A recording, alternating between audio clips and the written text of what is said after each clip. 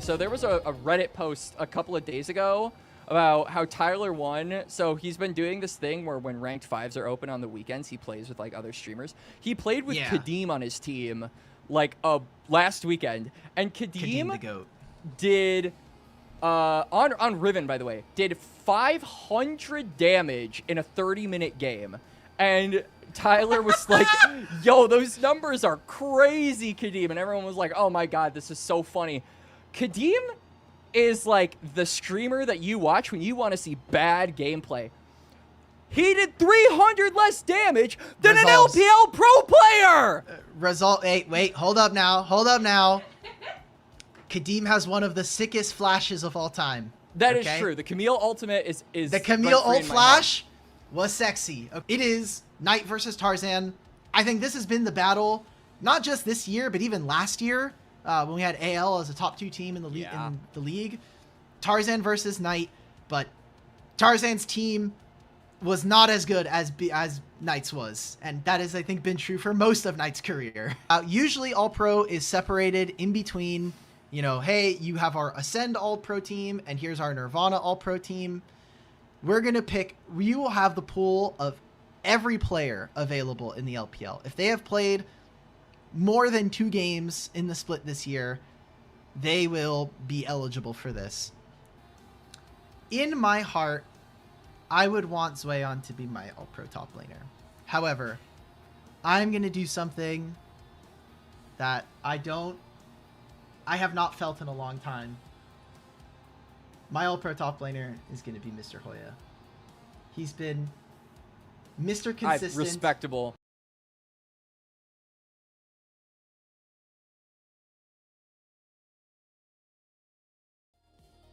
Welcome back, everybody, to the unofficial LPL English broadcast here on the LPL English Twitch and YouTube channels. It's Yanni and Cubby going to be giving you all the action for the first game of the day in a 3-series day. We'll have a little bit more on that later because the schedule was a little wonky here for the final week of the regular season. And Cubby, what a great way to kick off the final week of the regular season with the most anticipated matchup of the week, the 0-5 LNG versus the 1-4 Weibo Gaming at the bottom of Group Nirvana, playing for absolutely nothing.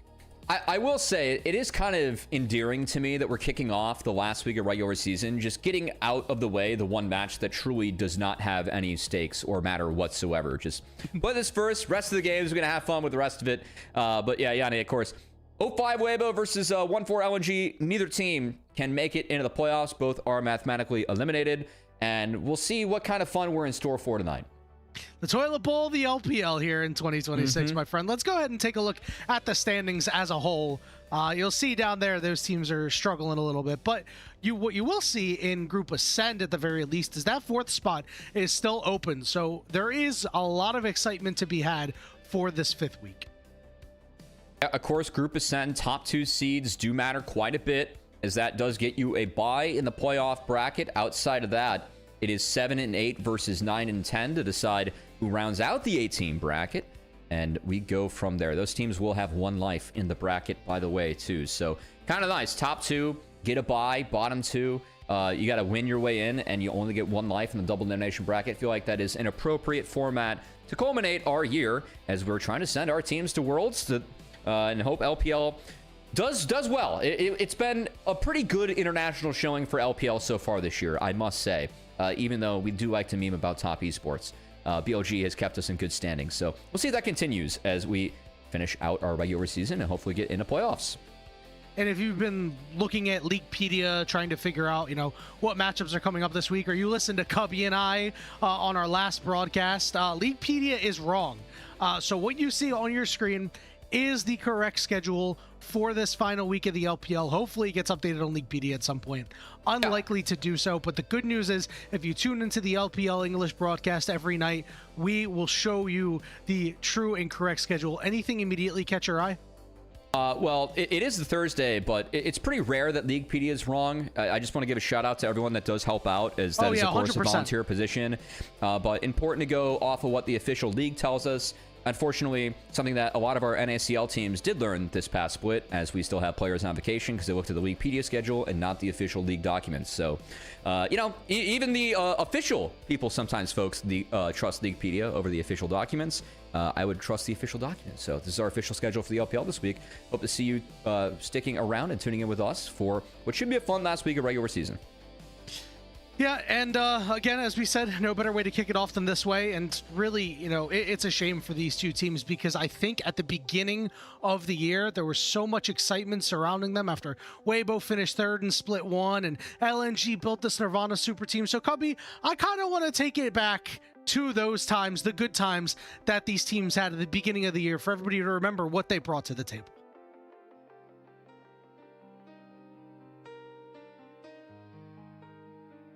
Zika starting to farm up the Mega Gnar. Elk goes forward with the Valkyrie. That was bold from Elk. He might have just thrown it, but he goes over the wall there. Now it's Xiaohu with a big haymaker over the top. It's the double weirding, and it's about to get a little bit more weird. It's a triple kill for Xiaohu, make it a quadra kill.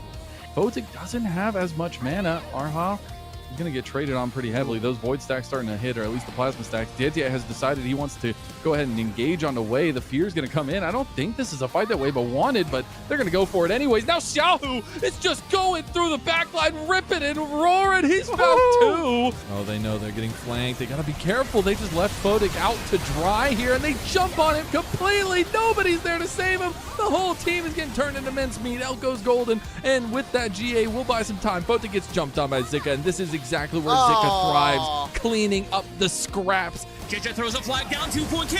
Oh, JJ!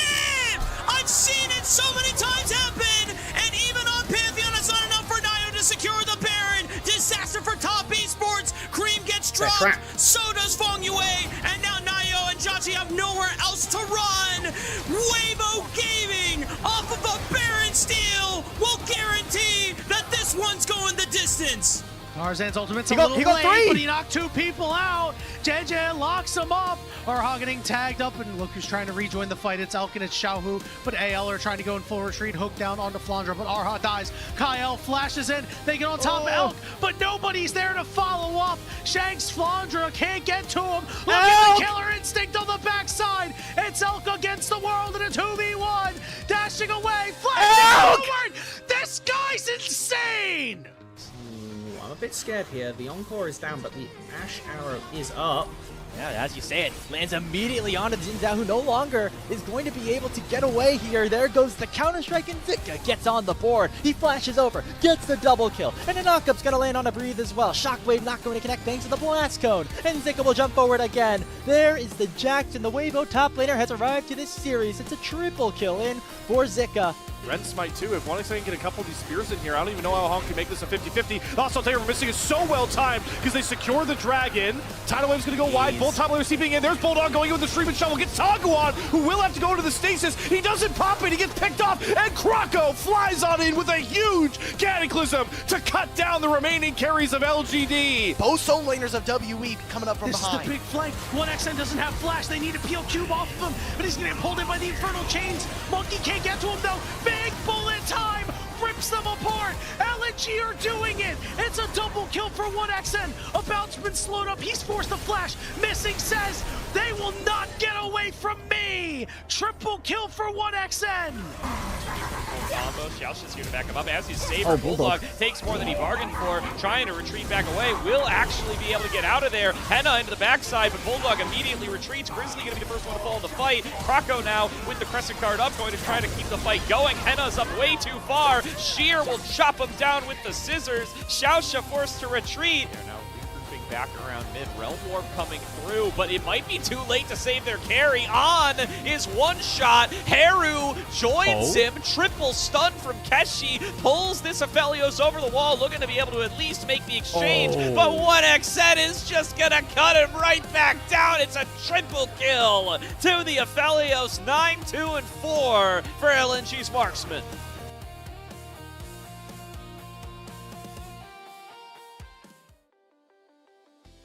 Oh, Cubby, good times for these teams. A better time, to be sure. Speaking of these teams, let's go ahead and start digging into the roster, starting off with the LNG roster, which has a couple of different faces from those clips, but some familiar faces from this split: Sheer, Weiwei, Nya, 1XN, and YCX. Yeah, of course, Weiwei stepping back into the team, has had 10 years with LNG in the past, and of course would be the Weiwei that was competing in the World Finals with Xiaohu, who will see him on the other side of the Rift tonight. A little bit different then versus now, but it's been a rough split for LNG. And the last time I casted this team, we were kind of talking about, is 1XN out of excuses or no? And then his jungler went up and put 855 damage on the Rift for a game. So that kind of summed up our conversation on 1XN. When it was like, is it time to, see how much responsibility 1XN should take? It wasn't. He still seems to be in the clear as one of the stronger members of this roster. But take a look at Weibo here, Yanni. As a couple of AD carries who were jailed, honestly. Pretty rough times. It's Sika, Xiaohu, Elk, and Moham. And Moham in particular, Cubby, is a guy that has been, oddly enough, in this exact same position twice here in the LPL in the same year. Yeah, that's a little weird. I know that Moham is a player that I think is viewed as being a little flippy and someone that has stepped into teams that hasn't performed as well on the Rift as we've hoped. But being known as the Relegator, well, that sincerely can only come from a Shakespearean comedy, or I should say tragedy, which did have elements of comedy in it, Yanni. As that is somewhat what's going on with Moham and somewhat the punishment of Weibo Gaming, who did, of course, start off our year taking third place in Split 1 with Erha. I think Erha has gone to greener pastures based on the results we've seen for him versus what we've seen for Weibo, sadly. No doubt about it. And, this team was close to exploding here in Nirvana, so no hate for Moham getting in, but JJ did walk. JJ did walk. Left. Yeah, JJ did walk. He did go to greener pastures, but Yanni, in honor of this tank bolt that we have, as we don't have any stakes for this, I wanted to go through some of the classic tank bolts of all time within LOL Esports and not, as I know that you are somewhat of a cultured fan yourself. So on our screen, just a bit, 4 legendary tank bolts of iconic variety. Top left, I think you should remember, Yanni. 2016 LCS Spring, Dignitas versus Renegades. 2 players die to the turret die below. There's two Dignitas players. Immediately followed up by 2 player deaths to a Herald. Was that a good game between 2 good LCS teams? No. But are we still talking about it today? Yes, it was a legendary tank bowl. Top right, one that you may not remember, the 2008 Sun Bowl, Yanni. This was number 18 Pittsburgh versus number 24 Oregon State. Would that be a tank bowl on paper? No, but sometimes you never know what the games are going to give you. 3-0 was the final score for Oregon State. That game featured 20 punts and 9 sacks and is considered the worst college football bowl game played of all time. So sometimes you don't know if you're going to get a tank bowl or not. Other times you do. Bottom right, Rockcat versus Origin. 2017 EU LCS. Both teams were 0-14 going into this match, Yanni.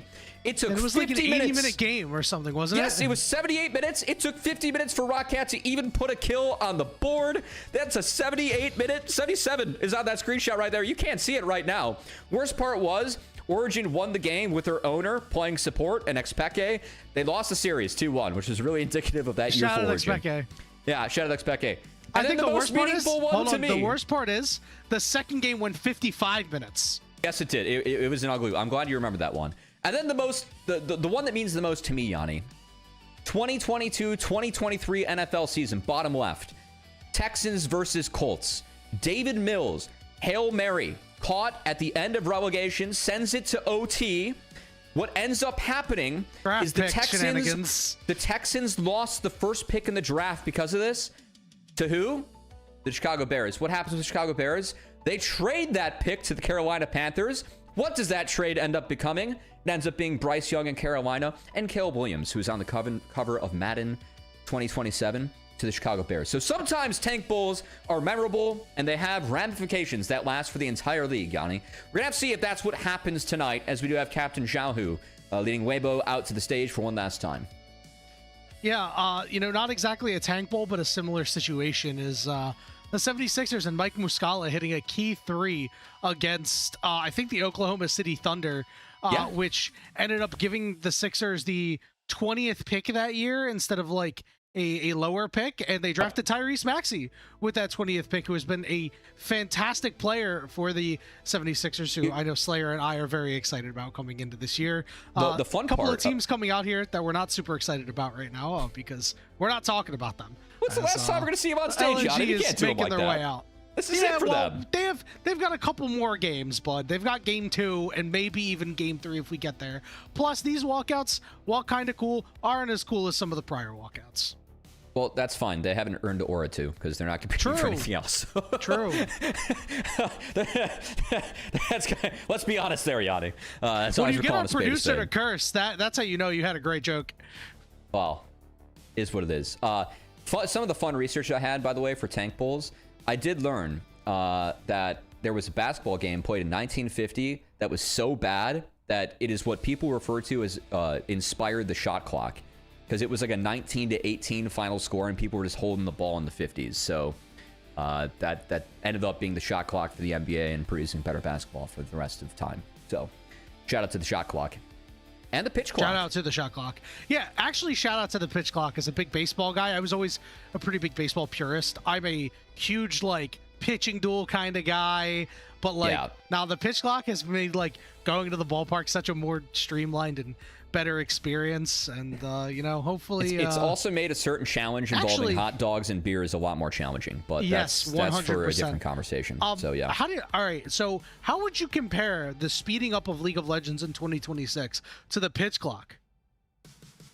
Oh, the pitch clock's meant far more to the game than 100%. just speeding up. But I'm saying from a fan aspect here, it's like, you know, how much, because we don't get to go here, you know, we don't get to be in the Xi'an Arena, WE's home arena, or anything like that. So, like, are the fans happy that the games are a little bit faster, or are they sad because there's less time here? I mean, they might be happier because of this one, but we'll see how fast it actually ends up going. Yanni, I just flew a game from 2017 where there were 19 kills in 78 minutes. I feel like they're far happier right now. That's true. That's true. Yeah. That's no doubt about that. I'm just happier that Otacon's out of the game. I don't even care about the speed. I'm just happier that Otacon's gone. Yeah, man, that thing was... I don't know. That thing was... some days I'm like, man, I kind of miss Otacon because, like, they were fun fights to call. But, like, it's just crazy for me to think... Objectively, the game was stranger for it. It's crazy for me to think that there was an objective that shred more resistances than Baron and also gave you a permanent buff within the game that existed before Baron. As Baron, you can turn into permanent buffs, but, like, experience was a permanent buff throughout the game. It was, so they literally had a stronger and also more lethal towards your team objective that spawned before Baron, which is supposed to end games. And no one figured out how to properly play around Otacon until, like, 6 months into the game, which I actually got kicks out of too. And does speak to how difficult it is to figure out League of Legends and actually figure out this game, which is part of the beauty of it. So I'm gonna meme it out now, but it's part of the beauty of the game, sincerely. But if you watch them 100%. Play Otacon at Worlds versus at MSI from last year, entirely different game. Entirely different game. Yeah, some teams figure it out, and some teams don't, like these teams here that we have today. Cubby, who's a bigger disappointment in 2026 between these two teams? Because, as mentioned a little earlier, we thought that Weibo was going to light 2026 on fire. After a disappointing 2025. It is Weibo. But LNG built a Nirvana super team, right? And they twice failed to get out. Both times the Team WE, including the 1-13 Team WE, that, as we know, ended up going on a little bit of a run. Weibo went from 3rd in Split 1 to having players leave the team because they're like the team just went boom. Like, Moham has not played a game until the last one. That's not a great sign. Okay, yeah, that's fair. They brought in the relegator like when he didn't even have anything to do with the team being relegated, and then we just called him the relegator, which is kind of mean, but that is where we're at right now. Yeah, it is tough. You know, the good news is, because they're not playing for anything, I do hope that we get some more fun stuff coming out here. I think a guy like Nya might play a little bit more seriously, considering he, you know, this is like his first full year, so he might pick something that he actually wants, like a stage game on. But like Moham could like lock in Ramus, and like things are great. We're having a great time. Yanni, the true bummer of this is that in the past for League of Legends, when there were games that don't matter, you'd get role swaps in the game. The true bummer with the new season is that you can't change your role with until after shit, draft, right. so it's tied to the quest. So they actually eliminated the most fun part of the non-fun / don't matter series, which is role swaps. And that was also the best excuse for me to go to my play-by-play and be like, can I take one team You want fight? to swap? Yeah, you know. do I Listen, get one team fight? It's sad. We won't see Way play AD carry. You know, guy who played AD carry way back in the day. As an Ezreal lock-in comes out for 1xN, so you know, get to see him style a little bit on one of the signature LPL champions. You know, it's usually Kai'Sa and then Ezreal, depending on who you are. Which I'm really hoping we see the Kai'Sa with Elk. But given the fact that we've got a Karma here, I don't know if that's going to be so great as a Rise gets locked in for Xiaohu. We're being boring, guys. Come on, man. I will say, just given that there are no stakes today, Yanni and I are going to take these games as seriously as the teams take them. So if we have some fun picks, we might, and you know, it's 2 kills a minute, we might start having some more fun. So far, it looks like both teams are playing to win, even though they can't go anywhere in the standings. There's very standard picks coming out so far. Karma denied from Ezreal. Bard picked up, though. Kind of curious what they end up pairing up with this Karma now, as I feel like Caitlyn does make the most sense, but maybe a couple other options can interact with Jarvan better if Weibo wants to go for that. Doesn't look to be the case, just lock though. the Draven. It's objectively bad, but just lock the Draven, please. Like, I would love to see an Elk Yanni wants to have Draven. fun. We will. Yeah, man. Of course, I want to have fun. I mean, you know, it is. I will say, as a bot lane player, it is always satisfying to see a Caitlyn Karma lane or a Caitlyn Lux lane dominate in the early game, take all these plates. You know, just as long as you're not on the receiving end of it, it's always a satisfying thing for me. But we'll see if 1xN and YCX will be able to try and prevent them from getting so much value in the early game. Vayne taken away, maybe an R coming in for Sheer, who did have a highlight play at the start. I know, you know, when it comes to LNG, and honestly, when it comes to these two teams, it is kind of funny that both the AD carries that are going to be relegated or will miss playoffs here are probably just the 2 best performing players on their team. It definitely says a lot about sometimes what marksman can be in teams that aren't doing well. As I know, in NACL at least, we've had a lot of teams that have been relegated where I really feel like the marksmen have been okay. But if games aren't going your way, a lot of the strength and impact that you have in games does tend to come later. And I feel like with mages and with how important laning has been this split, that's changed a bit, but still have 2 marksmen that a lot of fans at home feel like are better than the seats that they're in when it comes to their teams hitting the Rift today. I mean, it is Elk, and 1xN has really been allotted as one of the best up-and-coming AD carries here that a lot of folks have hoped to have a better team for a lot of splits now. Yeah, and this is why I was really hoping that Elk was going to pick Kai'Sa, because, like, getting to see 2 really good players on teams that are not doing so well put on a show is, like, exactly what you want to see in a game like this. But, you know, we'll still get some nice AD carry play at a 1xN, and then Elk should have the resources to be able to navigate these fights and maybe make a couple of cool plays, as we do get the Neferi lock-in over for Xiaohu. Could see the Hot Pot combo, will see the Hot Pot combo as Sheer is going to pick up that Rumble, and we're going to get a Yone. Okay, this is, listen, it's not super spicy, but I'm happy with it. This is the kind of little bit of extra spice you put in your Hot Pot for when you want something that's just not miso. What ingredient would the Yone be for you in the Hot Pot? I don't know if there's an ingredient between miso and Szechuan spicy. That's usually what our options are when we go to our hot pot with me and my other buddies. Okay. So something in between miso soup and Szechuan spicy is probably a Yone. You can throw a lot of ingredients in. I mean, everyone can contribute, as Ezreal and Bard can also throw things in the hot pot if they want. But on the flip side, Weibo, I've seen a lot of this Rise Karma Caitlyn. I like the idea that Kate Karma has push. Rise is a bit of lockdown. I think that they're going to have to move and try and snowball this into bot lane. Do fear the top side, though, for LNG. Quite strong with Ambessione Jarvan. I would like to see them fight for some early grubs or maybe make some early plays on the top side and try and avoid... Or they have the option of like playing into the Kate Karma hard or kind of trying to avoid it, neutralize it, and then using the gold of the Rumble Yone to delete it later. Because it will be pretty difficult to play these champions into the hot pot, even if they get ahead, as there are not a lot of ways for LNG's bot side to play out of that. And as you know, it's also very difficult to play for a lot of objectives that Rumble and Jarvan can get to. So I feel like as long as Weibo Gaming understand their game plan very well, they should be able to go ahead and once this Rumble's level 6, threaten every single objective after that, regardless if the game state is even or they're slightly behind. They should be in a pretty good spot here, Cubby.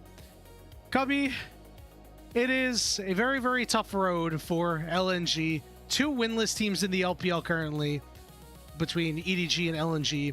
What do you think is worse?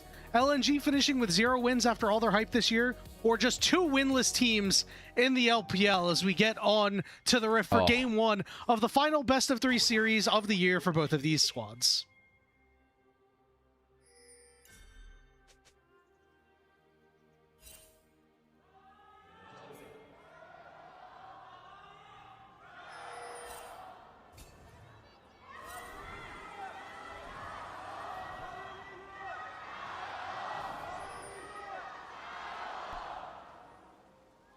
Nice to hear some of the fans, of course, bringing it to the arena, as it hasn't been the years that both these teams were hoping for. However, in the past, these have been 2 LPL representatives at the biggest stage. So, definitely a little bit of disparity and unfortunateness that went into the seasons, but part of how the cookie crumbles, especially in a competitive league like the LPL. It's really wild to think that within 2 splits, Weibo goes from Group Ascend to now being relegated from Group Nirvana. Or just not being able to compete for playoffs from Group Nirvana. It's really tough. I've seen some online rumors that Weibo is likely going to build around Xiaohu next year. And the Spring Tiger? I think he's going to really, really have to step his game up or reinvent his game in this offseason because he has not been good. We have been waiting for the Spring Tiger for every season to show up at this point. You know, whether it be spring, summer, fall, winter, or a secret 5th season. And he hasn't been here, so maybe the next season is the real season. As Xiao walks up into an unwarded brush there, we'll get a shield from Moham, and we'll be able to escape with his life. Both junglers kind of try the 3 camp bot. Jarvan, of course, leaving his buffs up to 3 AoE camps, get himself down there, so Weiwei be a little bit happier as he tries to make his way through the rest of the jungle, but with the volatile bot lane taken in the Kate Karma, definitely a little bit more focus from both teams to try and have an impact down there. Weiwei gonna get his first recall in and then head up to that top side where he still has a couple of camps left over while Xiaohao is clearing up his top side and has already pinged this top crab, so we know there's going to be some sort of scuffle for this crab likely. Xiaohu does not have teleport, opted into ghost this game, so luckily Xiaohao gets there very early and skips his top 2 camps to go pick that one up with relative ease.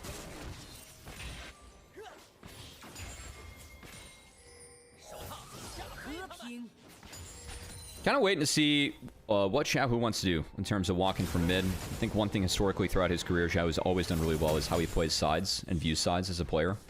That has been one of the elements that hasn't been quite as on point this year for him, but with Rise and Kate Karma, a real opportunity to get out and get active on the Rift. And again, try and get Weibo to 2 in the series win con, even if playoffs are not in the cards. Yeah, this range versus melee matchup obviously means that Xiaohu should be able to just kind of farm up and hang out for a little bit, and once he gets that Catalyst, he'll be in great shape. Cubby, I think it was with you that I mentioned that I think Catalyst needs to be nerfed. I think this item is insane, by the way. Yeah, it feels good. It's pretty nice. At least Yone gets to bring the Bork to lane to it just fight makes some you of the health unkillable. stacking. Like once you pick it up, like I don't know, TF can pick it up, Rise can pick it up. Only a couple champions actually use it. It's still really good. As nice trap put down onto YCX. Weiwei does not knock up Elk. And you can tell Elk really, really wants to win this game with the way that he played out that fight. A couple summoners burnt, but good damage returned by Weibo. Kate Karma, really, really powerful early lane phase. I mean, 2 of the strongest champions in their roles for the first few levels of the game. So, all the extra focus from LNG, it hasn't led to any lead. It's only hurt them more, as Elk pretty far up here. And with Hook on Weiwei the going 1XN. back, he's got a Ooh. shot, but Xiaohao's at least posturing. I don't know that they're going to go for the dive, but I think it. Ooh, I it's think it's a forcing little too Jarvan late back now. here. Yeah. Yep, it does mean that you get to waste Jarvan's time here in the Wait, year, we got the the year camp. of our Lord 2026. Get a camp. Yeah. Pretty nice stuff as 1XN and YCX largely pinned down here. Well, it gets more time to be big and get bigger, so that's nice. But yeah, so this is where the Ryze Kate Karma is nice, because Ryze has push mid too, and just look at the onslaught. It aren't even going for the dive, just being able to posture for it forces 1XN and YCX both off the wave.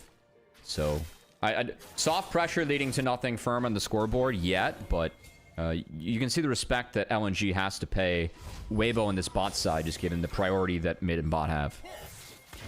YCX is going to try to disrupt Alex recall a second time. Will not reach on the Bard Q, so That's Elk depressing. at least able to get that recall off now. Has that serrated Dirk in the back pocket. Moham showing up mid here just to help Xiaohu force out Nya and probably get this recall in. That's where the not normal cast, or normal casting and not quick casting, you know, get to check the range, could have been kind of nice. I think a second recall delay in Elk could have been pretty significant there. As the first one did help 1XN close the gap a wee bit. Collector for Elk, so... Or, sorry, Dirk for Elk, so maybe a Collector for him to kick things off. What do you think about Collector first on Caitlyn? I know it's pretty polarizing. It does provide a lot of damage, but Somewhat I acceptable think a this lot of game. people have some issues with it. Yeah, somewhat acceptable this game. But I think a lot of people just kind of group Collector with, oh, dopamine and not, like, gold value. Dopamine is nice. It is. I do think that Kate has a few ways in her kit that she can execute people or gets more mileage out of the Collector execute. And this is a squishier lineup, so it will be armor built by the top side of LNG, but going to be a while until you get armor access to the bot side of LNG.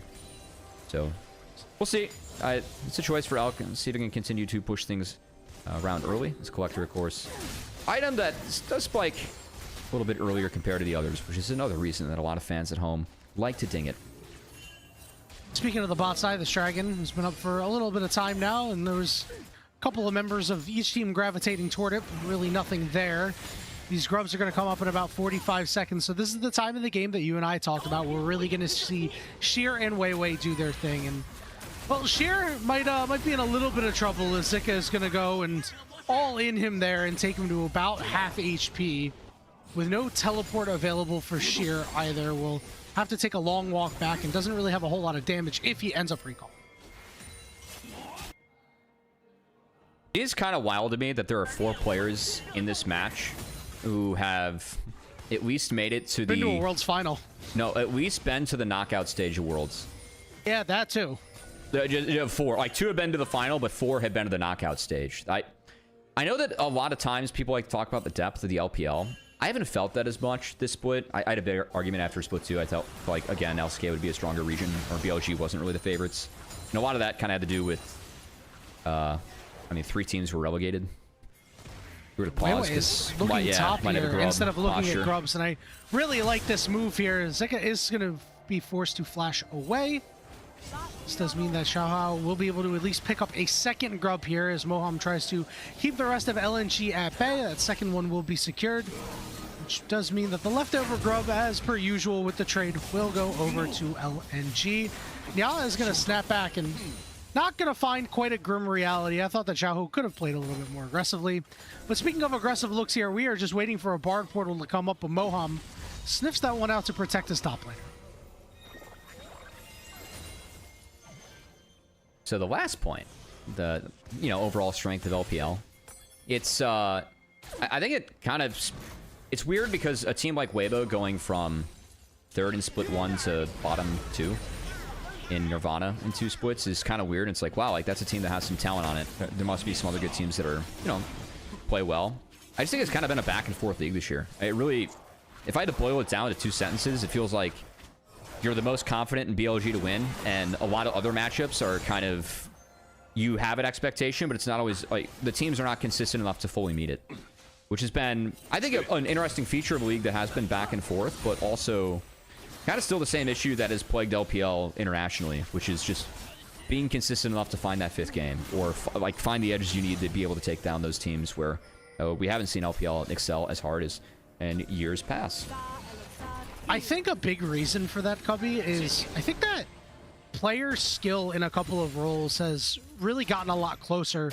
I think for better in a lot of cases, but I'm sure there's an argument to say for worse. I think that in particular in 2026 in the LPL, mid lane and jungle have actually been really high-performing roles across the league. I think there's a lot of surprise players that we've seen that have really made an impact. I think of guys like Junhao and Hung over on Thunder Talk and LGD. I think of guys like Karis in the mid lane out of Team WE who have really played really, really well and above where we've thought of them in the past. And I think that is also a large reason why a lot of these games outside of the top 3 teams are a lot closer. I agree on the jungle point. But I also felt like Junhao was a decent jungler on a lower team in the past, or even Xiaohao, who makes his way into Weibo. Like those EDG teams, we were never looking at it like, oh, Xiaohao is the biggest problem when EDG was struggling. So, but you would disagree for mid lane? I'm a little surprised by that. Yeah, I disagree for mid. I think that Cream has been. I think Cream's had his best year, but I still just kind of expect that if Knight's in the game, Knight wins so heavily. Oh, I mean 100%, but we're talking outside of like the top 3, right? You know, hold that thought for a moment. As YCX is going to be completely caught out, as Weibo Gaming descends upon him and picks up first blood, but now Zika is trapped, and he is not going to be able to escape, as the final taser will come through, and LNG will get one back. Poise coming down. Do like how the call of the pack is able to follow through on the portal, and a nice drop by Xiaohu on the Realm Warp, and then top, good response. That was free. They got Zika's flash in the last visit up there. Turning the mid lane point, I don't know. I'd actually kind of have to think about that one, Yanni, because I feel like depth. I think that some names have stepped up, but also some names have stepped out. Yeah, I can agree with that. Like so Rookie being in Nirvana hurts. Yeah, I think Knight and Cream are like far and away the 2 best mid laners in the LPL. But when I take a look at the differences between like Shanks and Hongq and Tongyuan and Karis, and even Haru, who has actually been a pretty solid mid laner, all things considered, I think that Haru might be he's definitely above Bulldog, but between him and Tongyuan, I think he's probably above Tongyuan for what he does for his team.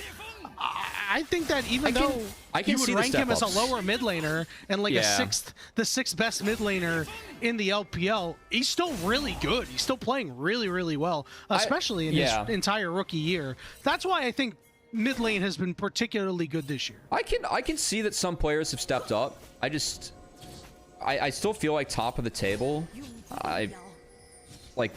My point about Knight has always been like, I feel like the next 5 best mids in the world, or like the 5 that you group up with Knight, are just not in this region. And I felt like the wins that Knight finds, I mean, that guy is so crazy good and one of the best players that we have in the world. And I think that is in spite of the majority of his pool strength not existing in the region. I spread the gospel of Knight being the best player in the world whenever I talk to somebody in person. I mean, he is...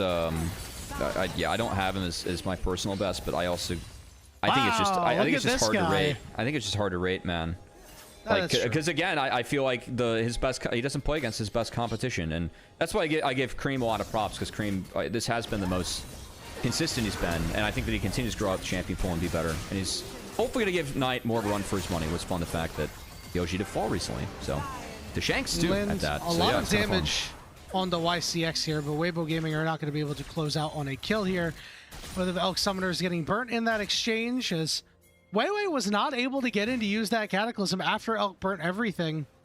A lot of that had to do with YCX taking so much damage, so be nothing for Weibo, but a 2k gold lead at the 14-minute mark ain't so bad, Cubby, as we have about a minute until this Rift Herald is up. We're seeing Elk start to pull away and really leverage this lead elsewhere. You have to put Elk into a playoff team. Which team you putting him in and why? Okay, I have to put Elk into a playoff team, huh? Mm-hmm. I am going to put Elk into... Oh, that's tough. I'm kind of torn between LGD and Thunder Talk. I think On has been really those are good. Those are 2 easy answers. Yeah. I think On has been really good for Thunder Talk. Not good enough. I think that it might be a bigger upgrade to the team as a whole if he was on LGD, as 1XN is forced to use Weather the Summoners. Now wants in, and he's going to find Xiaohao, and Sheer is going to land this teleport. He's got a big shield, but not big enough to dive Xiaohu, so a good team play by LNG. 3 seconds before this Herald, could see them go after it, but Sheer is taking a lot of damage from Xiaohu. I'd put Elk in AL. That's crazy, considering Hope has been the best AD carry in Split 30. Yeah, I'd still do it. I think all the fans want to see it, and I'm still in. I mean, if you want to say next year, all right, yeah. I can understand. You want to give Hope the run this year though with AL? Hope has been. Listen, if you were to ask me this in Split 2 or Split 1, I'm with you. Yeah. But I don't know. Hope has needed to step up, and he has. Hope's needed to step up, and he has. This meta has been really good for anyone's legend. And not only, we talk a lot about how it's been good for like Tarzan and Kael, but it's been equally as good for Hope. I guess it's a big reason why we see these teams where they are, because Elk and 1XN don't get to use the dominance that these guys have had against similar competition. It's team diff at 80 carry roll is what Yanni's saying. It could be. Knock up here from Ya. So we're going to try to take a lot of damage down onto Zika. Hey, I played 80 carry for a very, very long time. I only play support out of necessity. I made it to Diamond originally playing 80 carry. I got hands. That's cool. I didn't know that. That's cool. They might not be hands. They might not be good hands anymore. But I can play a couple games. I've won a Hardstuck Casterlo series playing 80 carry. Oh, let's not bring up that team. I think the funniest thing for me is that when I hit Diamond playing 80 carry in Season 3, I was right-clicking to auto-attack. So like I would right-click to move and auto-attack. I was in Season 4. I'll do you one better. Different game, guys. I played lock screen. I played lock screen. Yeah. Lock screen only. It's not like I moved it off or anything like that. I played lock screen only, and I made it to Diamond back in Season 4. This guy loved Vayne, that's for sure. I played a little bit of Vayne. Oh, RFC completed for Elk because he's getting back out of base. We have a dragon up, so we might actually see a setup here, Yanni. Yeah, we're still waiting for the hot pot combo to show its face in a fight. Weibo Gaming going to use this Rift Herald to try to get the second dragon for themselves. Xiaohao is going to hop in, but this is a Battle Herald perhaps. Sheer getting knocked up. Wei the next one. Oh, and we're going to get a maybe. Oh, what good driving here. And now YCX is the target, but he's able to escape. Oh, no. And unfortunately for Zika, nobody else followed up, man. The rest of Weibo Gaming were not ready for that play, which is a shame because it looked really cool. Xiao is forced to flash out of the Cataclysm as Weibo Gaming do appear to have the health bars here, but the Ezreal will be able to graze Xiaohu and take him down below half HP as YCX now has to exit. Sheer's going to get rooted up, but Nya is doing what he can to try to hold Weibo Gaming at bay. What a weird play. It is weird. I think one of the shortcomings of this comp for Weibo is that they're going to have a tough time finding engages later on. I think the idea is to realm warp in and follow up the Nefiri, but there's not a lot of range in the Weibo comp. Karma can help you close the gap with Empowered Rune Prisons, but really funky sequence where Weibo heralds 5-man knockup, then LNG gets a kill, and Weibo waits, they TP back, and now they're going to walk out with a dragon. So, kind of a goofy sequence there. So get teleports mid just to use this big shield to bully 1XN a little bit. Now where's he going to go? He seems a little homeless, but it looks like he'll be able to head down to the bottom side and catch this crashing wave. We'll take a look at this replay, Cubby, because this play could have been really cool. I'm actually with it here. So I thought he was going to get stunned up, hence why he takes it by Bard Q, and then 1, 2, 3, 4, 5. Everybody. Can't connect it. And then Zik is like, sick. I find the engage, but no, really good flash out from YCX and a better Cosmic Binding. Make sure that they actually walk out with a kill. Of course, Zika coming back with that big TP shield was enough for Weibo to feel like they could drag him, which they did, but kind of a goofy sequence here between our two teams that are going to wrap things up in the first game of our last week because they are each eliminated after this, if you guys haven't joined us yet, so. You know, Cubby, in 2025, I know we were talking a lot how, oh, Zika's in jail, right? You know, we got to get him on a better team. We get him on a better team, and, you know, things look good at the start. But, you know, plays like that make me believe that maybe it was always preordained that he was going to return to the bottom of Nirvana. As we have Kalen Ult coming through, but a tempered fate means that 1xN is going to get trapped as soon as he lands. Elk is up a little bit too far. He flashes away, but Sheer is right on top of him and will take him down. Fate Sealed lands onto a couple, and LNG are running over Weibo Gaming right now. 1xN at least gets a trade out here, but man, this is a really, really tough look here. Now they're going to look for a dive. That equalizer was still up, but these health bars are getting mighty low. Maybe Zika can save this play. Nya is going to tie to this turret shot. What the hell just happened? I don't know. That was a bit of a slap fest, but I think that the ability to attack Elk for LNG, again, the hot pot, it didn't connect, but there's so many tools to find Caitlyn in the backline, and there is no peel for Weibo. Like, Mbessa kind of wants to go in the backline. We start it with going in. Weibo use all their tools. A lot get tempered faded, and then Elk just gets left out to dry. Elk doesn't really have peel. It doesn't have people that can help him out in this one. And just the TP angle that came in from Sheer and the play that Weibo were going for, they overreached for mid-outer. I'm sure if LS was tuning in, he'd feel the pain right now as the team throws around mid-outer. And there's just no fight to be had. As I really feel like the composition from Weibo, and we didn't really talk about this at the start because we were talking about other things, given this game's not as important, but it's flawed. Karma with a Kate Rise, I think that you need more forms of CC and Engage that just don't exist on this comp. And I get Rise to Fury as a combo, but pairing that up with Kate Karma, I do not think you help empower the Kate. And I've seen too many games this year with Caitlyn where you were so strong as a champion until one item, and then after 3 or 4, she's a really strong identity champ if you're able to go late or actually play around her.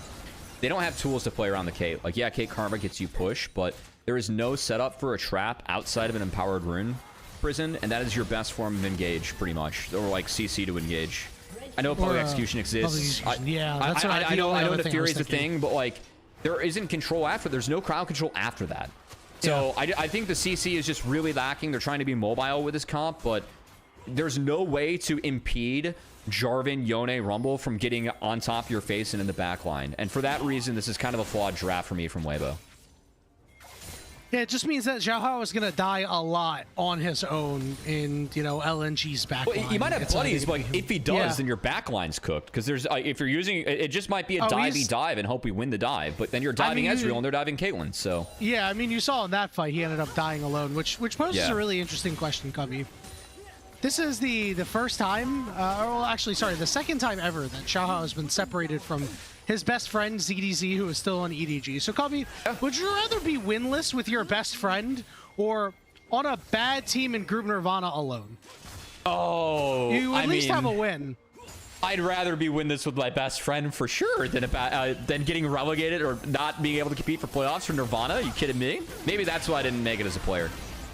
Maybe. Well, Elk is in a big trouble. They throw everything at him, but the timing wasn't there.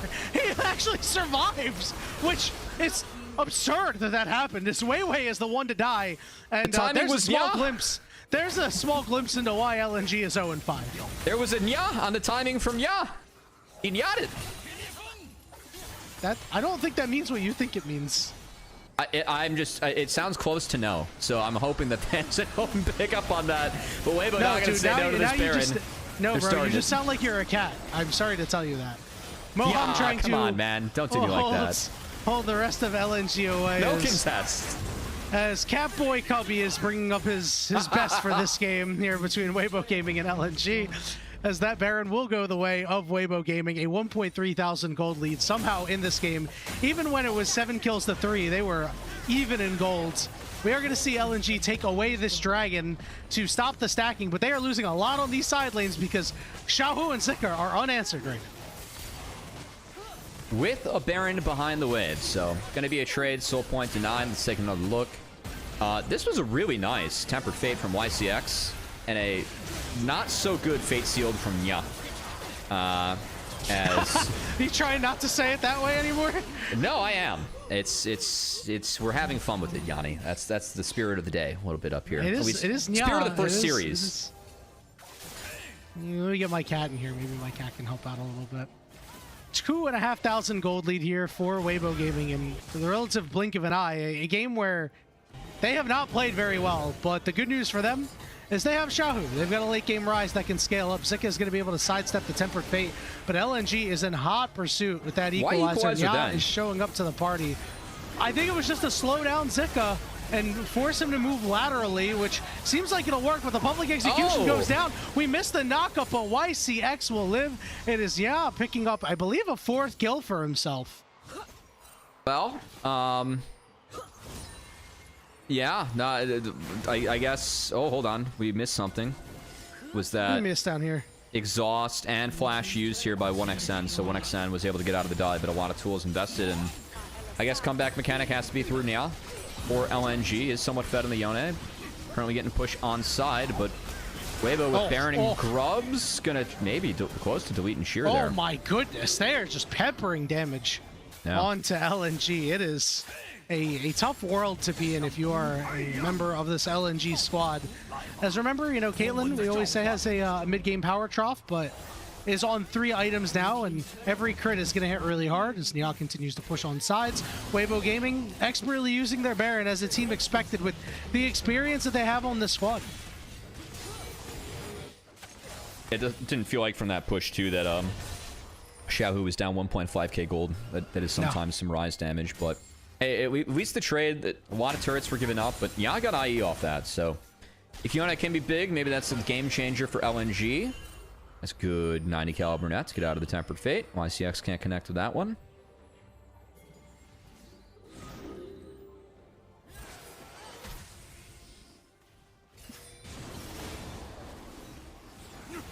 Xiaohu now has his actualizer.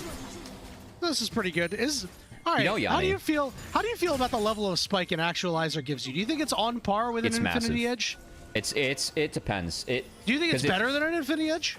I mean, IE's better, but with how much Rise can use and abuse it, it's so fat if you're able to hit multiple people in a team fight and get the Qs to bounce. It's really big. Do we think it's bigger than first item Trinity Force?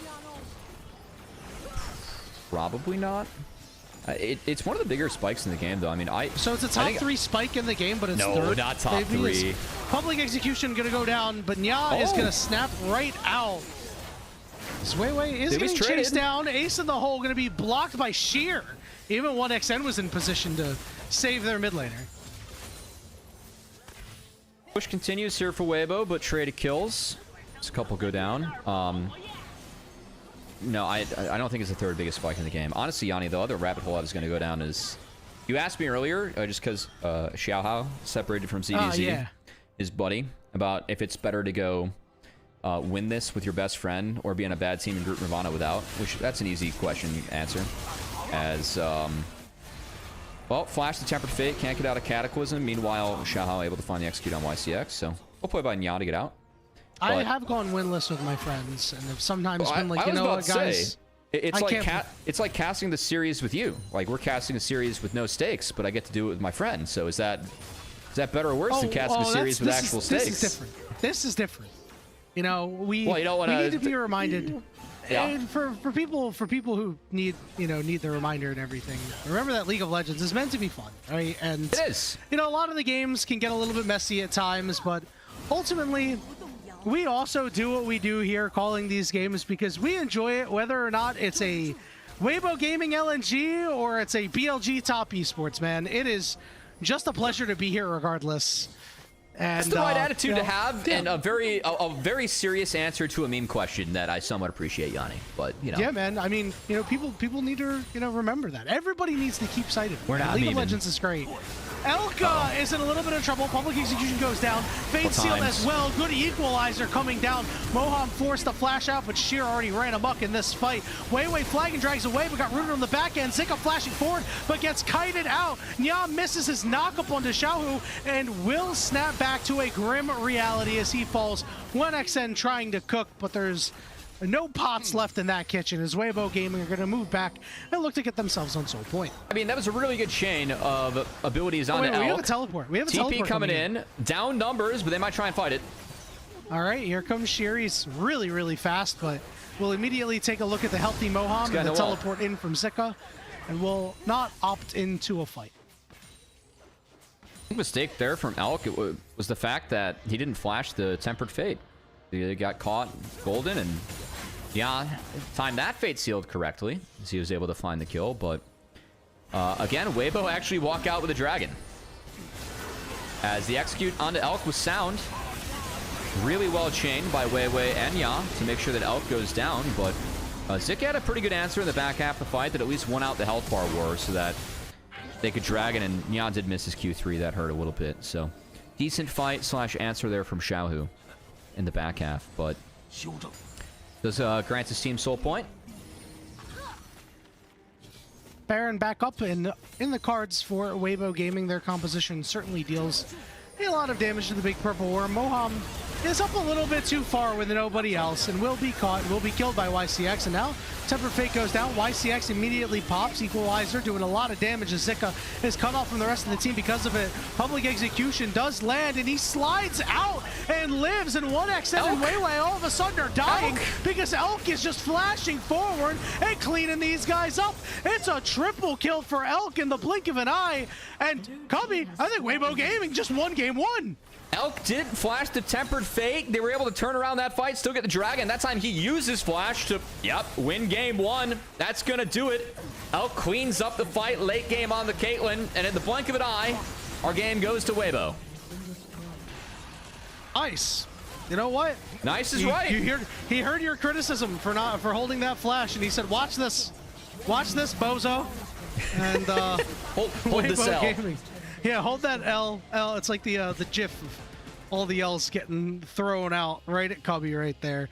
As LNG get handed another L here, which is a shame because I thought for a while that they were doing quite well in this game. And I thought maybe for a moment that this would be the day that they would get their first win and their only win in Split 3.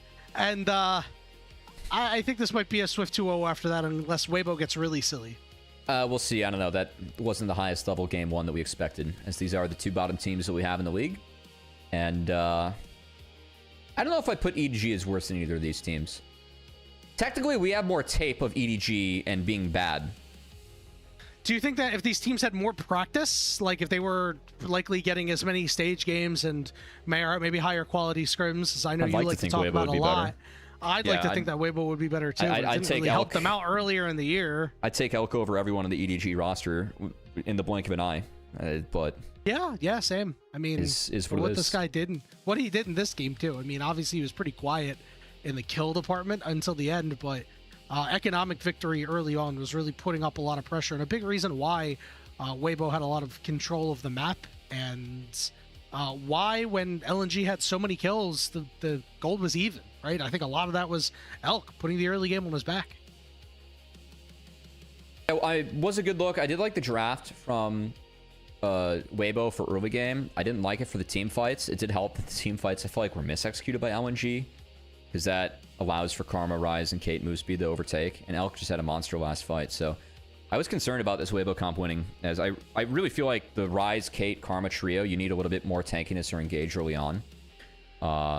Wasn't found, and it's probably gonna be a Xiaohu Pog, by the way, Yanni. I felt like Xiaohu was quite good that game, even if Elk cleaned it up in the end. The moves he had, the walks, I think that he made one mistake that I didn't love that game. The rest of the game was pretty well played for Xiaohu, who always brings a little bit of flair to his matchups, by the way. Yellow secondary on Rise, not exactly common, but well used by Xiaohu in that game. Yeah, I think you might be right on the Xiaohu player of the game. I do wonder, though, how the rest of that fight goes if Elk doesn't pop off in that fight. Right? They lost Moham early. Sheer had a really excellent ultimate on this Rumble. So, you know, maybe just maybe Elk is able to get the player of the game based off that. A couple shout outs for some of these players. Sheer with 5 assists here now has 1,300 in his career. As a whole. Now this does count, you know, everything he's done. I'm just looking at the Leakpedia page for that. You know, so congratulations to him. A couple other milestones. YCX got 3,200, pretty good for him. I have a fun thread on Sheer. Sure. If you would have asked me last year of the position of where Sheer and Care are at now, I probably would have had it flip-flopped. I thought Sheer was probably stronger out of the top laners than Care was out of the mids, and Kare's been very good in group and IP, by the way. I'm excited for Kare to get a shot going up against EDG, because I feel like regardless of the mid laner that starts for EDG in that series, Carry's going to take care of business there. But yeah, no shame to share in that, but I really, it's kind of interesting because those two players were the young core of FPX, and to see where they're at now, I felt like for a lot of that time, Sheer was the one that probably had more potential in my eyes, at least. So, yeah. Yeah, I largely agree with that. We haven't really seen him, Sheer, that is, take control of a game and really make his stamp on a game and be like, oh, this was a Sheer carry performance. I thought maybe that this was going to be the game to do it, but again, we talked about the hot pot combo. While he did have some great equalizers on his own, we never really saw that combo get used more than a couple of times, which when that's a big part of your core game plan, is a fundamental misunderstanding of how to play out your fights, I think. Here's the last fight. I gotta be honest, I gotta take a second look at this one too. It started with Moham getting chasmed. And then I think Elk sets up a couple nice traps. There was one there on the dash. Zika buys a lot of time, of course, got another one on the TP in from Yone. That was way too far up, that TP, because he got trapped. And then Elk finds the headshots and is able to pump the damage. Really well played. Well managed fight there by Elk. Really was. Yeah, the really nice thing about that is, AD carry positioning matters not just as much in the fight, but just as much before you get into the fight. He waited. That equalizer went down right on Xiaohu's head, and Elk just waited. He was like, I am not walking into the meat grinder over here, and got off a couple of pot shot auto attacks, and then once everybody was low, as we saw, cleaned it up that way. Very easy. Concern I had, which was very reasonable throughout the game, is that I was talking about how Weibo didn't have a lot of ways to deny what LNG wanted to do with the hot pot combo. And the fights we saw go LNG's way, they were very targeted at Elk and Well. That was the first time we really didn't see a fight taken at Elk, and it ended up ending the game in favor of Weibo. So we'll see if that's enough to get Elk a Pog or Xiaohu or Xiaohao, who ends up getting the Pog for game 1. Yeah, I think he did a lot of good things, but I wouldn't have given it to him. I think that a lot of that was just Nefiri going in and doing fanfare things. I mean, the very spectator game. Outside of the 2 plays on 1xN in mid, or he killed YCX mid, and then he had a play on 1xN where he got Ghost or Exhaust and Flash out, and that mattered in that last play, by the way. The find that he had that got both sums out because 1xN couldn't respond. But I thought it was a pretty spectator game from Xiaohao, and honestly, I know that Xiaohu has rightfully had a lot of criticism of his play this split. I thought that he had a good game. Moved around well as the Rise, so I probably would have given it to him. Yeah, when I think about the top plays from Xiaohao this game, and one of them is he took the Gromp and kind of stuck around near that bottom lane to keep the LNG bot lane under their turret. That doesn't scream player of the game to me. It just screams really good play, good job. But yeah, a little disappointed by this one. I mean, especially because, I definitely think that Xiaohu deserved it more. But even just for that last fight, Elk couldn't even get a vote. Like, just for that last fight. Like, seriously, guys? What are we doing? I don't know. They saw him getting comboed and were like, you didn't use 2 flashes. You should have. Now, was saved to win the game. So we'll give Elk that. You say that, Cubby, but he did have that combo that he matrixed by just standing there and forcing LNG to miss absolutely everything. So, maybe he should get credit for that one. He's played AD carry in a world final and has won MSI trophies, and I have not. So, who's right? This is true. This is true. Now, results-based analysis, can't beat that. I have some great news for the broadcast. If you want to help Cubby in his acting career of being John Nolan in the hit TV series, The Rookie, I believe it's Dave Fillion, by the way. Yeah. Which I would take. I can't remember. I can't remember that guy's name, but I know the name of the character. Look, you can support the LPL English project and consider becoming a coffee member. Because coffee is the best way to support the LPL English project, because the vast majority of your contributions will go directly into the show. A lot of the initial payments go into upgrading the broadcast, but a huge bulk of it pays on-air talent and content creators such as Cubby and myself. Subscribe to the coffee, which will be linked in the chat. You too can unlock perks like early access to content and the ability to ask interview questions for our international event interviews. The interview questions will be vetted because I know people will ask some crazy stuff at some point. But if you want to make your questions known to professional players at the highest level, you should become a coffee member. Yeah, all I know is that if someone calls me Nathan Fillion, they're interested. I've got it made for the rest of the night. If that's the case, that's a compliment of high praise. And also should be known as the person from Firefly, by the way, which True. one of the best one and done seasons that I think would really would go over very well with the audience that we have, because LPL probably have a lot of nerddom that people enjoy. Firefly, that should have been continued for more seasons. He was fantastic at that. You know what? He's pretty good. I guess that's why he's popping up everywhere and getting a lot of good jobs. With that, we're gonna go ahead and take our first break of the night and try to see if LNG can really do anything here to give us some hope that maybe, just maybe, they could win their first match of Split 3. This would require a Game 3 though, which, you know, maybe not everybody's excited about with the rest of the games today. So LNG is 1 for 5 on that. This is true. We're gonna take that break and we'll see you real soon. So there was a Reddit post a couple of days ago.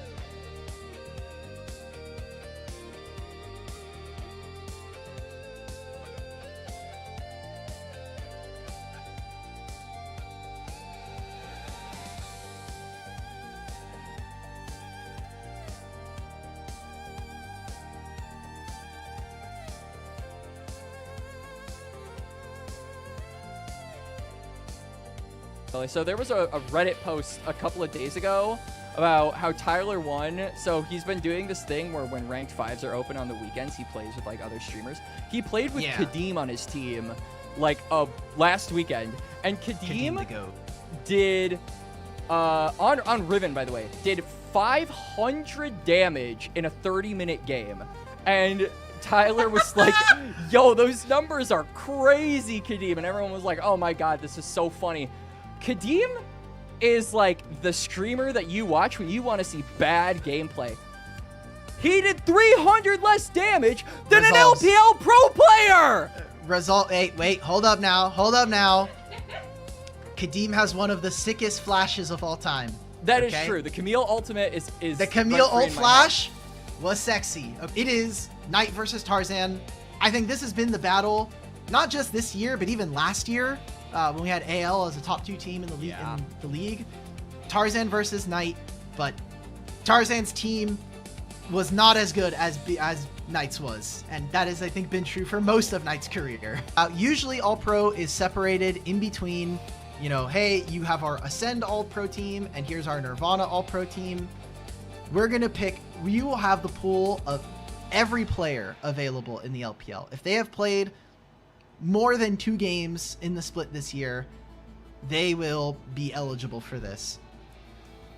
In my heart, I would want Zweon to be my All-Pro top laner. However, I'm going to do something that I have not felt in a long time. My All-Pro top laner is going to be Mr. Hoya.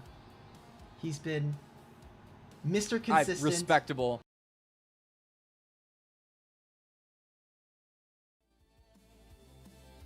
Welcome back, everybody, to the Toilet Bowl here on the unofficial LPL English broadcast. As Weibo Gaming took Game 1 over LNG, and for as hotly contested as this game was, very, very close back and forth for a while, it just felt like Weibo was like, okay, I win now, and LNG was like, okay, you win now.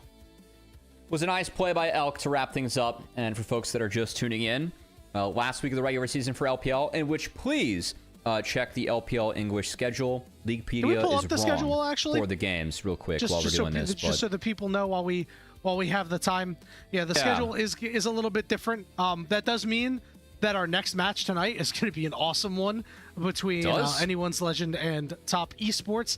And even that last match of the night, maybe EDG can get their first win of the split, as LNG are looking for themselves. I would like to think that EDG's is more likely to come a little bit later in the week, but probably, you know, that TT EDG matchup does matter for seeding. Leaguepedia is now updated. Oh, it is? We are just Fantastic. receiving word. I'm actually going to look at it myself. Fantastic. Yep, it's updated. Again, going Great into job. the week, guys, Leaguepedia wasn't correct for the schedule, but the fact they've already updated it, we were given the praises. Leaguepedia is, of course, free labor over there, so please donate to the website if you've thought so. I used to know some of the mods. Really appreciate the work they've put in, as it's usually accurate, and now accurate again. So the schedule was right for officials / us. Now it's right on Leaguepedia, so I think the most common place that a lot of people get info should be right now. What's funny about that, Yanni?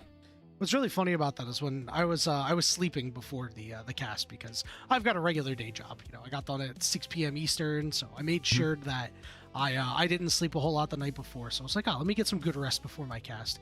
Because the schedule was off, I actually had nightmares that I missed the cast, which was really funny, because I never want that to happen, regardless of whatever cast it is. Never want to miss your call time. And I actually woke up multiple times, and then multiple times while I was dreaming, I was like, I'm not sure if I'm dreaming right now or not. I think I might be, but I'm not sure. Something about this telling me that this game is later in the day doesn't seem right to me. I don't know. Funny. And then eventually I actually woke up at about an hour before I was supposed to get up. I will say, let me check the schedule again real quick before I go back to sleep. I Google Calendar my schedule, which is nice because I keep it all on Google Calendar. I did check our schedule once or twice more, as I heard chatter going on that the Leaguepedia was wrong, just making sure that we were right.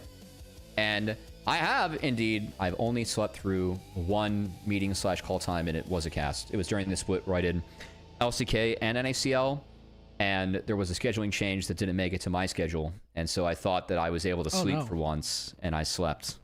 And what that meant for me is I slept till the mid-afternoon, because that split that I did LCK and NACL in 22 summer, my schedule was that I slept 4 hours twice a day, which was honestly kind of nice because I turned it into 2 times I worked out a day.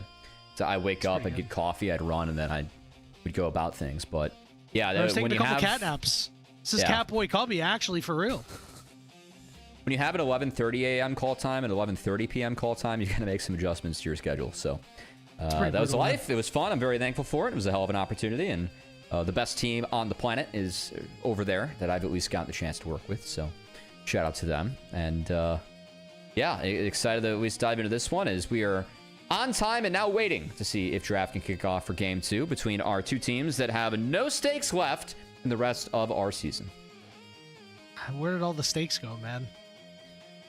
Stakes sounds really good right now, actually. There were some missed opportunities.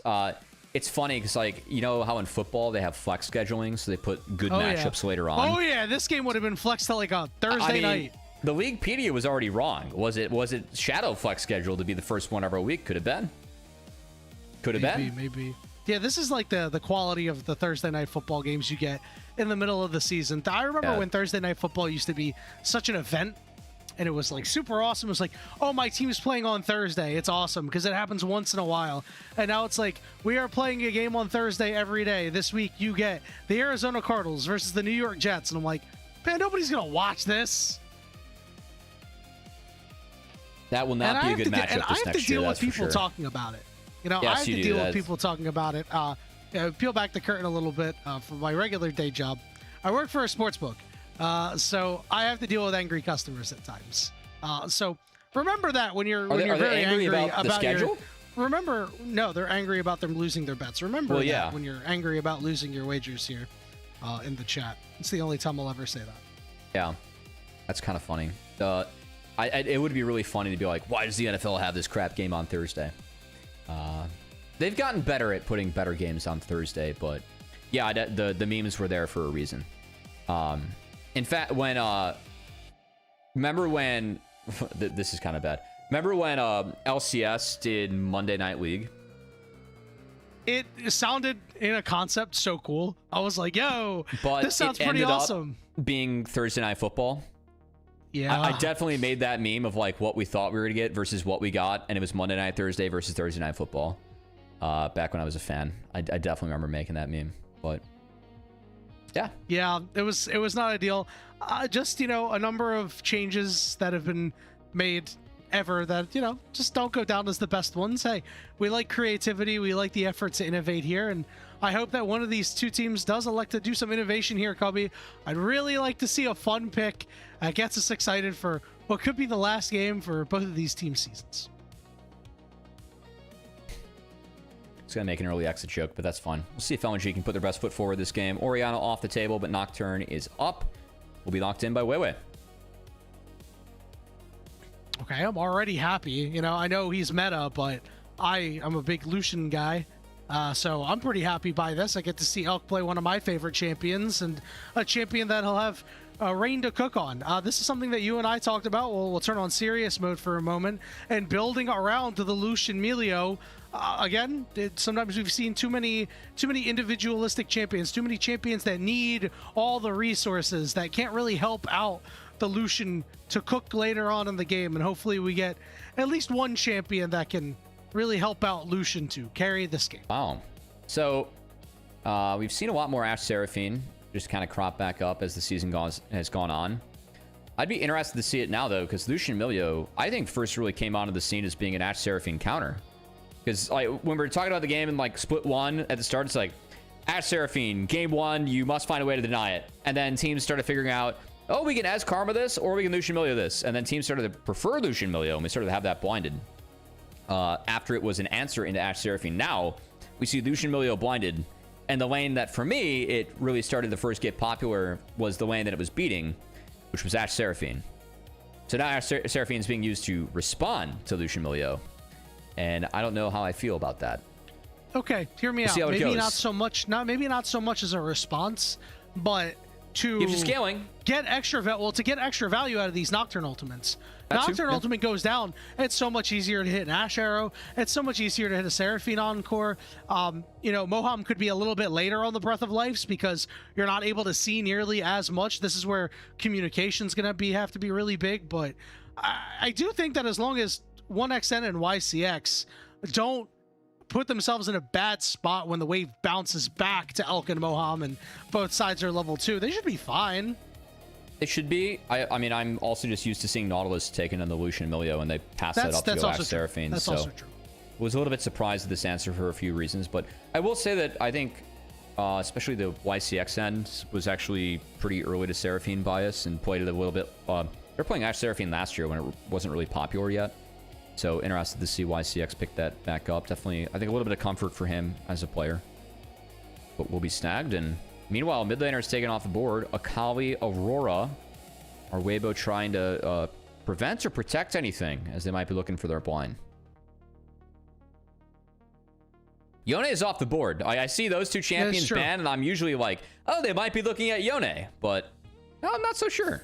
First time we could say, hey, that champion's not available, and actually call it out and have it be actually relevant, which is pretty surprising. So, oh, that's the other one. I think it might be a lock. Yep, here we go. All right, that lock is going to be locked in for Xiaohu. I think it's just his second. So that'll be fun.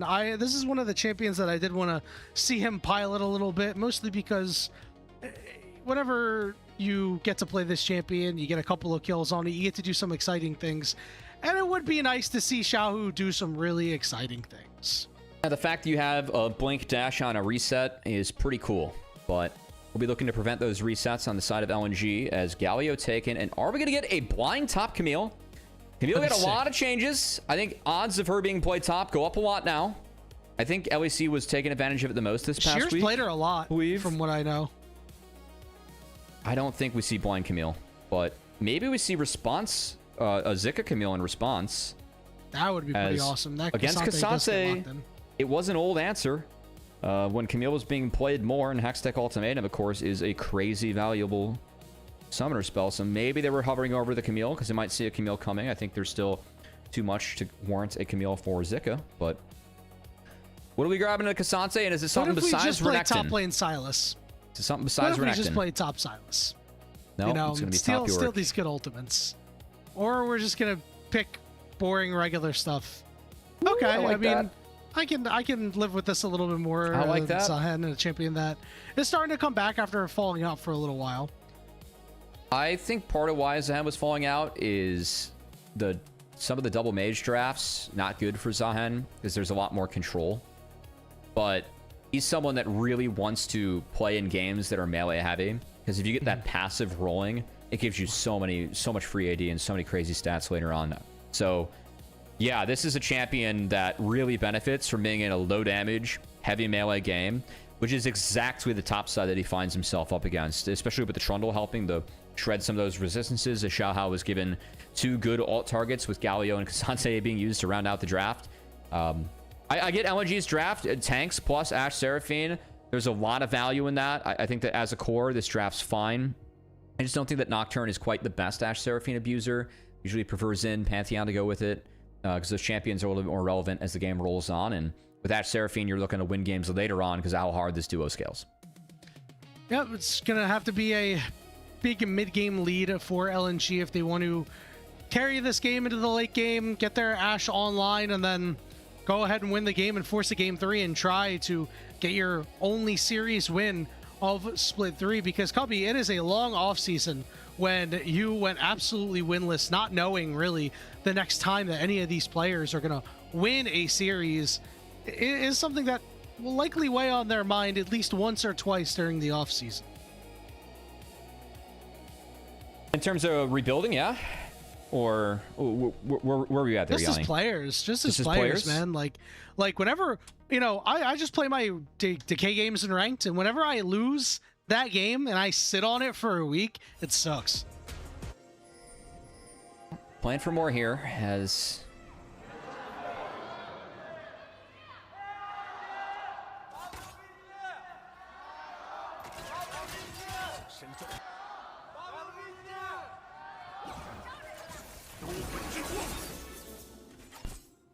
Even the gyros are disconnected, man. This is exactly what you would expect out of the LPL's toilet bowl, my friend. There's nothing like it. Disconnected, but louder than I thought. As it might be the last chance for these teams, or fans, to cheer on their teams in the year of 2026. So, to dive into this one, want to see if Weibo can utilize the Lucian Milio, win bot lane, try and set Ashe Seraphine behind. Meanwhile, I do think the scaling of Ashe Seraphine is nice. We'll see if it's enough to get LNG throughout the game. As currently, the graph favoring the comp that has a little bit more damage involved. I am worried about LNG's damage profile. I really feel like Galio Kasante Nocturne is one of the lower damage top sides that you can have after like level 9. Yeah, it's all about getting that pre-level 9 to really make a big impact, right? The base damages on the Galio should be very worthwhile for any early skirmishes. So I really want to see LNG try to maybe fight over crabs a little bit if possible. I think it could be a little bit tough, though. I'm not sure if you win the 2v2 against a Lock and a Trundle. You'd have to bring an extra member over, but I do think there could be a lot of value in that. But they might just say, hey, we'll let our Nocturne hit level 6, and we'll worry about getting kills once he has those paranoias. I think it's really going to be like a can Ashe Seraphine Nocturne be enough to deal with this Trundle, which sounds weird, but again, they're talking about playing into low damage topsides. Trundle, Zahan, two of the champions in the league that are happiest with that. So I know we were talking about Zahan in the past, but even Trundle having 2 good targets could be nice. Weiwei walking over a ward. It's not even enough to get Zika out. It's playing out the other way. A really nice move there by Zika, and Weiwei, unfortunately, because on this Nocturne, he can't really take the time to not. He didn't want to get double crabbed. Yeah, you can't waste that time. You got to make sure that you're hitting level 6 as soon as possible. So I don't think they knew where Trundle was, so I'm pretty sure that he's fully committing to that because A, they don't think the gank works top, or B, he's like, if I do show here, maybe I get double crab because Trundle ends up on the top side. So not the case though, and both teams junglers hit reset. Some TPs coming back out of the map, Yanni, and still in a quiet game. I did want to ask you going into this game, if you are LNG or Weibo, just given the rumors that Weibo is going to rebuild around Xiaohu, which member would you rebuild around if you had to pick one for next year? I'd be rebuilding around Elk, no question. I think that this is the guy that you have to rebuild around if you are Weibo Gaming, because right now he is the only player on this team that you could plug him into a playoff team, as we talked about a little bit earlier, and he would not be out of place, and the playoff team would likely have better prospects than we would expect. For LNG, I think this question's a little bit tougher. They built around 1XN, and it didn't work. I definitely have answers of who they shouldn't build around. Yeah, I don't think that's his fault, so I'm going to choose 1XN. I do want your thoughts on this as well, actually, as somebody who has managed some teams. I would selfishly like for 1XN to go to a different team. Yeah. Like, that's true. But I imagine that we're rebuilding around him in, like, a positive way rather than a derogatory way. Yeah, true. Even though this year was built around him and we're not ending in a great way. Hold on. I think chicken nuggets are going to be contested here. Well, they happen. It's just a matter of who's going to get that last nugget. As Xiaohu is a little bit low in the health department. Did use that soul ignition. You can't end with stealing the big piece. That's just mean. Like, you should leave the big piece for the owner if you took the rest. Instead, Weiwei just takes the whole thing. He's being selfish. But a good snag for the jungler of LNG and the former world finalist with Weibo Gaming.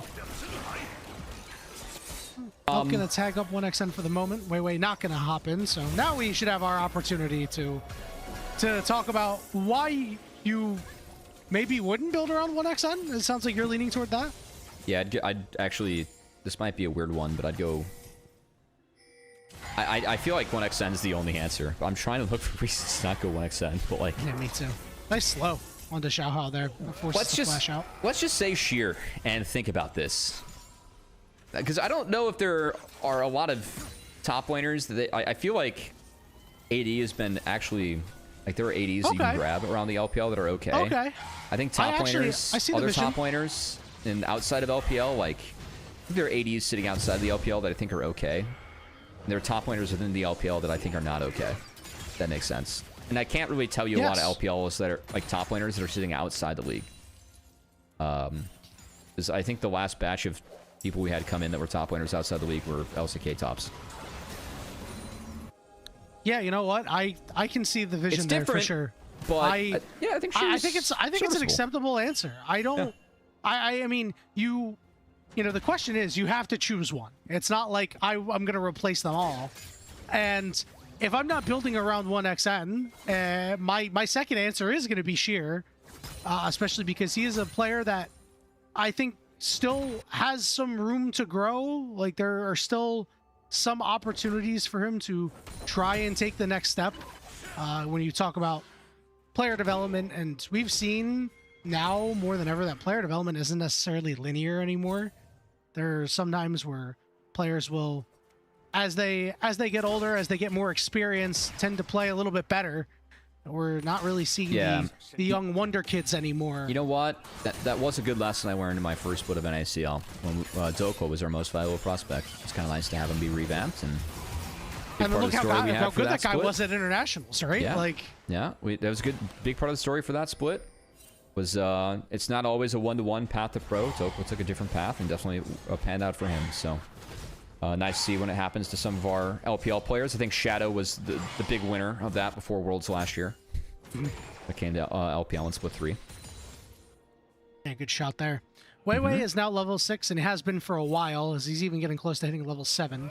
We still haven't seen a Paranoia Grand Entrance combo yet, which is a bit disturbing, Cubby, I might say. I know there haven't been too many opportunities for one since, but we talked about how this LNG squad really needs to push the pace early, and you know, taking a drag at 8 minutes is fine, but not exactly what you're looking for in terms of getting ahead and making sure that your damage just doesn't fall off a cliff. Oh, excellent deliverance with the flash and the pull in onto Sheer. But maybe he pulled himself to his doom as Sheer will flash forward and then Topo strike him down.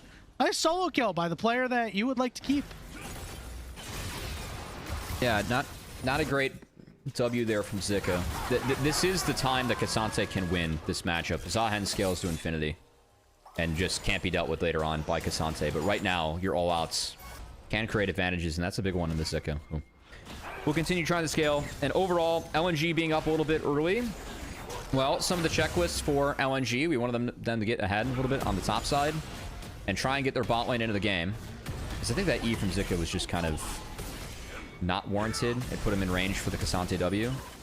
And then needed the flash the second W, because that's the big damage on Cassante and his all-out forms. So a couple oopsies there from Zika outside of the W, just pulling in the Cassante again for range. But LNG, decent start to maybe push this to a game 3. I mean, bot lane's not getting blown out of the water. We are worried about their comp as this game moves forward and the lack of damage. Well, we're going to show up at the top again. He's got no flash, he's got no ult, and he's got no life after this one. It is claimed by Weiwei. A nice, I guess we'll call it a dive there, just outside of the turret range, but a good play by LNG is now they're getting the ball rolling. Really good rinse and repeat, as no ult, no flash, just gets right back up there. No chance for Zahen to pop the passive with how they were able to play that one out. So Zahen, again, a big piece of this comp later on in a game where we're worried about the lack of damage, been taken out of the game. And meanwhile, Nia with this build looking to really push the tempo early. We've seen some Mandate come in on our Gallios. We haven't seen a lot of Mandate first. Yeah, item quite good, and especially when you lack damage as a whole, any early amplification, you know, maybe that percentage does make the difference in whatever actual 5v5 we see. You know, Another yes, AoE having taunt. the other taunt, yeah, sure. Yeah, I mean, you get 3 abilities Watt and Galio's kit on 35 ability haste. That's really big, and part of why we're seeing the cheap item get put on our mid laner, even though it's more meant for supports. So let's see what LNG and Yak can do with it. Definitely could help set up for a couple of those Nocturne alts. Meanwhile, we're going to keep on scaling, and Yanni, I think that's enough update of this game that in the big picture doesn't matter. We can go back to chillage. Well, hold on. We might have to go to a fight here. Is Xiaohao going to get close? Well, land that pillar. Sheer getting knocked up there and now being subjugated. The all-out pulls him over on the other side of the wall. Zika tanks it up for as long as he can. He will resurrect. And Xiaohao is forced away, so Sheer plays this dive beautifully. There might be a redive attempt. They're bringing Elk? Milio's behind. They're just going to stick around to the lane. There's no TP to fix bot. But LNG looking to respond. Weiwei has this Nocturne ult. Paranoia, but nothing further to be had. Good play. Galio was hovering top. They're able to defend this entirely. And bot wave looks like it's pushing towards LNG. So LNG wins out across the map and pushes their gold lead to 2K. As attempted play by Weibo comes up with nothing and sets themselves further behind. We're going to force Ash Seraphine up to the top side here, with Elk and Moham being up here, but we could see Elk recall and move elsewhere. I don't really think that would be the case, but there's always the potential, as these teams will make some oddball head-scratching decisions, as, yes, Elk immediately heads into the bottom lane. So I'm sure Zika's going to catch that one wave and then recall after this.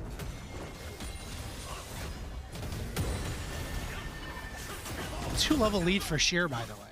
He has been absolutely dominant right now. It is a true two-level lead as well. He got quest pop early, which helps, and honestly hurts the Zika's bot while quests are still being picked up. Weibo doesn't have any quests yet, so the early swap's hurting them more, and just doing what they can to, I guess, get Zika to not play the game. They don't think he might be able to 1v2, so they're just gonna play 2 lanes. Sheer gold and XP coming in, so it's just Weibo losing across the map to try and cheat Zahen out of this scenario, and it's gonna get worse. It's on the Moham. Here comes the Nocturne as well. Moham instantly blown up here. Not enough damage for Weibo Gaming to respond in kind. So you free 1 for nothing. A bit of pressure over on the other side. This has been kind of ugly from Weibo. Yeah, this has not been ideal. Knock up there onto Xiaohao as well. He is forced to flash away. Sheer is in hot pursuit looking for more. The all-out is there onto Zika, but Sheer will fall. It is a kill going over to that lock. And while all this is going on, LNG has just had 1xN farming out as what kind of was an ugly play, and I think a little bit of an overstay from Weibo. Do think that Sheer overplayed his hand there. As good pillar from Xiaohao gets him out, but did I hear an encore? I did not. Okay, thank God. It was just Seraphine. Oh my God. Yeah, that was a little weird, but I was about to lose it. Yeah, this I feel like Stack for Purgatory. It is. I do think the plays for Weibo have been overforced, and LNG is just kind of winning by absorbing / playing out 3 lanes because Weibo has been strong enough to force stuff they're trying to force. And that's really slowed down this game and given LNG a rather sizable lead, Yanni. Yeah, it's massive. I mean, we talk about the last game where LNG were in a pretty good spot in terms of skirmishing, but the gold lead was even. This time around, they're winning in these small fights. Obviously, Sheer has done a bulk of the work there. They've got 2 objectives. They're up 3,000 gold. Certainly putting together all the ingredients for a Game 2 win and to keep their chances alive to win their only series in Split 3. The Game 3 that everyone wants to see. Getting closer to having that on our screens here with how LNG's been playing, Yanni. How horrible is it that it delays AL and top esports? Why are you laughing, Yanni? No laughs. Serious all gameplay. Serious business. Let me go get my suit and tie. All for real skis. Let me go pull my quacks out from the closet here.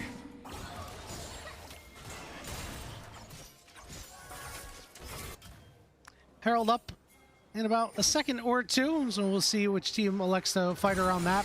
One combo we haven't seen is the Nocturne combo, as I like to see it. As Nya himself will be in a bit of trouble as they're going to look for a dive. Xiaohao is the one tank get up. The double taunt under the turret, though. It's an absolute disaster. And now we've got disaster in the mid lane, too. Moham forced to flash away. Has already used the cleanse. Does get out because of the mega fire kick off the tether at the very least. But Weiwei is still going after him. There is an encore into a beat drop, into a body drop onto Elk. Moham gets into the base, will survive as his AD carry falls. That was disgusting. That was the worst dive attempt I've seen maybe all year. That was a Nirvana dive. That was a Nirvana dive. What was that? They walked under the turret, got Galio taunted, and died. There's no resistances to steal.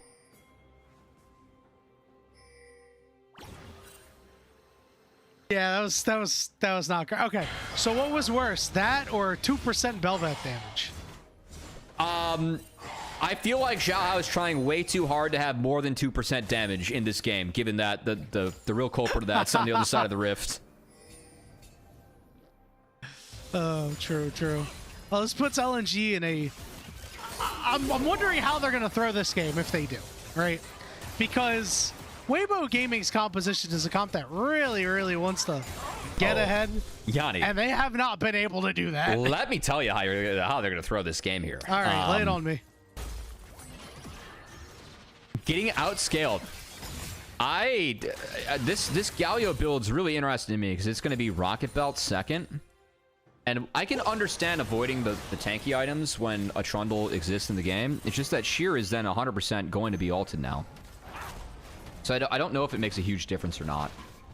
And does it maybe give them enough damage? When we were going into this game being like, hey, you know what? They lack some damage. Like, that's not good. It could. As Elk, he dashed. My goodness. He's gone. Poor Elk. So the Milio is split from my Lucian right now. And I think that's the biggest problem of what I have on my screen. Currently or like before? Because I still think that dive was a pretty big issue. On my screen right there. Like, okay, understandable. When you're playing Lucian Milio and the Milio is not attached to the hip and is sitting mid and not on a ward mission, I don't know how we got to that scenario, but that's not good. I think Lucian Milio like need to sync the resets for the entire game pretty much. Unless we're playing really hard with jungle, which, I mean, we're Trundle. I don't think we can really do as Milio, so... Moham, of course, the newest addition to this roster, as Weibo had to bring in a specialist for the promotion relegator, the relegation game. And not stepping up there. You know, I do wonder what the league is going to look like in 2027, because... So that, I mean, Weibo being here and not promoting is actually like a big deal for the league. Well, this is a significant brand that we've had in the past. I want to push back on that because... Okay.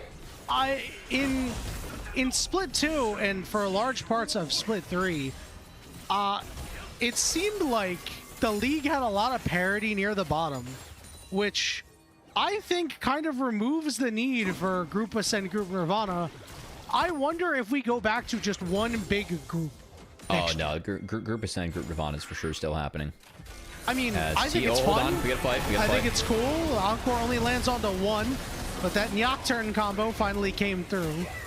Double TP. Not going to actually land anything off of it as LNG fighting a war on two fronts, and the walls are starting to close in. Big play there by Zika, and they're starting to make this happen, but they can't hop in the Rift Herald, trying to land maybe some knockups. Xiaohu is on a sliver as Zika still continues to lead the charge forward. It's just a 1-for-0 for now, and that's all Weibo are going to get.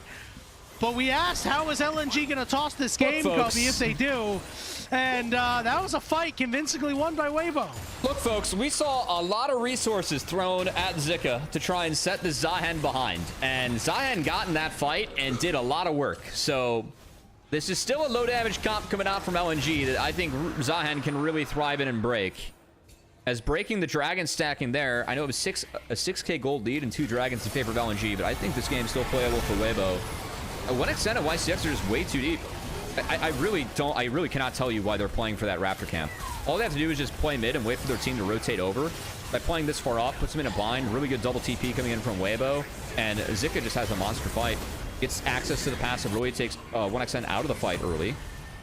And did not pop the passive. So like, even with this TP coming in from Nya, this TP doesn't mean anything. LNG, you're going to have to straighten up a little bit. Couple of silly things happening over the last couple of plays. Weiwei going to drop that Nocturnal up top. And there is a nice blue trinket there. This means that Xiaohu is in big trouble. He may have ignited his soul, but his soul will be sent to Purgatory for 40 seconds. You might see Moham in Dante's Inferno, you know?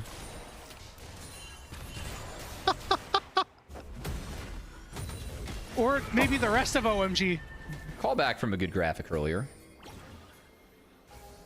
Wait, Moham and Xiaohao, did they play together in that OMG team? Moham's had quite the journey. I remember being pro, I think it was Bibble? No, Bibble came before Moham. I don't know if the two of them were fighting over the same seat. I was a Bibble enjoyer, and then Bibble went to Worlds and got smacked, and we never saw Bibble again. So does this mean that you have now, by transitive property, become a Moham enjoyer? No. That's okay. You know, I think Moham has had a really tough assignment. Obviously, this year has really not been the year that he's wanted to have. He has, but like, what's the assignment? What's the assignment if you don't play until it's already over? Let's fill the seat. Yeah, like this is all right. So how is Cubby support playing with Weibo Gaming? I can fill the seat. That's what I said. Yeah. Now I'm saying, if you are playing support for Weibo Gaming, you know, former Grandmaster support player. I'd be 0-5 right now. I don't want to. Well, I would not have left my Lucian when Elk went down. That's for sure. But I can fill the seat. They're just looking for a guy to sit down while they lose in peace. Now, does Cubby support with Weibo Gaming lose to LNG?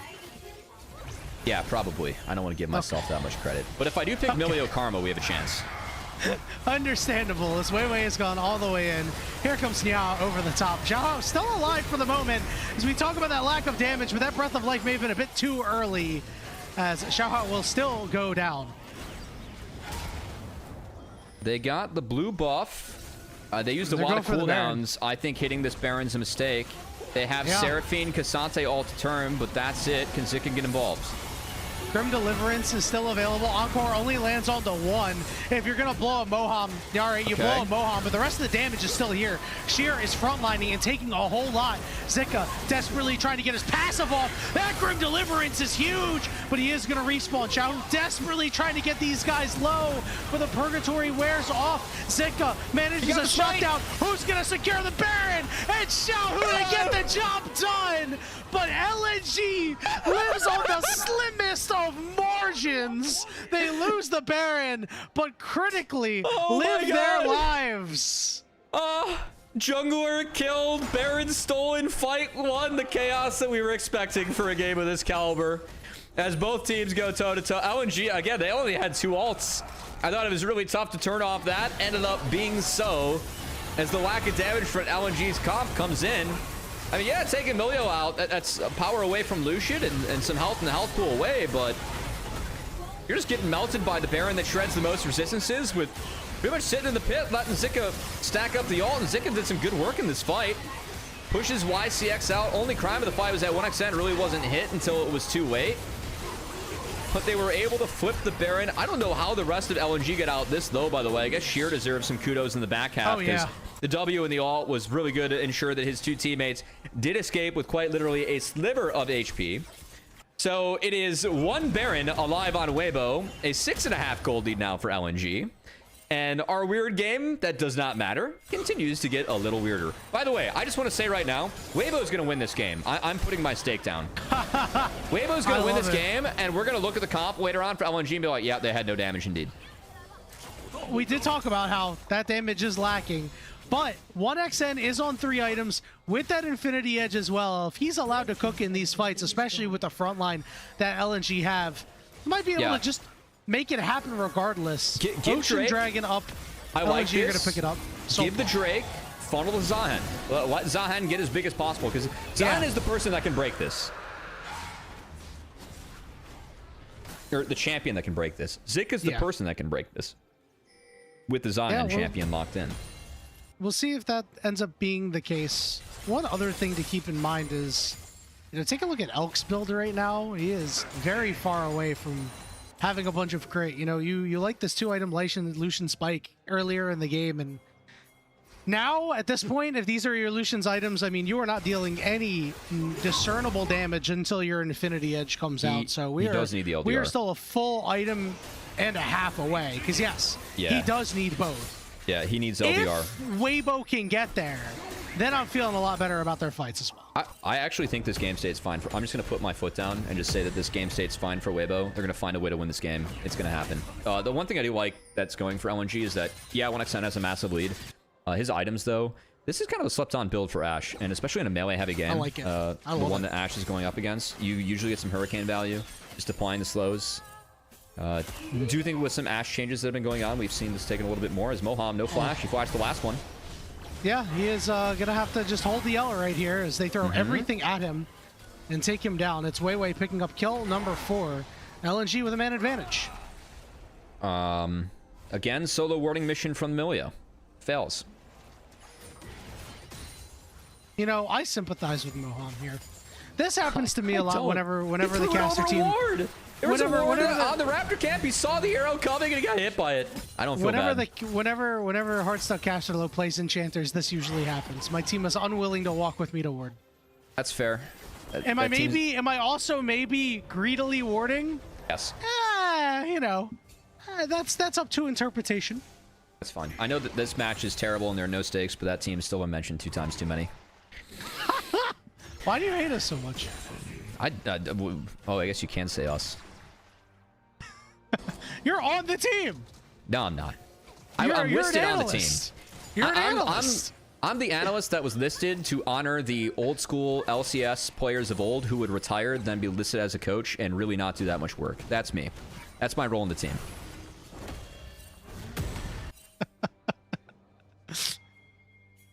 True. That just encapsulates you, huh? That's just the most. No, comfy thing ever. not as a person, but in that scenario, yes. Oh man. 7,000 gold lead here for LNG is we're just in the Baron and Dragon waiting room at this point. So if LNG ends up picking up this soul, does that change your opinion of Weibo's standing in the game? If nothing else changes and it's just they get the soul, how do you feel? His soul really doesn't mean anything. You're an Ocean Soul team with 2 tanks and Seraphine. I feel like it's just more of the same, like what you're already going to get. I mean, if anything, it just means that you probably enter Circle 4 of Greed of Dante's Inferno, because you already have the Seraphine double W surround sounds going on. So why Greed the Soul, too? Why not? Why not Greed the Soul? Isn't that... Okay, so is Greeding the Soul greed, but like also gluttony at the same time? No. Good. I feel like we could go through the wider levels. I mean, first off, level 1 is Limbo. Now, that's easy, because neither of these teams can advance. Therefore, we're in Limbo. I thought we were already going to Circle 9 Fraud because of what Weibo Gaming has done this year. No, you mean Treachery, which we're going to get to later, but... We might be there, too. Level 8 is Fraud. Yeah, we might be there, too. I don't know where the Fraud would come in, though. We might have to let Twitch chat figure that one out. And again, that could be dangerous, but... I'm okay with letting Twitch chat figure it out. At the moment, help out. They already help out when grubs go down. They already call you Nathan Fillion. Like, it's a good... This is a generational performance at a Twitch chat today. Paid actor for calling me Nathan Fillion, by the way, but respect. Baron's up. Dragon at 40. Control early on for LNG. Do you think if the Zahen's big enough, it can be Weibo flipping this game on its head, but at the moment... Yeah. Zika not involved, trying to get top wave in, does do so successfully, and this means that LNG, we'll see if they respond. I think he's going to reset opportunity to be strong in the next wave for Ocean Soul. Set up as Soul coming onto the map for LNG, but Weibo's second for the play, and LNG has control. I think if Weibo is leveraging this teleport, they are looking for this fight. If this shield times out with nothing, it's probably not the greatest look. No shield left onto Zika. Xiaohu just trying to make his presence known from the side, but he is well warded off. They can't really walk into Ashe, Seraphine plus tanks, and I think that this game state just far favors LNG. Oh, the flash on the arrow means Moham got caught. Lights are out. Elk's still okay. There's that Nocturne combo as they peel for the back line. And Sicko will fall without the passive. The calling on the way back as Elk only sees the health bars dip slower and slower, and he does not have the damage to stop the onslaught of LNG. 5v2. They have a minion wave coming in, and Cubby, I think we're going to game 3. Yeah, it might just be a game 3. I think that Weibo opting into having a 5v5 standoff in mid with these 2 drafts is crazy. Choice. That is a choice. That is crazy. And a choice crazy enough to push us to a game 3 here, Yanni. The match everyone wanted to see. Yep. We got more, baby. Here we go. Week 5 LPL. Group Nirvana, bottom of the barrel, goes to game 3. There's a little bit of juice for this game. There's a little bit of juice. I think if LNG are able to win a series, and now we only have 1 winless team in the LPL, this is fantastic because let me tell you, I don't think it looks particularly good in the grand scheme of things, in the grand scope of professional play. If you can look over at a region and be like, they got 2 winless teams over there. You know, there was an old rumor that the Lakers used to have to, they labeled DeAndre Ayton's drink Crunk Juice. And I feel like that's the only juice that could possibly be supplied for this matchup that would get the juices actually flowing for this. But, you know, I feel, so when I pulled my examples of the toilet bowl, Yanni, notice how I didn't pull any baseball examples, which is a sport that we have a lot of love for. That's usually because those games end up being like really one-sided, kind of like how the Brewers won 22-0 today. Or just baseball, like, you don't get good toilet bowls. It's just like, it just ends up being a stupid game. I feel like this ended up becoming a baseball toilet bowl where you see bad play on both sides, but it ends up being a 1-1. And I don't think the level of play we've seen has been very high in the series so far. Again, I don't understand that you can't walk in there without Zahen being with a team, but being that late to the objective and then just opting in for a 5v5 standoff against Ashe, Seraphine, and mid when you have no poke. You're against all the tanks and they have a Seraphine. That is asking to lose. I would be sitting in LNG comms like laughing, like, look at how stupid this team is. They're playing exactly the way that we want to play into us when their comp doesn't want to do that whatsoever. I guess Weibo's thought was, hey, if we give them Ocean Soul, they don't need to go to Baron. They can just push and weather any damage that we have on them and poke us down with Ashe, Seraphine. And maybe that's their thought, right? Because I think if you let it go and then LNG's like, okay, we're going to Baron, like, you still give yourself a window, right? Like what happened at that earlier Baron fight where they got very low, sure. But I think that they respected LNG's ability to determine from that game state, hey, we can just walk in and win. So take a look at the highlights. I love that the first highlight of the game is a sheer highlight, but at the same time, a Zika lowlight. Yeah, also shout out to the analyst that said they heavily prefer where Weibo's at in the game when 4K down and 3 dragons to 1. I wonder who that guy would be. Yeah, I mean, there's a reason why I disagreed, bro. I probably wanted to schedule them on the match between two teams that wouldn't have mattered based on that analysis whatsoever. You really wanted this to be a 2-0, huh? Yes, I did, Yanni. I've been going through Reacher, and that's been very enjoyable. I'm in season 1. This was the worst dive I've seen in a long time. Yeah. I didn't want to remember that dive. I just did. I don't have a response. It resolves.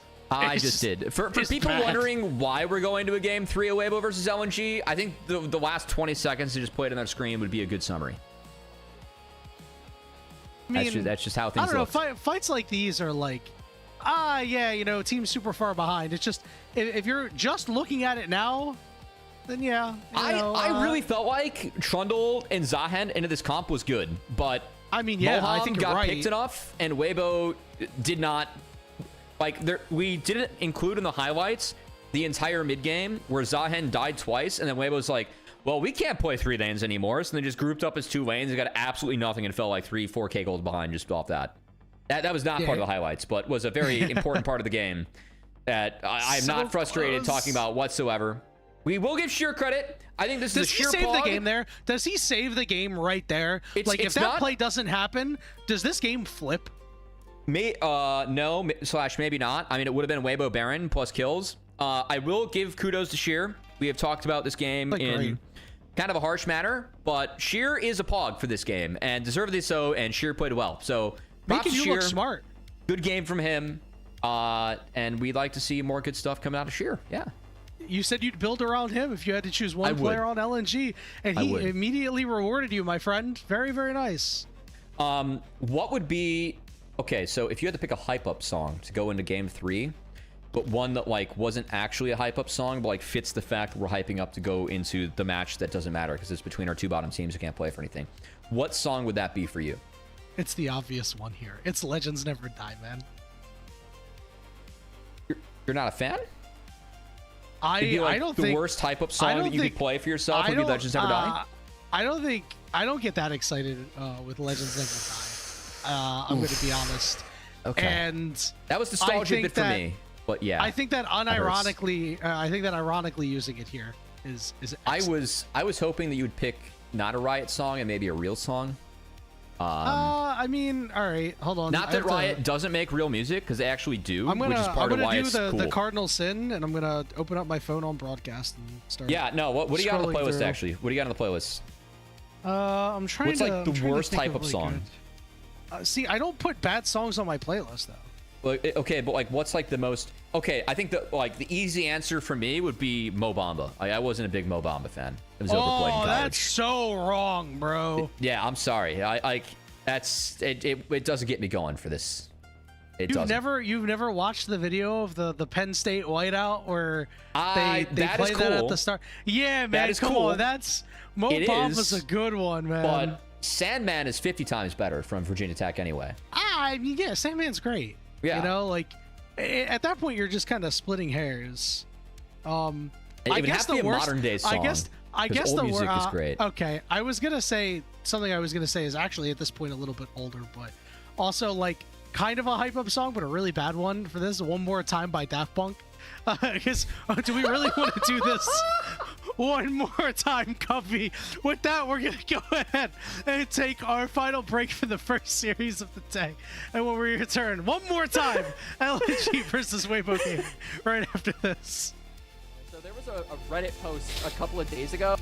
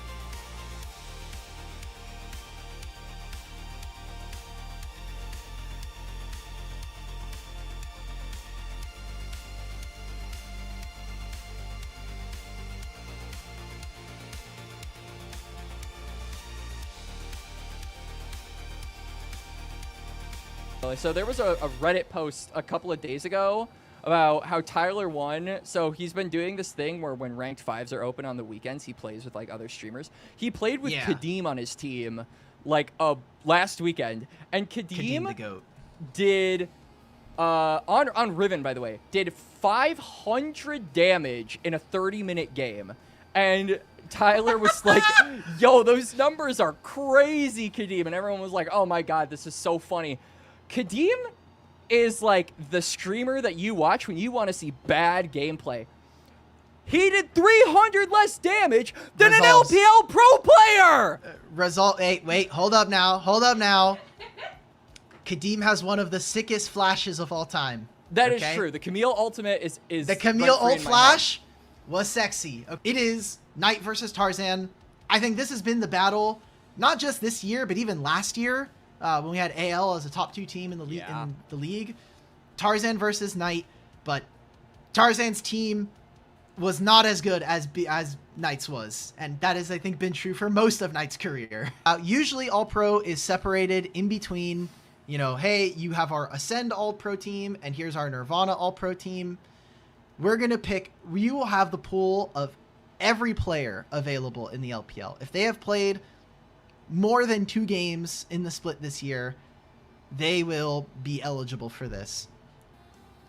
In my heart, I would want Zwayon to be my All-Pro top laner.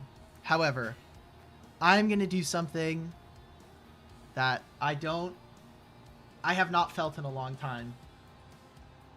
My All-Pro top laner is going to be Mr. Hoya. He's been Mr. Consistent. Respectable.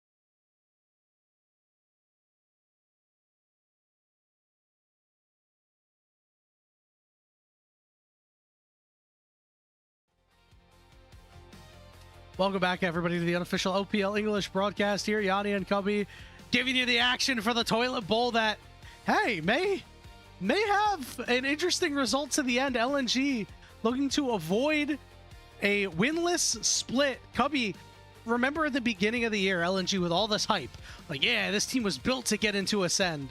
You know, we go all the way up and then they lose the Team WE, and then, you know, we get to the second split, we go all the way up again and they lose the Team WE again, and now we're all the way down. Well, guess what? My hype is back. I'm back at, like, this win right here, almost as good as getting into Group Ascent. Well, one more time got you going in the break. I got you ready to go one more time. No? Yeah, okay. Listen, we're going to celebrate. Yeah, all right, okay. You know, this is on the playlist. I didn't really talk about this and explain this. This is on the playlist because, like, one night I was just really in a Daft Punk mood, and every time it comes on, I just end up skipping it. Really? That's, dude, I think Daft Punk does slam. It's on there. I like Daft Punk. Big Daft Punk fan. It just doesn't fit the playlist. I get that. No, I think it would be fine for a longer trip. Like, I'm doing a road trip down to Atlanta for LCS finals, provided I get my days off from my day job. So, you know, if one more time comes on while driving down, I'm not going to skip it. But like, most of my drives are like 30-minute drives. I'm kind of like listening to the stuff that I really want to listen to in the moment in that case. Okay, I get that. I put aerodynamics on there too for the road trip. That's on the workout playlist for me. That's kind of hype whenever that comes on. That's a good one. That's a good one. It is. We'll see. Of course, that game 2 featured the aerodynamics of the Nocturne and the Galio. Going airborne, going global, and making sure that was an LNG win in a game that... Look, I kind of liked Weibo's draft. I feel like Moham was split a few iterations of that, and ended up being a bit of a fiesta. That I still think that was one of the worst dive attempts I've ever seen in my life of what I saw bot. With Trundle and Lucian, or Trundle and who else? Just walking it, Trundle Lock, just walking to Galio. That was not good. But I know that you're pretty far removed from casting like Emerald and Diamond and even Master Tier games. I'm not as far removed from that as you are. I wouldn't put the two under the same umbrella. I still remember those. But yeah. I don't know, man. I saw some really, really decent dives by Diamond teams, and I'm like, hey, that's pretty good. And this would have fallen under, if you take the nameplates off, you know, this is a gold game or something like that. When I say worst dive I've ever seen as someone that was, you know, used to coach in mid-master scrims, it definitely was not the worst dive I've ever seen. But worst dive I've covered in the LPL, that was up there. Worst dive I've covered in a while. That has to be the worst one. There was not a lot of inspiration behind that, just depression. But you know what? We'll see if we get inspired for Game 3. Of course, last outing, we're going to see LNG and Weibo hit the Rift for Inspired's LPL. coming in for Game 3? What? We'll see. As I'm sure that everyone that is tuning into this game is thrilled to see 2 of our 2023 representatives going up against each other, and definitely not 2 of our 2025 representatives going up against each other when it comes to Worlds, and teams that might have a chance to go to Worlds for 2026, which, of course, neither of these teams are going anywhere after this. So I'm sure the fans are thrilled to see them win Game 3 of this. That's as a lie, thrilled as we are, Yanni. That's a lie, Cubby. They are going somewhere. They're going to Cancun, baby. You know what? I have had fun tonight. I appreciate, and not Cancun. I think they'd be going to Galveston. But I do appreciate, at least, like, I have had fun tonight. And I do appreciate how the LPL admin team just, like, looked at the schedule and was like, who are 2 people we should put together that would enjoy the freedom to talk about whatever they want?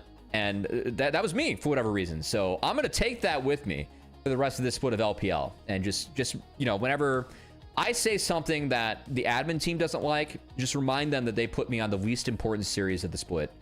In which case, I can say this stuff in the rabbit holes that I want to go down. So I appreciate them giving me that. Because I'm sure they like which caster on the team has the biggest ego and wants the time to talk about whatever they want. It's Cubby, and this is the match for it. And they granted me that, and I appreciate that. So, you know. You know what? That's why our admin team is so good, because they hit the nail on the head there, my friend. Biggest ego, yeah. Let's go. It's that guy. Listen, you know, when you're a good League of Legends player at one point, you've been as good of a broadcaster as you are. You know, it is undeniable with your resume. Not to talk you up too much. You know, the ego is actually deserved. It is deserved. I appreciate you following the bullet points that I send to everyone that I cast with that features all of my credentials like it's a resume. You know, that's definitely something that exists. I'm the only one sending bullet points. By the way, no, that's true. Fun fact: I actually did once have a caster that sent me that. It's like part of their pitch, which not egotistical, was like actually helpful because there was the only time it was like a one-off event. So they're like, here's a page about me and like what I like to talk about. It's kind of an old school thing, but actually that's kind of actually kinda appreciated neat. that. Yeah, it was old school, but I actually kind of appreciated that. As of course the lights are coming on for game 3, and the lights are coming on to send both of our teams home, as it will be the last chance to get your voices heard when it comes to the Gios for LNG and Weibo, and 2 historical orgs we've had in the LPL that have not found the success that they've wanted to for this split. But despite the lack of stakes for this game 3, we're still doing our delayed game 3 walkouts, Yanni. So I'm going to try and get excited and see if we get any positives on the Rift. I hear a lot of shouting. I don't know what they're shouting about, and I kind of wish I did. Mostly because I wonder if they're more cheers of encouragement that aren't Gios, or if they're jeers. Because listen, I have seen a lot of Weibo posts. I've seen a lot of, I've seen a lot of stuff. The Chinese fan base has some nice quips. This is like a Philadelphia Eagles-esque fan base of quips. Where you can really go after a couple players and a couple fans. And I'm like, you know what? As long as you're not getting really severe with it, I'm all with it. For me, it's always been as long as like there's a hint of jest, I can appreciate. Like if there's humor, like, and that comes like when folks like talk about me as well. It's like that's pretty rare. But if there's some humor behind it, I usually chuckle at those comments too. I appreciate humor, A certain deleted message from earlier today that I think is not in jest. Oh, but that's fine. That's all right. I don't care about those, All right, so I think I awkward pause. I think for the memes. I think maybe, and I love that this music is right here because it's very fitting. The music that they have on the live feed. I do think that we could have had these teams come out the Silver Scrapes and it would have given the same effect. Is actually Silver Scrapes actually objectively the worst hype up song of all time? Because it's definitely a hype up song. I don't love it. But it was really born in not excitement. Well, it was born in an era of League that I watched, which was the part of why the song got famous was the Team WE versus COG delays. Yeah. He was playing in the break screen of Season 2 Worlds when that match was getting DDoSed for, or whatever technical difficulties were running into. Oh yeah, I remember that. God, those times were very memorable. bad. I actually in 2016 we flew we as in my esports program when we were founding it, building it, we flew Snoopy out to MLG Columbus to try and advise us on it. So I got to ask Snoopy like over a meal, like, what did it feel like to go up 2-0 in an OGN final, which is really cool. And he gave me a very good answer, and like I actually learned a lot from it because none of it had to do with any strategy. It all had to do with who they were as human. They're like, yeah, we got overconfident and we missed steps moving forward. It was funny hearing someone like far removed from that experience talk about it in such a simplistic like human element, because I think this game's so complicated. It was kind of insightful for me as someone who was a college kid in 2016, but it's insightful now. Yeah, I didn't ask him about all the pauses, and I regret that, because that was a very memorable League history moment, unfortunately. Snoopy, if you're watching, send him a DM. Let him know. He's definitely not, but yeah. If you are watching, shout out, bro.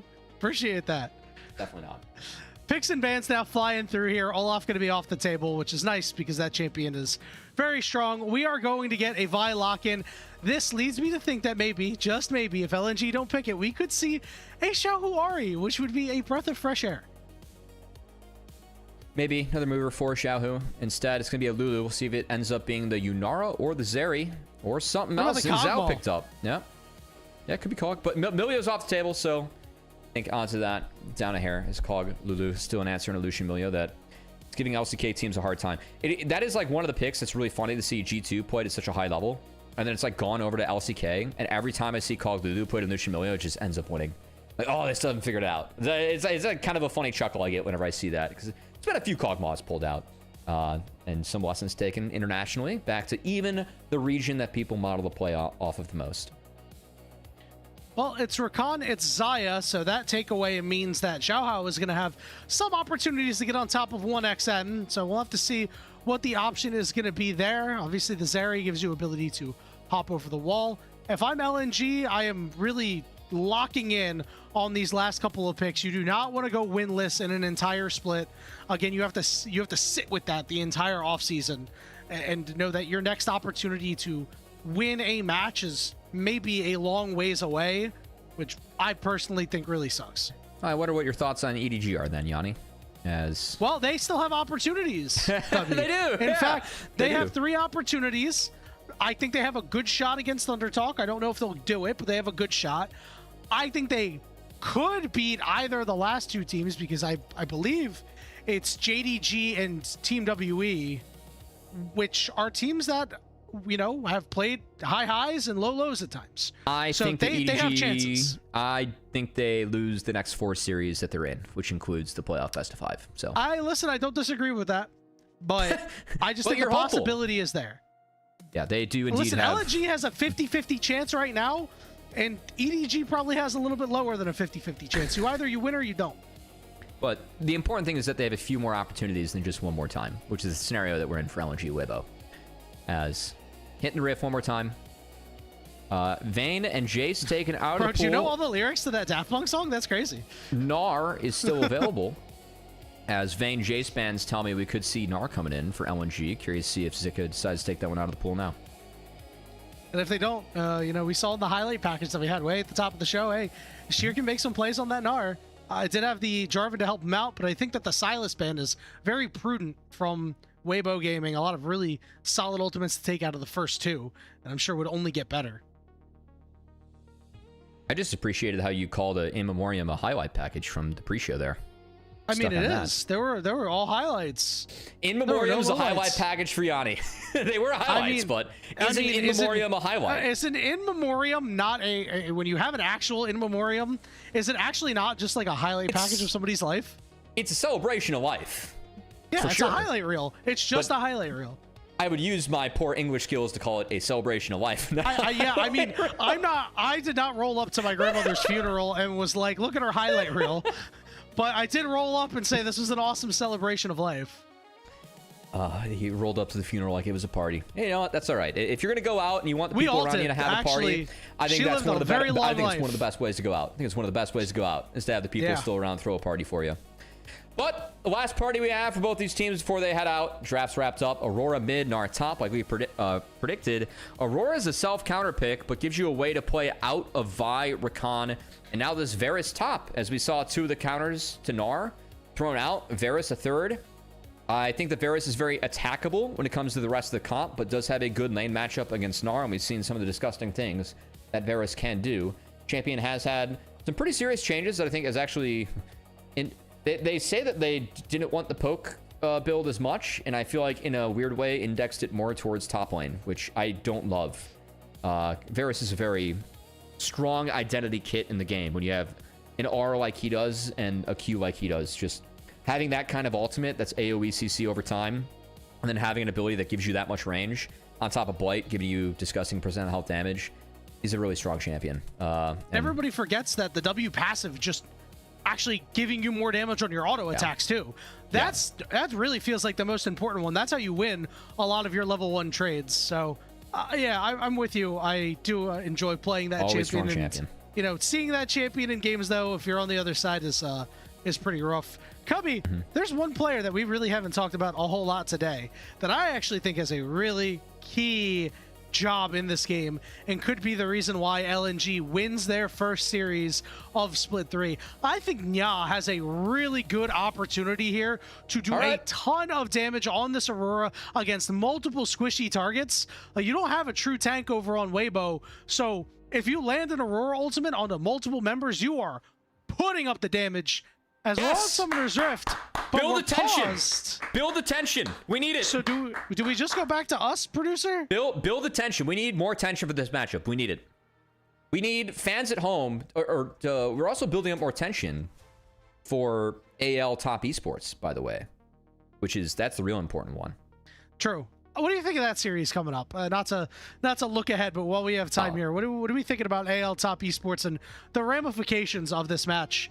Dude, if top esports takes a win. You're completely stealing the question that I like to ask as we go through the Game 3 highlight package and wait for Pog, as that takes a while. AL we can find something else to talk about. We can talk about LNG's first win. I will say AL has a bit of the hot hand coming off the BLG win.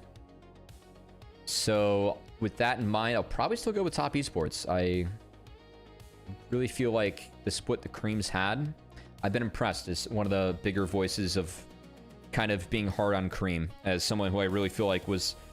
I was always hard on Cream because he was always allotted as being one of the next good LPL mids and accelerated early in his career, but he wasn't quick enough to pick up different champs or different styles for me, and it also wasn't consistent enough. And I think that being in the position now to be in more of an elder instead of a rookie in his team, which mostly looking at the Nayo Fengyue one, and then how it's evolved, and then Tien coming in, I actually feel like that experience, and then Tien coming in, maybe probably lifting some of that weight off his shoulders, which I know was referenced with Zhuo over Fengyue, having a more veteran voice. I think it's helped Cream, and I think in a weird way, that split one experience of having to have more responsibility for how the team plays is one of the more elder voices, just again, not knowing but guessing, into again going back into the role of like, okay, I've got Tien and Zhuo, really older, defined ways of viewing the game, and Tien being, I mean, one of the goats of LPL, sincerely. I think that's helped Cream a lot this split, and we've gotten the best of Cream, which I did not think that top esports, like, look, am I surprised that they lost to the Vietnamese team? Yes. Am I also surprised they lost to the Vietnamese team? No. But am I surprised that the big takeaway from the community was like, get Cream help, or Cream was the best performer from that team in tournament? A bit, yeah. No, Pleasantly. because of the play that we've seen from him so far, but yes, because I feel like one of the barriers that existed in his career was actually good international performances. And in his team's historically bad international performance, Cream had a good one, which is weird. It's always nice to see. You know, whenever the LPL has some strong individual performers internationally, it's always nice, even though it, you know, things may have not gone top esports way. We're back to the game here as LNG versus Weibo Gaming. We'll do it one more time. LNG trying to find their first series win of Split 3. If they do so, does this mean that Weibo Gaming is worse than LNG, Cubby? Go. No.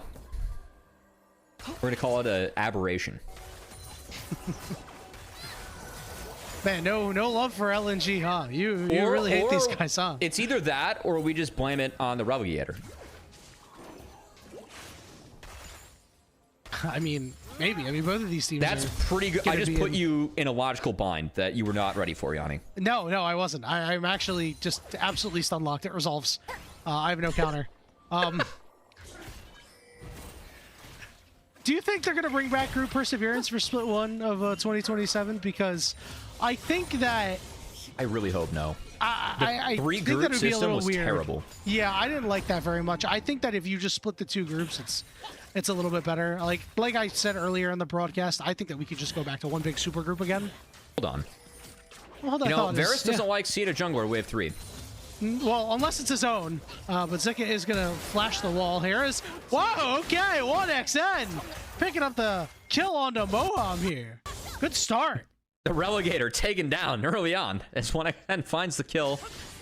Lulu into Rakan is a positive interaction. I just think the Xayah Rakan's being taken because I do like what I've seen from a few teams, specifically NIP. They've been playing Xayah Rakan with Fengyue and ganking it Wave 3. Oh, this is just awesome. This was just a really sick bait. It was a sick bait. All right, well played. You know what? We'll give that one over to 1xN. That's, I think Moham should know a little bit better. Like your W on Lulu, how I'd coach that one afterwards. That W on Lulu has absolutely zero value, Yanni. And given how Lulu's posturing, would you logically think that the enemy AD is looking to base after 3 waves where he can get Cole?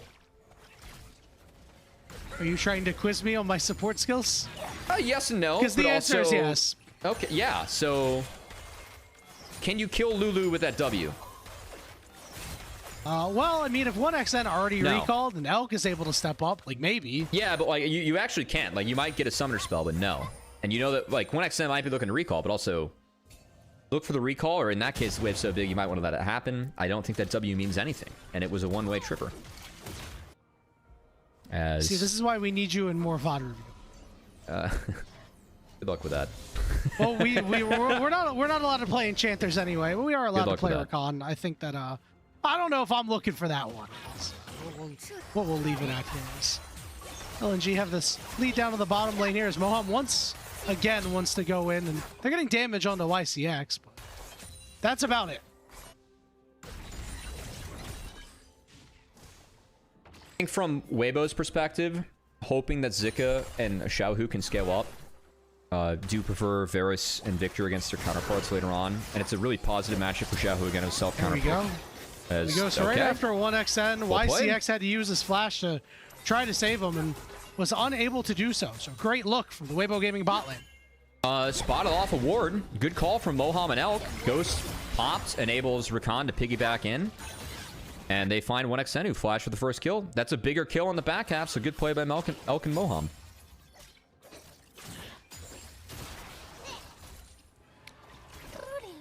Always good when you can get ahead down to that bottom side, especially when you're up against a late game scaler like Zeri. Although the interesting part about Zeri is that her laning phase can still be a little potent at times. So if you're able to wrestle a lead back, especially after yielding a kill, you're in really good shape. Right now, Xiaohu is not disrupted, and 1xn has been disrupted on the other side. So I think that's the biggest thing. If you can disrupt the opponent's late game scaler, you're in a good spot. If you can't, well, it's going to be really hard to win games, as Xiaohu is pushing out Nya with that Arcane Storm. You know this matchup for Xayah Zeri? Opportunity for spacing from Xayah and kind of zone control, just leaving the feathers behind. Zeri is at a range disadvantage if you can keep on walking backwards as Xayah. The goal is that Zeri has to either E into you to set up for your E, or just has to find a way to close that range advantage, whether that's her or the team. So opportunity there for Xayah, but definitely one where as Zeri gets up on your face, she's so bursty and Lulu can really help with that. And this duo later on outscales what Rakan and Xayah can do just in a tank, because Enchantress value from Lulu is so high. So see if Moham's engages can be sound with the Vi throughout, as they're going for level 6 grab, kind of a flip. Yeah, we look for YCX, can't find him. Moham is able to get out. Nya down to about half HP, a little bit lower as these lasers are starting to come in. Who's going to secure the crab? The polymorph is there. They go in on Zhao, but he hit level 6 first, and they're going to immediately blow up Nya. They do get a trade kill back, and now Moham is the one who's being targeted, but the health bars on LNG are not so high. Moham on a sliver. YCX picks him up. Will Weiwei look for more? Elk has a lot of feathers, a lot of autos, but not enough to close out on kills. Ends up being a 2-for-1 for LNG. LNG up 1. Zhao, of course, did get the crab, as kind of a quite the fight that both of our teams signed up there for, Yanni. I was not expecting to see a big portion of the game flipped over the crab spawn, as this is an NA. A little surprised by that as well. You know, a little bit of crabber in there. I think some junglers in the lower echelons of the LPL maybe taking notes from NA, which I'm not sure if that's the place to take notes from. But at least Blabber has historically been a pretty good jungler. Actually, one fun part about Blabber, he watches a lot of League of Legends. I know folks used to ask him about, man. Well, no, like I know folks used to like ask him like tier 2, like the Arabic league, and like he knew what who junglers were and what they were doing. Okay, that's impressive. I really respect that. Yeah, that guy watches that's ball knowledge. A lot of League. Oh, YCX is immediately rooted. Yeah, you can't do that into Rakan Xayah, as Elk is now 3-0. Oh, the best performer for Weibo Gaming throughout their season. It might come to an end today, but appropriate to see Elk getting big in this one, and we'll see what Elk can do on a Rakan that Elk has always been very good at, one that was always good for BLG, partly because of On's Rakan, but the Xayah for Elk was one where I really felt like if he was left to his own devices with BLG, just kind of allowed for the whole team to dive and create chaos, and Elk thrived in that scenario. Him being up 3-0, see if his team can create some chaos around him. See if the Xayah Rakan can be big. Good find there by Moham, as Grub's going to be taken, and Vi going to be making her way down. So maybe we get a Grub for Dragon trade here from Weiwei and Xiao. Big take for LNG there, just taking it away from Weibo, really. The power that the Varus can have early on can really pin you under turret. You already see the CS lead that Zika has put together, but if he had 3 Grubs, I'm sure it would be a hell of a lot worse. You were right about that objective trade just going down. Good polymorph by YCX that time. You get it in early, you're able to survive the Blade Caller, and that won't come through, and you'll be able to not die to the very strong Xayah with a BF sword.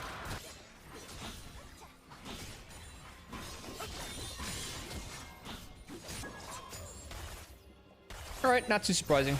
We're seeing the early trades. Vi Drake power is always very big. Do you want to see, though, Zhao just continue to focus his bot side? I know that Zeri and Lulu both have ults up, but let's see if Xiao Hao and Moham can work together. Whether it's playing into the bot lane or playing mid.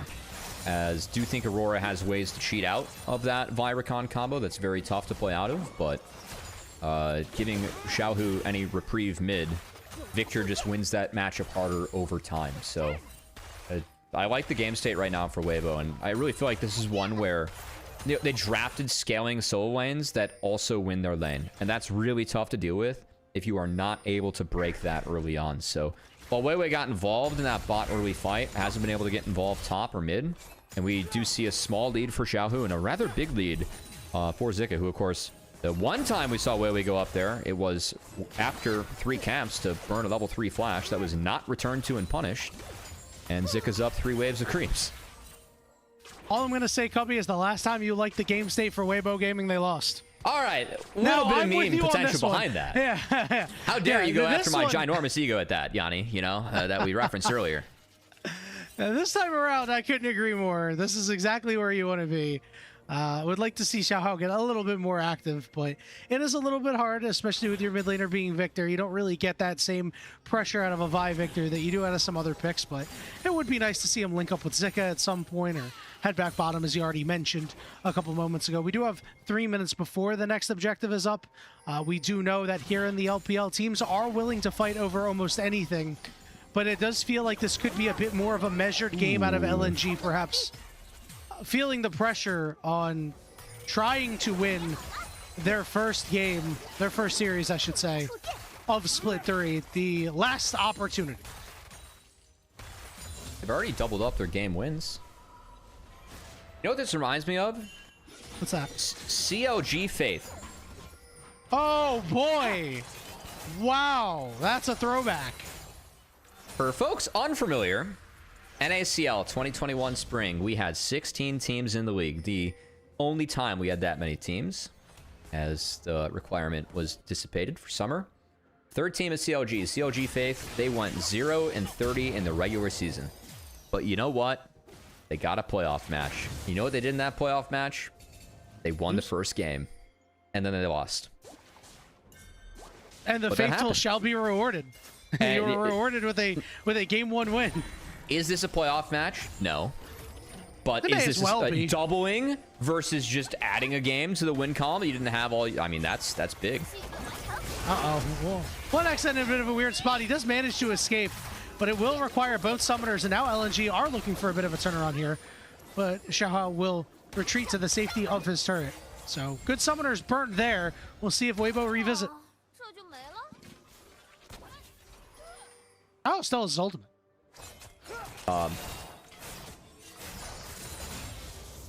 feel like I messed up my history there because CLG Faith actually went 1-29, not 0-30. So they did double the regular season wins. You know? Well, 1XN is the target. 1XN is very dead. It's Xiao who does none of the work and takes all of the credit. Like that, though, feeding Victor some stats and some gold. Or stacks, I should say. Objectively good. Oh, objectively very good for Xiaohu. 1 minute before Dragon, likely to see some resets come in, and expect Weibo to be able to control this one as well. And a lot of those ultimate abilities should be back. And, you know, remember, we said they didn't have to use any summoners for that. They got summoners out of 1XN. So you know he's going to be the target in this next fight. Turret going down. Elk has built up a 2.2 thousand gold lead. He's got a bit of a shutdown. This is what you expect after the first Zeri kill went so well, and the second attempt went so bad. This is 2 items at 13 minutes.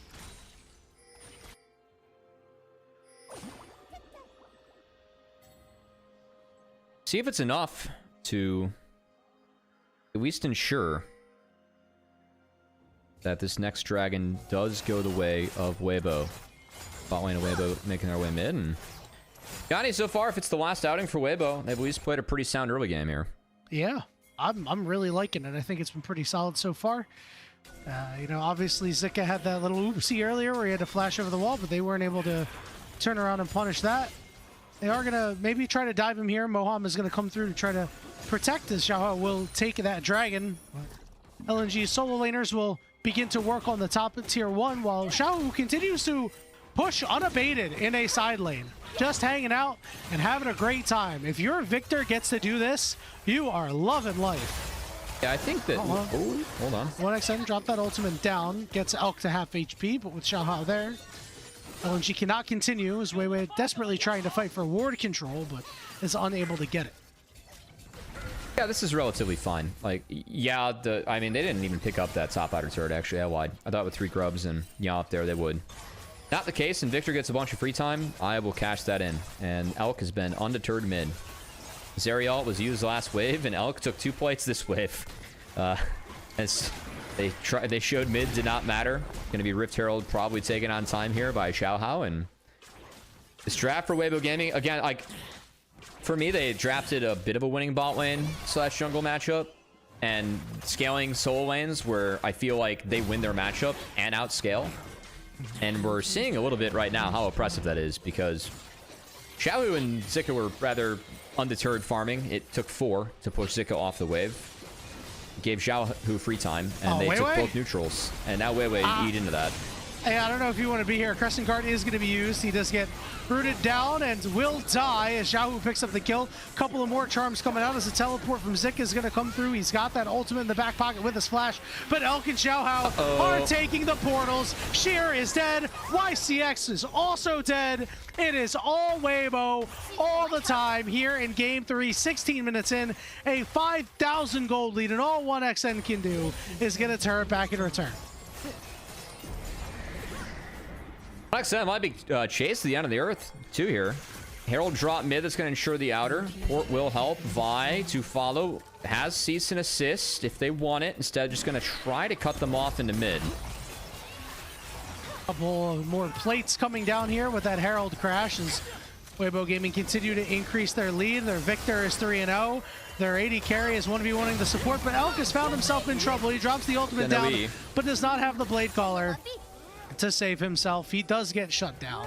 Yeah, that was a bit bold from Elk. On the bright side, they TP'd mid, so it took 5, and Xiaohu got a 16-minute and 30-second wave all the way into the inhibitor turret. So that's good news, as, well, once Weiwei eased into this camp, that is his demise. I don't really know why he eat into that camp, but he did. And Xiaohu gets the kill against the jungler, who was his teammate in 2024 when they made World Finals. Sometimes you have to just ignore friendships when you're in the dregs of Nirvana, scratching and clawing to either win your first series or be the team that doesn't allow another team to win their first series. Yeah, scratching and clawing for all the stakes. All the stakes we have behind this one. You throw all the friendships out the window. You know, maybe we could have had a vignette for this series with the players, you know. This means so much to us. You're throwing friendships out the window, and you're telling them if you're not first, you're last. It's about competition. I think that at least one of these teams is last no matter what. I would really like to think that after that kill, Xiaohu just like all chat away if you're not first, you're last. That would have been diabolical, dude. Oh, that would be Nirvana, a 0-5 versus so 1-4, man. That'd be so good. That's APA level of shit talking right there. That would go big on the Twitter sphere. It would. It would go big. It would be so big it would go big on Twitter as well as Weibo. Heck, maybe it'd even reach Inven. Sometimes you just have to throw the aura out there. I mean, how many times have you seen teams win or lose just based on aura diff? I feel like that's been like half of how I can describe the history of Fnatic G2. Yeah, you know what? Aura diff was like usually G2's favor, you know? You might be onto something there. I wasn't with it at first. I was like, I don't know, but yeah. I mean, the aura that G2 just exudes. I mean, even now, right? It's what we have as G2 in playoffs over in Europe, right? I mean, this team can just suck it up in the regular season, but they make it to playoffs and that aura shows up there. You know, that is the perfect example. What team here has that sort of aura in the LPL? Monkey. Is it just BLG? No, it's just Monkey. I mean, no one has the aura that G2 has, but Monkey is my answer for having the most aura. Probably Monkey or Bin, but Bin's aura is taking a severe hit. Which sometimes happens when you put yourself out there, and it kind of does deserve to take a little bit of a hit based on some Sometimes happens when you don't play. Yeah. I think not playing is the biggest aura loss of all. Unless you're the shot. No, the shot, the biggest aura gain is playing and feeding. The shot is just aura. He is just aura incarnate. Just gain aura. As Weibo Gaming has started up this dragon, looking for their assault point potentially. A lot of damage coming through the crescent guard for Weiwei. He manages to find his way onto Elk, but Elk will flash over the wall on the other side of the fight. It's the other AD carries that can get the job done. Sheer about to go Mega. Weiwei kind of split with the rest of his team. Sheer does go Mega. Xiaohao going to look for another opportunity to go in, but the smite is secured by Weiwei. So Weibo Gaming, they win the fight, but they lose the objective. They are still looking for more though, Cubby. Turnaround, flash right onto Zika. They take him out. Moham maybe targeted next as Elk is coming back around with half HP. But LNG will find their way out after picking up one more. All right, soul point prevented. Gold in favor of Weibo though, as they picked up more from that fight. And Elk and Moham played it out quite well. I really like the flash out from Elk and how he stuck around in multiple instances. Just keeping the fact that Moham has that extended range on the battle dance with the Zyrakan combo. Take a second look. I think the interrupt on Moham was a little bold from Weiwei, just because Moham wasn't channeling to go in yet. And then 1xN goes in a little early, as Moham wasn't able to shut him down, but did shut down Nya before Nya could use the combo to get out. And LNG was chased by Xiaohao afterwards. Elk and Moham in the back half winning out. Good rip by Elk. Able to kite out Weiwei. Didn't even take the blast going over. Saved it to try and get over the wall and take the dragon, which he did. But a good fight from Weibo.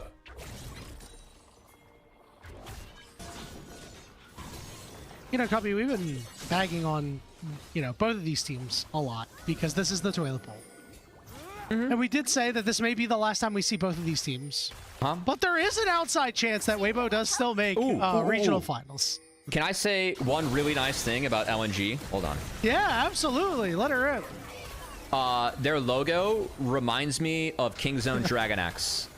It does. But it also authentically is one of my favorite logos in all of esports. I love the LNG awesome. Dragon. I think it's so cool. It's so cool.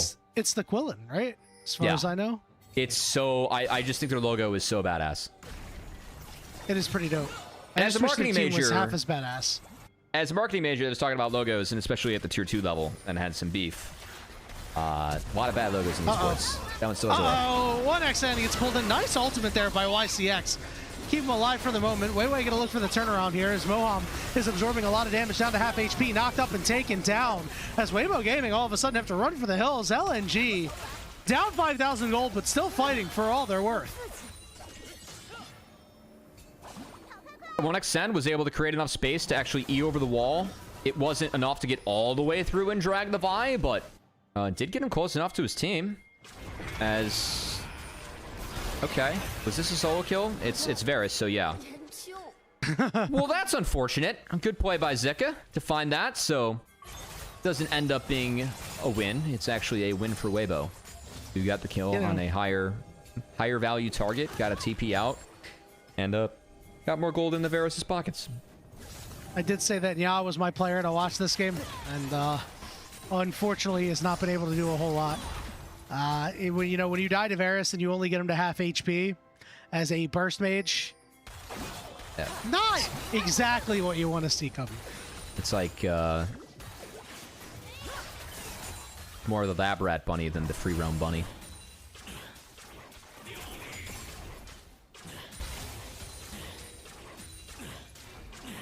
What? That's horrifying. It is.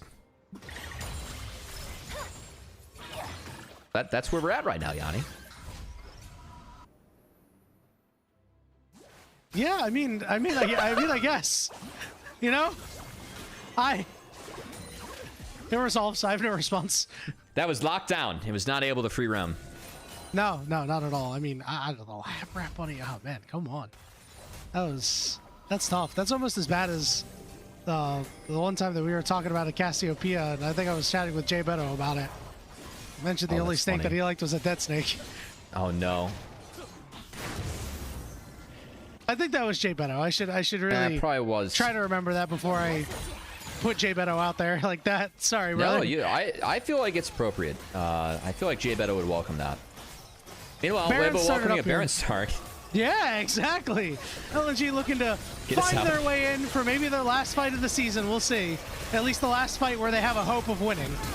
Need the rest of the Weibo's team to in. get there quickly. Big damage in, but Nya had gotten exhausted and will go down. But as you mentioned, that Baron steal, all for LNG. Sheer getting rooted up, able to hop over the wall about halfway to Mega. And if LNG just walking out like this, Cubby, it's another win for them, I'd say. That is a hella depressing Baron. We just let Weiwei walk in, stole it, and we only walked out losing one. Fight's trying to continue. Zika Noir. Oh, Zika's gone golden. Weiwei exhausted, but Zika does end up falling. It turns on to Moham. Hang on a second, Cubby. Oh my goodness, Elk! But he couldn't finish off the play. It's a triple for Zeri, but Xiaohu shuts that down. And Weibo Gaming come away with the fight win. All right, a little bit of excitement late in the night here as Elk tried to make something happen. He goes down, but he does make it happen for his team.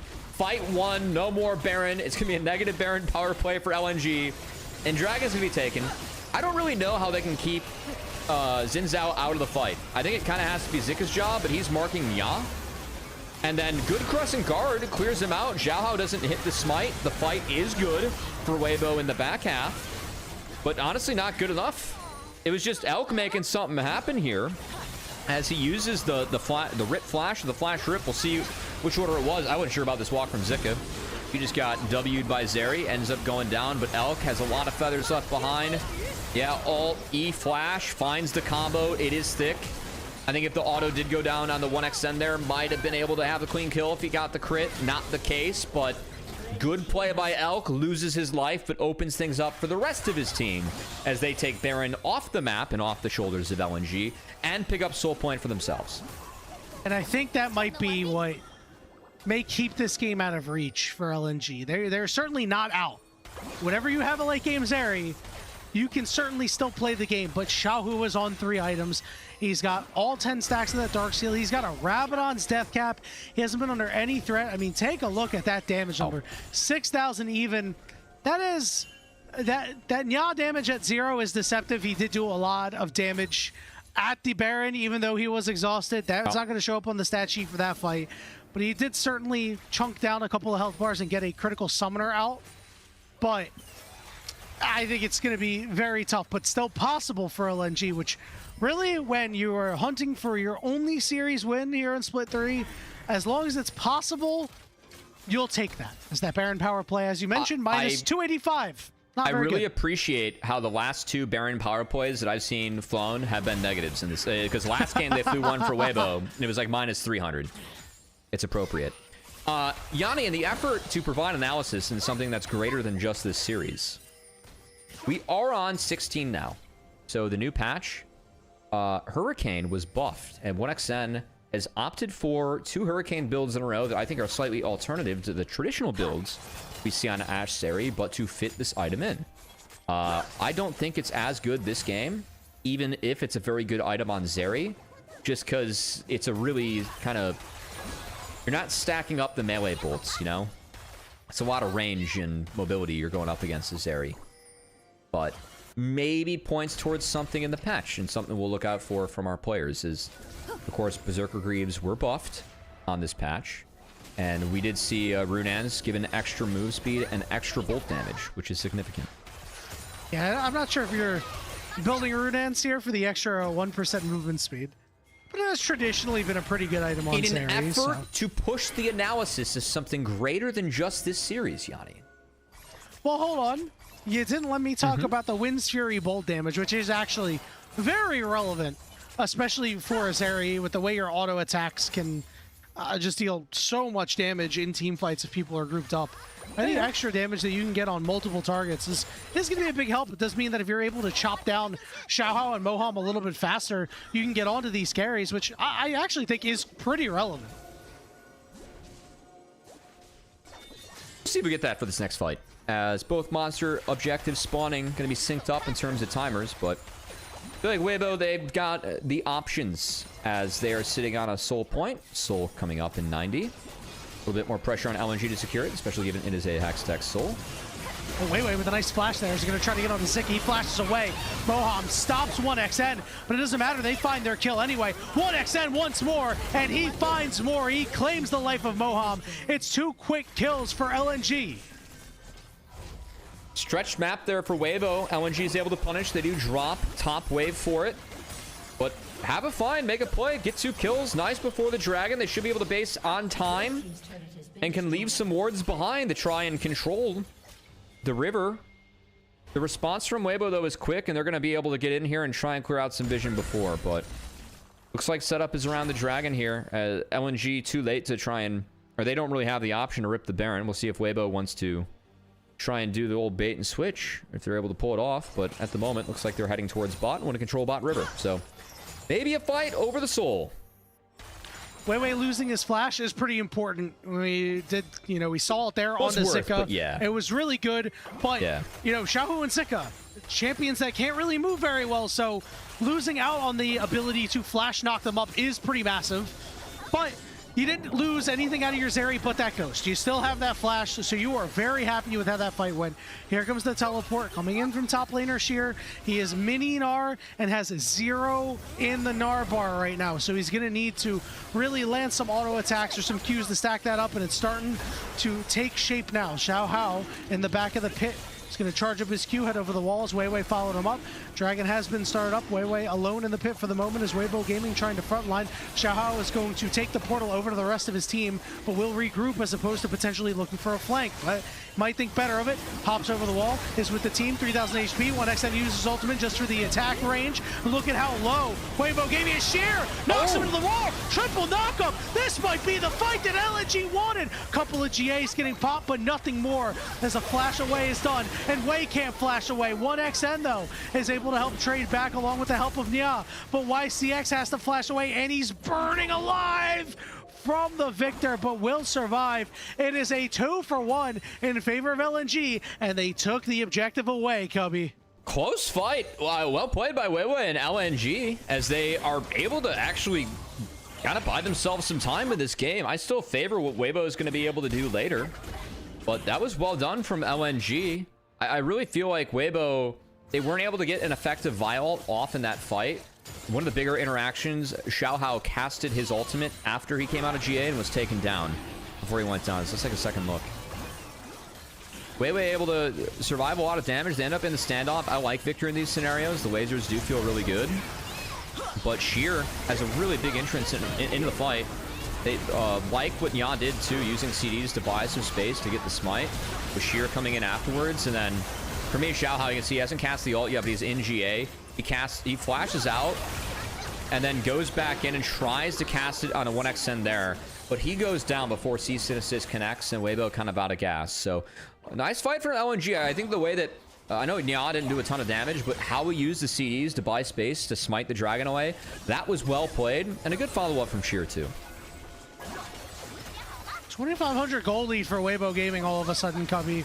Is a game that was fully and well in their hands, maybe slipping away. But LNG have decided, hey, we are cool with ending the season right now as we start up the Baron. Sheer goes Mega. Still has that ultimate in the back pocket as Xiao goes in on him. They're going to root up Xiao Hao and not do a whole lot of damage to him. So Sheer has no Gnar ultimate this time around. As Weibo Gaming are trying to attack him, but the Baron has been secured by LNG, Cubby. And they're out. Xiao, why are you queuing towards that brush? Mo, I was trying to check it. You saw Baron at half when he got ulted into the wall. I just think, we saw the toggle. Baron was at half when Xiao got ulted into the wall. Queuing into that brush during that is so disrespectful when you saw no one pull out of the pit. You got to go into the pit and try and flip it. He queued to try and get more vision. That was kind of Moham's job, checking that brush. They just take Baron for free. LNG, like we said moments ago, fighting for everything they're worth. And they have made this last game very exciting, Cubby. Take a look at that gold graph. It's shrinking and shrinking and shrinking. Now let's see if LNG can find their way into the driver's seat here. It just feels like if they get a little bit more impact from other roles outside of 1xN, it's their game to win. A positive Baron power play would be an improvement for the series. I would like to see it here from LNG. Even if it's +9? Right now it's negative, but it was just +9 the a last second two ago. have been negative. We'll see if LNG can push things forward. They will have this Baron up to at least set up for the Dragon. Dissipates when Hextech Dragon joins the Rift. Soul point up for LNG. Weibo, of course, have Soul available. But well, let's see what 1xN can do on this Zeri and how crazy things can get late. He went Hexploit 5th. So Zeri is now at 100% crit. A little bit of scaling with the Yuntals that was buffed as well. And now we're going to have to see what Zeri can do when R is pressed. I think if these entrances into the fight are big from 1xN, might be able to overwhelm a squishier comp from Weibo, even if I still like the tools that Weibo can use. I just think that Xiaohao really needs to make sure that the execute between him, Moham, and Zika does end up on 1xN at this point, because this is a 5-item Zeri with Lulu behind. That can, it's looking kind of scary at this point for Weibo. I still feel like Weibo's the team that should be ahead, but 1xN is a threat that needs to be dealt with as Good Dash gets out of the chain of corruptions there. 50 seconds until this Dragon is up. Cubby, the toilet bowl has delivered. I'm going to be quite honest with you. This last game has been very exciting. There's been some toilet bowl moments. I fear that... I fear that was another one coming out. I still can't get over the dive from last game. Xiaohao is now on the list twice. All right, 1xN is frontlining, exhausted, still alive. LNG getting pushed back as 2 of their critical members are missing some HP 20 seconds before this Dragon is up. Kind of a bold ult from 1xN, and then also bold to hit. This is Hextech Soul? It is. They have TPs. I guess with the ports and Baron, it's fast enough to respond, but Weibo at least has control now. And with a Chain of Corruption and Victor, I think fighting uphill for LNG is harder. Yeah, maybe LNG likes paying retake. They could have stuck around and prevented Weibo from getting here, but now Weibo gets first hit. Okay, we're going in on to Zika, who's gone golden. There's no That's smite. Gonna be it. They gave Soul. They gave Soul away. They get 1 kill. Ya on the other side between worlds, but goes down. And now we're going right after the AD carry of LNG, who falls. But look at the damage coming out from Xiaohu. And that Arcane Storm. He'll flash after YCX as Weiwei gets cleaned up on the backside. That's an ace for Weibo Gaming. Cubby, that was the most group Nirvana decision I've seen in my life out of LNG. I mean, I just watched Xiaohao watch Baron go to half and then Q into a different brush, and that gave away Baron. And then I watched Weiwei go over the wall and give away Soul. That's going to give away the game. I said that a positive Baron power play might be an improvement, but that was a positive Baron power play from LNG that's going to end up in defeat as Weibo Gaming look to take the series.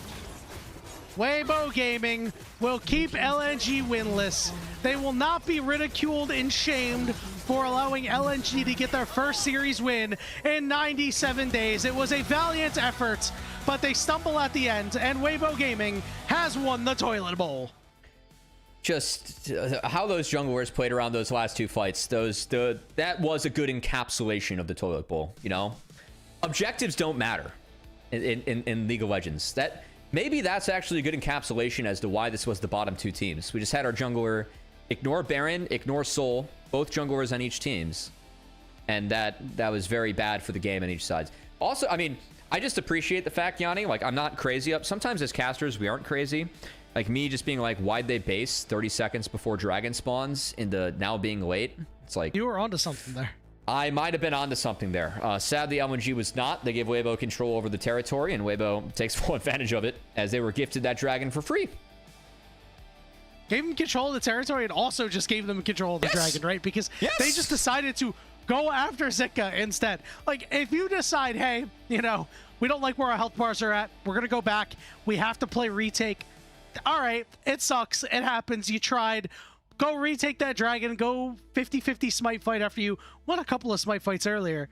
But you just go attack their top laner. He's Zonia's and we don't kill him instantly. We give away the soul. We give away the soul. Like, oh man. Brutal. That's game. like the part, that's like this part of the Despicable Me meme where, you know, like, that's slide exactly 1, what I 2, that's exactly 3, what I was and then referencing. We gave away the soul. Not good. Man, that's crazy. Cubby, how'd you feel about the toilet bowl?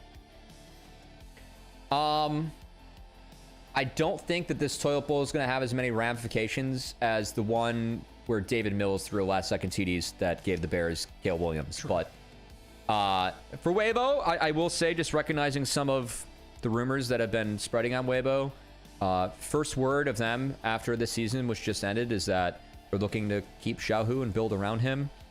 We don't feel like the play of Xiaohu maybe warranted that for this year. This game it was good. But I do want to recognize that Xiaohu is one of the greatest players of all time for the region and internationally, and is a shoe-in for the Hall of Fame, if there were a Hall of Fame in this game. And honestly, a candidate for the Hall of Legends, which, given his resume, he really is. And I would love to, I think that LPL losing Xiaohu would not be the same. So as much as the gameplay makes me scratch my head as to why it might be Weibo Xiaohu again, having him as a mid laner in this league, he has proven himself time and time again. We haven't seen him of late. I know the world streak is broken for Weibo with this result of the year as well. Not yet. Weibo Gaming has 40 points in Worlds qualification right now. I thought it was likely done. So they need other results this week? It is highly likely done. Yeah, it's done. It is done. Highly likely. What Basically, they need LGD to not finish 5th, 6th, because that would give them 30 points, put them 5 points ahead of Weibo. That's it. If EDG, Thundertalk, and IG, any of them finish 5th, 6th, they will each be at 40 points. And I don't know. Tiebreaker goes to result later on. Tiebreaker goes to more recent result from past memory. Okay, so if that is the case, then they are probably cooked. I want to go to. I know Nightmare. They had a post about this. Maybe so I don't actually.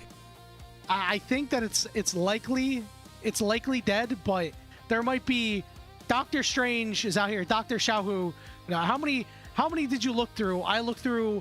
1,200,865,236 results in the future. How many did we get to the regional qualifier?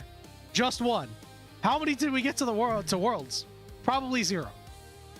It's like, I don't even think, I'm reading Nightmare's post and I don't even know if it can mathematically happen because hold on. Let me think about this real quick. They need all of them to finish outside top 6. 4 teams are listed. They're just not going to make it. That's it for Weibo. This is mathematically impossible. It is, because there's no way that 4 teams can all finish outside top 6 unless they don't qualify, and which is not going to be the case. Because IG and I guess NIP has to be the 6th team. NIP has to come in and be 6, but like even then, it's still 3 teams outside of top 6. So it's not possible. It is not possible. Yeah, yes. Yeah. Yeah. 100%. Okay. This is why you don't do math on caskets. Yeah. Who knows? Maybe there is something that we are missing. That is what we are not seeing Weibo again. It is mathematically impossible to see Weibo again. I can't do the math on this right now. Somebody will actually run the real numbers. No, it is. I think you're probably right. I'm 100% right. Yeah. Well, that ego punished you in game 2, my friend. True. Yeah. Let's go Weibo. Go pro Weibo again. But no, it can't happen. So. Shout out to Among the Weibo. worst toilet bowls of all time, I don't think this was the worst one. I think that there was a lot of bad play, but we saw Xiaohu go 7-0-5 that game. This was not bad. This was not Rockhat Origin. It was not. No. Yeah. No, far from. Mm-hmm. Thank God it wasn't because we would. Oh my God! I should have saved. I feel bad for the other casters if it was Rockhat Origin. That was actually the funniest thing that I pulled because I saw XPeke support and I was like, oh yeah, he played AD carry this split. Because remember him playing AD was one of like the singular worst players that I have ever seen competing in pro. Was XPeke AD. It was bad. And XPeke is in my League of Legends Hall of Fame. So yeah, no doubt. But stuff remember, happens. you can be a Hall of Fame player and not be having a good end to your career. Good example. Who's a good example of that? Name one good example of that. That might be fun. In anything. In any sport? Oh man. Yeah. I mean, it fits Uzi in League, I will say. But Uzi had injuries that he was dealing with. Yeah. If it's Peyton Manning. Yeah, but he won on the way out, so that doesn't count. He did win on the way out, but he didn't play well. Yeah, but like he had 4 neck surgeries and had to go get stem cell research in Germany. Yeah, which he called at the time 100%. a special trip for my wife, because the NFL didn't want to talk about stem cell research back then. But yeah, that is what happened. Cubby, who do you have for player of the game and player of the series? Player of the match. Player of the game. Let's start baby steps. Let's start player of the game. Like give me a Elk shot. and Elk. Elk and Elk. Give me a shot. Elk and Elk. He didn't die, man. He didn't die. Give me a shot. Give me an Elk for player of the series though. I'm in. I think Elk deserves it for this game. Like even the death he had in the mid fight, I thought. Oh yeah. That they won the fight off of his play. Yeah. This is a good death, you know. Mm-hmm. But yeah. I mean, listen, objectively, I think it would be Elk for player of the game. But Xiaohu didn't die, man. You know, let the king go out with a Monaco with half of the crown, and then we can give Elk the. I will say the most promising thing about hearing that Weibo wants to build around Xiaohu again is again the hope that we see Xiaohu in the LPL as legendary player. Not the best year for Xiaohu, but. He's not a player where we're like it's time to hang it up. I would be down to see another year of Xiaohu for sure. I again think that the play that we saw from him, I'm a little bit surprised that Weibo wants to run it back, but it speaks to what Xiaohu's done with Weibo in the past. He's gotten him to the world final. Xiaohu has always been. I think he's the greatest LPL player of all time until Knight overtakes him, and when that happens, that's up to Knight, and that might be sooner than later given the resumes, but. The fact that he had Clear Love behind them, honestly, a fun combo to see if we could have gotten the best out of Weibo with 2 of the greatest LPL players of all time within this team, but not in the cards for this year. Do you want to give an honorable mention to Sheer, by the way, who I thought had a decent series today? Oh, yeah. So played pretty well. I hope to see more Sheer in the future for LPL too, but it's going to be it for both these teams. I sadly will not get to see the Dragon again. And or the Quillen, as you said. You'll get to see this dragon again. Oh yeah? Yeah, the one where they just, gave it and decided to lose what the dragon? Game said LNG. Yeah. Weiwei.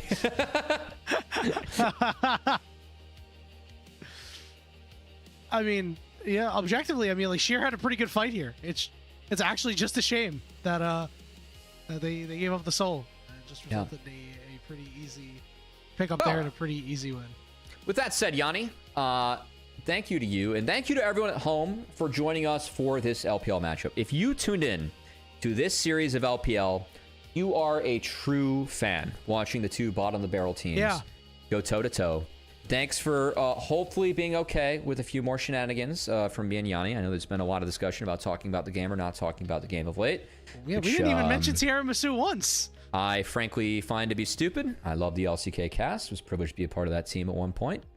And I think a lot of broadcast and entertainment. There are a lot of different ways to go about it. It's not always about the game. There's a lot more to life than League of Legends. So always fun to talk about that.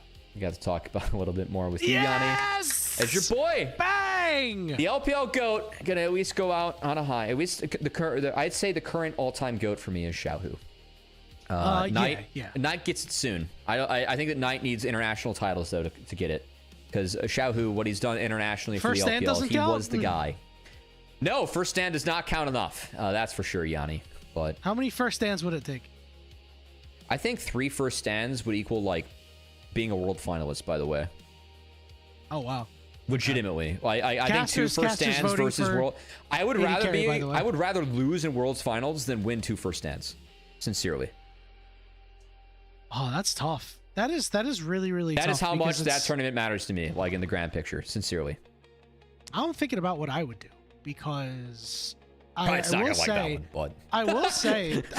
will say the fact that you have to think about it. I mean, there's it was 5 and 6 teams there. Listen, and let's say what it is. Yeah. It took a while for people to start considering MSI a very serious tournament. Now it's a very serious tournament. I think we might get the same thing with first stand. I think that whoa. The this Tiger. Is illegal. The this Summer is Tiger. Illegal. No. This is highly illegal. I feel like you know what? I think that the call was put in. The call was put in. Weibo's like, we're gonna have Xiaohu again for sure. We don't know about Elk. Hold on. Cubby, we did put Xiaohu up for consideration of player of the game in game 1. Actually, I did have him as player of the game, but I had Elk as player of the game in game 3. So I guess, yeah. So it's like a 50-50 at that point. Maybe it's not as highly illegal as I thought. I think no, it's definitely highly as illegal as I thought. I still feel like it was Elk. Elk was just higher impact. Much better. He just was in higher game impact. 3. Yeah. Elk played much better in game 3 than Xiaohu played in game 1. So this is highly illegal. But congratulations to the king of the LPL getting his crown on the way out for the 2026 season, or at least we believe. At least had a very, very good game in this game, which was nice to see. Yanni, as someone that worked a seasonal job, one of my favorite jobs I had for 3 summers over my college time, I worked at a summer camp where 600 plus kids would come every week, up to 4 weeks. We had 150 plus employees on the college campus that would help take care of them. It was a blast. Some summers, you'd have people that said they were back for sure. They didn't come back. We missed them greatly. Some summers, we had people that said I wouldn't come back, and then they ended up coming back. That was me year 3. I wasn't supposed to come back. Lined up a job that fit. Was able to make it for one last summer. You never know when people walk or when time's done. I really hope that's not the case for Xiaohu. And if this is, if the Weibo rumor is true, I think it's promising that Xiaohu is going to keep on playing. But it would be quite the bummer to see him go out like this. So really hope we're blessed with more Xiaohu in the LPL, because I think one of the more fun parts of having Knight and Cream and Shanks in the league right now. 0 votes for Elk? Yeah, that's illegal. I can't believe that they voted for Xiaohu after how he played that Baron, by the way. I have thoughts. I have thoughts. All right. Let's get us out of here. Let's get us out of here before you spew these thoughts on cast. I will finish my Xiaohu point. You never know when people are done or not. Legendary player, and one of the fun parts about LPL right now is that he's still in the league for when Knight, Cream, Shanks, and some of these other good mids are trying to come up. We've had splits where those guys have taken the crown from him on the way to playoffs, and beating legendary players like that. There's always a passing of the torch moment that happens in real sports, which very much is because of Father Time, which doesn't play nearly as big of an impact in this sport, but is fun that we're lucky. I mean, it's a grind to do this. We're lucky that Xiaohu's still doing it, and fun to see him go up against the best, even if this was the worst placement that I think he's ever had in his career. And I have not checked, but I'd say second to last is probably it for him. So hope we get to see more of Xiaohu, and hope we can see him more on top of his legacy when he does decide to go quits, or call it quits. I think the biggest thing to always remember is to recognize greatness from the past and still give those players those grace, even if they're not so great right now, and appreciate the greatness that you have right now, because one day those players that we see today that we laud like Knight will eventually retire too. That being said, if you really want to appreciate some greatness, well, you're going to want to tune in to this next match. We have K-Man and Slayer on AL and Top Esports. A hella good casting duo with a hella good matchup. We'll see you on the other side after the caster swap.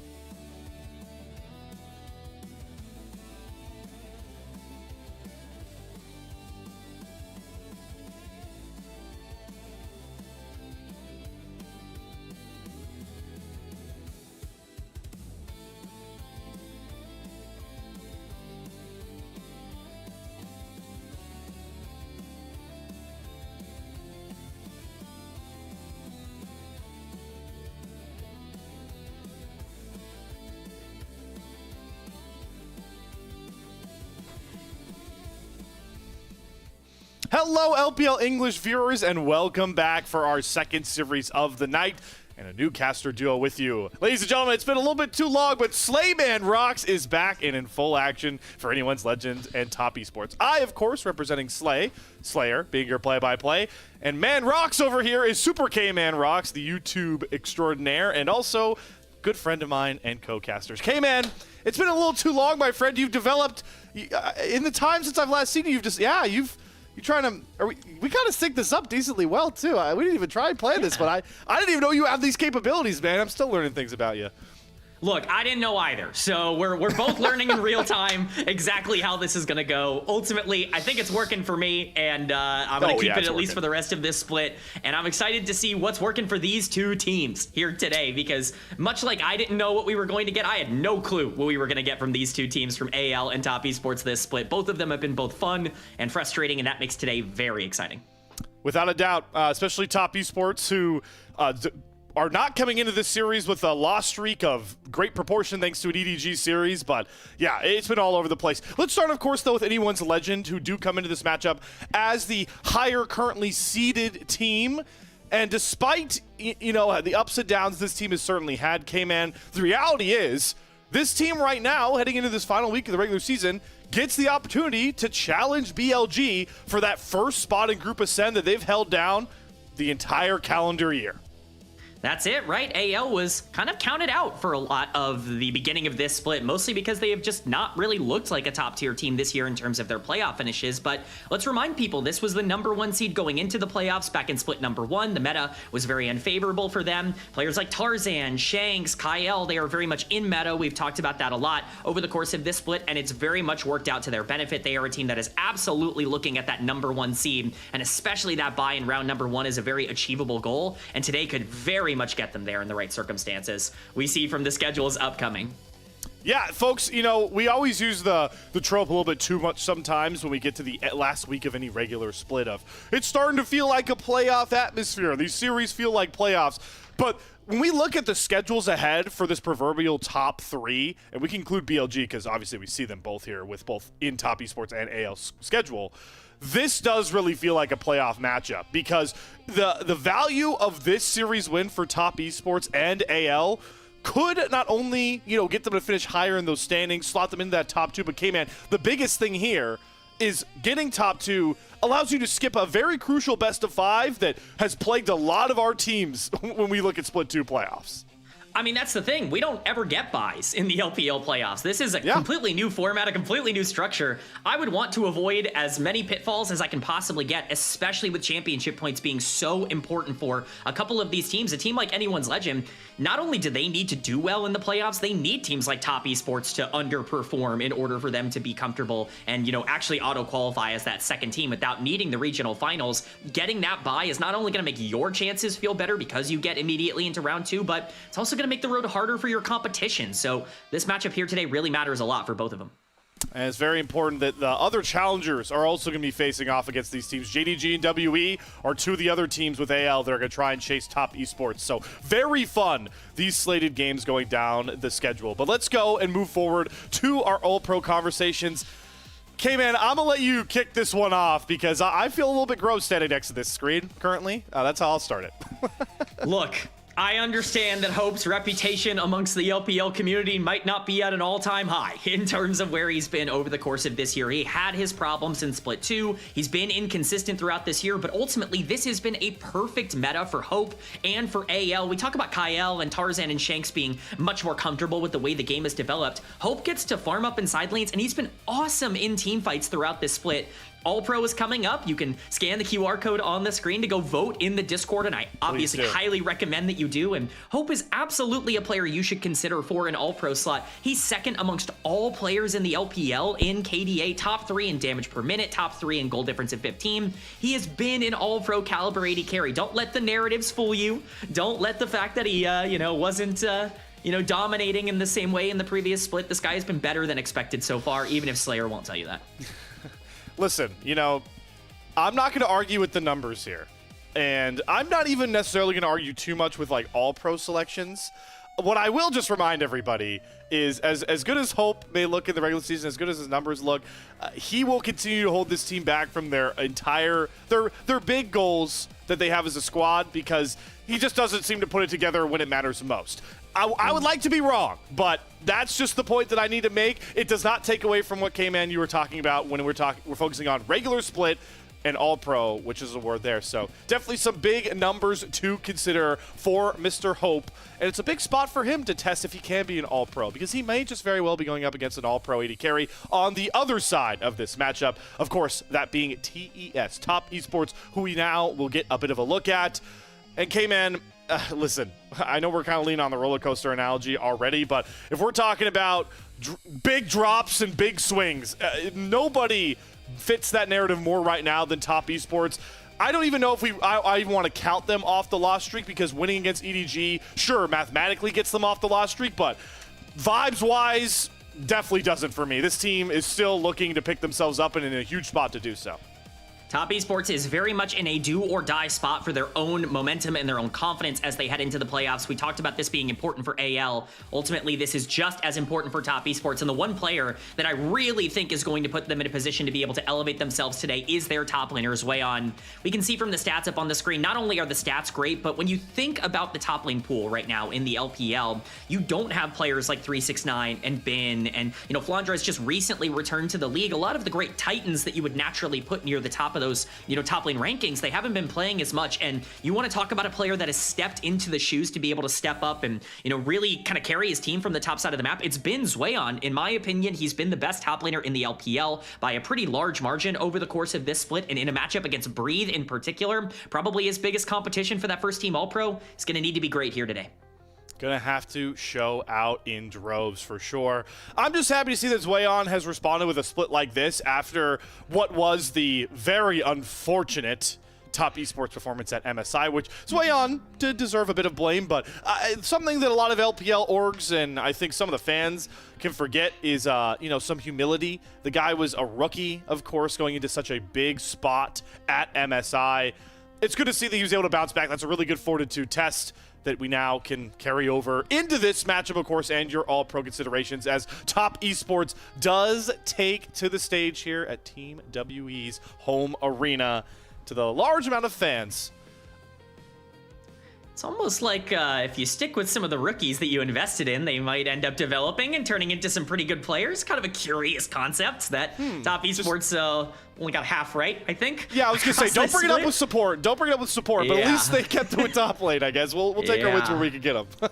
Yeah, it's definitely, the patience that a lot of these orgs have shown has paid off. A lot of the rookies at the beginning of the year are playing their best league so far in Split 3. It's not just been Top Esports, and so they need to continue to make sure they cultivate a lot of the talent that they have brought in. They really need a lot of that youth to be able to push them ahead of a team like AL, who is, of course, making their walkout here as well. They've been fantastic and really fun to watch. We've talked about their meta fit, but overall, the mechanics of this team have stepped up so much over the course of this year. They're just kind of hands-checking a lot of people. Their ability to snowball games has been excellent. So they're one of the more fun teams to watch, and they're good, which is a very good combo. Very good combo, especially when Tarzan is back to his peak status, I would say, in the LPL as of late, which for award show stuff is challenging Knight for that MVP award. I think just to magnify how good of a player Knight is, to just be challenging the guy for the MVP award means you're playing some really high-level League of Legends, and that is where we're at with Tarzan as we see anyone's legend take to the stage here. Such a fun matchup. Again, the gravity of this one best of 3 for our playoff picture cannot be understated. And we're excited to soon get into this matchup. But it's important to remember, I'm sure our first caster pairing talked about it a bit, K-Man, but it looks like we're singing the mages are dead argument. We, of course, are on 26-16, folks. That brings the big AD carry changes, the MR buffs, the fleet buffs. Runen's Hurricane got a big look. And what's interesting for this matchup when thinking about it, K-Man, is that our two AD carries, JackeyLove and Hope, they were already kind of seeing this coming, right? They were already getting away from a lot of the mages before when we look at their last 10 games played each. Yeah, Jackie Love very much, feels more comfortable on those ADCs, and Hope's best champions are still very relevant. I don't think it's going to, super affect the way that these two feel about the game, but it certainly will affect how they play their early games. I think generally their matchups have been very dictated by how aggressive they feel they can get on the bottom side of the map. Top Esports, a team that would love to go back to some of these more hyper carries, would love to start playing for the 2v2 on the bot side a bit more. AL has been like, I love this mage bot lane meta. We can leave Hope on an island in a side lane, let him farm up. This could be the kind of shift that ends up making Top Esports even stronger on the bottom side if they can take advantage of it. Yeah, it's been very fun to see how some of our other teams are reading this potential patch coming. Even last week, everyone likes to talk about, especially with like LCK carries, once they knew that the mage bot meta was kind of shifting away, they just dropped it and we're playing a ton of marksmen already. We started to get a little bit of inklings of that last week. My best example was for BLG. We saw Viper and On in 2 games play Kalista Renata and then Yunara Lulu. They haven't touched those pairings in months. So like you're mentioning, with a team like Top Esports that's going to play through Jackie Love, I'm curious to see how much he's willing to switch his champion pool already from the marksman that he was playing a ton. Think about the Runaan's Hurricane buffs a lot. We just saw Zeri from 1xN. That's a champion that wouldn't be surprised if we see more of in Group Ascend as well. Zeri, I think, is definitely the champion to call out. I think she is the most benefit. She benefits the most from the changes that I think happened over the course of. She was already really strong, and now her laning phase is going to be a bit more consistent because she's not getting poked out by Ziggs every game. And also, You're in a spot where you can survive up until some of those late game team fights. If a team wants to go for scaling and a hyper carry, I think Zeri's going to be near the top of that list. But for me, I really think we're going to be moving, kind of in a halfway mode towards that. I think we're going to stay towards the marksman, but also go for some of those more stable ones that have already been in the meta. Things like Ezreal, things like Sivir, I think are going to rise in popularity. They continue to be really effective. Ashe, these champions that can still be useful even if they're not the main characters of a team comp. I think I would expect to see those prioritized pretty early on here. Well, it's time to dive into the early phase of our Game 1 draft here, folks. It's AL that are going to have first selection going into this on the red side. Already seeing bans fly through, and I'm very glad the Nefiri ban was the last one to come through, because if that wasn't it, K-Man, you just know Tarzan was going to first select that Nefiri like he's done so many times, but he'll go down this list and grab himself the J4 early on here. Yeah, oh no. Yeah, like Nefiri's a big pick, but he gets Jarvan, his second most played champion. He's only lost 1 game on it throughout this split up until this point. Incredibly good to give him priority. Is going to give TN the chance to counter with something that's a bit more aggressive on the other side of this. Lee Sin has been Top Esports' most consistent pick by far across this split. When they play around that early pressure, they're able to snowball games. They let TN play that greedy style he's used to. This team does not want to play passive. They don't want to be scared, and that's been something they've really struggled with. They're not going to lock it in, though. I really thought that was coming through. It's going to be the Rise here. We'll see if they end up answering with jungle as well. We'll see. I kind of like the idea. I know Lee Sin is a lot of early aggression, but I still kind of just love the value on the map that Pantheon and Rise as a second rotation can be. I think they sync pretty well. I even think Nocturne and Rise maybe have a bit more synergy, but the kick into the Rune Prison is a pretty good combo to single out one target, and TN wants to stay aggressive in the early game, as here we start to see exactly what we were talking about. Of course, Hope has played some Ashe games, K-Man, but Ashe Seraphine, I think this is apt to show that AL are wanting to adapt a bit more to playing for that 2v2. Yeah, I'm curious to see how this goes, because AL really struggled in a meta where things like Ashe Seraphine were really prominent, mostly because Kyle just wasn't very comfortable at dominating in the 2v2, and Hope's not really the player you want to play for. Ashe Seraphine to me is a good middle ground of that, where Hope can still be this utility carry in the back end of the game. You can play more for the mid lane if you want to do that, and you still have some pressure on the bottom side, especially considering the fact that Top Esports is not going to be able to pick their bot lane here, so Lucian Milio is almost certainly going to be off the board as a counter pick. The Gnar going to be locked in for Zweon. Love giving him some priority, and you're going to be able to ban out some of the more obvious like marksman counter picks like Vayne and Varus on the top side. Both of these teams, I think, indexing towards their strengths right now. Indexing into those strengths, indeed, as we move into the second ban phase here. Now, a lot of protections over there to Zweon for his blind Gnar, which is a bit intriguing, knowing the Gnar, even in some of the tougher matchups, doesn't tend to struggle too much, but never hate protecting your rookie on that early blind. And for AL, looking to just eliminate engage tools. I like this a lot because Lee Sin, Gnar, it can be a bit uncomfortable being the main engaged target on champions like that. You'd like to see an engaged support to just kind of kickstart the fight. So Nautilus makes a ton of sense, and the Karma will come down to try and cut down on aggressive lane pairings here for Jackie Love and Zhuo. I agree with you about the engaged support overall fitting the team comp a bit better, but Lucian Milio has been kind of the default answer to Ashe Seraphine, and neither of them were touched in this draft phase. That feels like a really obvious lock-in for a bot lane that I trust a lot on the other side. I think that's a mistake for AL. I think leaving that up could come back to bite them. Jackie Loves Lucian is very good, but now the question is, what is the answer on the top side for Breathe? Varus would be an option, except he doesn't really play it as a champion, so what bruiser does he feel comfortable going towards that he think can take advantage of the Gnar? That's probably the question now. A lot of different interesting hovers. Can never go wrong with the hot pocket strategy of the Rumble and the J-Force, but they're going to go with the Ambessa here. Breathe looking to carry off of his LPL awarded top lane player of the week selection alongside a lot of those LGD boys from week 4. So looking to continue that over here up against Top Esports for the final week. And we'll see exactly what they want to leave here for Shanks. Like things that maybe help with the space creation of Ashe Seraphine, but it's also never bad to put a Death Ball topside next to a Seraphine, and they'll lock in the Galio here for some extra engage alongside Tarzan. But this is low damage comp. It's a very low damage comp, and that does scare me considering you have a Lee Sin, you have Lucian Milio on the other side, you have priority with the Rise. Like, this is a very risky draft, I think, for anyone's Legend. I really like the way Top Esports is set up. I just prefer their comp a little bit more in this one. I think they're going to have more agency in the early game, and I think I trust these players on the champions that they drafted. I said this before, but you can say what you want about TN's inconsistency. Lee Sin has been one of the few picks he's been able to find a lot of success on over the course of this split. It's been one of the strongest champions in the game. I think Top Esports are going to be able to control a lot of the mid game here with the Rise, and should have a lot of control over whether or not this game goes their way. I think early Dragons could be really telling on how much of a pace we're going to have in that mid game. If we can see Tarzan maybe take away one of these 2 opening Dragons, make sure a Soul win con isn't available for a Top Esports team that does kind of need to win the game in a bit of a quicker fashion, right? We do have a Rise for Cream, but outside of that, I do get kind of scared of a late game Ambessa and mostly this Ashe Seraphine later in the game. So we'll see, I think, how Dragons could play a key factor in what you're saying, K-Man, that the mid game should be all Top Esports. But we've also seen Tarzan single-handedly wreck games on his own with this J4 pickup that you mentioned. Only has 1 loss this split. So a lot of confident calls here from both sides going into this game 1 draft with so much on the line. I absolutely agree. One thing I will point out for AL, this team has not been good in team fights. We can talk about their ability to, be consistent near the top of the standings. They're a great team at getting early leads, and they love snowballing games. They've thrown 10,000 gold leads. Like, this is not a consistent team in the back end of the game. If they're looking for scaling, that could be a more precarious position for them. Top Esports is going to be pretty happy in the mid game. Top Esports AL for the final time of the year in the regular season, and the Gios are ready.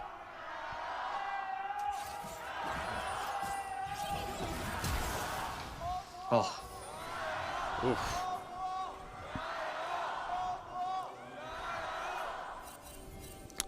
Safe to say the Gios had a direct effect for AL as theirs were ringing out. They get Zhuo to burn his flash early on a double tap from Kyle, and Tarzan wants to take that win and push it even further, locking Tien out of his jungle. Lanes don't matter, folks. We're flipping for jungle camps as Jagilev already has to burn his barrier early. Hope's starting to stack this lethal tempo with the Ashe slows, really starting to zone Jagilev and Zhuo out. Tien has to roll over, but Hope's HP bar is the lowest. He flashes away as Kyle eats the Sonic Wave. Cream now over, trying to throw some damage onto Tarzan as the flashes start spilling out all over the place. Jagilev and Kyle flash at virtually the same point. And it's Jagilev with a blinking health bar out, a double tap snare. Make sure a ghost-led Cream can't chase anyone from AL down. Minions don't matter. No one started their camps. And good luck to K-Man to figure out how the hell we're going to play the rest of this early game out. I can't believe no one died. I mean, every summoner spell has been used. I don't think there is a single sum bot lane, so you better bet your bottom dollar that those junglers are going to be pathing down to the bottom side of the map. But ultimately, I think that is good for both of these teams in some way, shape, or form. I guess it depends on who gets that gank off on the bottom side. I think it's important to note that a ward was placed in Tribush by AL. I think that will protect them quite a bit, but crazy start to the game, and I think AL were smart to go for that play. This is the part of the game they need to try and take advantage of if they don't want to be a little behind, and Tarzan's not even done yet. He's hunting for more. He still has his flash. Level 2. Gonna see the blue buff is being done by Tien, who has to come off of it. Didn't get low enough to smite. Now Tarzan gets to steal it away virtually for free. Tien now much slower and hurting on his clear as Tarzan begins to take over. That is huge. Setting Lee Sin behind it all is a massive problem. I will say, AL's bot lane is still level 1 down here on the bot side. It's going to be a bit of a problem for them. This Lucian Milio is a huge counter to Ashe Seraphine. It was the prominent counter pick in lane. I was shocked that they left it up. They're probably going to be able to generate a pretty big advantage, but Lee Sin being behind might not be able to take advantage of that bot lane pressure nearly as much as they might have wanted to. Hope for now doing a very good job making sure to collect. Okay, well, I jinxed him. He collected a lot of those minions and then proceeded to miss a couple casters, but not taking too much harass under there. Did see Cream get a decent chunk there into Shanks, but he has those health pots, and Cream starting running out of mana pretty quickly, but Tien wants to look for this. Heroic punch away, but the Root Prison lands first. Shanks have to commit that flash. Tien does not find the Sonic Wave, and that means Shanks lives, and Tarzan goes back in with a flash flag and drag to cook Tien. Well done style. First blood over to Shanks. The play is a good idea. If you can flip 1-for-1 while picking up first blood, then all of a sudden that stolen blue buff can work out, but missing that Q is so big because you don't have the damage on the Galio. Tarzan getting that kill onto Shanks is really important for macro rotations. Remember, both of these mid laners have the ability to open up the map at level 6, and now Shanks and Tarzan not only are going to have the benefit of Tarzan being ahead, this Galio is also going to be even harder to kill. That is disastrous for top esports. And it hurts even more, K-Man, when you think about the fact Shanks rolls the teleport. Well, Cream is rocking the Ghost, but top lane, Breathe, getting into it was Wayon, who gets the lethal tempo stacked, and one more auto with that W passive gets him the solo bolo as he hunts for a first-team All-Pro selection. Breathe got counter pick, and he's also getting absolutely destroyed in the 1v1 on the top side here. Zwayon has been a menace. We highlighted him for a reason in the pre-show. This guy has been the best top laner in the LPL so far this split. Breathe has been the one player contesting him, I think, for that All-Pro spot. Zwayon making a statement as Tien just gets his entire health bar chunked out by Shanks in this mid lane duel, but is going to be able to, at the very least, take away the red buff. Does get the red buff, doesn't get those Raptors, was looking for the Krugs as we get a look back at this first blood, and I'll take it for you here, K-Man. You said it best. If that Sonic Wave hits, we live in a whole different game 1. Oh yeah, if he gets first blood, everything is fine. Even if you trade 1-for-1, which you will in that play, it's still very positive for the Lee Sin, who can get back out on the map and really create some havoc, and it puts Cream in a better spot moving forward. None of that happened. 500 gold up now on the Galio, and that's only going to get worse, I think, as this mid-game goes along, because Tarzan can keep putting pressure down, and now we get a potential gank on the bot side. Flash is back up here for Zwo, but not Jackie Love. Snare lands there from Kyle. And here shows Tarzan. Heal comes down first. Dash out of Jackie Love. And Zwo does not even have to burn that flash because Hope took so much damage before that gank manifested. Tarzan taking the space in the brush. He's just sticking around to make sure that Hope can collect this massive wave safely as TES turn the temperature up in the bot side. I mean, AL have to be really scared here in the 3v2. I still cannot believe that Lucian Milio was let through against this Ashe Seraphine, and we're seeing why. Jackie Love has been a menace this split, very much in consideration for being the best AD carry in the league from a performance perspective, and he is dominating this laning phase. If you want to talk about ways for top esports to stay in this game, Zwayon and Jackie Love are both in very good spots, despite the fact that mid-jungle have not had a great early game. But with all that factored in, K-Man, we've got a very fun game 1 ahead of us. The goal lead, virtually even. Power points for each of these teams in different spaces. So where can we see these start to clash? Well, you can think about that first dragon. The Mountain Drake is up and for the taking for both sides. And we talked a little bit about during draft how vital getting this first Drake could be for AL's chances at a longer game.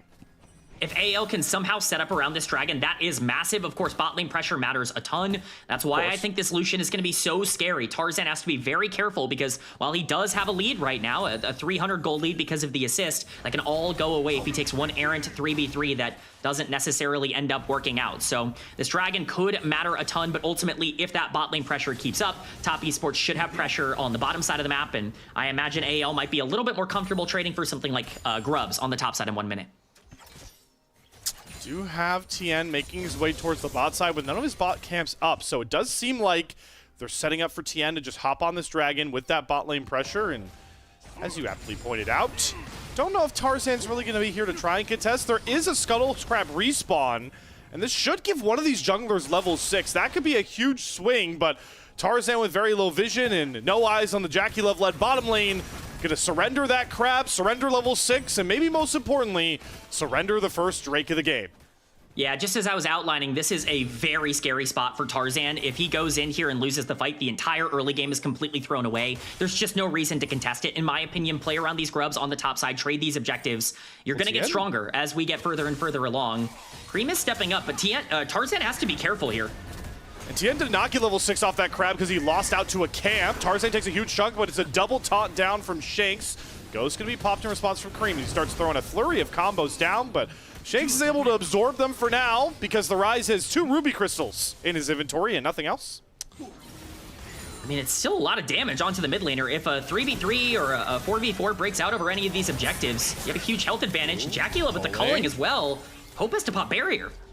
Barrier, and he's going to lose any priority he might have had for that wave. And topside, Tarzan's still hunting. Root Prism going to come down on a breathe and moves over first with the flag drag on Tien into the heroic entrance. Flash from Tien. Cataclysm comes the same. Dragon's Rage kick doesn't matter. Shanks flash on Tien's head, finds the first kill. Realm Warp comes out. Zoyan really wants to go mega here to try and make some difference, but the Gnar bar just isn't there.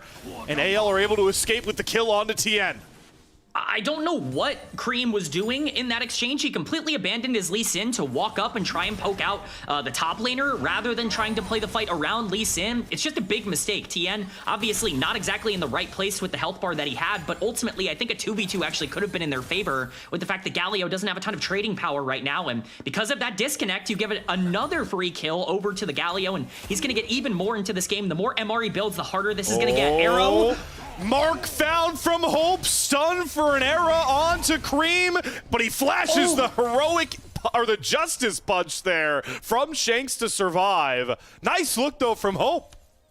Yeah, great look from Hope. Shanks, again, just doesn't have the damage. I keep talking about this Galio not really being all that strong yet, and I think we got, unfortunately, a good example of that. That will not be the case for much longer. Tier 2 boots completed for Shanks as he opens up the map, but those are some cooldowns, at the very least, used for these fights. And guess what's still on the map? Every objective. Grubs are going to be started here by Top Esports. Dragon is still on the map as well. And so nothing has really been settled, and the gold lead is almost entirely even.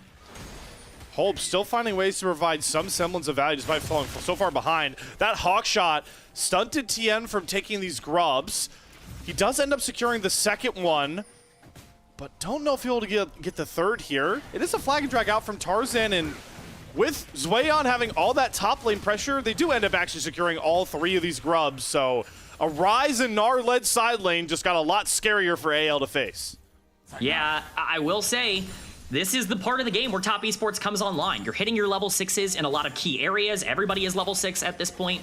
And Lee Sin plus Rise is a death combo anywhere, despite the fact that Lee Sin is 0 and 2, right? Once he hits that first item power spike, he's going to be able to fight anybody. And so this is the part of the game you cannot throw away for AL. And this is where things, I think, get very tricky in terms of the plays they're looking for. Dragon still on the map, but their bot lane is never going to have tempo or priority. Lucian, as long as he has his summoners available, will win every single exchange on the bottom side of the map. And so for now, I imagine Top Esports is going to be able to control when this objective is started.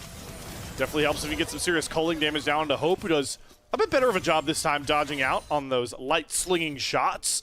The one caveat that could be a saving grace for AL's bottom lane early was that Jackie Love could run out of mana pretty quickly on the Lucian, but that Essence Reaver should be completed shortly for TES's AD carry. We'll see if that can start to make a difference. One way to alleviate pressure, though, is, of course, to bring your jungler over, as Tarzan once again will look to reset, hovering this bot side just so he can get Hope and Kyle some space to push the wave a little bit away from their turret. Yeah, you have to spend resources right now on the bot side in order to keep things even. Look at the control ward vision in the bottom river. They are clearly trying to set up for the fact that, you know, Tien could be in the area, trying to go for the dragon. If they can get the back off and get that first item on the Jackie Love, that's huge. I don't think that's going to happen before the first fight, so you have to make sure you manage your resources correctly here. Tien is in the area, so is Tarzan. But look at Jackie Love's mana. He's not going to have a lot of combos to throw out if a fight breaks out at this point.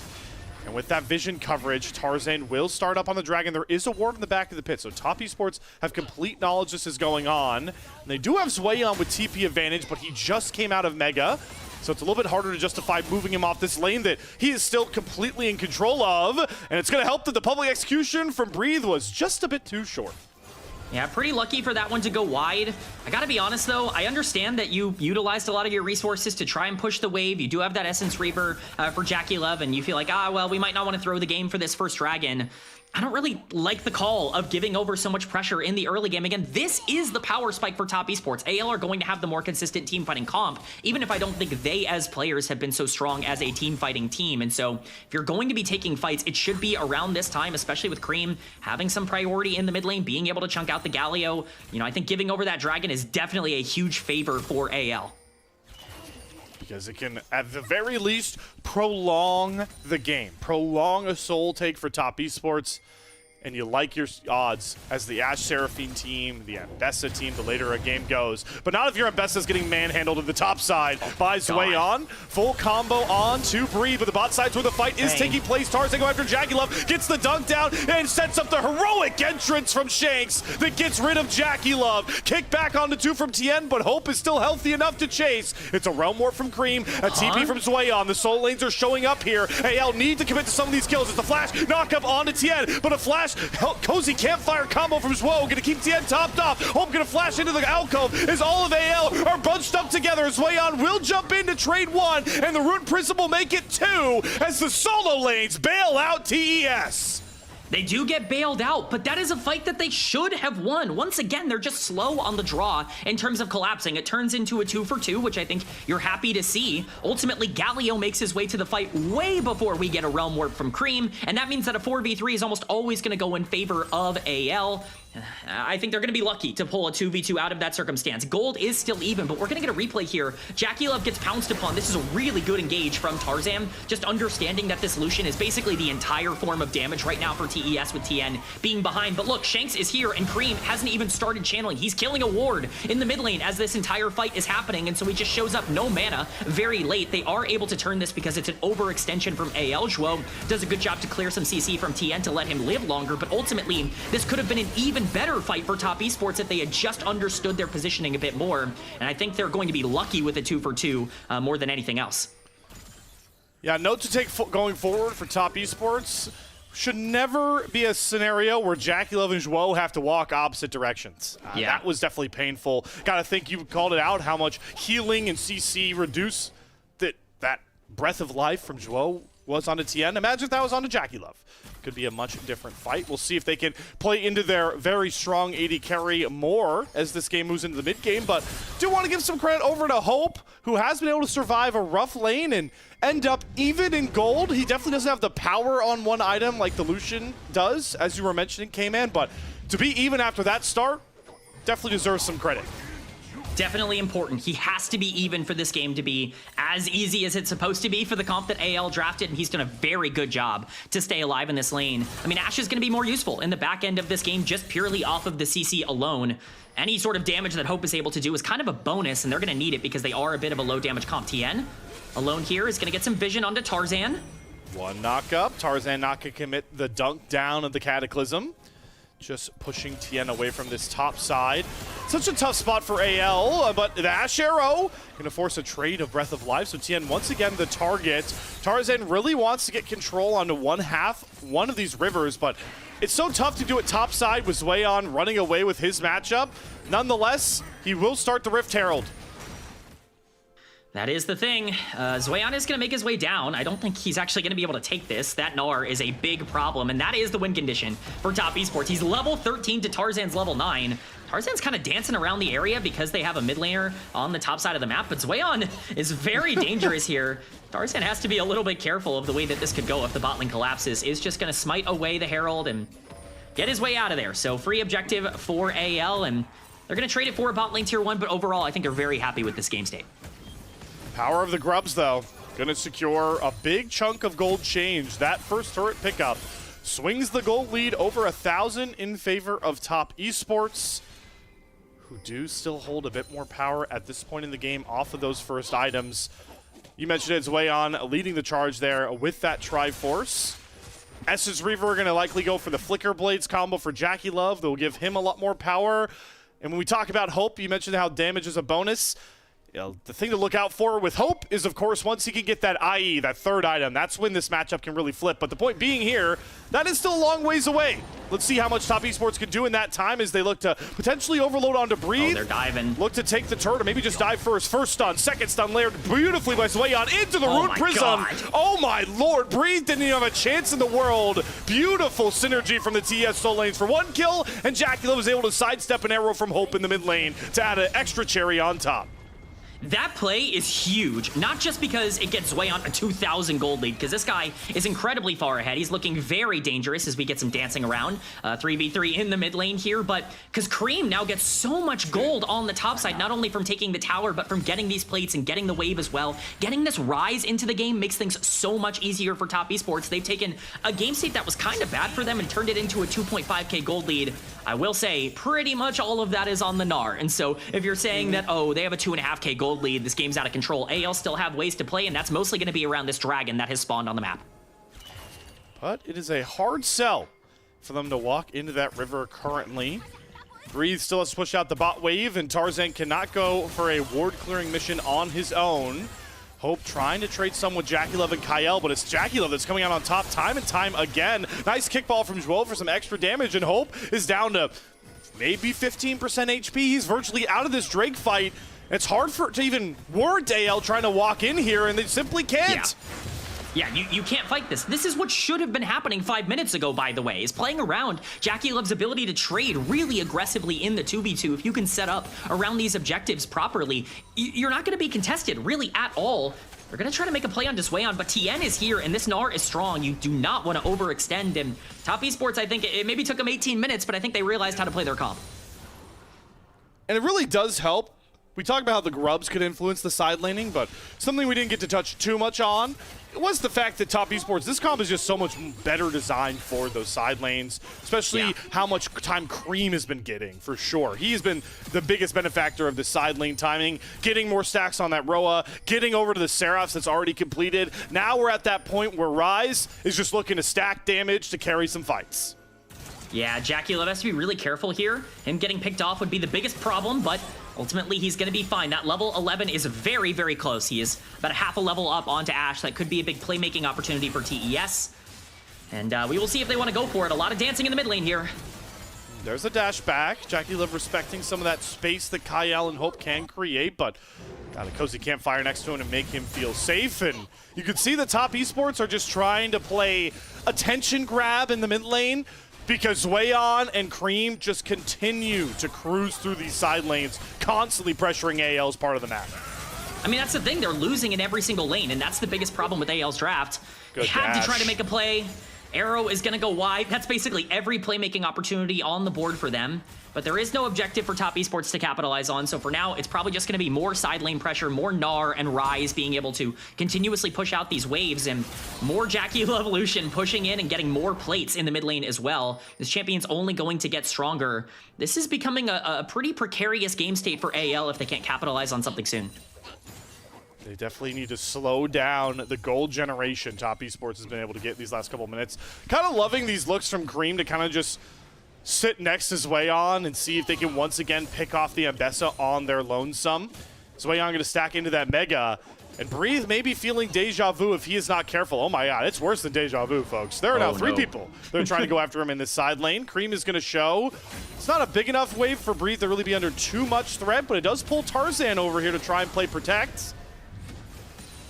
Yeah, he is going to protect his top laner, but ultimately, Tarzan's sitting here, protecting his Ambessa, watching his tier 2 bot lane get sieged down and just lose it. This guy is the Herald. I mean, he's just sitting here doing nothing, and this tower is going down for free. This is the exact kind of pressure that Top Esports can create with this comp. I called it a pretty big draft gap in draft for Top Esports, and I think they're showing that right now. Got to keep an eye on Jackie Love, though. His positioning matters a ton here. Realm Warp, they're going after Hope. First dash from Jackie Love, maybe too far. He's going to get dunked down. Charmed is the breath of life to bail him out, but it takes him out of the fight completely. It's a culling as a fadeaway tactic that's keeping Jackie Love in the damage compartment. Shakes flashes, Cream follows, gets away from a taunt, but the engage on a TN lands. Breathe doesn't hit the perfect execution, though, and Zwayon's able to dash away from Tarzan. Low health bars galore, but Jackie Love without sums, and that means the Cream is going to get stuck. Breathe immediately flashed after Jackie Love into the turret, and just like that, AL assassinate the Top Esports damage dealers.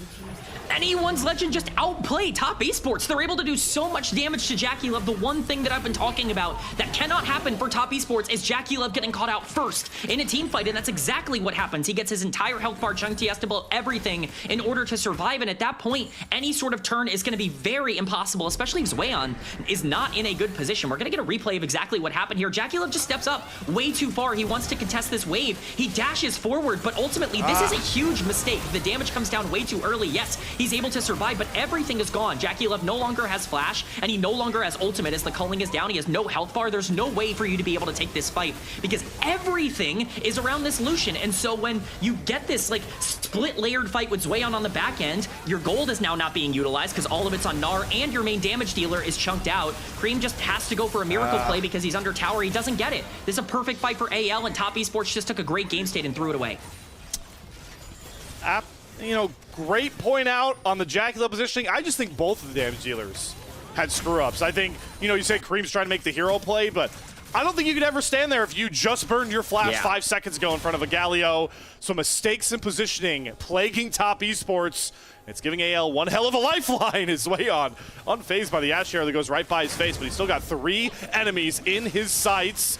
Flag and Drag knockup gonna land first. He's gonna double hop to get away from a taunt, but the dashes are starting to stack. Zweon needs to go Mega. It's a well-timed flash. Goes Mega to throw Tarzan into his own turret for 1 stun.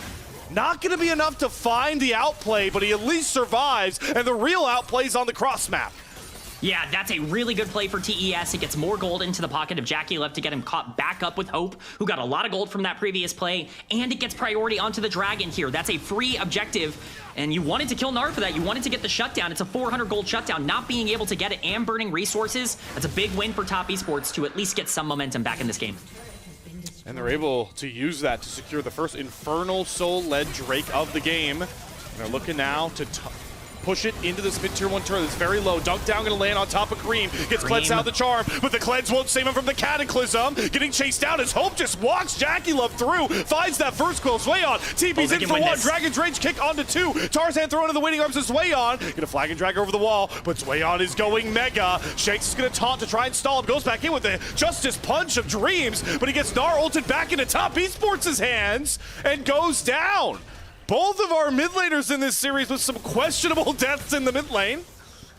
Slayer, we're getting a bit of a banger in game number 1. This has been an awesome back and forth game, and it's full of mistakes, and that's what makes this so fun. The Gnar arriving turns everything around. Zweon is still absolutely massive on the top side of this fight. A ton of mistakes made by both mid laners, but ultimately it's still a 1.5k gold lead for Top Esports, and they started stacking these dragons. We're getting a replay of how this started. At first, this looks terrible because Cream and JackeyLove are once again completely disconnected. They're just not on the same page. They're not prioritizing the correct targets. Cream goes down pretty early, and JackeyLove is just getting poked through by the Ashe with really nothing Zhuo can do. But once Zweon arrives, TN does have some damage, and these two can cause a lot of problems. Tarzan surviving here is massive for keeping this fight even remotely even for AL, but ultimately, as long as Zweon can arrive to these exchanges at any sort of reasonable time, Top Esports are going to have the ability to, win some fights. I don't know what Shanks was doing there, man. That's certainly a questionable decision, but ultimately it ends up in a 2-for-2.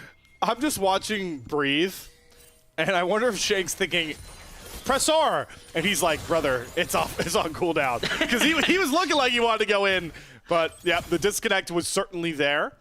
We are gonna land into a bit of a lull state as we're still 3 minutes out from our next dragon of the game, and Baron not really to be messed with just yet. So it's back to these side lane routines for Top Esports, and does give us a moment to talk a little bit about the different patch we're on. We did a little bit of that before we got into draft, but one mark that you could see that we're playing on 26-16, the power of Runan's Hurricane. Hope goes that item second. Good to see that adaptation, because this should be the norm going forward with Ashe. Definitely. This champion really benefited a lot, I think, from the changes in a lot of ways. Not only mages getting nerfed, but of course the Runan's buffs as well. Ashe is expected to be a big power pick once again in the meta. I think another good mark is that we have 2 enchanters on the bottom side of the map. Teams feeling much more confident to go for some of these more, aggressive lanes in the 2v2. So far, it's been good for both sides. These 80 carries are both in good positions to be able to take over, despite JackeyLove being 0 and 3. He's 3 items, including a Black Cleaver on this Lucian, so definitely going to be an interesting late game to see if he can survive and pump out some damage. But it is worth mentioning, while still talking about those 80 carries, K-Man, the power dynamic has plateaued a bit for Jackie Love at this point. Hope completes that IE. So now the scale threat of this Ashe is very real. The damage that AL desperately needs out of this marksman is starting to really enter the fray. Yeah, Hope has definitely eclipsed Jackie Love in terms of damage that is capable of being done, and this is a comp that is really good at going backwards. I did give AL a lot of props for picking Teamfight. I didn't really like that because they're not really a team-fighting team, and Top Esports had so much priority. They had 3 winning lanes, but ultimately in these 5v5 skirmishes, they're going to be better if Top Esports go for an errant engage. AL have plenty of disengage and peel tools available to them, and definitely a lot of damage now that the Ashe is online. Dragon spawning in a minute. Baron is on the map for now. Looks like it's just going to be vision control on the bottom side of the map here for Top Esports, and AL is going to seed that. Start to get into that point in the game where we're going to see which of our teams want to do the Dragon Polka, and the other ones that want to do the Baron Waltz in their setups. But it's the mid lane that once again is getting all the attention. Is Wayon forcing the Ashe Arrow out with the mere threat of a Gnar ultimate in mega form. So that's one key ultimate that's going to come off the board here for AL. Tarzan takes quite a hankering of damage there from Cream with a full combo. And the pressure still mounting. Grubs and full waves pouring up against the Tier 2 turret. When do AL feel like they need to pull the trigger? It's got to be soon, or you gotta back off. Ultimately, Jackie Love did take quite a bit of poke, and so you do want to be careful. Jackie is very far forward. This guy's gonna give me a heart attack. I will say, as much as we're scared of the Lucian falling off, Cream has gotten very strong on the rise. If he's gonna continue to poke out, AL is gonna have a hard time being able to step up. Does always hold innate value that you have a Galio to try and stand in front of those Cream combos, but you called it the actualizer in the inventory for this rise. So as much as we really focus on the mid game of our opening match, it's now those 2 late game scalers that you really got to think about. Cream and Hope put in such huge positions damage department wise as the fourth Drake of the game hits the rift, and Jackie Love once again dashing forward. It's going to go for the calling. It's a 2-man Gnar ultimate from Swayon, but the Encore is going to stall out Jackie Love and company and get all of the AL carries out, but they have to sacrifice their jungler. Tarzan going to drop, and that means TES are going to go into Infernal Soul Point, or maybe more. Yeah, they don't want the Dragon, they want the Baron. They're moving to the top side of the map. Soul Point's good, but Baron is better, and Swayon is just an absolute menace in this game. Once again, a fantastic Gnar ultimate to get TES a pick, and AL have to try and engage here if they can save the Baron. Still have Emilio Breath of Life for a hero engage. That Ashe are going to come out. There it is. Emilio on a Jackie Love, Breath of Life. Baron going to be secured. Hero's entrance, knocking any big knockups from Shakes, but he still goes forward, looking for a big taunt, but all he finds is Cream as Jackie Love flashes and dashes to kill off Hope to find one. It's Shakes trapped in the TS backlane as Jackie Love gets to run amok onto the Pandas. Kills galore, all swinging in the way of TES. Kyle, the only one able to limp away, but not for long as TN goes for the chase down. TES will walk down mid lane to take all of the AL base. TN may have struggled early game, but he finds the kick onto the AD carry of anyone's legend, and he seals the fate for Top Esports as they are going to start opening up the base. TN might be getting targeted here by Tarzan, but Cream's in the area. They could try and turn this.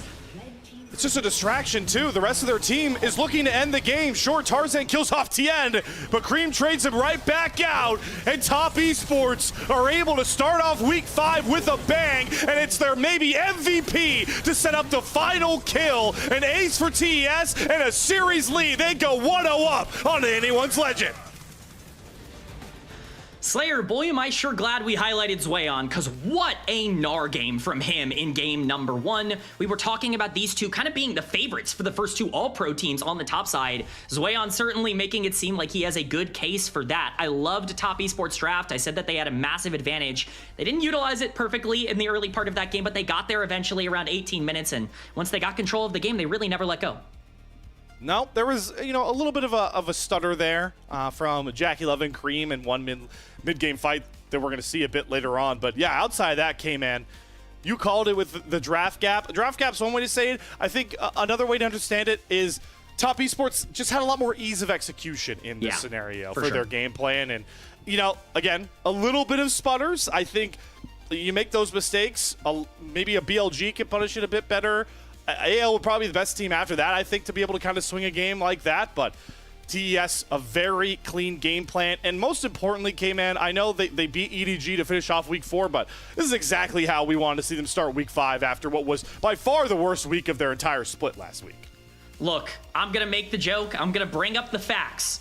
This team, in even numbered weeks, terrible. They've not been good. Week 2 was their worst performance at the beginning of the split. Week 4 looked really bad for them. Weeks 1 and 3, they're taking down BLG. They're taking down AL. They look like one of the best teams in the league. It's just an odd numbered week.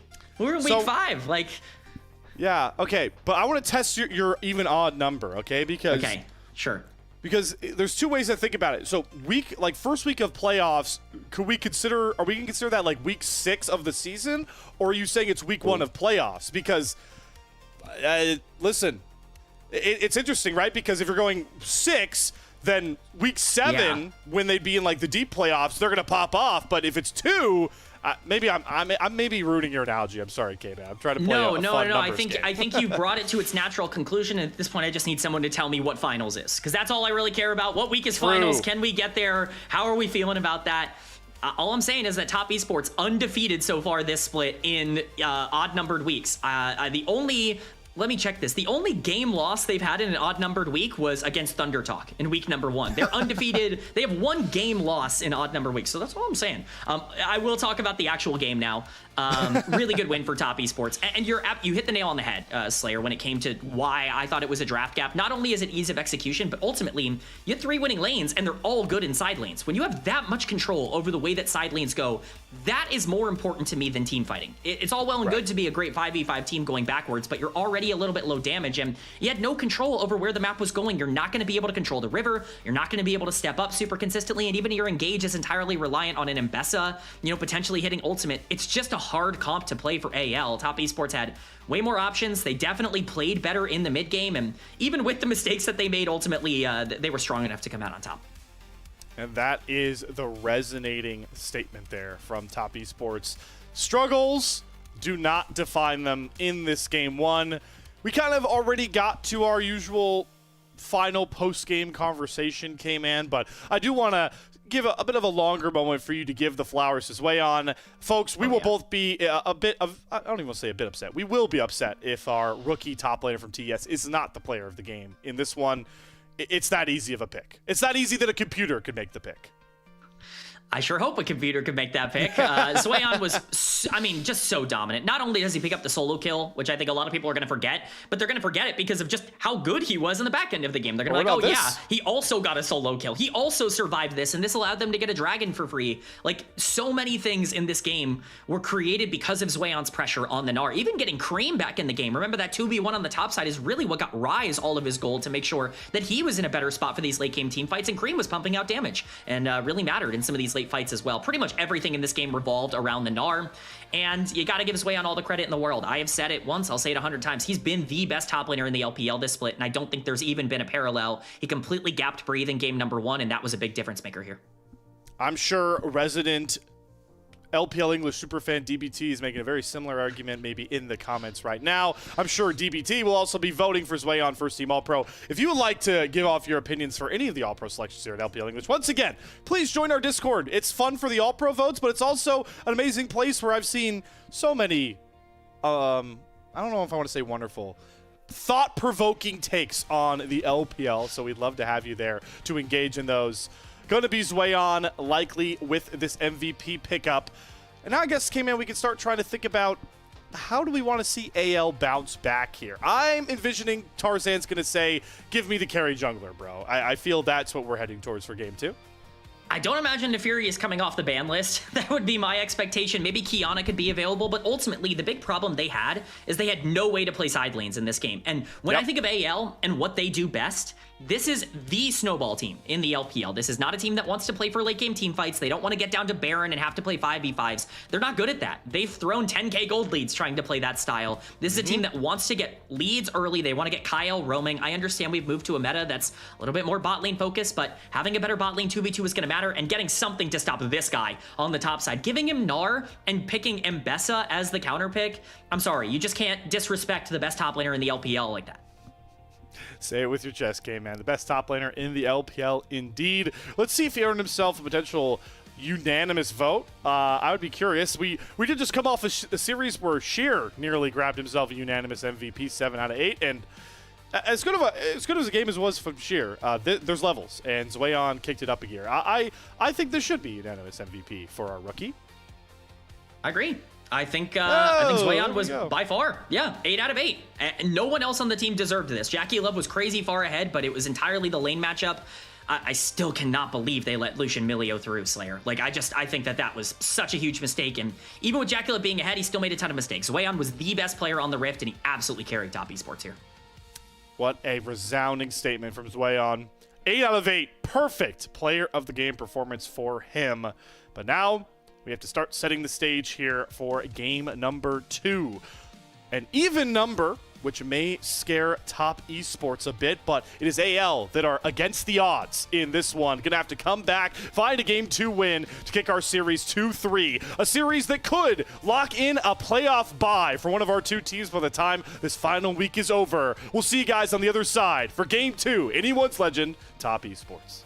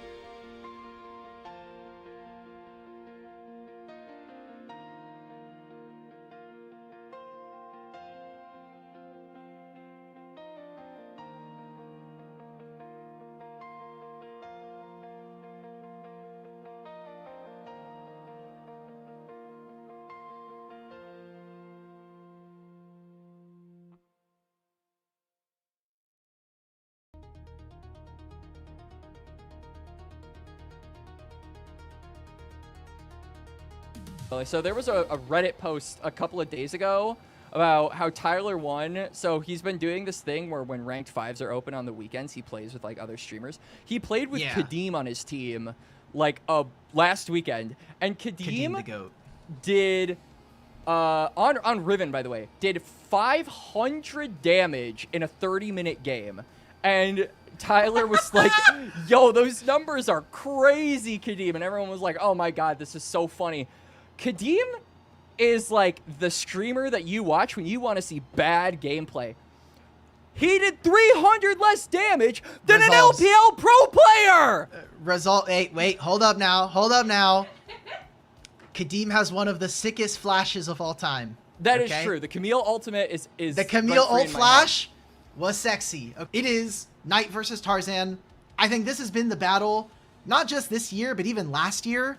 When we had AL as a top 2 team in the league, Tarzan versus Knight, but Tarzan's team was not as good as Knight's was, and that has, I think, been true for most of Knight's career. Usually All Pro is separated in between, you know, hey, you have our Ascend All Pro team, and here's our Nirvana All Pro team. We're gonna pick. We will have the pool of every player available in the LPL. If they have played more than 2 games in the split this year, they will be eligible for this. In my heart, I would want Zwayon to be my all-pro top laner. However, I'm going to do something that I have not felt in a long time. My all-pro top laner is going to be Mr. Hoya. He's been Mr. Consistent. Respectable.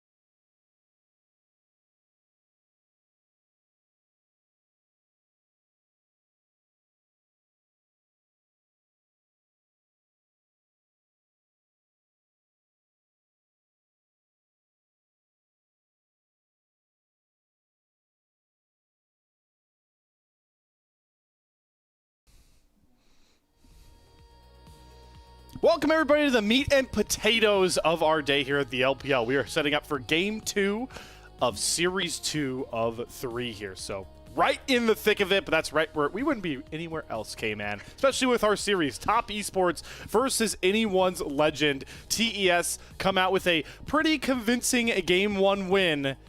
And we were talking about it a little bit before we went off the airway for a bit there, K-Man, but what do we got to start to figure out in theory craft on what we want to see from AL to inspire confidence that we go the distance here tonight. I just want to see them draft more towards what they're actually good at, like what they've been playing throughout a lot of this split. I understand wanting to go for Ashe Seraphine. It's very much back in meta. I think it's going to be one of the stronger bot lanes on this patch, but it doesn't really play to Kyle's strengths. And you know what? It doesn't really play to Hope's strengths either. You do that while also leaving up the biggest counter pick. That is a problem. Tarzan also, while he was on a jungler that had priority in Jarvan, I don't think the pick was a problem. He didn't have side lanes to play towards. And if you're a playmaker like that and you don't have a place to actually go with your plays, it just becomes so much harder to be that MVP caliber player that we know he can be. I just want to see AL feel more comfortable in their ability to win fights early. No scaling from this team. I don't think it works on them. An odd second loss this split for Tarzan on the J4. Always stinks when you have such a power pick not really land your way. And, well, if you're AL, my simple way to go back to it that has, not a ton of deep logic to it here is another power pick champion, I think, for AL that I'd love to just see. I'm always happy when I get to see a Kyle Rel game. I think the guy's disgusting on the champion. So that's my easy vote, K-Man, is pick Kyle Rel game and you've got yourself a win. But also, it does play into what you're talking about, a lot more playmaking and hopefully unlocking Kyle more in the early game like he's been so good at doing this split. I will say a champ that's kind of coming back into meta right now that wasn't really all that prevalent last split was Nico, and we're very much seeing a rise in Nico play basically everywhere around the world right now. Kyle is so good at that champion. It really was like a huge standout pick for AL last year. Would love to see that. That gives you some of the pressure you're looking for on the bottom side while giving you playmaking and roam potential. Just a very well-rounded pick in general despite the nerfs. And so a lot of things on the table. I think ultimately the good thing for AL is that if that is the style they want to go for, Rel and Nico and these playmakers that can make team fighting plays, none of those were off the board in game 1. And so they're all still on the board here for game number 2, and they're going to have their pick of the litter. And when you think about the other factors of playing this sort of style, Hope can still pick something like the Ezreal. Even if we're away from Mage's bot meta, it's hard to remember because we've had so many different Mages go bot lane, but even before that, Ziggs always existed as a bottom lane pick that you can make happen in a ton of metas. So you could always see Hope go for the Ziggs, and you can play away from this guy. There are still options to play more for the AL style. It's just to see how well they can get that set up in the draft here. And also, as much as we kind of talk about the side laning and their snowball style, another simplistic way to describe what we hope to see from AL here is that they just have winning lanes, guys. They had virtually zero. I mean, they had nothing. They had nothing going for them. Their top laner got solo killed. Their bot lane picked like one of the worst counter matchups you can get right now in the game. You're picking an early 2v2 lane into its worst possible matchup. You have a mid laner that's constantly getting shoved under tower because Galio's not going to have lane prio. There's just no way to play out that game if you are Tarzan or, even Kyle. Like, it's so hard to play roaming around the map if you have nowhere to go. And even if they were winning a couple of fights, it was hard for them to maintain any pressure. You have to have some of that on the map. I will say about the Ezreal point very quickly, it's the most banned champion against AL. Like, people do not give Hope Ezreal. They just do not want to do that. That was the case last split when he had like a 75% ban rate on that champion or something like that. And this split is still the most banned champion at 48% against Anyone's Legend. So as much as I would love to see them go towards it, I'm not sure they're even going to have it available to them. We'll have to see. We are outlining, two champions that we talked about the Neferi a bit. Obviously, that's always a factor for Tarzan that Top Esports are going to have to ban in the first phase. If you want to make sure neither of those are played, you do have to ban in first phase. So we are kind of describing a pigeonhole effect for Top Esports when it comes to bans. If we think about the power of the Ezreal and the Fury, they might have to ban those two straight away. So that is, a bit of a draft edge here for Anyone's Legend. And we'll see if they can take advantage of it as we get set here for this Game 2 draft. I would suspect that AL are once again going to opt for that first pick. I think Tarzan just always loves the ability the first pick brings this team. I agree. I think if Neferi is up, they will be slamming it. Things like Pantheon, Vi, they're going to be very highly prioritized here in game 2. Skarner could be an option as well. It's been a big pick for Tarzan, and that's really his play style. He's even pulled out the Maokai. He's starting to go back to some of his roots in terms of what we knew him for, that tank play that really made him one of the best junglers in the world originally. Yeah, there you go. For all my pun fans out there. But yeah, I'm just hopeful that Tarzan gets some priority here. One of the things that I think to keep in mind as well, a pick that was not off the board in game 1, the Rumble. It was kind of left through pick and ban phase. Zwayon has been, let's just say, dominant on Rumble across this split. We'll see if he's allowed that in game 2. Yeah, we saw Breeze maybe fancying a look at that Rumble to actually counter the Gnar in game 1, went for the Ambessa, fell flat. Here we go, though. Game 2 draft, and looks like our description was apt there, K-Man. It is the same setup on the draft from game number 1. And we'll see if the bans stick the same here. I am starting to see a couple of adaptations, but some things still ringing true. Vi, a denial. Zwayon not going to get access to that Olaf. Here's where a Neferi ban came through last time, but you talked about those great numbers of the Ezreal. They're going to take away the Neferi. I wonder if this is just a first selection Ezreal. I'll never hate that. Yeah, could be Karma as well, just to guarantee that, you know, overall pressure on the bottom side. I actually like this quite a bit because Karma can pair up with Jhin as well if you want to go that direction. And I think Jhin is relatively pickable in this meta. Caitlyn as well, you're right. There are a lot of different things that I think you can play with the Karma Ezreal. I think a little bit more limiting in terms of your bot lane partner. So even if JackeyLove takes it away, I think you're going to feel good about that. That looks like it's going to be the option here for TES, but AL very much dictating the start of the draft here. I will never hate Ezreal getting selected in an LPL game. That's what I'll say. No bias here, folks. JackeyLove going to select the Arcane Slingshot Maestro there. Ezreal. Question now becomes, what does the pairing look like? I would like to see Zhuo pick something that can play away from the Ezreal. So things that start to scream out to me are stuff like Bard that's still left up. Yeah. But maybe TS aren't looking to lock down their support for now, knowing they can pick whatever they want. AL already have their support. So they're going to bring the Lock into the mid lane for Cream. People have figured out how to play the champ, and now Lock is broken. I think that's kind of what we've learned over the past couple of weeks. It took a little bit of time, I think, for us to ramp up, but almost every Lock game I've seen has been somebody destroying on that champ. Cream is perfect for the playstyle. I think it gives him quite a bit of agency. I'm curious to see what that pick comes through as. Sivir, a champion we pointed out at the top of the day as one of those champions that's really going to rise in popularity on this patch, being very good in the meta at playing both weak side and being good in team fights while being able to benefit from a lot of the meta changes. Wouldn't be a surprise to see her locked in here at all. Not necessarily known as a typical partner of Karma, but that lane's going to be very scary to play into.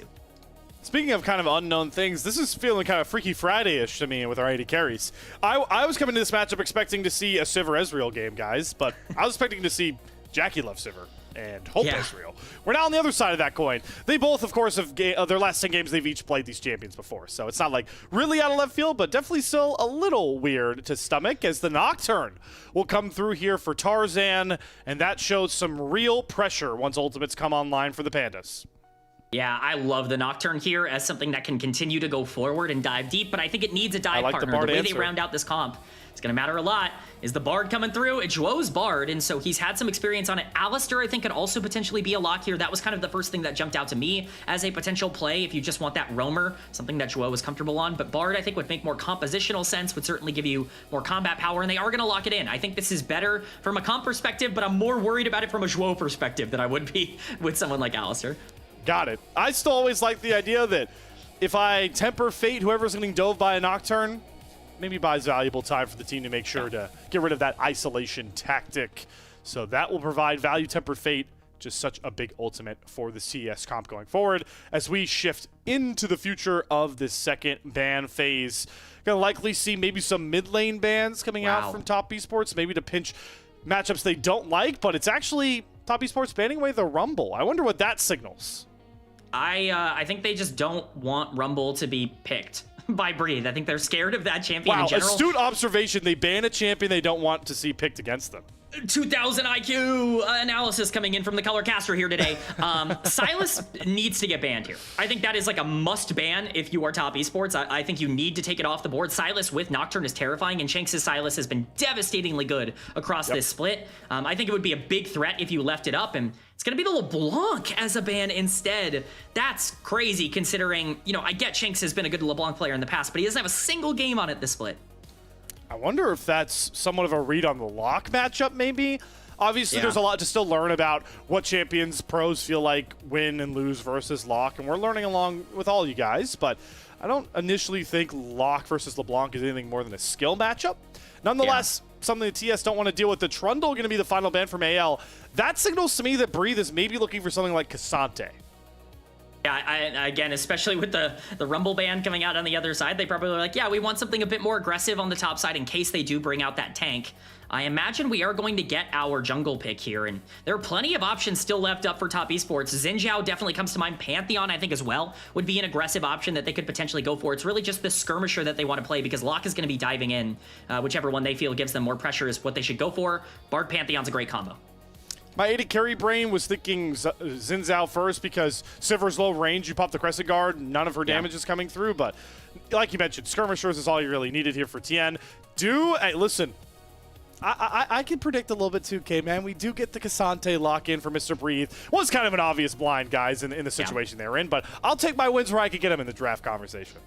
You deserve it, Slayer. You called this out, and any sort of win is still a win. It doesn't matter if you're beating EDG or Billy Gaming. A win is a win in the win column. Andy's going to be the final lock here.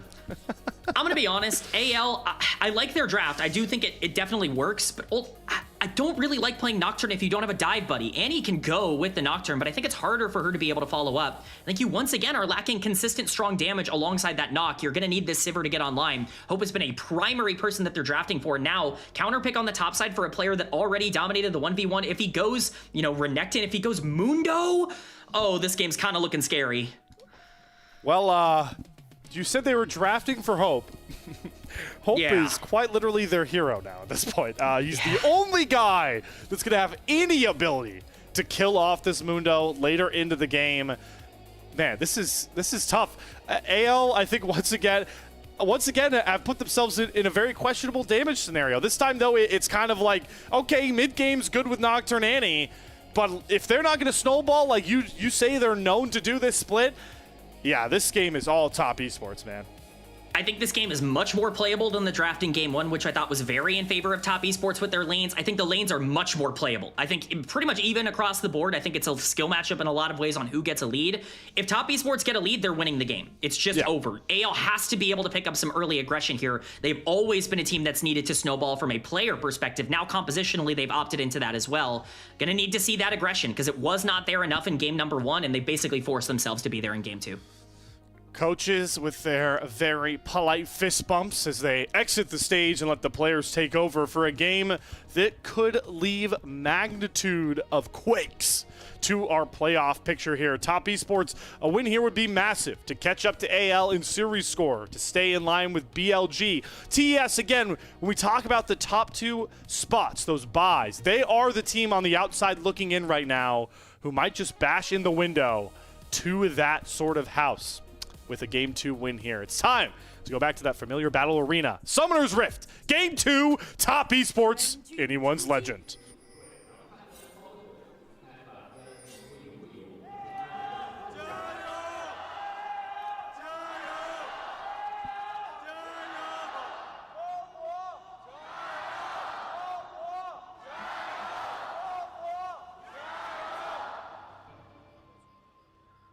Crowd's pumped, and I'm pumped as well, Slayer.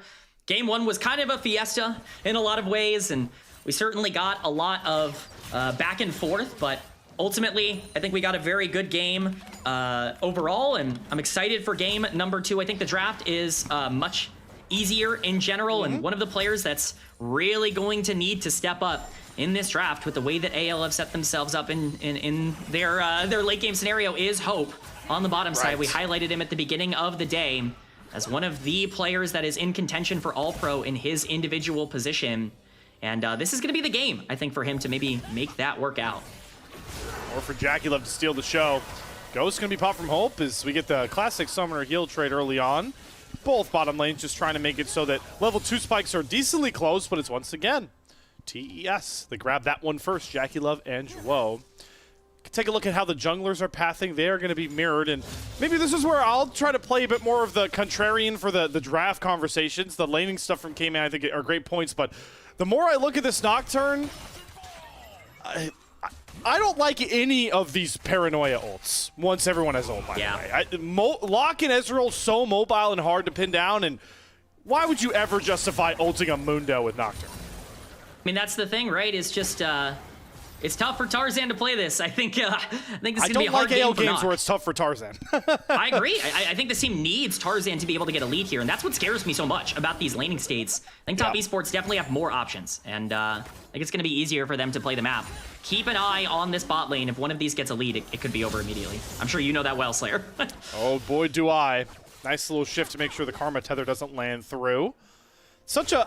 you know, I always find it fun with certain AD carry matchups, right? You think about Ezreal, a guy that always wants to play outside the minion wave to land those Mystic shots, right? It's always fun when they run into a champion that is so well designed to just sit in their wave, and that's what Sivir is. So, just a fun little AD carry thing to think about. Yeah, I hate Ezreal into Sivir. This is like a nightmare matchup. Oh, I hate it too. In terms of the Ezreal, like it's the last thing you want to see. And we talked about the Karma coming through and why that was such a good pick. It's that flexibility that you get offered by picking basically any AD carry into Ezreal, whether it was Jhin, whether it was Sivir, whether it was Caitlyn, like whatever you wanted to play, like you were going to have a good matchup in this instance. And they definitely got it, but Hope's going to have to step up and be able to make it happen. As much as we talk about that wave clear and the fact that JackeyLove's going to be neutralized, like Hope ultimately in the previous game was not doing enough in teamfights. He was missing arrows in key areas, so we will see. Tien and Tarzan gonna run into each other. Yep, it wouldn't be an LPL game without a stolen Raptor camp, and that's what Tien accomplishes. Able to smite away the big one. Zhuo gonna pop Magical Journey over the wall. Tarzan flashes, but the Cosmic Binding still lands. Luckily, just enough under his turret for no stun to come across. This is what we were missing from game one with our double Enchanter pickups, is supports moving away from their AD carries early on. And safe to say we are back to that trope, as the other Raptor camp will make its appearance now. That's the thing that I really want to point out. Top Esports have a lot more mobility on their comp, and they are using it here. JackeyLove's here. Shifts forward, some decent chunk damage onto Kael.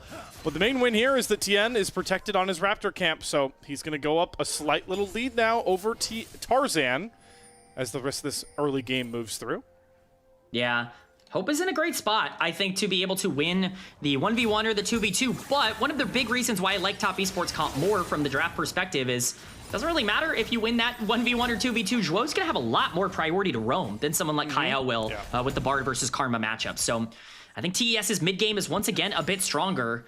I think AL are going to need to make sure they keep the pressure up. Dragon spawning in 10 seconds. Let's keep an eye on the bot lane here, because if TES have pressure like they did last game in terms of the push, that's going to be really good for their ability to play over this dragon, with Tarzan already having, you know, a little bit of a disadvantage with that Raptor steal. And speaking on that Drake pit, second crab spawn on that bot side. With Tien's slight camp lead, I believe he should be able to secure level 6 off of that crab. And in a game with Nocturne and Pantheon, the value of their map pressure ultimates is paramount to our team's success. Yep, I mean, you gotta make plays, right? Like, you gotta be active on the map, and I think both junglers understand that. They don't want this game to go neutral. Top Esports trading aggressively. Cream is down here, they're looking.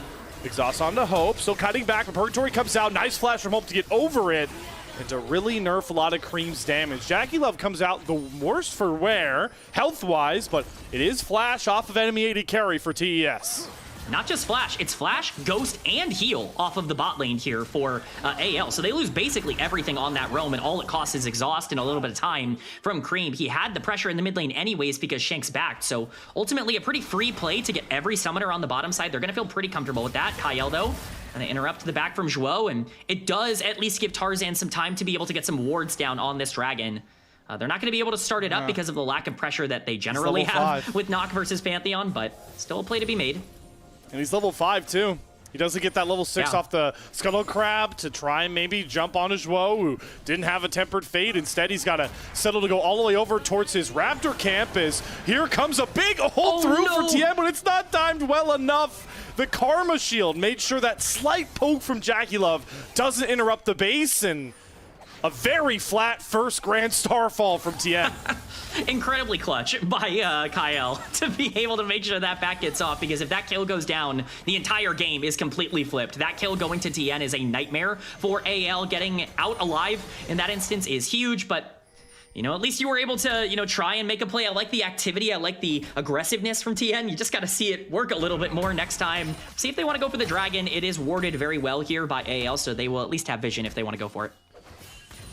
And normally now I would think to pivot towards Tarzan and think, all right, that's a long cooldown for TN. Let's see what you can do with this paranoia. You're going to have priority in that aspect, but I'm going to beat a dead horse here for a second. I still don't like any of my looks on paranoia right now, mostly for the fact that both JackeyLove and Cream still have flash, so it shouldn't really be a guaranteed kill wherever this paranoia goes unless TES are making a mistake.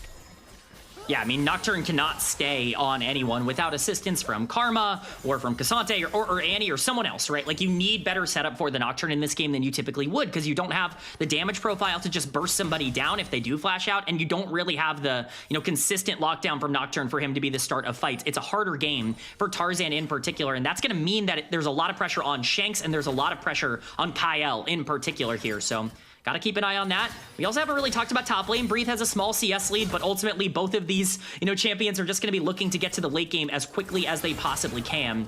Definitely going to be interesting to see how aggressive they might want to go here as Cream takes an aggressive trade. Man, that electrocute proc is strong. Very strong. Also helps that he can just get out with that innate healing on his W. Make those trades a little bit nicer. But Cream definitely going to be in prime position to show why this lock can be so deadly into some squishy targets on the AL side. We have both Grubs and Dragon up at the same time, and our two junglers starting to converge around this bot river. It's Tarzan that is going to secure that crab, so a lot of good AL positive vision around this Drake pit, but Zwo is starting to get rid of some of it. I will note Zwo is notably not level 6, and I think that's their big reservation for going for a play right now, because Grubs are on the map. They'd be happy to trade, but I think they want to make sure they have that Tempered Fate, or at least are in a better position to set up if they don't have the Tempered Fate for that fight to happen. AL has, you know, amassed a small gold lead. So much of that is just through Hope CS on the bottom side. You know, again, we talked about Hope needing to be a crucial and clutch figure, and I'm really excited to see if he's going to be good enough in this game. Sivir is going to have to do a lot of damage. For now, AL is going to try and get Sivir that priority by starting the Grubs on the top side. Grub take in full go mode. Going to see Zwo step into the fray. Get the information down as here comes that Grand Starfall spell shield on the Mystic Shot. That means the stun can land through for TN, and there's no summoners to bail Hope out from surrendering first blood to TES. Just a really good play from TN. And again, it's these Grand Starfalls that have been so good from top esports throughout this year that continue to make a big impact. This was something that was happening a lot in Split 2, where TN was aggressive, but a big mistake. We talked about how rough it is to make these paranoias work. They're not hard if enemy supports face checking an Annie. Tarzan gets a kill back. Just overstepping. I mean, you know they're in the bush. You just watch them walk down into the brush, or at least into the river. It's Annie and Nocturne. It's a huge mistake from Zwo. I could not possibly understand what's going on in his brain, but that's going to give over Dragon. That is a free objective for AL, and that is a massive mistake to give over some mid-game pressure. You just can't be doing that. And okay, observers, I see what you're doing. Wasn't as close as it really meant to feel. Cream is trying to see if he can pick somebody off on the way out, but not going to go 1 versus 3. Grubs, of course, and Grubs' trade for Dragon was what TS was able to accomplish in Game 1. It was a huge reason why they snowballed out of control. This is a much different game where I just don't think side laning is as big of a factor, K-Man, mainly because we just got 2 tanks slugging it out on the top side this time. I will say, I do think that AL have a lot of ways to be able to pressure side lanes, because you have that Nocturne ultimate, and Sivir and Annie are both very dangerous if you run into them in the wrong situation. I do think that you have to make sure that, you know, you are protecting yourself, and I think Grubs are definitely going to make it a little bit more volatile, but for now, Cream is going to be the focal point in the mid lane here. Tempered Fate. Good side step. That's it. No Tempered Fate, no kill on the Shanks. Nice outplay. Yeah, well done. I mean, great sidestep. It's exactly what you need to be doing. I don't think this game gets super easy for AL. Ultimately, they still are going to have to outplay, but so far, so good. They've been able to do it, and while TN's been active, it's turned into both junglers having 1 kill apiece. But the one gravity pull is these red side Raptors. TN can smite away and steal them away once more from Tarzan.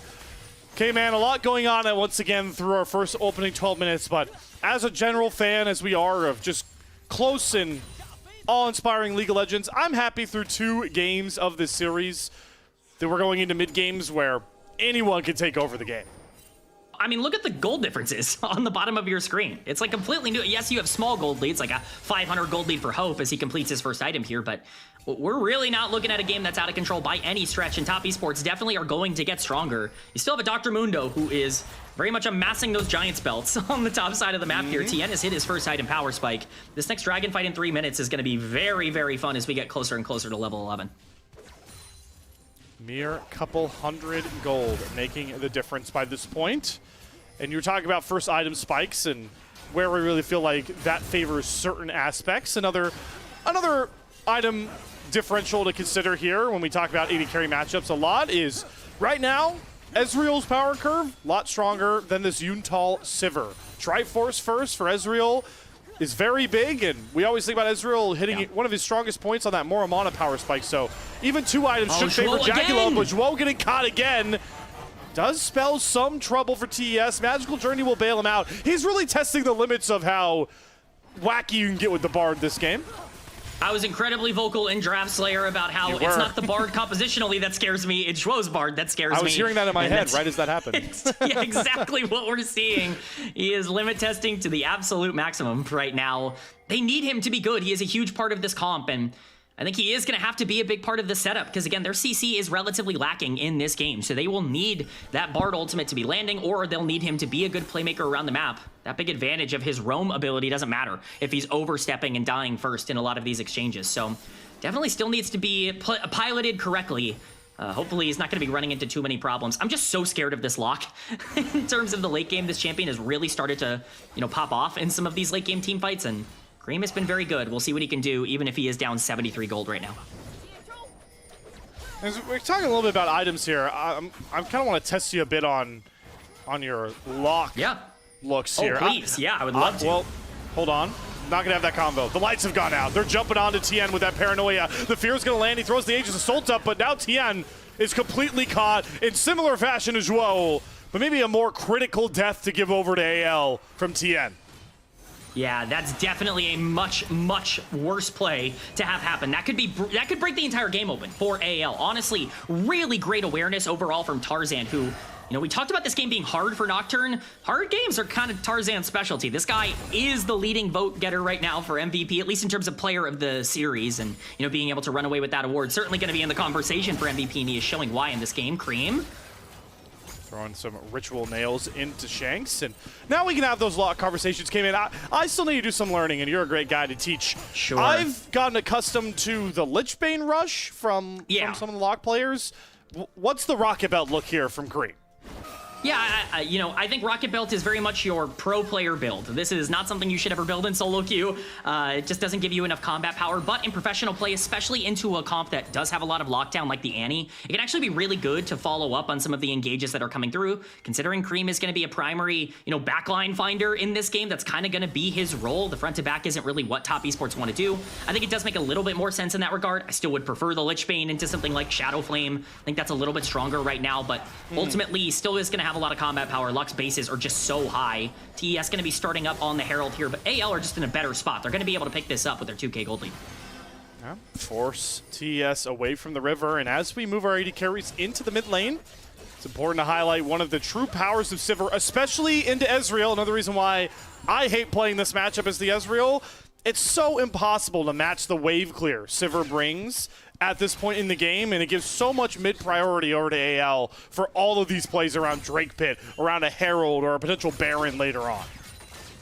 Yeah, I completely agree. I think it's really important for Hope to be good. He is such a crucial member. I know we keep narrowing that point in, but look at the damage profile on the side of AL. While they do have a lot of damage, if they are going to try and kill this Mundo or this Pantheon in the back end of the game, it's going to be through Hope. It's going to be through his damage, so really excited to see what he's capable of doing. And this big gold lead, I mean, that's massive. Getting him that kill and really accelerating him in this game. 2 items now on the Sivir. It makes this dragon that has spawned on the map even more precarious because you can't really walk into Karma, you can't really walk into Nocturne, and it's caused AL to really just have full priority. They're going to get this for free, it looks like. I love for Hope. This is a great game for Yuntal. Love to go this item when you know you're going to have a lot of auto attack power in fights, and Pantheon, Mundo, Locke. Ezreal's the longest range champion you're going to deal with, so really love that prioritization there from Hope, as AL are commanding this mid game. 2 Drakes opening on their side. Tien is trying to get this Herald done, but I don't know how much distracting Zhuo can really accomplish without maybe trading his life. Lights are going to go out as a TP does come from behind, but Cream does need to get out. Uses that Ashen Pursuit to create some distance. The lights are out, but Tien is still able to get that Herald, and Top Esports are going to take that as a win and get on out of dodge. All right, a couple of things that were burned in that fight that are really important. Sivir Ghost is no longer available. Annie and Locke ended up using their teleports as well. So any sort of cross-map play that wants to happen is going to have to be delayed. It's relevant because there's no objectives on the map, and that means that a lot of the pick potential for both of these teams goes down a bit, but ultimately an okay trade for Top Esports. Still very good for AL, and they're in a great spot. They command this game. We talked about this in Draft Slayer. They had to get a lead in the early game. They've done exactly what they need to do so far, and honestly, Tarzan's looked fantastic in this game. If that keeps up, they're still going to be in a driving position. I don't know if Breathe TP down for that play, but he also is on the same TP cooldown as Shanks, and that is the advantage this way on. Is there's a Temper Fate from Zhuo gonna land. Doesn't able to chain the stun as Shanks flashes over the Cosmic Binding. He'll gonna make sure Zhuo is topped up, and Tien's diving under the turret with Cream coming with an Ashen Pursuit. Finds the execute, gets the reset to chase onto Tarzan, who's trying to find Tien, and will with Kael's shields, making sure Cream does not have the damage to shut down the Nocturne. A very long bot lane play goes 1 for 1 once more. 1 for 1, but it's more gold onto Tarzan. It's exactly what AL could have wanted there to trade a lot of that gold over. Yes, it's not ideal to give a kill over to Locke, who can start to snowball and scale, but ultimately AL's reaction speed has been very good this game. They've done a great job of countering, I think, a lot of the aggression, and now Hope's just going to have priority in the mid lane. So Aeon's making his way down here, but he's going to basically watch as his tower gets pelted. Classic Mundo right here. Yes, damage is only a construct in my mind. Just keeping my turret up is my reality. Loses about half his HP, and that's why you build Warmogs, folks. Let's get a replay back on this double jungle play from both of our squads. I have not been pleased with Zhuo's Bard across this game, and this is another good example of that. Just mistimes the Q coming out of the ultimate, and Shanks is able to get away. What that means is you have to burn way more resources in order to kill him under tower. Tien takes a lot more damage than he probably should, and once the fear goes through, it's a pretty easy 1-for-1 trade. I think TES are going to feel pretty lucky that it's a 1-for-1 trade with Zhuo making his way out of there, but ultimately getting kills onto Nocturne, getting kills for Tarzan to dive the backline. It's very good for AL. Look to go for another paranoia here now. Tien is damaged after Shanks once again gets executed by Cream. And this time they have Sway on here to stop Tarzan. Is going to spell shield to get rid of the Purgatory. Gets away from the Tempered Fate, but now he's walking into Jacula, who pops the exhaust. Tries to throw a flurry of damage down. Zhuo's Flash Cosmic Binding completely whiffs, but it doesn't matter. Tarzan's going to drop, and Kael is the next target as Swayon pushes his way through the AL turrets. Kael and Hope have to cower in fear as Swayon ignores the mid lane tier 1 and leads TES to a big fight win. Okay, that's exactly what TES needed to do. There's no dragon on the map for them to take, which is an unfortunate timing, but you get a lot of gold back in that favor. And when I talked about TES's draft being better in my estimation, you want to know why I felt so passionate about that, Slayer? It's Mundo and Locke. I mean, just pick the champions that are strong, man. Just don't overthink this. Hope's gonna get some gold here with the mid lane tower, and he still is very strong, but I'm very scared about this Locke picking up even more gold. Breathe. All right, Breathe. Yeah, no, he's Cream. He's covering the exit, and he gifts the kill to Shanks. That is how you play top lane tank right there, knowing where to give the gold. But another odd pickoff given over by TES is we're gonna look back at how this similar play went right for TES this time round. I mean, I may have caster cursed Cream, but he certainly had a good play here to start. This Locke just does so much damage. He's so safe. It's a very easy fight for them to take, and Tarzan at this point just doesn't have the position to be able to capitalize. If it's not a 3v2, it's kind of hard for Nocturne to find his way onto the backline. He's just disconnected from the rest of the team. Yes, he's able to sidestep quite a lot, does a good job of trying to get out, but ultimately it's just way too much damage. And you know, we were scared about the Mundo. I think he's very quietly starting to come online. Heartsteel now acquired. He already got the Warmog. Swifties has been completed. This Mundo is becoming quite dangerous as we get further and further along into the game. That being said, AL still have their gold lead. It's just so much of it are on top lane and bot lane that these fights are really going to matter in the mid game here. We're virtually at the point now where I'm willing to say that Swayon is not really a threat for Shanks to target anymore. I think it's even harder for Tarzan to make that argument. Obviously, these two can start the fight, and you can see the effect the Mundo's having on AL, because Hope does have that last Whisperer, knows he has to go LDR third. So not as much damage into the Sivir, but of course, better damage into Swayon. Paying the Mundo tax is AL, but they are once again in prime position for Soul Point on this Mountain Drake, and it's their tank that is playing bodyguard as Tarzan will go forward there onto Tien. Does have the nades to the soul. The Temper Fate's going to buy them sometimes. Everyone goes gold, but Tien might just get swarmed on by AL. He's going to re-engage onto Kael, but he is done for. Zweyon just trying to walk down Shanks into 5 as JackeyLove gets pushed away by Hope, who is bodyguarding all of AL away from their Mundo, but he just won't drop. It's Purgatory to find one. JackeyLove able to flash onto Hope, go 1-for-1 with Zwo, and now it's Mundo back up to full HP. It's Zweyon, a corporate takeover of Game 2. He will not be stopped. It's a double kill to Zwo, but it's the rookie for Top Esports that continues to be the hero of this series, and now he's got his sights set on his fellow tank. Breathe is going to go all out and eviscerate Cream, and now Kael gets to enter the fray. He's got the shields, he's got the healing, he's got Breathe to just carry out combo after combo. Zwei doesn't have any maximum dosage to lean on. It's a magical journey to create some distance, and the wet noodle fight finally comes to an abrupt close.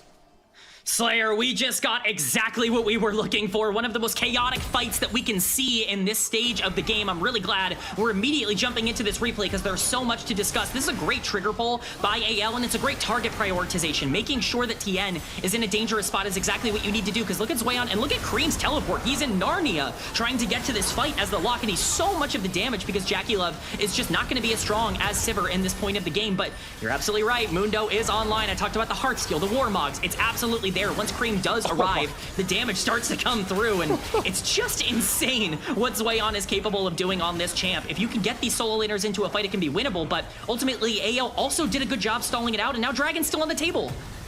A little bit awkward, still waiting on some ultimates, all out, not available for Breathe with everything else up.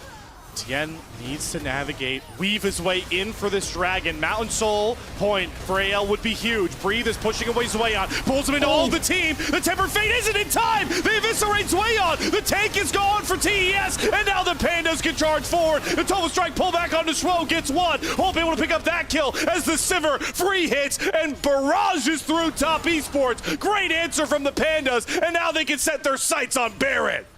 Breathe is ginormous for anyone's legend in that fight. He focuses on the Dr. Mundo, who doesn't have ult back off of cooldown after the previous fight, and so he's incredibly burstable, and that's exactly what AL do. They burst the Mundo. The Tempered Fate's not in time. They're gonna get Soul Point. They're gonna get Baron. The game is broken wide open for anyone's legend. So much of that gold now gonna land in the pocket of Hope. Picks up that double kill as we get a look back at the evisceration of Zweyon. God, Breathe plays this so well, man. He just knows exactly what to do. The Mundo has no ultimate, and so he recognizes if we go all in on the Mundo, if I go all out to bring him into the rest of our team, there is no way he can survive, and without Mundo, they can't win. They cannot even survive in a fight. This is the mistake that Top Esports could not afford to make, but they overstepped when they didn't have their cooldowns, and AL were clinical in taking advantage of that massive mistake. So we remind everyone that you could vote for Hope on an all-pro ballot. He's got the numbers, and let me tell you, folks, once you get to see his items off of that big fight winning the Baron, he's got the kit to do the damage to deal with the Mundo by this point. So Hope really could be the closer for this game to get AL a coveted Game 3, and yep, he got rid of that LDR, and he had enough gold for a BF sword. So this guy's cruising towards a 4th item IE now. We talked about Sivir being the damage dealer. That damage is online. I mean, you want a way to burst through Mundo, it's absolutely Sivir. That consistent damage with the LDR coming through is just going to be a problem. Zweyon was really strong, but I think they lost their power spike off of that really bad fight. AL's going to use Baron now to siege on the bot side. One bad fight could be the entire game for Top Esports at this point. And the wave clear is just so putrid. Locke has no ability to help get rid of these minions, and it's hard for JackeyLove to warrant stepping up here. He wants to throw Mystic shots at champions, not trying to clear waves, but do think they'll be able to get rid of this last cannon minion and provide some time. AL need to wait on waves, but Zweyon is in the tough spot here, trying to juggle between helping bot or giving up mid-tier 2. Yeah, this is a very dangerous position, and this is what I was talking about before with AL sideways. It's better than Oh, teleport. TP behind. Grand Starfall. Tien, it's a bit of a fake out. He throws out the Age of Soul immediately. Zweon's trying to get in the back line to get towards Hope, who's kiting back. But the All-Out's going to pull Zweon away, and all the damage burns into him. Hope survives and thrives behind the Pandas as everyone looks to chase down the stragglers. Jackie Love in the waiting arms of Breathe. Down goes 2 more to Hope. It's a double kill and a final Karma tether to put the cherry on top. A bounce back, anyone's legend style. They even are series up and take us to our do-or-die game 3. AL completely outplay Top Esports throughout this entire game. They get a well-deserved victory, and they're going to keep their hopes for potentially securing a top 2 seed alive here today as they take this second game in absolutely dominant fashion. Beautiful stuff from AL. How can you not be excited about them? Again, I think this comp is kind of hard to pilot. You need to make sure Sivir gets online, and you have to make sure you fight away from those solo laners, capitalize on the Nocturne engages. They have so many things that could go wrong for them, but ultimately they just play better. It doesn't matter if your comp isn't set up to play super easy fights in the mid game. If you're taking those fights when the enemy team doesn't have their advantages, you're gonna win every time, and that's exactly what they did.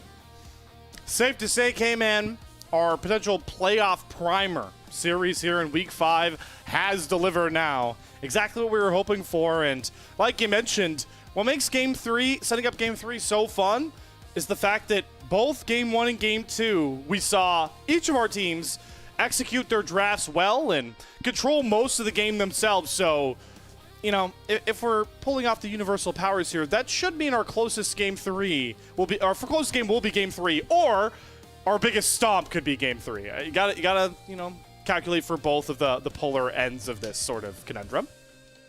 Yeah, you definitely have to. It's been such a fun series, such a chaotic series, because again, I think Top Esports have done what they're supposed to do early in games. The problem is their execution in some of these fights was bad. The game was lost at that Soul Point fight. I mean, that is one of those fights where Mundo is so strong in the game at that point. You've hit your 2-item power spike and you're gonna be a big tank. The last thing you want to do is, from a relatively gold neutral game state, it wasn't gold neutral, but the 2k gold lead was almost entirely on Cassante, and we're going to say like a 1,000 gold difference amongst carries. That's relatively gold neutral as you head into the back of the game. The only thing you cannot do is fight without Mundo Ultimate. That's like the only thing you can't do, and that's exactly what they did. Credit to Breathe. What a pull in there, and what a call from him to be like, yeah, he doesn't have ult, let's just kill him. And Hope had an awesome game, but ultimately it's Top Esports' mental mistakes that have really come back to bite them again here. Yeah. We saw shades of it showing up in game 1. We saw Cream and Jackie Love just a little bit too kill hungry. And this game, we saw that similar sort of, like you mentioned, out of position mistake plague them. It was Joel for a lot of the early game, but we also saw it happen to Cream and, of course, Zweon on that dragon fight. Just those mistakes that felt small in game 1, they're starting to magnify now. AL are starting to take much better advantage of those windows. They are. I mean, they capitalized well. I think gameplay is really what I want to point out here. They outplayed Top Esports, and I think that is important to say because I think this is a team that's kind of relied on being better than their opposition. I think they really stepped up in this one. This hard game, I know I stress that so heavily, this hard game for Tarzan.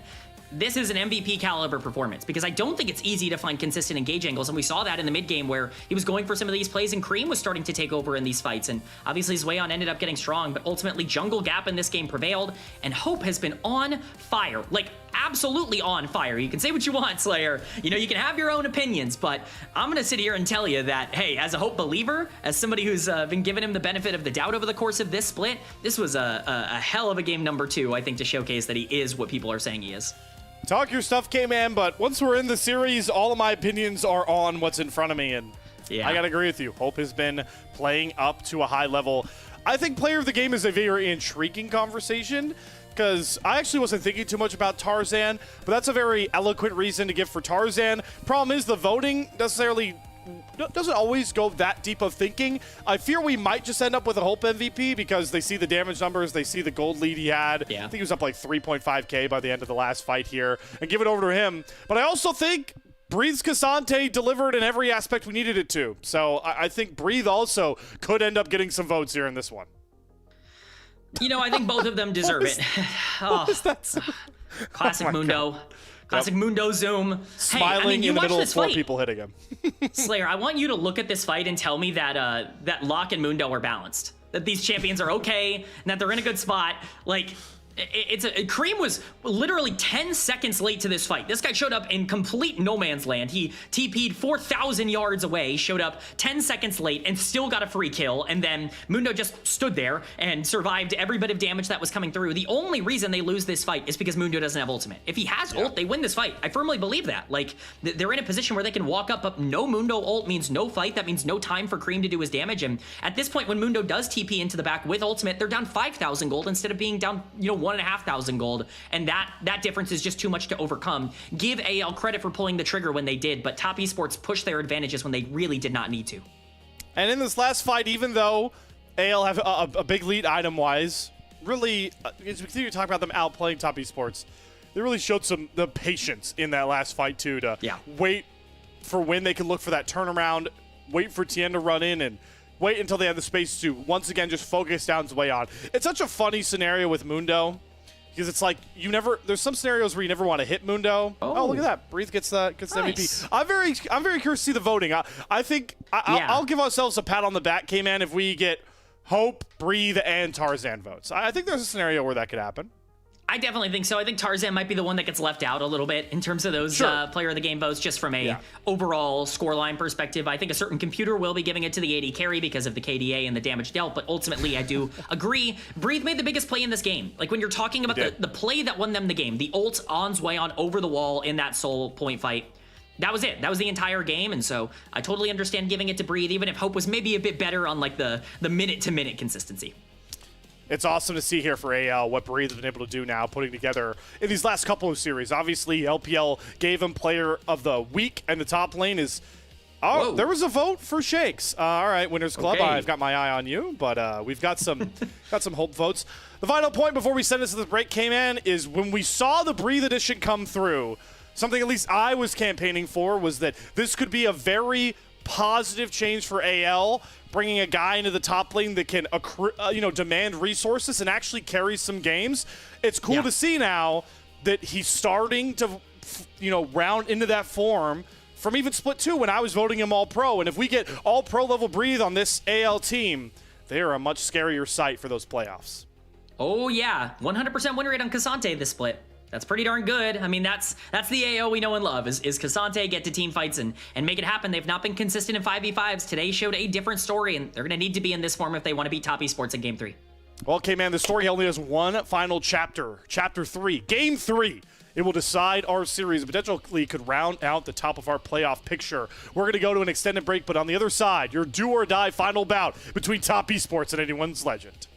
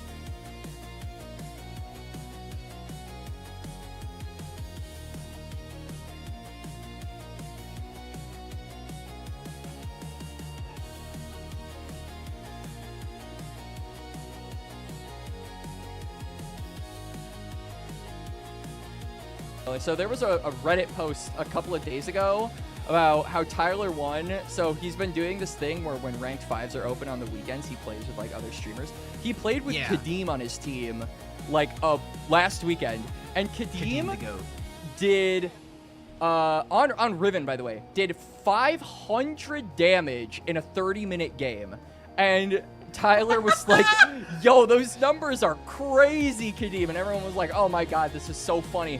Kadeem is like the streamer that you watch when you want to see bad gameplay. He did 300 less damage than an LPL pro player! Wait, hold up now. Kadeem has one of the sickest flashes of all time. That is true. The Camille ultimate is the Camille ult flash was sexy. It is Knight versus Tarzan. I think this has been the battle, not just this year, but even last year when we had AL as a top 2 team in the league. Tarzan versus Knight, but Tarzan's team was not as good as Knight's was, and that has, I think, been true for most of Knight's career. Usually All-Pro is separated in between, you know, hey, you have our Ascend All-Pro team, and here's our Nirvana All-Pro team.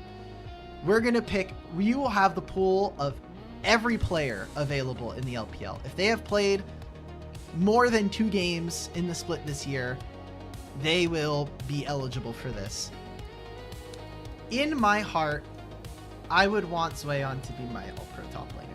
However, I'm going to do something that I have not felt in a long time.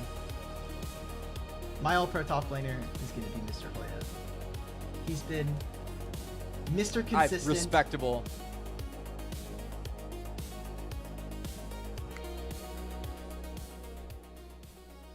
It all comes down to this, LPL friends. Game 3. Anyone's Legend taking on Top Esports. And Keyman, we're going to sound like a broken record doing this, but there's only one real important thing to stress before going into this Game 3, and it's just how much of an impact this result may have on our playoff picture once we get to the postseason. Oh yeah, I mean, I talked about it a bit at the end of that game number 2, but ultimately, whatever team wins here is going to be in a really good spot throughout the rest of the regular season. Top Esports get a matchup against WE that they should be able to pick up a win in, you know, assuming that Top Esports doesn't. Top Esports themselves, I guess. Can we pull up the schedule? Let's revisit the schedule graphic if we have a moment. The dueling schedule. The graphic. dueling schedules. Yes. We can take a look at that one more time. Because you're about to talk about every matchup these teams have going forward, and I just thought, you know, hey, let's put the visual. Might as well get the visual. Yeah, but keep going. I mean, the whole point of it is just like Top Esports. If they pick up the win, yes, they have the same record as AL, but ultimately they have WE, and you know they can pick up a win there. I think JDG, even though they have a worse record, like while AL is going to be favorited there, I think that's more losable. If either team picks up a win over BLG, that could be it. And if AL win this game number 3. You know, I'm not saying they're locked, but like they just have to win 2 series this week in order to make sure that they're in a good spot. If one of those is against Top Esports, and you know they're going to be favorites, like I said about against JDG. So ultimately, this is a big series to try to get a bye in round 1, and I can't stress how important it is not only to have that bye, but just to be like, I got a bit of time off, we can scrim, we can get some practice in. Both of these teams, I think, definitely want to get that. And if you remember our Split 2 playoffs, the power that skipping an extra best of 5 has is really hard to quantify, because our Split 2 champion, BLG, got thrown into the lower bracket having to play an early round best of 5 that they were not expecting, and that threw the entire, not just BLG's run, but arguably a ton of our other teams' run completely astray, because we found our scenario where we had BLG, AL, JDG all having to battle out in that lower bracket so early on. So cannot stress what the value of the bye has. And of course, you know, if you want to make it in layman's terms and you look at some of these fixtures, it's if you want to chalk up the BLG series for each of these guys into losses, and then you'd figure WE and JDG, TES and AL should be favored to win both those series. That's 1-1. What's the difference maker? The series they are currently playing. That's the thing that matters. And again, with game score being so tight and these teams just both having such high expectations, especially AL, which we talked about before, like they can not secure, but like get pretty close to securing a top 2 spot with a win here today. And they need that, and they need top esports to fail and struggle. And so, you know, it's kind of a double whammy for them. Getting into the top 2 as well as keeping top esports out of the top 2 would be a massive turn of events for a team that needs as many championship points as they can get. I'm glad you brought that up. I know we don't want to get too ahead of ourselves thinking about, you know, Worlds or the regional qualifier. That's still a decent chunk of a ways away, of course. But it is in the back of the mind of these teams that AL, unlike last split where they were coming off a deep MSI run, that split 2 title, they are in such a different championship points scenario to where they were last year. Last year, it felt like a much more bigger cakewalk in split 3 for them to secure a world spot. That's not where we are today. I think it's important to point out, if AL finishes in top 2, let's say BLG wins the split and AL gets second, if top esports gets third, they still have more championship points than AL. Like, it's really important for AL not only to succeed and get top 2 and be one of these teams that competes in the finals, but also it's important for them that top esports doesn't do well, that they lose a lot of that confidence and momentum going into playoffs, and that, you know, they have as hard of a time as possible. Getting them into that round number 1, I think, is paramount towards their success. But ultimately, I think they've got a lot of ways to do it. Drafts so far, in my opinion, have gone towards top esports, at least in terms of consistency. AL have certainly had tools, and I think their Game 2 draft was definitely better than their Game 1 draft, but I want to see something easier. They give themselves very narrow win conditions in this series, and I want to see something that's a bit more flexible from them. I mean, I feel like it is going to be tough to find easier ways to execute in this Game 3, mainly through the jungle spot, right? We've seen routinely in this series Vi getting banned away, and when you think about the other junglers we have kind of left, loving the crowd getting into the energy for Game 3, first of all. Love this type of stuff. Have to acknowledge that. But, K-Man, no more Pantheon. You know, we have run out of Nocturne by this point, so I'm looking at, like, Xin Zhao, Wukong, Vi. Like, these are 3 junglers that I think we need to get Tarzan on, because as impressive as it was for him to overcome a hard Game 2 to play out, I just really want to see a Game 3 where Tarzan doesn't have to play a hard game. That's the one thing we haven't seen this series for our potential MVP of the split. Yeah, I mean, he's the potential MVP because he's been so good at taking these hard games and making them look easy. The Nocturne is not easy to play in that instance, but you're right. Like Xin Zhao, Vi, I mean, I don't think they're leaving Nefiri up, but if they do, you know, Nefiri's going to be first picked by AL. Like, that's going to be the kind of direction that they want to go in. Worth noting, again, Tarzan brought out the Maokai towards the end of last week. I think that's something that they've really liked. Going towards Skarner, I think, is another pick they like towards setting up these lanes. My big problem has not been Tarzan's picks in isolation. It's mostly been Shanks' picks in the mid lane, which I don't think have accented the team comps all that much. The Annie kind of worked out in game number 2, despite the fact that it got dove under tower regularly, but the Galio, Annie, that's not really what I want to see. Give Shanks something he can carry on. He's been very good this split. Luckily, there are a ton of champions that will fit that bill for Shanks if they can get into position for them. AL have also been first pick in 2 straight drafts, so the ability to counter pick your solos has been few and far between. And the one time we actually saw it, did not go well. Breathe counter picking that Nar. So I think if top esports come away with first selection here, we should just try and get Shanks a carry matchup, a favorited counter pick carry matchup. Bit of a mouthful there. I was shocked they didn't go for the Sylas in game 2 already. That still is a huge pick for Shanks. It's kind of a signature champion. Akali, obviously, a part of that, but Akali's much weaker right now. I think Sylas is certainly what you have to look out for. Cassio has been banned. Orianna has been banned throughout this entire series. If either of those are left up at any point, expect those to be slammed by anyone's legend, and honestly by top esports as well. I was waiting for your Orianna agenda to come through here. Yeah, you got it. I was waiting for it. Well, it's gonna get banned. That's my belief. Well, why wouldn't you ban it? It's the best champion of all time. There we go. That's the K-Man I know and love. All right, so let's dive into this game 3 to see if the Orianna ban comes across, and of course, much more. No Orianna ban just yet. We're still seeing the Olaf, still seeing the Vi, Nefiri as well, and the Vayne. So other usual suspects, but Nefiri, Orianna, both 2 floating around, and if neither of those make the last 2 bans, I think we have some easy starting options here for our teams. Very true. Nefiri, Orianna, Rumble as well. I think also notably left up, and I think that's something to keep in mind. Orianna going to be that final ban. Top Esports has first pick for the first time this series. Rumble has been the pick for Swayon as Cassio was taken off the board. Nefiri would be the, well, Nefiri's off the board, but yeah, absolutely. Like, this has to be the Rumble. It's Swayon's signature champion. He's absolutely decimated on it. I think this is already a big win. This guy looks so good when he gets this champion.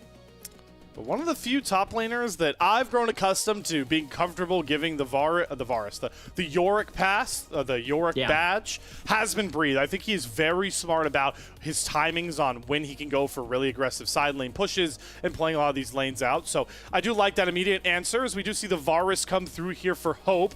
What is most interesting, folks, about Varus now is statistically from, a lot of our solo queue numbers and stuff, Varus is swinging heavily back over to on-hit. We're seeing it in the top lane picks, but I'm starting to wonder when AD carries might justify going for it. Probably not this game from Hope, though. Yeah, I mean, it's just tough, right? Like, in pro play, it's a lot more risky to go on hit because you lack the range to really be as consistent. And I think a lot of people love to go like, oh, you would do so much more damage. You can't do damage if you're running away. Every fight, you have to make sure you have that range advantage, with which obviously Lethality Varus just has an easier time doing. Trundle as the lock-in here definitely is much more interesting for TN as well. This is a pick that has really kind of exploded this year, and he has no Trundle games. Jhin going to be the answer on the bot side to the Varus, so clearly kind of shows that I think both of these supports are going to be picking roamers, going to be picking champions that can open up the map, and they're really going to be playing for their junglers in this one. Oh, you said that if the Neferi is going to be banned out the whole series, what's the next best thing if Tarzan wants the rock in his hands to cook himself? I'm trying to stall for a very long hover, if you guys haven't figured that one out. But there it is. Yeah, all right, there it is. That's what we wanted. Game 3 with so much on the line, Tarzan says, give me the carry jungler, man. Look, I mean, obviously the Neferi's gotten a lot of attention. When that's been banned, he's gone to Qiyana, and he's yet to lose on it this split. He has been able to take over. Now, I think Qiyana is much weaker than she has been really at any other point throughout, recent LoL history. A lot of the nerfs have hit her. None of that applies to Tarzan. You get this guy any momentum in a game where he has that kind of damage, he's going to be able to absolutely break the game open. I love the draft from both of these sides in game number 3. It really does feel like both of them are picking the things that they are the most excited about, and that's really cool to see. I don't know how well it fits into the bot lane 2v2, but I'm once again here to campaign. If you get Kyle to slam a rel game, I will call draft gap on the spot. Just keep that in mind as we roll through the second ban phase. TES are going to start banning out some of those very good Shanks champions. I like this. They're recognizing Shanks is going to get his counter pick. He's going to get this final selection of the game. Let's make sure he doesn't get something uber comfortable that he feels super good into Cream against. Yeah, I'm curious, man. Like, all of these supports, these roaming supports are still up. Bard is the only roaming support that has been taken off the board. I know, obviously, we've got the Nautilus and the Alistar banned out here, but, like, you've still got plenty of picks. Like, I know Camille's been nerfed quite a lot. That champion's probably completely done and out of the meta. But Rel, Leona, like, they're all still available. Like, yeah, you've got plenty of options in terms of some of those creative picks. So I'm expecting to see that be the priority for both of these teams, especially with the ADs that they drafted for themselves. Don't imagine we are going to be getting any sort of aggressive lanes in that same vein. If you're going to ban Akali, you got to ban Sylas. That's my perspective here, but it's going to be the Aurora. They're taking away everything except for the main assassin that Shanks plays. Maybe daring him to go for it indeed. We'll see if the support lock-in is going to be last year. It'll be interesting to see if they save it for Kyle. Bit of a rare thing to do in modern League of Legends. Not bad necessarily, but they are going to leave that counter pick up to Kyle to see what he likes, and they're going to bring the Syndra into the mid lane. That's good setup for the Qiyana. Now we have Chains of Corruption and a Scatter that Tarzan should be able to follow up on whenever it lands. I like Syndra compositionally, but you're putting a ton of pressure onto Kyle with this final pick to be a huge playmaker for the team, because he's really going to be the only one who's going to have a lot of agency in the mid game. Leona going to be the lock-in. Talked about those, roaming tank style supports. It's what you draft the Jhin for. Going to be the lock-in for Zhuo. Zhuo was, I'm going to be honest, terrible on the Bard in game number 2. He's going to have to be better. Ooh. And it's going to be the Yone lock for Cream, so very much capitalizing on that Syndra. Rel or Nico, man. That's what I'm looking for. I think Nico's a little bit harder to justify up against another tank. I do think they need a bigger health bar. It just has to be the Rel, right, Gabe? It has to. It has to. If AL are going to lose this series, they're going to hang their hat on Tarzan, Qiyana, and Kyle Rel. That's just how anyone's legend have been built for all this time. Yeah, I think both of these comps are very solid, and they both, really index in the correct directions. I think when you're looking specifically at AL, they have a lot of pressure. I mean, yeah, the Yone is going to be a big problem in the late game, but it's kind of a little later on in the game that Yone is going to get online. Syndra's going to be a bit of a problem in the early part of this game, and if you can get Qiyana fed, that is your out in the back end of this game anyways. But man, Top Esports have the team fighting tools in the back end of this game. The amount of engage that is on this comp with Leona, with Yone, and the amount of team fight coordination. You want to get Yone ulted right into an equalizer. Like, that's a problem when Trundle is sapping the tank stats from anybody on the front line. You know, there are plenty of tools for top esports to outscale, but AL, for the first time this series, I think are going to have tempo in the early game, and I'm really excited to see how they use it. Great highlight. I think top esports team fighting is how they're going to win the game. But as you pointed out across this entire series, AL are fine trading weaker team fighting for snowballing, side lane pressure for a victory. And that's exactly what they've drafted for with this Kiana, with this Syndra, and of course the Yorick to try and space out the map. What a great way to end this series, K-Man. It feels like the two biggest strengths of each of our teams are clashing right in front of our eyes. And like you mentioned, with about as even of a draft as we've gotten this entire series. Yeah, I think both teams have everything they need to win this game. Top Esports cannot make these characteristic at this point mistakes in the early game. They need to get late, and AL need to control that early game. They can snowball anything. If Tarzan gets fed, it's GG. For one final time in the regular season, AL versus TES.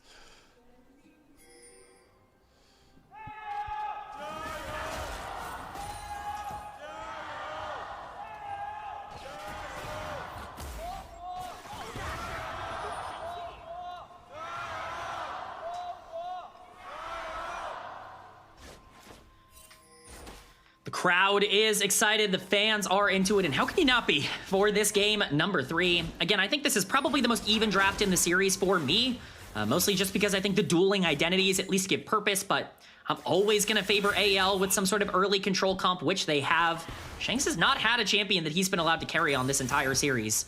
Very excited to see how he plays out this Syndra matchup into Yone. Interesting to see the Airy, the keystone choice there for the Syndra. Sure, that's Yone matchup dependent. Speaking on those keystones, it is, of course, the comment for Varus, which means it's going to be that lethality. I'm still, you know, I know what the patch is, K-Man. I'm going to keep campaigning for on-hit looks. That'll be my new crutch. But doesn't mean we're there just yet with some of our teams. Get to see some of the records, and well, I see some undefeated sprees for that top side as bot lane. It's once again top esports that hits level 2 first. And Zhuo is going to get a bit of an engage there on to Hope, but this will definitely be the, I would assume to be the most quiet bottom lane we're going to get of the series. Almost certainly we're going to be waiting for those roams. That being said, that's the caster curse, and now we're going to get a ton of 2v2 action because it's just the way that it goes. I do want to point out, for those of you who might not be LPL historians, Hope has been around for a while. He's been on teams like JDG and WE in the past before AL. This guy is a Varus player. I mean, this is the champion that people know him for in terms of the way he was playing earlier on in his career and even what he's been here for AL.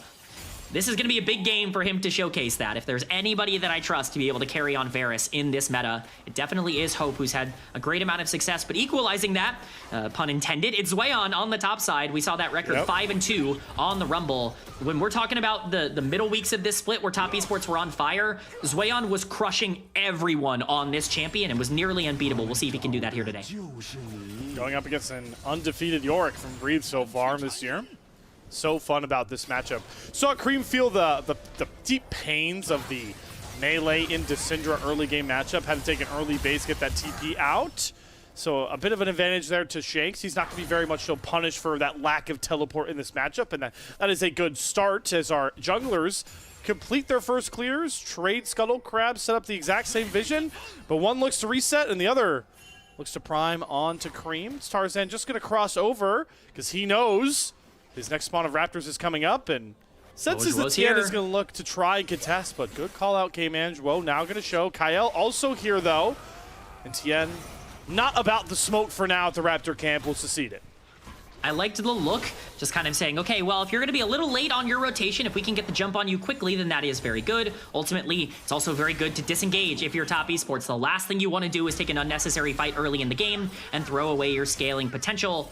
Everything kind of going according to plan so far at 4 minutes. Dragon, of course, in 1 minute in terms of that spawn. Going to be very curious to see where the priorities are for these objectives in the early game. We've actually seen a ton of grubs, like, value throughout this series. Curious if that priority moves up as Tarzan's here for Jackie Love. Flash from Jackie Love. Big win there from Kael. Jin is as immobile as an AD carry can come. So we'll see if that can be punished later on. But still, like you mentioned, looking for these supports to really unlock from the bottom lane. I think if you're looking for that, likely be that grub timer. So we're still a bit of a ways out, and the sports would like to collect as many levels as they can because both desperately need that ultimate to really start to affect this game. That's really going to be the thing. We kept our eye on Zhuo on that Bard in the previous game. He played Bard into Karma and still felt like he had less of an impact on the map. That cannot happen on the Leona. Kyle is incredibly familiar with Rel and is one of our better Rel players in the LPL. Zhuo needs to have a more pronounced impact on the map here. That can start by setting up vision around this bot river as this dragon spawns, but ultimately, we're going to need to see those roams work out for this team because they're basically entirely built on being able to survive into the late game with that aggression. What makes this Game 3 so fun is thinking about how many of these players are looking to make a statement for those all-pro ballots in this single game alone. Nothing quite like a Game 3 between two top teams can sway voters. Voters like you, LPL English fans, of course, can go vote in our Discord, but the amount of all-pro considerations on our screen right now, K-Man, is hard to understate. Oh yeah, I mean there are a lot of players here that are going to be in all-pro conversation. Breathe, gonna get out of the way of the equalizer here. Zwayon just gonna be happy with the wave. You want to call it out, Slayer? You want to talk about any top lane ultimates that might have been burned here? You know, it feels a little lackluster to say ultimate chicken because, you know, Breathe, it's your ultimate's always with you. The guy just misses his wife, you know? So whenever I say ultimate chicken when the maiden comes out, I just get a little bit sad. I don't get sad when I see ultimates coming out of our mid laners. We don't get that, but we get Cream flashing as Tarzan once again shows up in a lane and claims a key summoner. Keep that in mind going forward, especially once Tarzan gets that supreme display of talent. He doesn't have his ult, but Tien does have that subjugate. Is now he's feeling strong enough to fight for the Raptor camp, and he's able to steal it away, but Tarzan does get over to level 6, but takes quite a hankering for it. Yeah, that's really well done from Tien to pressure him out there. It's actually really important to make sure you hold this area. Kyle and Hope are walking up. Now he wants to go after that red buff. Ward down from Hope. Tien's going to back out. Tarzan looking to chase. He did not get back to base to reset his HP pool.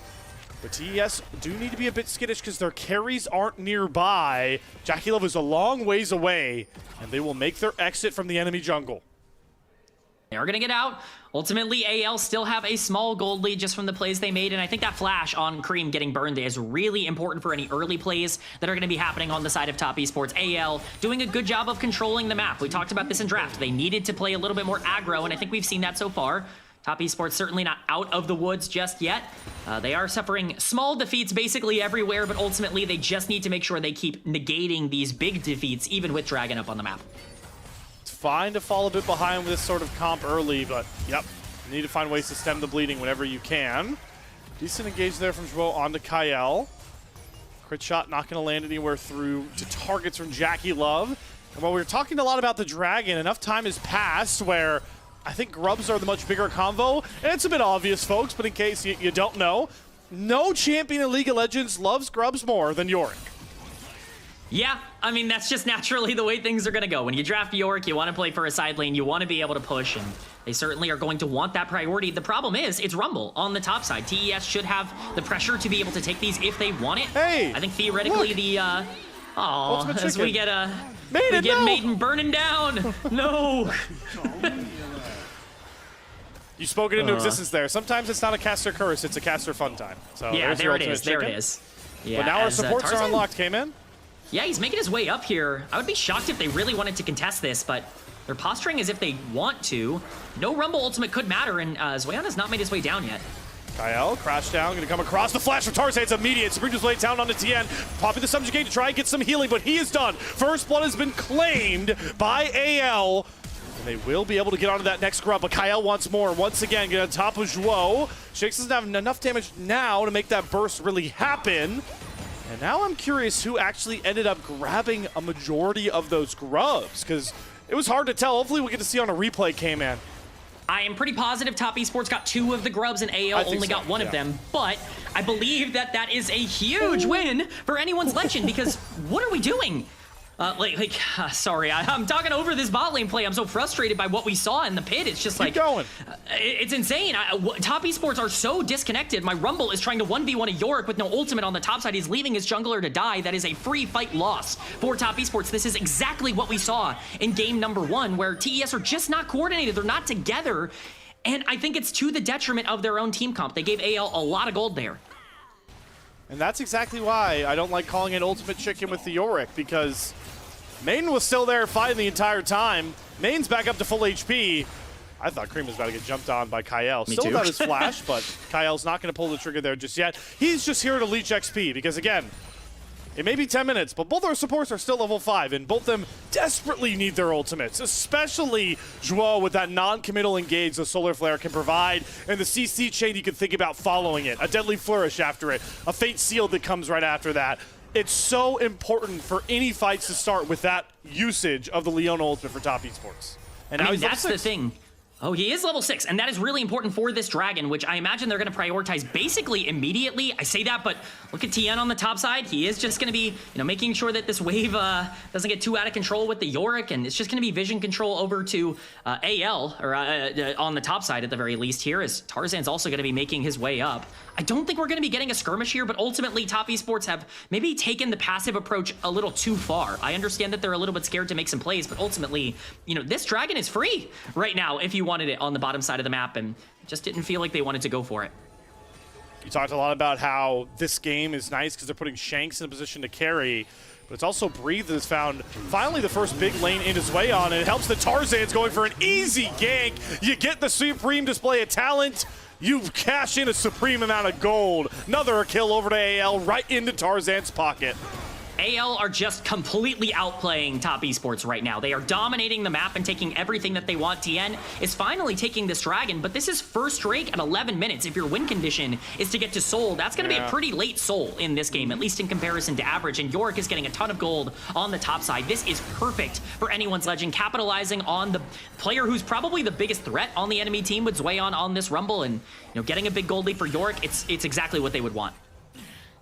Something we touched on in draft with Yorick, who I think has been a pretty polarizing champion in the LPL, mainly because some of our top laners pick it and look very bad on it, very useless. But Breathe is not one of those players, so it's nice that Tarzan's getting all this gold, but the sleeper winner of this pressure for AL is going to be the fact that Breathe, I think, should have a relatively easy time in the side lane. But if Cream gets ahead, he could be one to shut him down.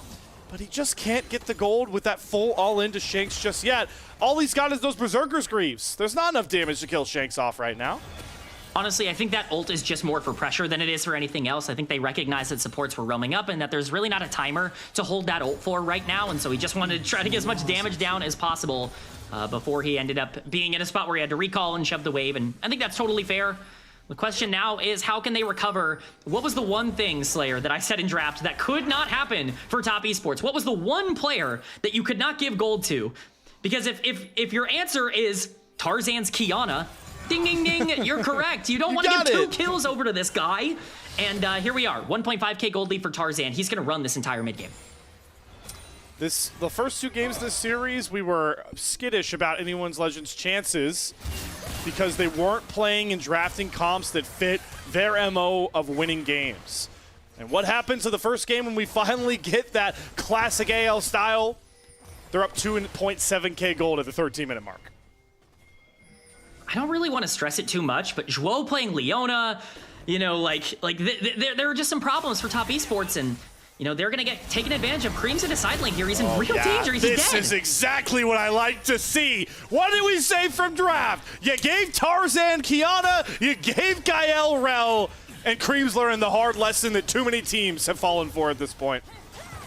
Oh, Joao. And it's round 2. Joao, you want some 2? Here we go. Solar Flare going to stun up Kyle and stop Tarzan from bursting him down, but only reason Joao's living there is because both ults were used to kill his mid laner 30 seconds ago. AL are decimating this game. They are just completely running the map. Breed's going to take top lane tier 1 for free against Zweon's Rumble. He is going to be in danger here. Flashes after him. He's going to get the overheat. And Zweon finds a clutch solo kill to get Top esports on the board. Okay, that's it. That is the way back into the game. I know I've kind of been annoying about Zweon's Rumble this entire series. It's for a reason, guys. I promise. This guy is unbelievably good on this champion. He's been nearly unbeatable when he gets a lead on that champ. If they want a win condition, it's playing through these team fights and playing through Zweon.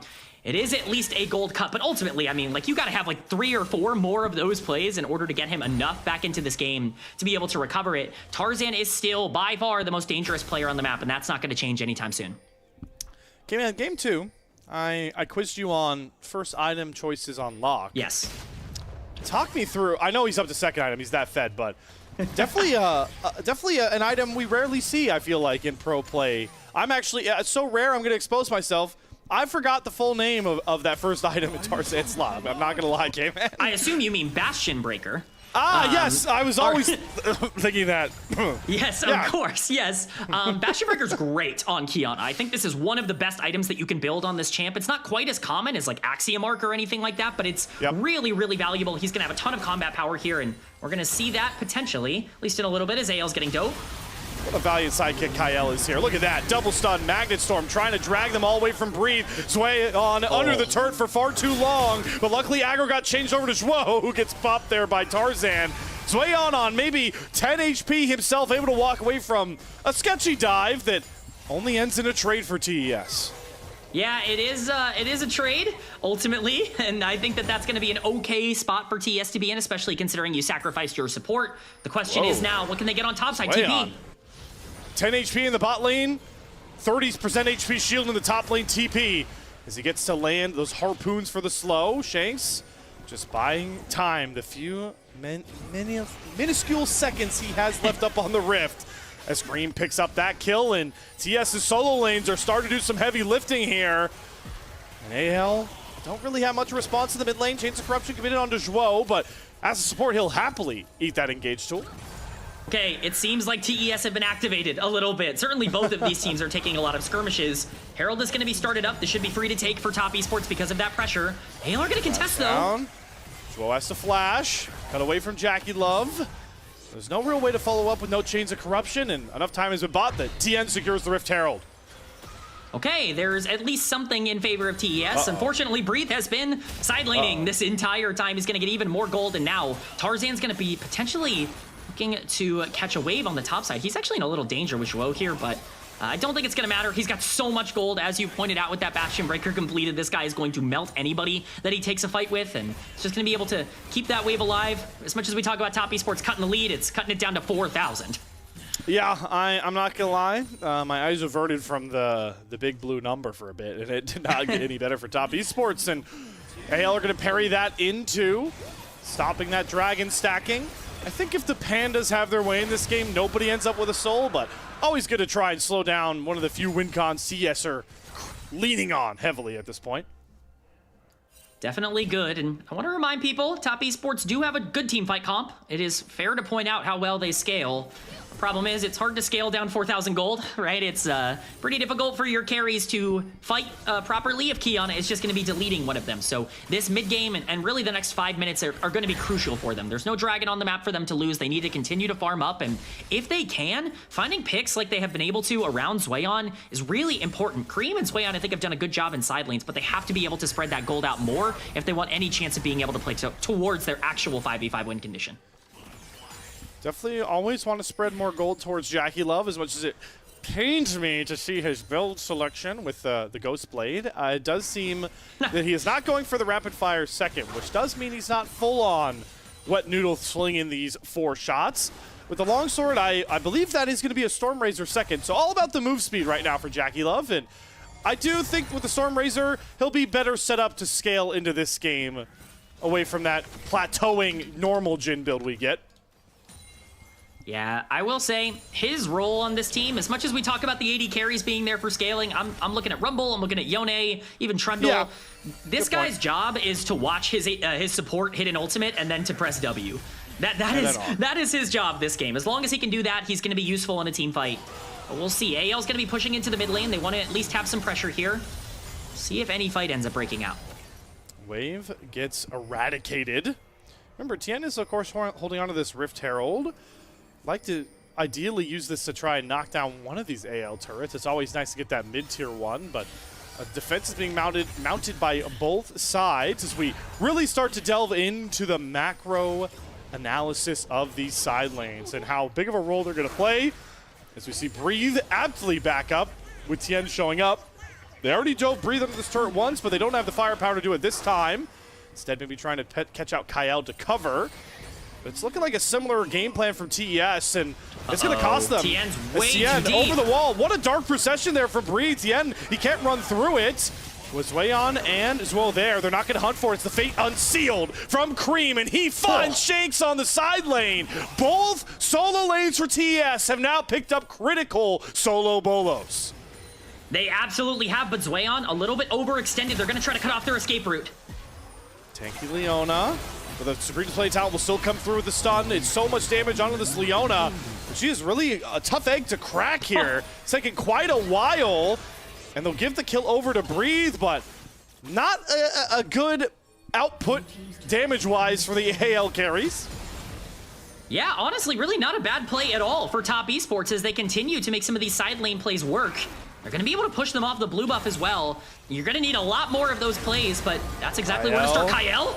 He finds Jackie Love, who flashes, but the Magnestor still grabs him. Piercing arrow from Hope does some scatter damage. Chains of Corruption can land onto Tien. No further tethers. Tien trying to push forward. There is the curtain call, looking for slows and extra damage. Cream with the Soul Unbound form nearly sets up Jackie Love, and he does indeed. Nice deadly flourish. Jackie Love gets on the board. Extreme Jin value. You are able to just burst people down from such long range. Landing every single shot sure makes that champion look pretty darn good. They're going to drop the Herald in the mid lane here. This is a big gold spike if they're going to be able to pick this turret up, but teleports are coming in. Oh, another nice little playpen there from Breathe, providing clutch plays again. No value out of that Rift Herald whatsoever. And we'll go back to see how Cream killed off Shanks in the side lane.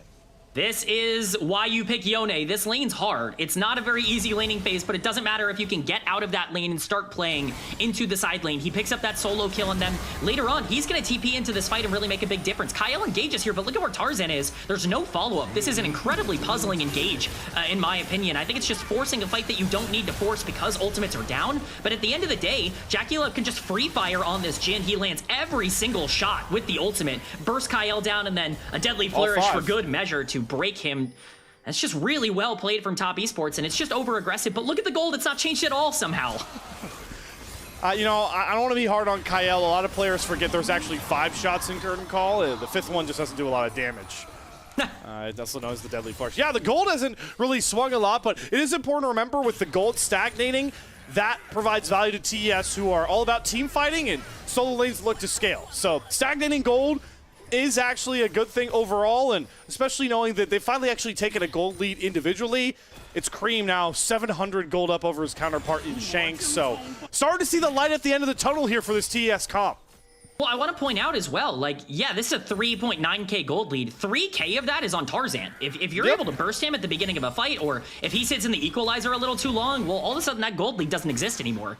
They are going to be able to pick up this dragon for free. That is second Drake of the game, but I called this out. This is a very late soul. We're not even at soul point yet at 22 minutes. Dragon is not exactly the win condition it normally is unless this game goes very late, and at that point, Top Esports are going to be much stronger. This game state has equalized out a bit, but this is AL's time to continue to keep the pressure up and to try to break it open. For context from the earlier in the series, if you missed it, Top Esports were threatening Soul at 22 minutes themselves in game number 2. So that's exactly how far behind the 8-ball we are in that aspect. Do have Baron up on the Rift, and it's always a tricky subject to try and start up those Barons, but it's especially tough if a tier 1 turret is still standing for your enemy team, and that's why you see so much pressure from Top Esports. They really just want to break that turret to advance their vision lines. Yeah, they need to make sure that they continue to keep this vision up because this is an engage here. Okay, Soul Unbound from Cream, but gets stunned up well from Kyle. Has to return, and Kyle's going to go in. Magic Storm onto 3. The Fate Sealed misses there from Cream, and it throws him out of the fight, giving just enough time for them to burst out 1. Tien traded out for Kyle, but it's Tarzan that gets picked off as well in the fray as the curtain call comes down to try and find the stragglers in isolation. Nice scatter there from Shanks, going to get Cream away from him. And despite the flub from Cream, Top Esports narrowly win our first big fight. If Cream lands that ult, that is a game, surviving fight for Top Esports. The margins are there. That's exactly what I said. The gold is entirely on that jungler. If Tarzan gets burst down at the beginning of these fights, Top Esports have the combat power to get back into this. I think AL are going to feel very lucky that that fight went their way. Really well done by Kyle to time Cream going back on his E here, making sure that he can get as many people with the rel value as is possible. Just a fantastic ultimate, and if he didn't have it, it would have been a nightmare. Cream ulting back just for safety. If he goes in there, pretty sure the entire game is turned, and now he's overextended. Again, Top Esports getting caught on these side lanes, caught out of position, has plagued them in this series. Cream is able to navigate out. It forces the TP from Zweon, and AL will actually have to sacrifice the Maiden from Breathe, so something that's marred TES's entire series. Doesn't cost them yet in this critical game 3. Very important to keep your eyes on not only Tarzan, but Hope as well. He's got that shield coming in from Edge of Night. He's going to need it in this game. Surviving as the Varus and pumping out damage, at least more than what Jhin can offer on the other side, is going to be very important towards winning any of these fights. For now, the name of the game is Vision Control. Baron is on the map. That's clearly the priority, but Dragon is still 2 minutes away. We're going to have this dance for quite a long time. What I find interesting about these next couple of minutes is, well, Cream finding this engage onto Kyle is definitely somewhat intriguing, but now with that TP from Zweon, how do we match into this Yorick on the weak side? He has TP advantage over Zweon. I think Top Esports are unfortunately going to be in a position with Baron where I think only Cream can really match into him right now unless they want to dance the threat of a 5-man Baron TP 4-on-5 style. We'll have to see what TES decides to do with this. Yeah, I think that's kind of their plan right now, is to continue to basically force AL to feel scared about a fight so that Breathe can never really get truly far ahead in a side lane. So far, it's actually been okay for them. They've really not lost all that much tower-wise, but it does seem like Top Esports want to continue to just move as a unit. Cream is going to be answering that side lane. You're continuing to, yes, farm up on the top side, get a small lead, but Zweon's had a pretty big impact on these team fights. Those equalizers are only going to get scarier. This is an okay game state. I think this next fight could really break everything open. Keep an eye on the summoner spells that are available. Pretty much everything is coming up. Tarzan has no flash right now, neither does TN, but ultimately, if they have them for the next fight, especially when Dragon spawns in a minute, that could be everything for this game. With Cream now so accelerated, TN still wants to cover him because they want to see if they can pick off Breathe, knowing that he is the key to AL pulling apart this 5-man wrecking crew of TES. They pick up that tier 1 turret, they get more gold, but TN still hovering towards this bot side. You called it out well, K-Man. They're just trying to keep Breathe as uncomfortable as possible, knowing that he's such a linchpin.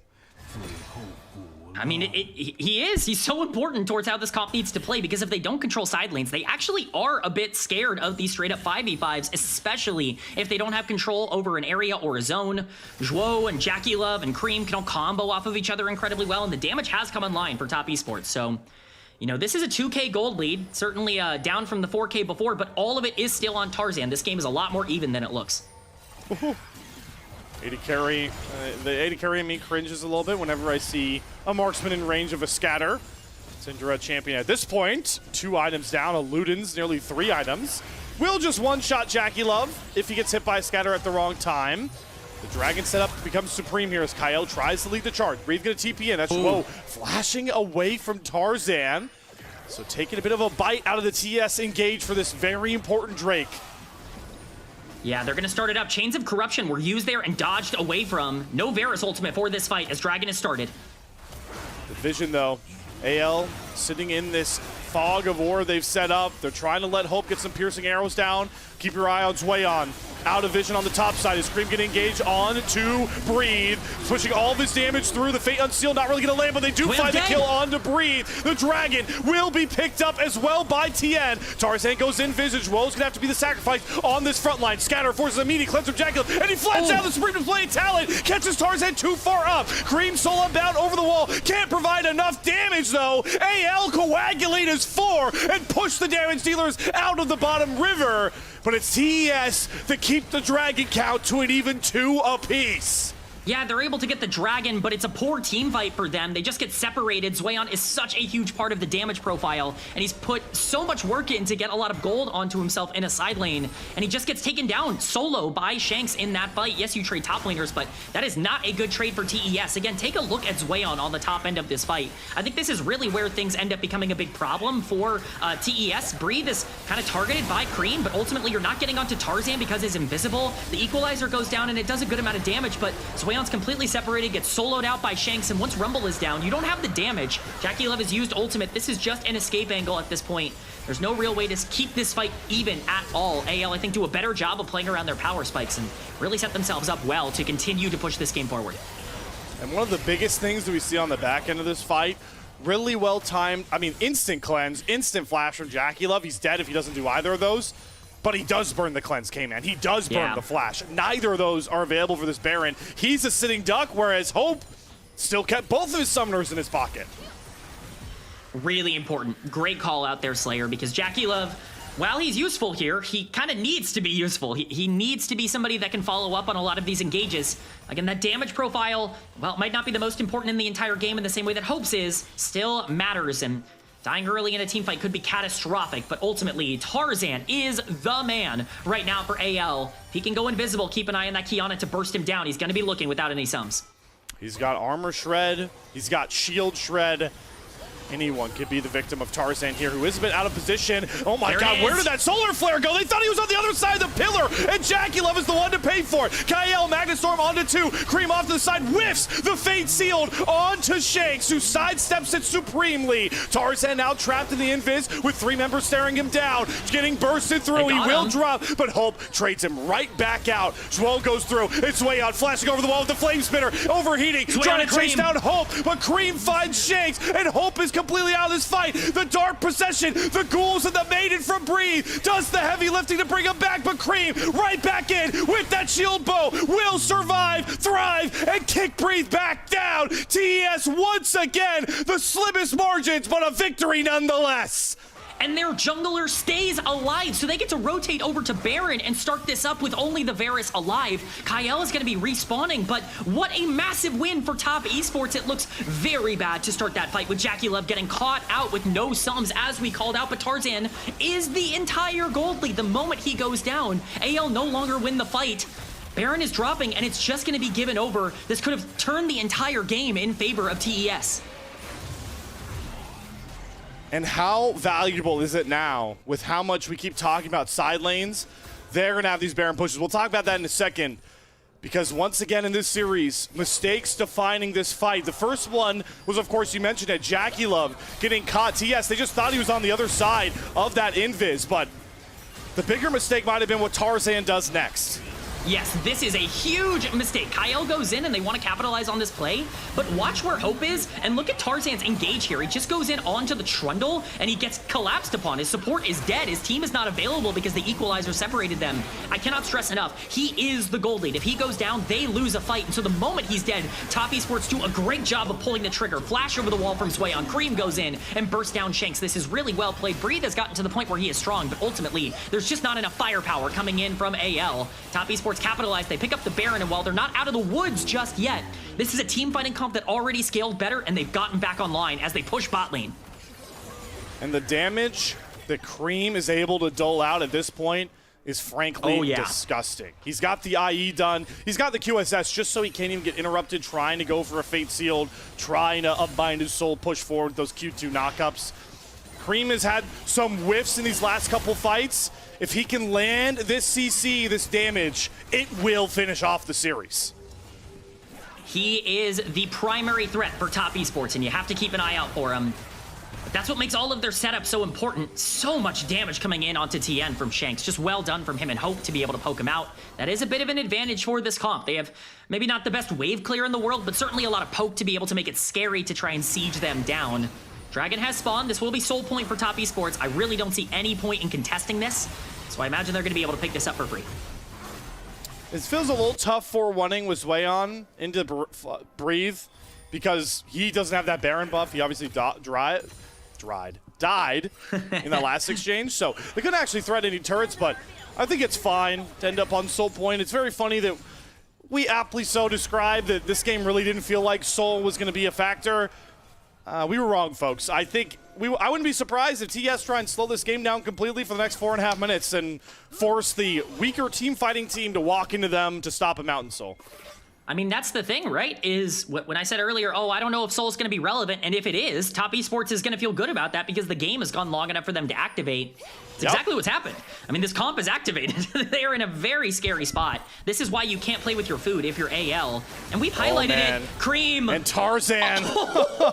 His food has been smashed to pieces along with him. Cream fully arriving to our game 3 at this point. That might be the pick that ends up sealing the game. Top Esports going to be sieging down the top side. They still have Baron, and it's only for another 3 seconds, but they're going to be able to get a lot of gold. This entire lead for AL has been thrown. I can already see how quickly the Fate Sealed is going to come back up here for Cream. Zweon, though, is trapped in the Dark Possession, does have to burn that Stasis. Oh, he drops the Equalizer as well, and Shanks with an Unleashed Power does find that shutdown, but the Solar Flare from Zhuo actually kills off Shanks in the background. So one solo lane apiece drops, and TES are looking to get more off of these tier 3 turrets. They continue to push. Cream's been alone in the mid lane this entire time. Even in a good play for AL, catching Zweon overextended, it is still a 1-for-1. And at the end of the day, Slayer, I'm looking at that number that was 4K for pretty much all of this game for AL, and I'm seeing complete domination from Top Esports to get themselves back into it. That 2.5K gold lead we just saw on Tarzan is completely moot. Breeze's done a good job to be able to push this wave on the bot side into the inhibitor tower, but that's the only thing they got going for him at this point. Tarzan's gold is very real, but Cream is so online at this point that it might not even matter. It really might not. He's so dominant by this point. He's got himself, what, that's a 900-ish gold shutdown just to find that critical kill onto this guy. No. Oh, wow. Perfect. Well, that's a little awkward timing on that. Oh, yeah. Definitely a funny time to bring that up. I think a lot of people are maybe looking at it going, definitely some better times potentially, but who knows? Tarzan is still very strong. You know, we're sitting here talking about, Top Esports having this free teamfight comp. If Cream dies or if Zweon gets picked off, they still lose. They still lose these fights. It is very winnable for AL. Top Esports just have the upper hand, I would say, at this point. Baron is spawning in 1 minute, Dragon in 2 minutes. That is where the game is going to be decided. Let's take a look at where these champions are, not only in terms of their builds, but in terms of their summoner spells. Well, look at Cream's inventory real quick. Yeah, that's what I'm worried about. That Guardian Angel is a problem. If you thought you were going to pick off the mid laner, it's gone now. Because you were saying, Tarzan still has a ton of gold. I was thinking, yes, Tarzan can still one-shot. Also, at this point, Shanks, fully scaled Syndra, 4 items, Void Staff as well. Shanks can one-shot somebody to swing a fight, so that GA is huge. It's going to allow Cream to play a bit more free than he might have had to in the face of Tarzan and Shanks. There's still a margin for error. A GA, when you get yourself caught, is useless, but with that in the QSS, Cream has everything at his inventory to not die in an unfortunate spot to get that clutch engage. And that, like you mentioned, is what makes it so hard to see AL work their way back in. And they're going to have to find a way to work back in right now, K-Man. Baron, 15 seconds out. For sure. They have to win this team fight. It is essential for them to make sure they are in the right zone. If they give over Baron with the comp that TES have, they can just pressure too much around this soul spawn potentially in under a minute. Top Esports are going to have first roam towards it. We'll see what can happen. Vision has been completely taken out of the river. Top Esports control this entire area. Keep an eye on Tarzan. Thanks to our observers toggling the vision. Very dark, murky waters lay ahead towards that top side. It's also the fact that there's the threat that with Cream having all these items, TN, they can burn through that Baron. But AL done a great job getting a really forward-pressing mid-wave. It's forced Jackie Love out of position, and it's actually put all of TES out of that river that they were so held up in like a stronghold earlier. I think they're scared of walking blindly into the enemy team, especially because Soul is spawning. But right now, like AL have actually done a pretty good job of being able to secure a lot of river priority. They're going to be able to make their way down to the bottom side, and they actually are here for this dragon spawn early. So Soul is going to be the priority, and Top Esports are going to have to make their way from the bottom side. AL have to find a way to one-shot a priority target with this comp if they want to make a team fight work. This is what TES drafted for. But it's once again Bree trying to split them up. Zweon has to answer a mid-wave. Does, of course, have TP, get that big 30% shield as Tarzan goes in and finds Jackie Love. He gets the golden goose, but here comes Cream in the response. Great flash from Shanks, but Cream still finds the kill as he goes back towards his soul. Re-engage onto Cream. 1-5 from Kyle, but Cream flashes out of it and gets rid of Hope. Cream will not be stopped. Slash Bro and Bash Bro ball out for TES, and that's going to secure them a win to the tune of a Cream triple kill.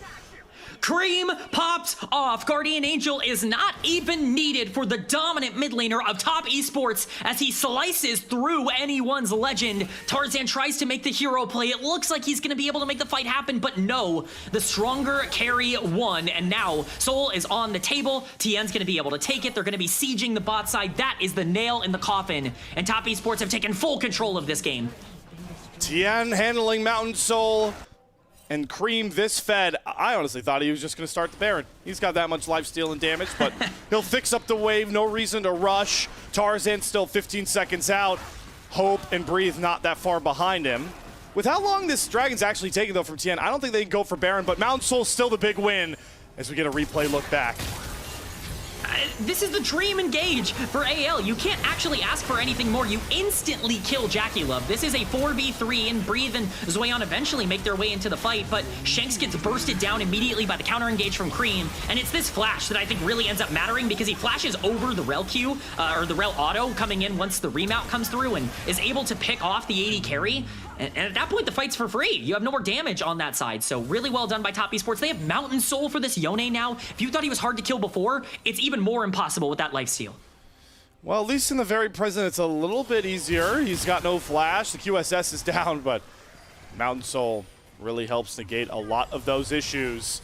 AL, their issues are stacking, and they've got to walk in to a very deadly river if they want to try and secure that playoff bye. It's such a big series, but they're not even going to make noise at the Baron pit. TN secures it, and TS are looking to charge forward. That's a big scatter. They're chugging TN out well. Chains of Corruption holds him in place for now. Zoyan over the wall. Breathe doing a ton of damage. Yes, going to the stasis. Cream needs to find a way in, and he drops the Fate Sealed onto Breathe, but the target he didn't necessarily want to go for. It's a double scatter on the backside from Shanks as AL are able to kite out Cream, but he goes in and finds one. Unleashed power, gonna send him into the GA, but Jackie Love with the curtain call wants to say curtains to AL's chances in this series. It's Jackie Love, the captain, the triple kill MVP himself, to call ace onto the Bandas.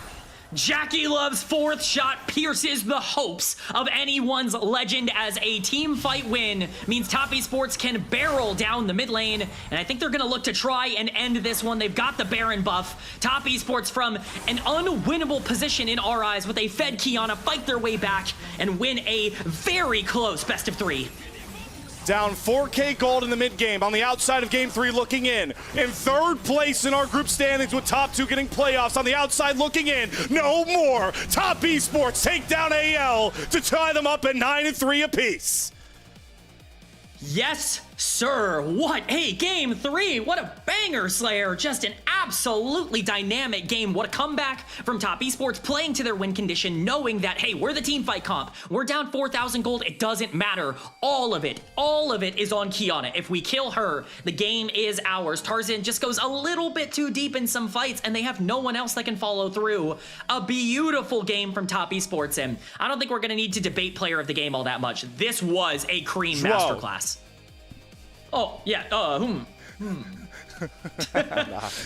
had to get a little bit of rage bait in there at the end of the day. Of course, it's going to be a Cream MVP. And it's so fun, right? Because aptly so, we talk about in this series, if you watched it, we mentioned Hope for All-Pro. We talked about Zoyan as an All-Pro candidate. We talked about Tarzan as an MVP guy, a guy for potentially MVP. We didn't talk too much about the mid lane matchup, but in reality, this was also kind of an all-pro bout for Shanks versus Cream. Oh, yeah. And what a statement Cream makes in that game 3 that I'm sure a lot of you voters at home will have on your mind when you fill out your ballots. I've been very pro Shanks over the course of this split, at least, from like what he's been able to do for AL in the mid lane. This was not one of those series that's like, oh, yeah, Shanks Shanks has been really good. Cream completely outplayed him. And let's not forget, I want to put some respect on Cream's name because he's one of my favorite players in the LPL. When Top Esports beat BLG back in week number 3, when they pulled off that upset, Cream gapped Knight. He was better in that series, objectively. He was the better mid laner. This guy is on fire right now. This is the best year of Cream's career. He has ascended, in my opinion, to being an elite mid laner, not just in the LPL, but globally. And this was another showcase that you give him champions that he can take over on. He will win you the game. They drafted him Galio and Annie at the beginning of this series, or that was Shanks on the other side. They didn't give him the same kind of priority. There were not aggressive mid lane matchups in the same kind of way. The Lock almost took over game number 2, just didn't have the firepower. He carried in game number 3. Carried outright at this point. He actually was able to eclipse the monstrous gold lead Tarzan had over TN at this point. It was 3.3 to 4K almost the entire game. That final fight, he was up 4.3K over Shanks at this point. And those numbers are a bit minuscule in such a late game scenario, but I know our AI voter was definitely taking into account the numbers by this point, so just making sure that that's on the radar. But yeah, no, love to hear you this passionate, K-Man. I don't know about on the world stage. Yeah, no, I don't want to kill your fire. If he's gonna play like that, man, I believe it all. I believe it all if he plays like that. I'm with you. We all watched MSI, and I get the Top Esports. Not exactly the best performance at MSI. If there's one player that you can justify being like, not his fault, it was Cream at that tournament. He was actively performing well. His lane stats were very good at that tournament. His team collapsed, and you know what? It happens. I think this guy is really starting to level up. I think we're going to be seeing a very different version of Cream moving forward. I think this guy has taken the leap. He has really cemented himself as a top-tier mid laner, in my opinion. I like it. I like it. And how he's helped cement that is moving Top Esports around in those standings. Let's take a look at the updated ones as we've highlighted how important this match was for those playoff buys. Oh, man. And look at it right now in your vision. Top Esports, if these standings hold, will earn that coveted buy. By golly, though, K-Man, the margins could not be slimmer.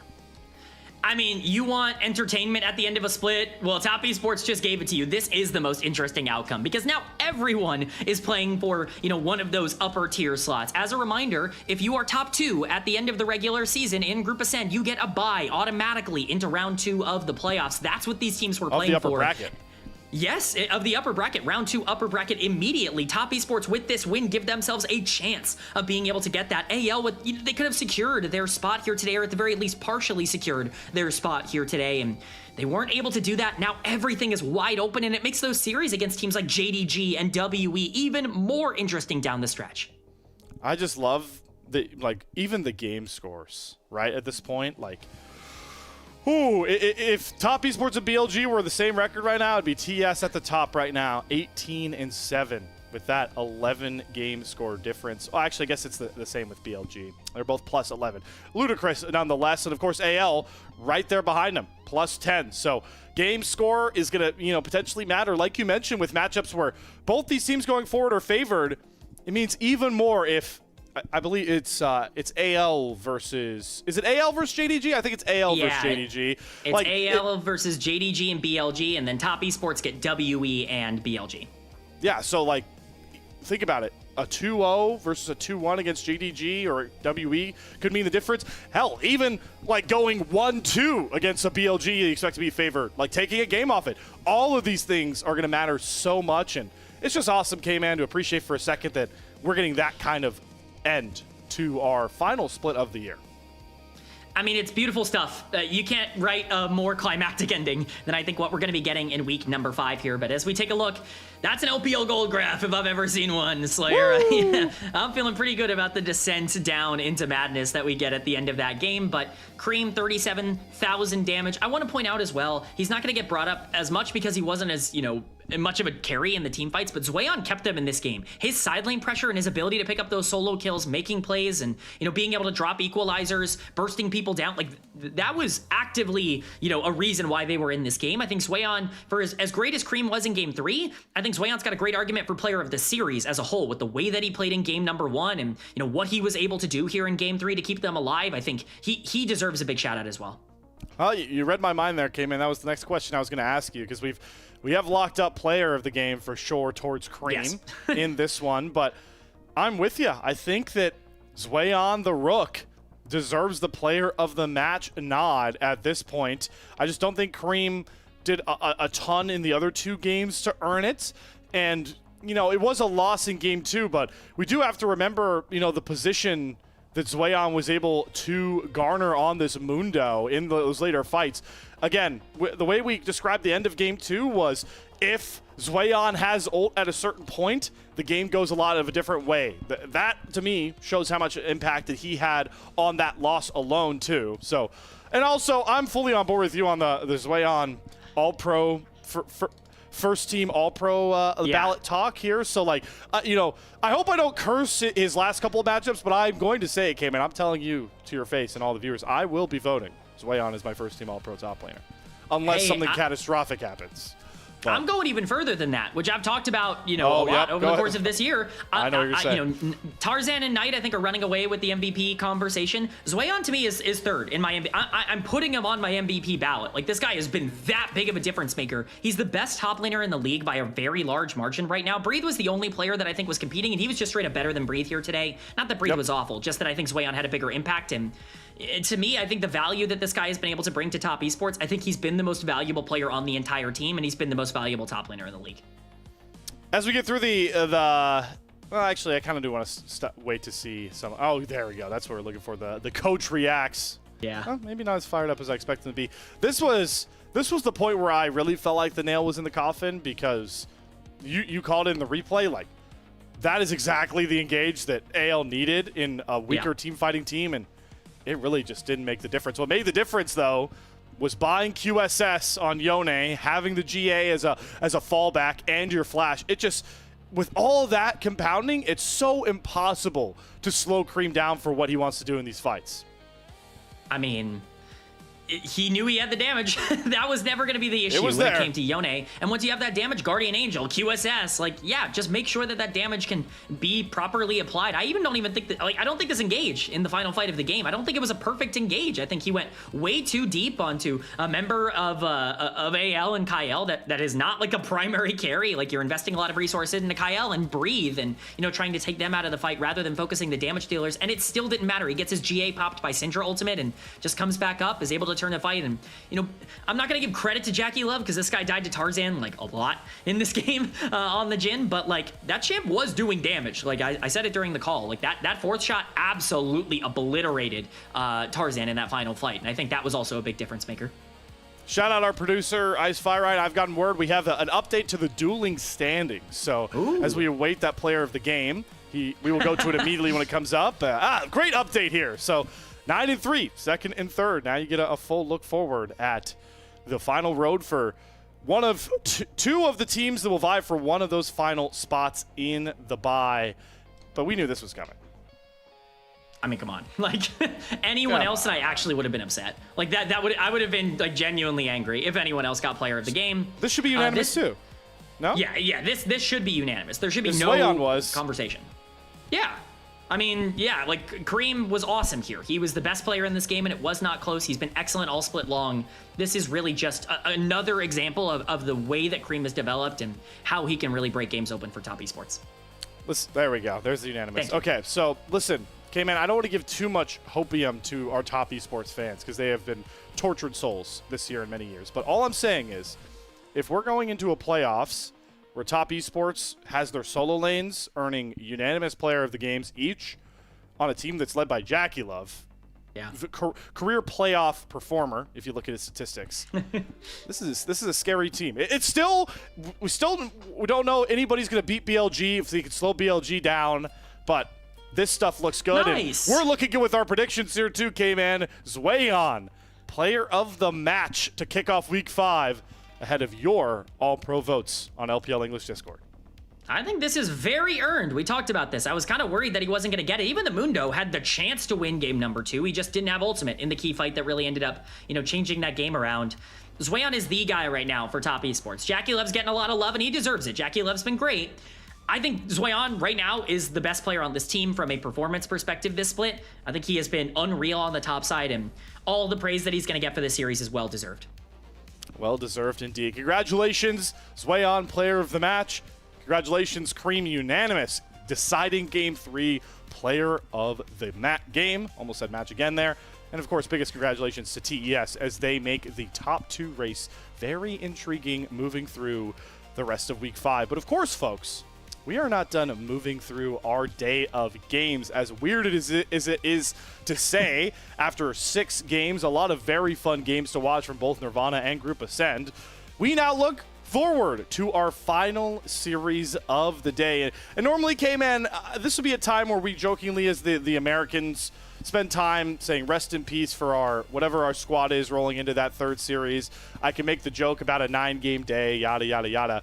But luckily for once, our 2 incoming casters are not going to be plagued by flipping their entire sleep schedule to do this. We're letting the British invasion Beatles style happen here on the LPL English desk. So we are going to go to a break here in a second. It will be Rude Dude and Bloxer taking over in their early afternoon. So make sure to give them a warm welcome, gents. I hope you had a nice hearty lunch because you've got one fun series to get into. It'll be Team WE versus EDG to finalize our day after this break. See you guys on the other side. So there was a Reddit post a couple of days ago about how Tyler won. So he's been doing this thing where when ranked 5s are open on the weekends, he plays with like other streamers. He played with Kadeem on his team like last weekend, and Kadeem the GOAT. did on Riven, by the way, did 500 damage in a 30-minute game. And Tyler was like, yo, those numbers are crazy, Kadeem. And everyone was like, oh my god, this is so funny. Kadeem is like the streamer that you watch when you want to see bad gameplay. He did 300 less damage than an LPL pro player! Wait, hold up now. Kadeem has one of the sickest flashes of all time. That is true. The Camille ultimate is the Camille ult flash was sexy. It is Knight versus Tarzan. I think this has been the battle, not just this year, but even last year. When we had AL as a top 2 team in the league, Tarzan versus Knight, but Tarzan's team was not as good as Knight's was, and that has, I think, been true for most of Knight's career. Usually All Pro is separated in between, you know, hey, you have our Ascend All Pro team, and here's our Nirvana All Pro team. We're gonna pick. We will have the pool of every player available in the LPL. If they have played more than 2 games in the split this year, they will be eligible for this.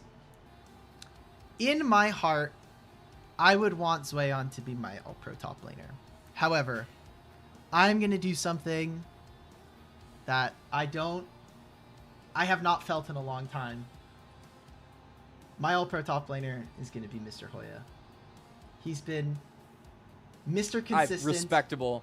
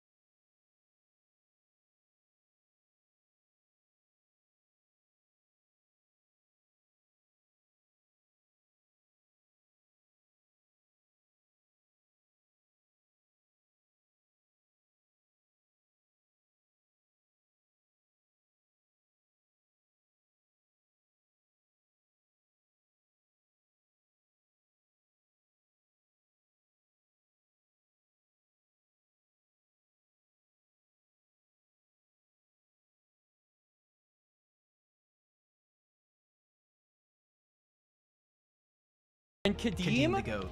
did on Riven, by the way, did 500 damage in a 30-minute game. And Tyler was like, yo, those numbers are crazy, Kadeem. And everyone was like, oh my god, this is so funny. Kadeem is like the streamer that you watch when you want to see bad gameplay. He did 300 less damage than an LPL pro player! Result. Wait. Hold up now. Kadeem has one of the sickest flashes of all time. That is true. The Camille ultimate is the Camille rent-free ult in my flash was sexy. It is Knight versus Tarzan. I think this has been the battle, not just this year, but even last year when we had AL as a top 2 team in the league. Tarzan versus Knight, but Tarzan's team was not as good as Knight's was, and that has, I think, been true for most of Knight's career.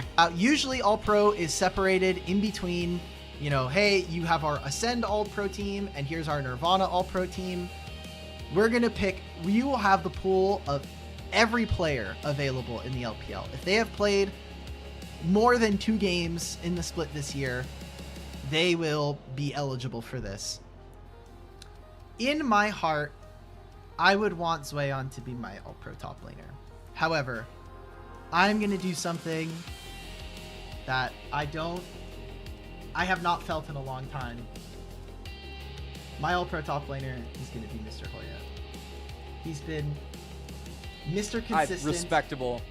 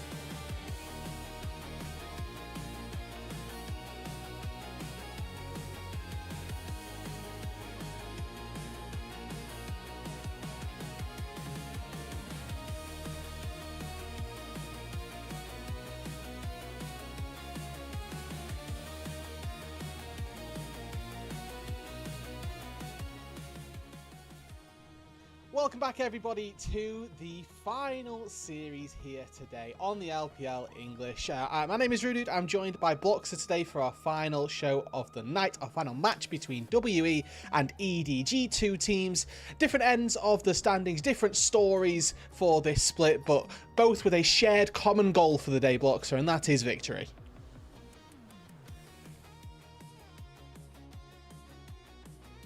Oh, Bloxer's mic's not coming through, we're being told. Hopefully we'll get that sorted. For the time being, though, we are obviously off the back of 2 big best of 3s.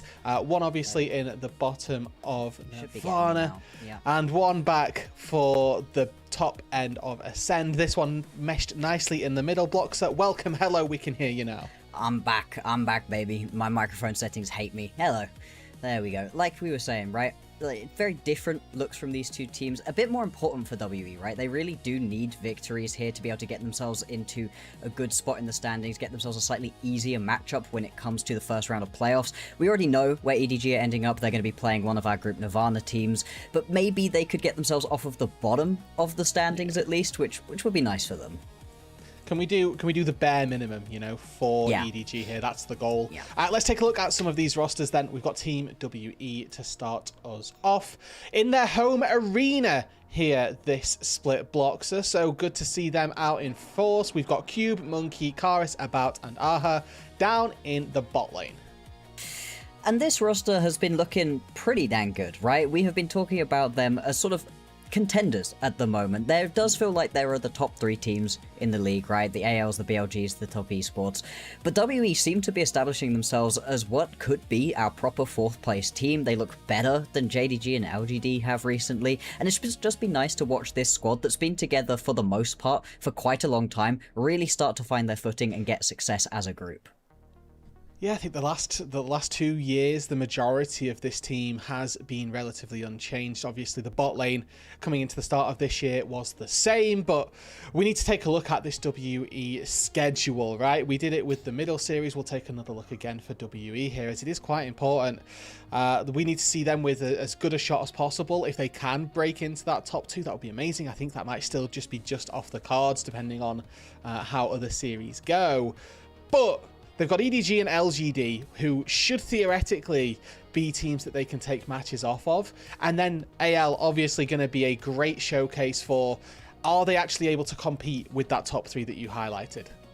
Yeah, exactly. It's a really interesting spot for them where if they are able to just beat EDG, beat LGD as they're supposed to, that should really be enough for them to end up in that 4th place spot, and I think there's a real good chance of that. I don't think it's completely out of the realms of possibility, though, that they could end up going 3-0 throughout this week. There is a chance to beat AL. AL have shown us some issues with their gameplay, but so have WE. They've not been wholly consistent, and we did get to see that quite recently. Yeah, I mean, just take a look at the last series for that one. As we fly some clips here for you of some WE team fighting, some early game prowess as well. Yeah, and it just wasn't a good time for them, the early games versus BLG, which is a shame. The early games have usually been quite strong for them. Monkey specifically, he plays a really aggressive early game style of league.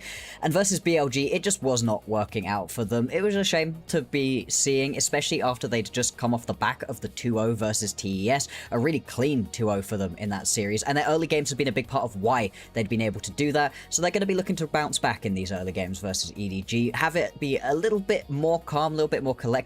They really fell foul to a lot of dives early on in these games, something they're going to need to clean up. Yeah, and I mean, the expectation here probably that EDG not going to look for as many aggressive dives. Obviously, JJ, one of our typically most esteemed junglers from the LPL, now on EDG, might look for some of those plays, but the expectation is that the lanes themselves won't be as hard pressed underneath those turrets. Obviously, a lot of this comes down to how well your individual lanes are going 2 versus 2, and maybe in the 1 versus 1 as well. Taking a look at WE's opponents for the day, it is EDG. They've got ZDZ in the top lane, Dieje in the jungle, Bulldog starting in the mid lane, as well as Leaf and Perug here consistently down on that bot side. Yeah, and this is just... it's just not been a good split, has it? Has it really? It's just been bad. No, not good. They've made some moves around as well, right? You've got JJ in now instead of Xiaohou, who they started off with. They brought Sanian in for a game or 2, which wasn't good particularly either. And we're still just waiting on EDG really putting things together. We're not saying they are completely down and out, right? This is what we were talking about for WE during last split, and then they explode onto the scene during the playoffs. So there is hope for this squad, but they just haven't really shown us more than a few sparks. They had a bright spark during the first game of last week, right? Versus AL, looked a lot better, took a game off of AL, nearly actually won that series, nearly won their first series, but they just weren't quite able to pull it all together. Too many little mistakes, too many big mistakes as well, to be honest. Yeah, and that's really what has been plaguing EDG. Some of those really intrinsic mistakes that do get punished by those good teams. One of the crucial ones that we saw from Sunyan actually last week was one of those TPs that doesn't look awful in principle, but when you think about actually the ramifications of that, quite extreme and quite severe. But like you've mentioned already, we've talked about EDG as this composition of players that might struggle, that are struggling, but you can never count out a team really ever until they are fully wiped out of the tournament. Now I'm expecting something a little special here for the walkouts, for specifically Team WE. Again, a reminder, we are in their home arena here in Sia, so this is a nice example of what they'll be able to do for their own home team. Damn.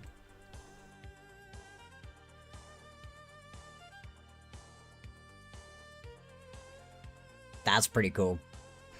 I wonder if they've got something better for their own squad as well. Like that's a nice flary intro that they've got. If they're doing these all week as well, we're in for a treat. Oh yeah.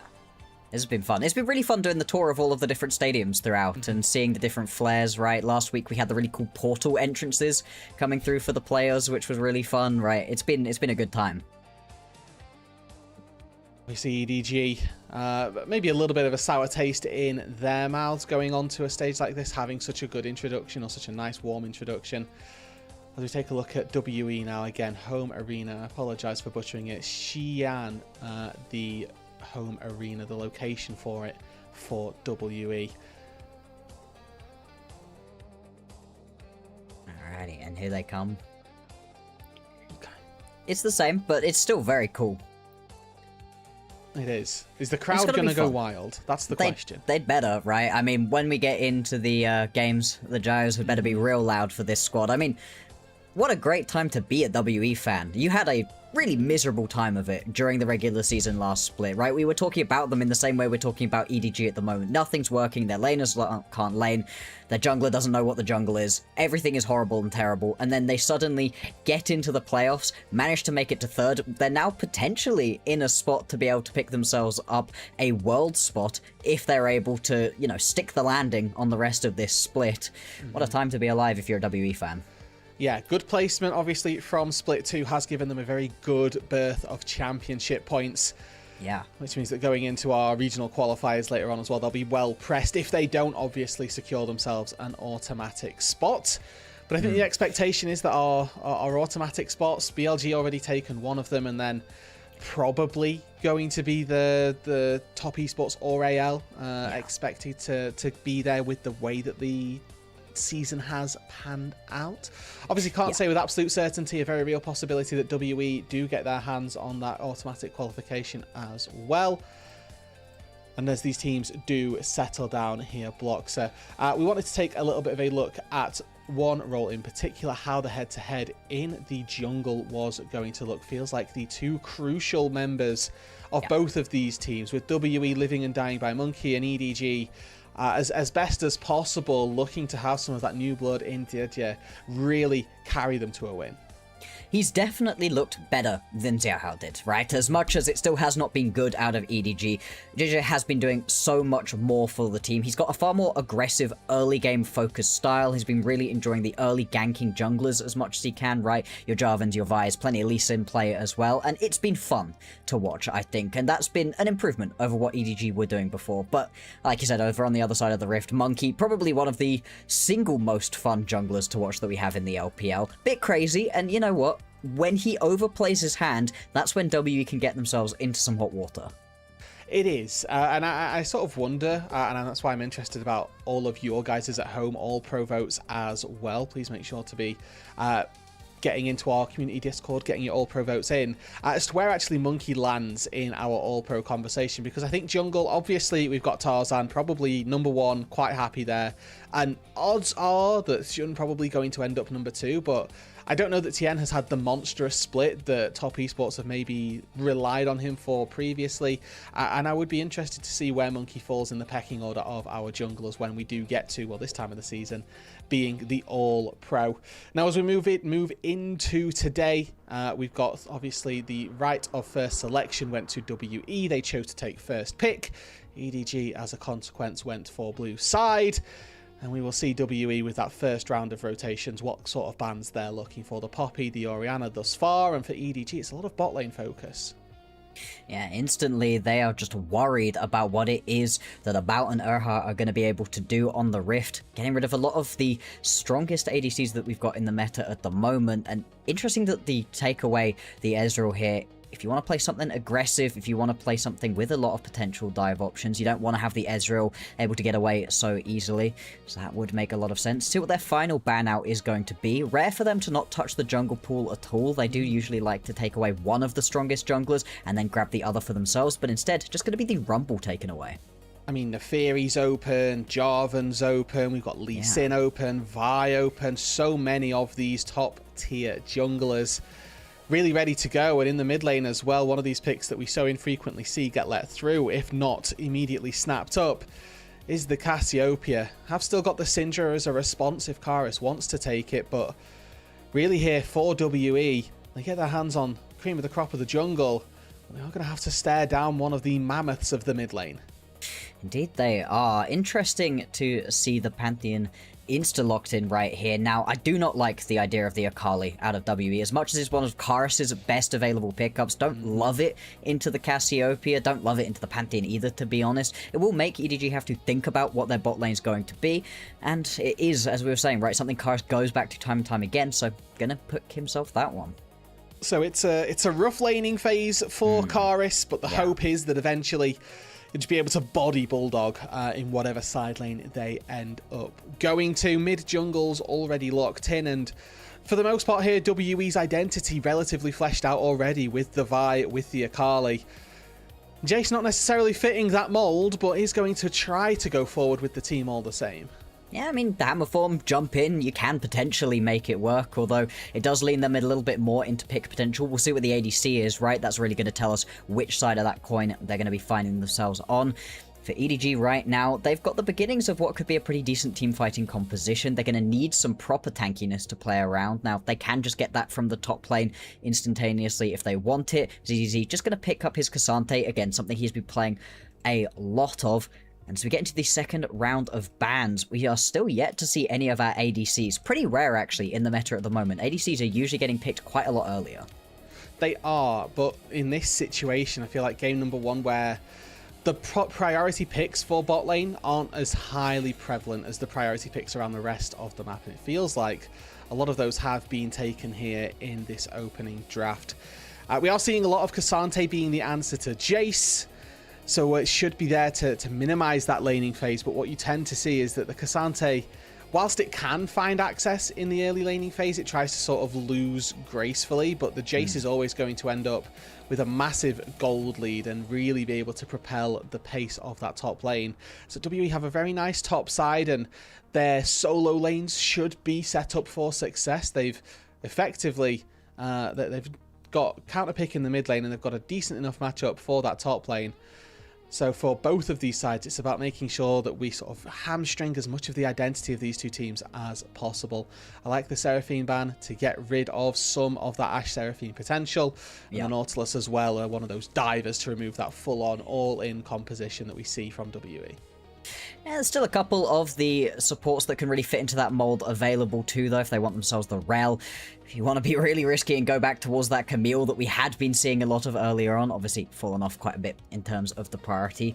For EDG right now, I wouldn't be surprised if they just grabbed themselves any of the basic supports, I was going to say, but instead, maybe they just feel the pressure out of this WE composition, want to sit really far back with the Jhin. I don't love the Jhin in a lot of these situations. I think this is a decent spot for it right here, and you do have plenty of more sustained damage coming through from the Cassiopeia, so I think it can work. Yeah, it's providing support for your top side, but I look across at this top side and I don't see an overwhelming amount of damage. Usually my preference would be to take the Jhin when you've got sort of 3 carries in that top side. And granted, when Kasante goes out all out, maybe EDG will have that. WE now with the choice of bot lanes, really. They've got a couple of enchanters that they themselves took away, but Caitlyn Karma still available if they want to take that. It's a good denial pick away from the Jhin and Perukia as well. But their composition here does look like it thrives with some engage. Maybe a little bit of a late pivot here into the draft with the Caitlyn being, or the Karma being picked up, excuse me, to enable a go forward mentality. Civ is still open for these sides if they want it as well. The Civ Karma bot lane duo very, very scary. But for WE, we'll see what their last lot gets to be. They keep coming back around to this Caitlyn, keep coming back around to the Varus. I like the Varus a little bit more in this situation, and that will be the lock-in. As much as the bot lane between Caitlyn and Karma can be pretty terrifying, I think the Varus is going to give you a lot more in this game, and the Bard will be the final pickup right here to round things out. Overall, very interesting, very different kinds of compositions. WE, they've got a bit of a split identity here, as we were talking about, right? With the initial couple of picks, they wanted to go all in, but all of a sudden they've got a lot of poke potential, and really at this point, it's more of a poke composition than it is an all-in comp. Yes, they have diversified, they have sort of changed the profile here of their composition. With that Varus, with that Jason, I think that that's a good setup for them. The issue that I see with that, obviously the big tank in their way, we will see if EDG can be the difference maker, absorb that damage, and then look to do some damage in those team fights afterwards. Alternatively for EDG, another thing to consider here is how much of protection do they actually have for those backline carries when the Vi and the Akali do go in. I think they're reliant very heavily on some good Bard portals, on some really well-timed petrifying gazes as well. As we get ready here for our first matchup, WE find themselves just a little bit ahead in 4th place, looking to secure themselves in the top half of the LPL regular season, chasing down the top 3 of AL, BLG, and Top Esports. EDG with their very, very scraps of their split 3 hopes left alive here. An opportunity, if they 2-0 all of the rest of their series and other results go their way, that they don't finish at the bottom of the standings. Outside of that, not too much for them to play for here. It's EDG getting set, getting ready now for their first matchup against WE in their home arena in Xi'an.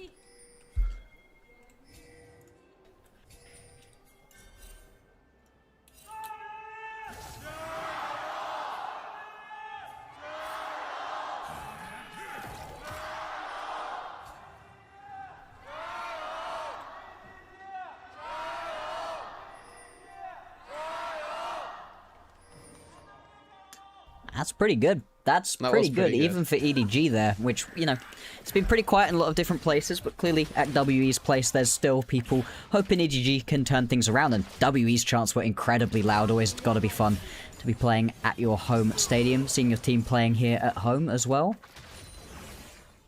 Aha, they're missing out on the initial Mantra Q. Does open for this really nice trade that EDG can take down on the bot side, and a little bit of lane prio established by the Jhin into the Varus, who uses the first piercing arrow to try and get some poke down instead of pushing that wave. Both junglers to start off our game, starting on the bot side, looking like they're pathing up towards the top lane. The notorious anti-Kasante idea is you just don't path to tanks, but in this instance both of our junglers are.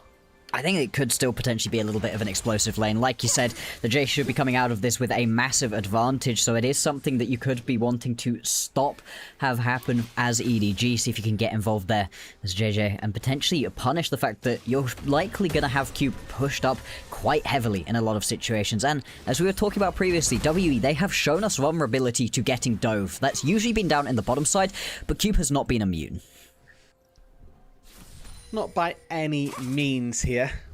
There's an early ward from Bulldog going to spot that the chickens are still ready, and now officially spot that the chickens are being taken. We'll give some good information over to EDG. And Bulldog on this Cassiopeia, we're expecting to have the run of things through the early stages of this game, but post level 6, that lane does get significantly harder.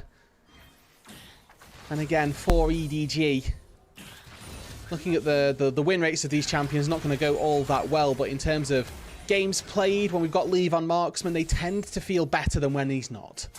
Yeah, exactly. As much as any of these champions you're looking at, the win rates are going to be pretty atrocious. They've won 2 individual games and no series this whole split. There is at least some level of hope, as we are going to get both the junglers on the top side of the map fighting over this Scuttle Crab. JJ going to get here first, but does not have the smite. Needs to try to push Monkey off of this one, and does do pretty well in this 1v1. Vault Breaker lands flush. As on the bot side, we've got some skirmishing as well. No combat summoner spells, and we don't even need a 4th shot before About falls. TP on the Varus means you are susceptible to these short trades, and on the top side as well, Bulldog finds Monkey. And that's just horrific right here. Teleport back in from About could potentially try to make something happen, although Leave and Perukia are already doing a lot of damage. Oh, Mantra W from Aha baits in Leave. Missed it. It's not able to get the damage down in time. About gonna look his way in here. Perukia flashes to an alternate wall, waiting for the mana. Piercing arrow lands, Oh my god. Perukia juking him out here. He's know. gonna have a Q surely and a meep. About, he just doesn't know where this board is, waiting for those cooldowns. Q auto, not in time. Double kill for About. There we go. Took a while. Took a long time. The minion wave losing aggro onto About was everything he needed to be able to survive in this situation. And although JJ was booking his way down towards the bottom side of the map, is not going to work out. So even though EDG get themselves that initial kill, they don't respect the teleport back in from an About, and end up losing out onto a couple of kills. Now, we were watching bot side. Let's have a look back at what it was that we missed on the top side, because last we saw, JJ was winning a little bit in the 1v1. However, there was already all of that push coming on through out of Bulldog, and it meant he was just able to roam way quicker. Flash, nice. Really nice. Just gets the Twin Fang to be able to shut that one down. Does burn double summoner spells from both of the solo lanes, so come level 6 here, a very real opportunity for a little bit of vengeance from WE. And then down on this bot side, Perukia, very high impact cosmic binding there. If that misses, the Karma gets another heal, another rotation off, and it means that About needs a little bit more to make it work. And then, yeah, this tension down on the bot side blocks. Alcove Gaming right here. Alcove Gaming coming on through. Obviously, in the end of that, right, is just going to be 2 kills onto About, so he's in a really nice spot right here, and exactly what you need with this poke composition. Monkey looking to make something happen on the top side. ZDZ is pretty pushed up. Well, he has no flash, but he does have level 6 and a Bramble Vest to deal with both of these physical damage carries. Monkey is going to try here. Cube going to help out, but my odds are low of this actually working. Aftershock procs, and ZDZ, yep, goes all out. Monkey, no flash, going to be in trouble here. Gets taken down by a second Untofu, and Cube forced to flash away as well. I hate to be that guy, Bloxer, but that felt quite clear. Yeah, I mean, I don't think that was going to work either, and Monkey clearly does, especially the second that he misses that Vault Breaker. There was no hope of that one working out, but you can't get back away in that situation. ZDZ just going to stick around now. And now we're going down onto that bot side. Varus with still no flash. Judge really quick, really clean, really easy, and EDG here blocks her up to a 1.5k gold lead early on. Indeed they are, and instantaneously we are seeing EDG just playing well at this point. Like I said, decent little gold lead, not being able to pick themselves up any objectives yet. And WE, they really need to be careful, right? If they don't want to end up losing a game right here to EDG, if they want to keep rolling towards that 4th spot in the regular season, not the time to be beginning to slide behind, especially not to this composition right here. Yeah, there's still some pretty fun scaling options available, but as you're getting as quickly on towards first items as EDG are, they're going to be in a great spot. I think now is the best time as possible for WE to try and take that dragon before those first items are hit ahead of the curve. They're going to try it anyway, and successful they will be. Leave was in base trying to work his way back out onto the map, but the 4v3 not favourable for EDG, and they're not in the habit in this instance of giving WE a way back into this game.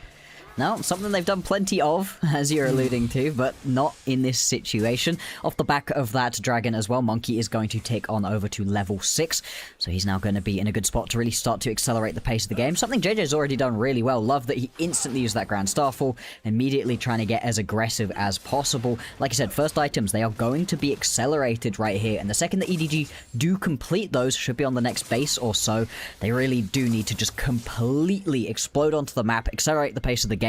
Do not allow WE to get back into this one. And I am waiting here for that first item of Bulldog to be completed with no tier. I think this is pretty bold, actually, in a composition where there is quite a good amount of all-in on that Vi, on that Akali, to not have that Seraph shield, but maybe relying on some of the innate HP that you're going to get from an early Rylai's on the Cassiopeia. We'll see if it favours Bulldog as we move later and later on into this game, but coming into the day here, Bloxer, I was sort of thinking it would be the incredibly WE thing to do, to be the only team to drop a series versus EDG. The most WE way of doing this, as Monkey gonna try steal one of the grubs away, fails to do so, does pop the ulti though. Cease and desist goes in, JJ not particularly low, still flashes away, and it's when Karis gets here that ZDZ needs to worry, and that'd be about now. Can't use the Akali to go all out, and quite quickly falls under the weight of some AP. Yeah, you can see, right? Fully tooled in to be able to resist the Jace and the Vi. He's very vulnerable to the Akali.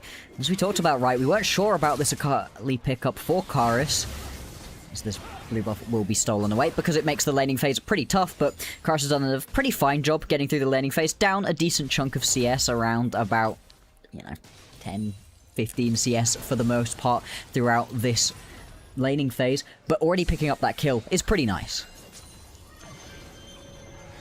Cube there has the demolish, instead of actually going up and autoing all 3 times, just doesn't use the rune, which I'm a little bit sad about, if I'm being completely honest with you. But to talk about Cube a little bit here, a player who has began a conversation around his name for this split. Previously, Cube felt like the serviceable mid-level of the LPL top laner, and that might have been being generous to him. But in this split has actually received several quantities of those player of the games, has been instrumental in how WE has carried some matches. So on the Jace here, whilst making some mistakes with rune choices and how to execute on those, a lot of pressure on his shoulders on the Jace in game number 1, and we'll see if he can leverage that power that he gets from having the counter pick in the top lane into finding a decent win for WE here. Not ideal with that initial gank that him and Monkey try going wrong, but has been able to pretty much stabilize through during this laning phase. And as we said, right, the poke is a big part of what this WE composition is looking to do. Once we get around these objectives upcoming, if he's able to land a big accelerated shock blast and then dive in alongside Monkey and Karis, that's the way that WE are going to have to play out these team fights if they have any hope of success. His target acquisition as well, going to have to be very careful. If he's hitting onto Bulldog or Leave, these fights are going to be going very well for them, but ZZ and JJ are going to be all over this Jace.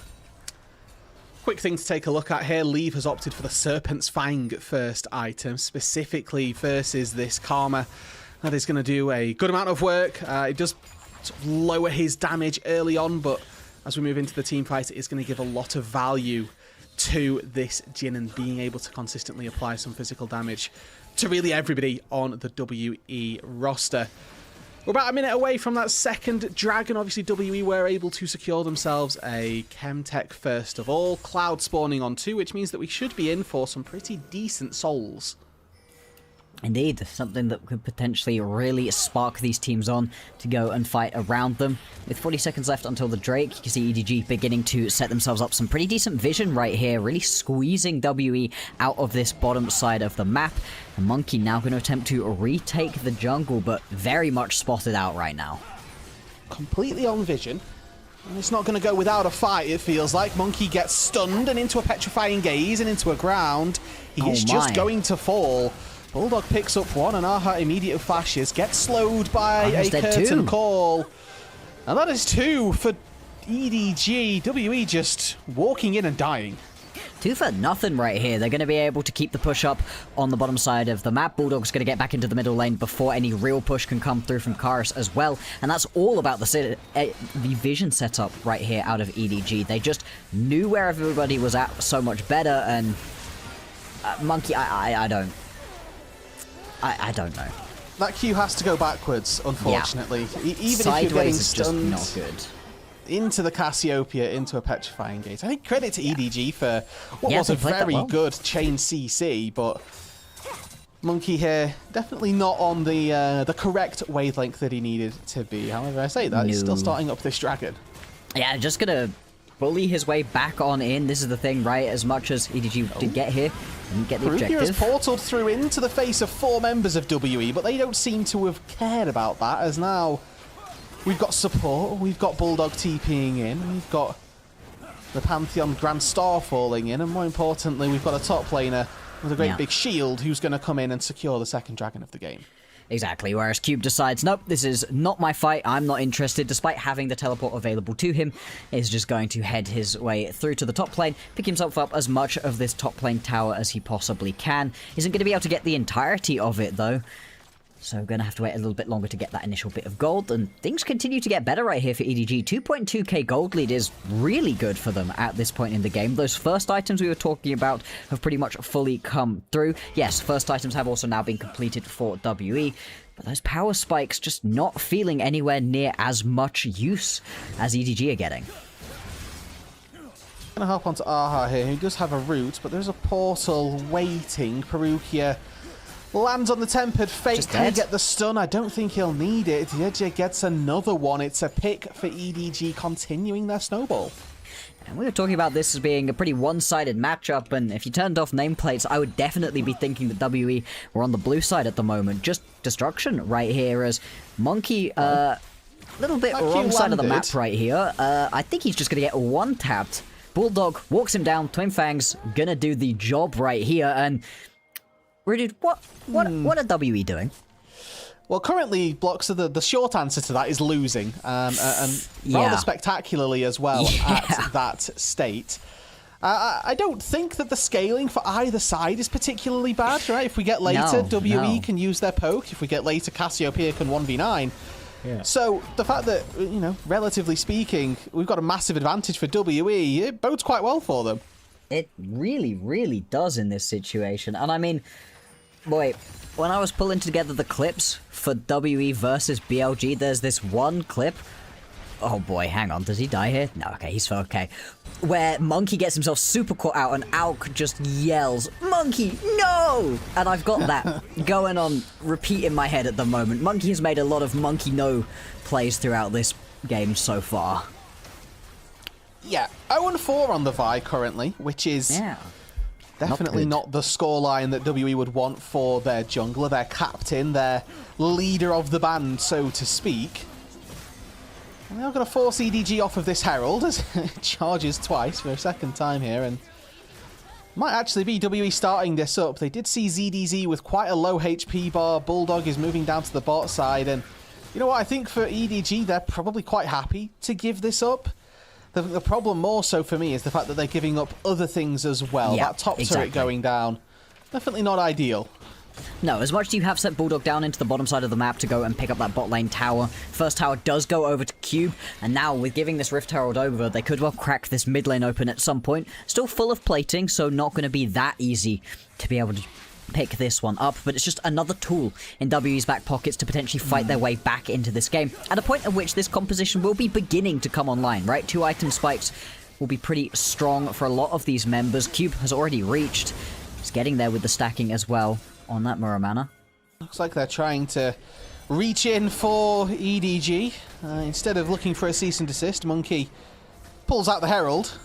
Says, look what I've got in my back pocket. That's about it.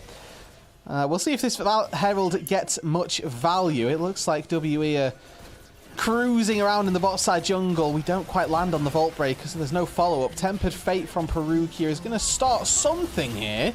Flash away from Monkey, and now a flash over the wall by Bulldog. Monkey, no! It's an 0-5 Vi for WE, as there are, actually 5 members down on the bot side for EDG. Oh my God. Call stops Cube. Cube's caught 2. We're hopped into the Herald. About's trying to get away. This is an absolute clown show by WE. What are they doing? Well, Aha got a charge on the mid lane turret, so he'll call worth. Yeah, true. You managed to get away. Now, that does mean that the Rift Herald that you conceded bot lane tower for was used for very, very little, right? You get a decent chunk, I guess, maybe. It's something. Feels bad if you're Cube, man. Like, I'm recalling in a brush, then he Aha does hops over the nothing wall. wrong here. He hops over the wall. My Jin. Oh, nice. I'll put a Scryer's Ward down. Oh, look, a free Jace. Thank you so much. And Aha hops in the Herald and says, sorry, Cube, you're on your own, buddy. Yeah, and right now Cube's just pushing, recognizes that, hey, this is about to go really wrong, starts recalling now, well before the fight gets to him, and yeah, he's still just going to get caught up into this one, and so... oh, it feels terrible. Taking stock of the way that this game has gone, as you said, right, 0-5 for Monkey on this Vi. And we said that sometimes Monkey can cook a little bit too hard, can get himself a little bit caught out, and this very much feeling like one of these games. However, and we must qualify this, EDG have shown us that they are very capable of losing from a winning position. They have thrown away big leads, they have thrown away small leads, they have pretty much thrown away whatever they have been able to accrue for themselves throughout the majority of this split. So as much as they are up by about 3,000 gold, I still don't fully trust what it is that EDG are showing us. If they keep playing like this, though, there is a great chance of them being able to win. Drake number 2 secured. It's a Mountain Soul. I see Cassante on EDG. My immediate thoughts are, let's not give all of the Mountain Dragons over to the Cassante, but obviously WE aren't particularly in a position to deny that. And what my favourite part about this currently, Bloxer, is that there's still a very real world that we're going to send WE to Worlds, which is very hilarious to me. We will look back at WE in playoffs, and they'll probably play a little bit better than this. They'll probably give a good series up against one of our top teams. And we'll look back and say, who was the only team that gave EDG a win? Ah, yes, It was the team we're sending. One of the teams we're sending to Worlds. Yeah. I really, really want WE to Worlds. I want to see international junglers try to deal with Monkey in his playstyle. I think it will be incredibly fun to watch, and there's a good chance, right? They are very close to the top end when it comes to the championship points, as WE try to get something going over on the bottom side of the map. Now, they have a lot more power than the last time that they tried a 2v1 versus EDZ, and they should be able to pick this one up nice and easily. We have seen this play before, but not with a return of junglers here down on the bot side.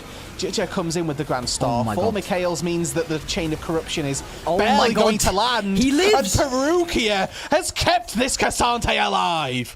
Beautiful play right there from Perukia. I mean, ZDD as well, doing everything that he could to keep himself alive. The All-Out doing some crazy work. And this is a one-item Cassante as well. This is not like he has got 3 items and is an unkillable tank. Certainly feeling like it. And this is the other problem that we're seeing out of these poke viruses, right? Sorry, they do no damage. You do nothing. Zero. I mean, he was tickling. Every single time he was landing one of those piercing arrows, it didn't do anything. The story started the same, it ended the same. Any of the bits in the middle, not important. Monkey tried to gank ZDZ, Monkey died. That was the same as it was about level 6. It's the same as it is here, sort of 10, 15 minutes later.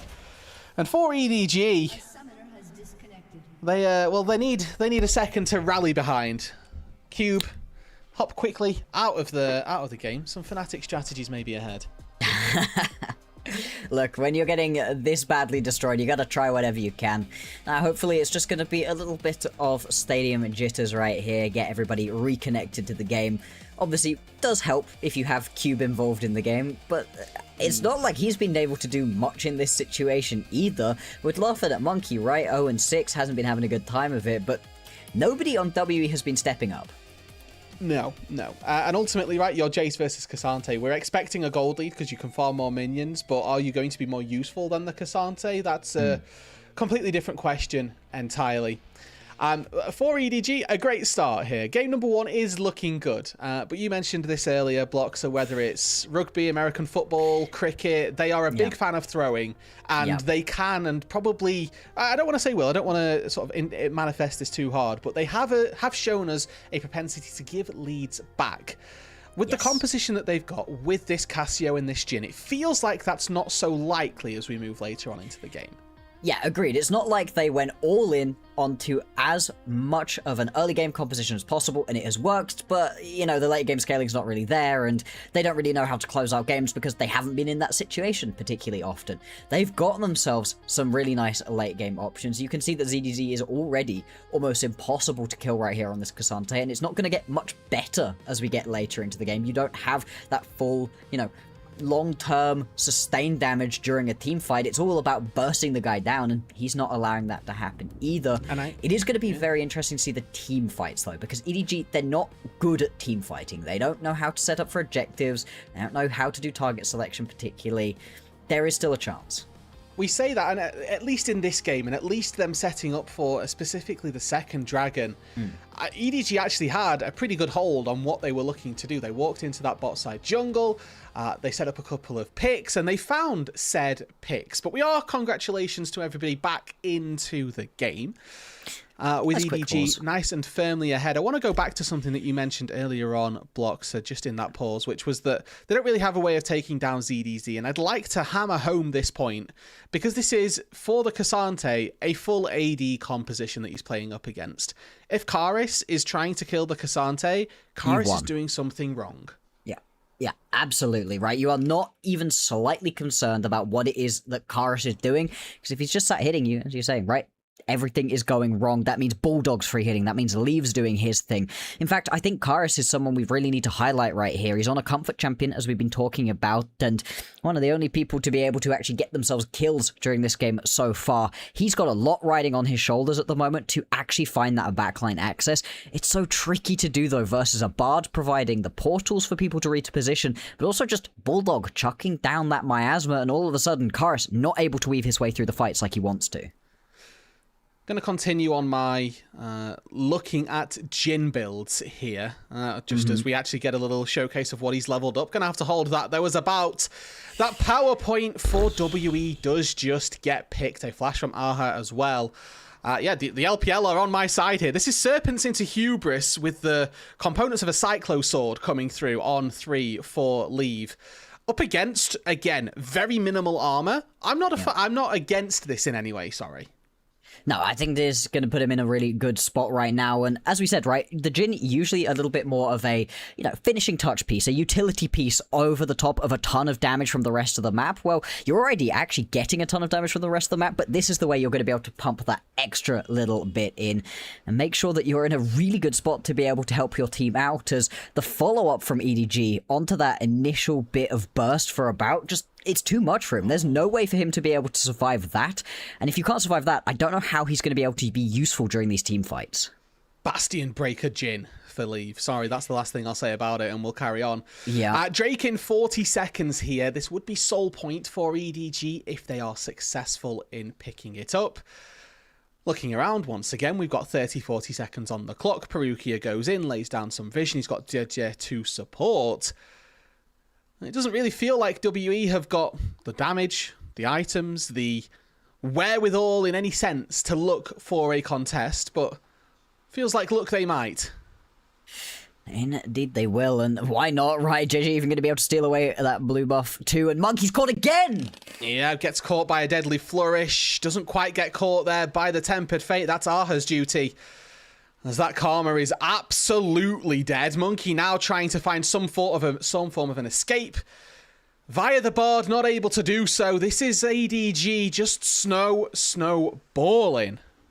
And they can just keep going, right? There's 23 minutes of the game. Baron is up and available, and they've got the sights on that instead of the Dragon. Why not? You've got yourself a decently fast enough take onto the objective here, especially with the Cassiopeia to help out. Now, you do still have a couple of carries available from WE, so if they want to try make something happen, they can. And with the teleport in from Cube, they're at least going to try.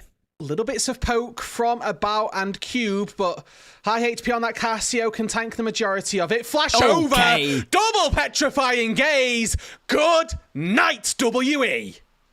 And that's just going to do it right here. Karis at least just going to be able to get himself back away with the ulti. But that is a slim reward for what is a devastating team fight right here. EDG up 9,000 gold with the Baron on them. They could just push through and try to end the game now. Bulldog with a really, really solid performance so far on this Cassio, maybe apexed by that single engage, the Flash Petrify engage to catch 2 out. And this is just really well played. You can see from Bulldog, right? Flash, Petrifying Gaze, lands onto both of them. He only really needed to get one of them to make that play work. The damage would have come through regardless, but the fact that you get Cube stunned up there means he has no hope for him doing anything.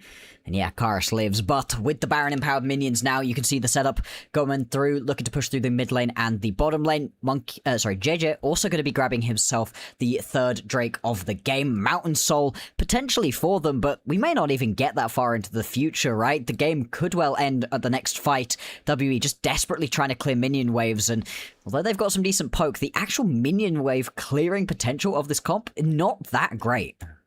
No, when it comes to clearing away Baron minions, you typically actually prefer more consistent DPSs. Yeah. Monkey, I've definitely seen this one before. Several times, in fact, Get rid of the little overlay at the bottom, I'll be able to tell you exactly how many times we've seen it. As that is a 7? 8. 8th death 8th. for the Vi. Ow. With only one positive contribution to this game, EDG are just steamrolling WE. About in the base gets taken down. A Hail Mary for Bulldog is going to yield them some snake-flavoured fruit. As Cube is also able to get out to safety. Yeah, but look at the mid lane. Yeah, I'm looking at that on the minimap. It's not a Bulldog looking good. for the base trade coming through right here, which not necessarily going to be the most worthwhile. EDG, they're not going to overpush, and this is good to see, right? In that matchup that they had versus AL, where they took them to the brink in game number 3. They overpush, they smell blood in the water, they get killed in the base, and they end up losing that game. So good to see a little bit more restraint coming through from EDG. Now it's about how easily can they close out this game. Typically from here, you want to move into the side lanes, let the minions in the mid lane do their work, and then coast to a victory. However, I think that given the 10k gold lead EDG have, there's a very real possibility that they go to a lane, they find somebody, they put all 5 people there, and they just fight. Yeah, you very much can do at this point, right? 10,000 gold up, you are just so much stronger than your opponents. Collector coming through now as well for Leave. He is looking to just one-tap through people at this point, and it has absolutely been working. There's also a GA at this point on JJ, so you can't even just blow up one of the people jumping you with the most aggression.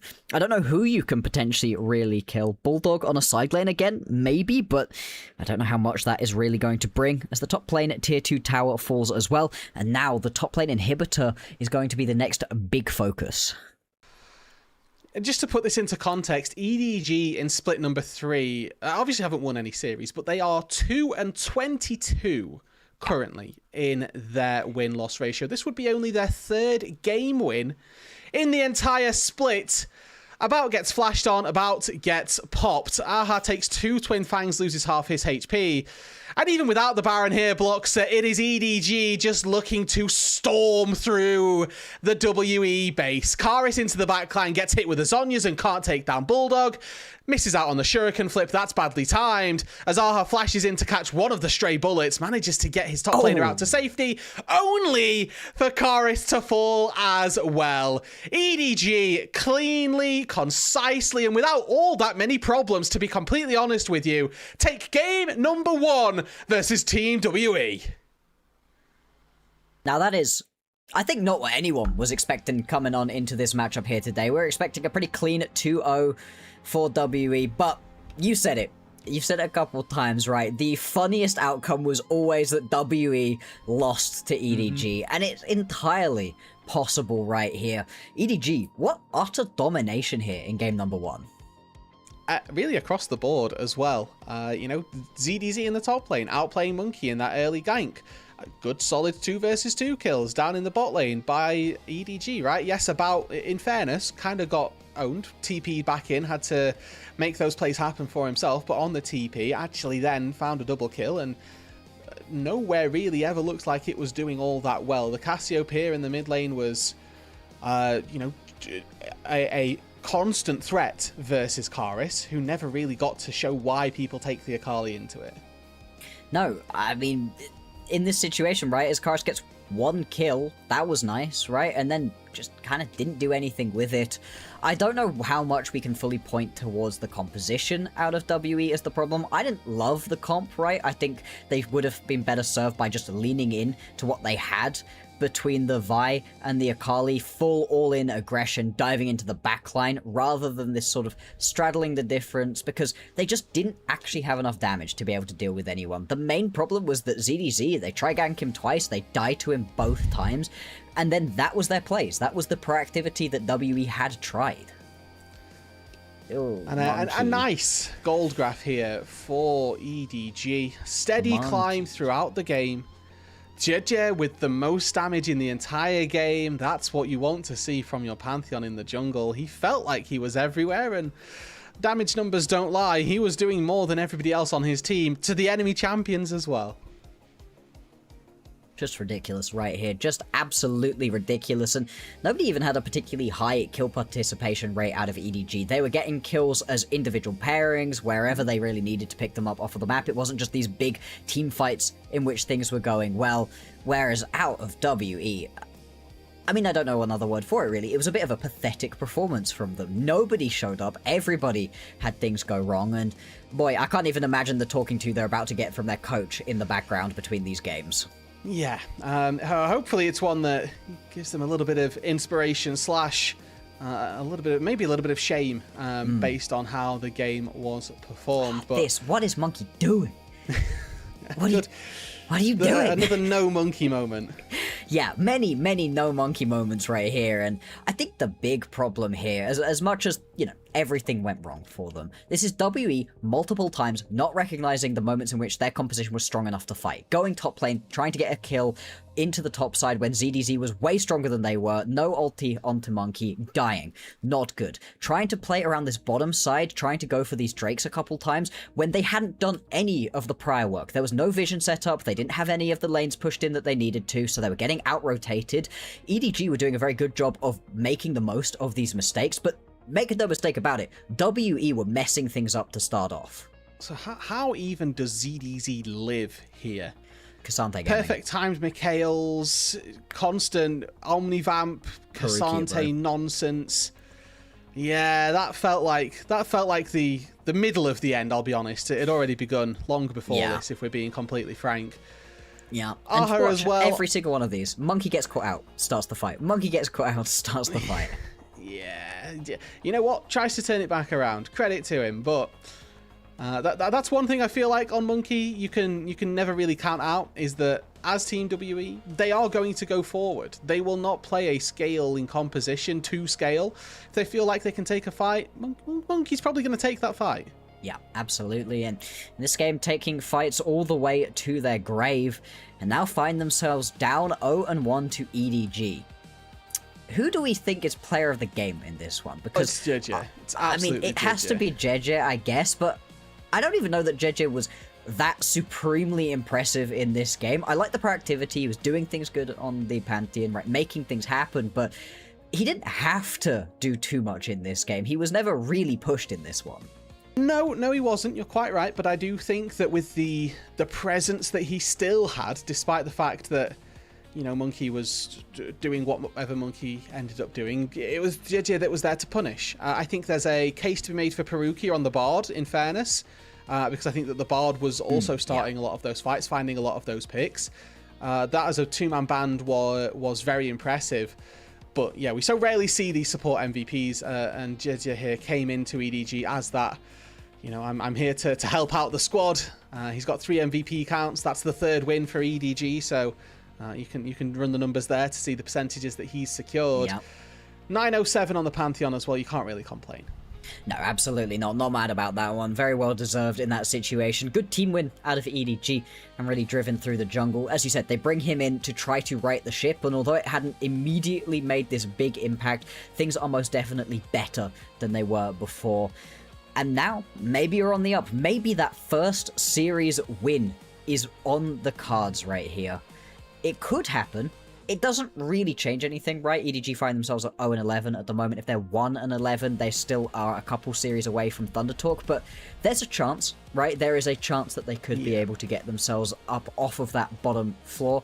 and that is important. As much as we're talking about, you know, they're already playing in the play-ins, it matters who you play in the play-ins.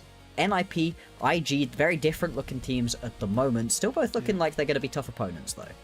They are, and that's important, right? I think NIP definitely a very scary team. We'll see a little bit more of them, I believe, on Sunday this week to round out their Nirvana split in a really big series up against IG. For EDG, though, an excellent start here to this series. They've got just one more game left to win, and we'll be back on the other side of this break block to see if they can do it. So folks at home, don't go anywhere. We'll be right back.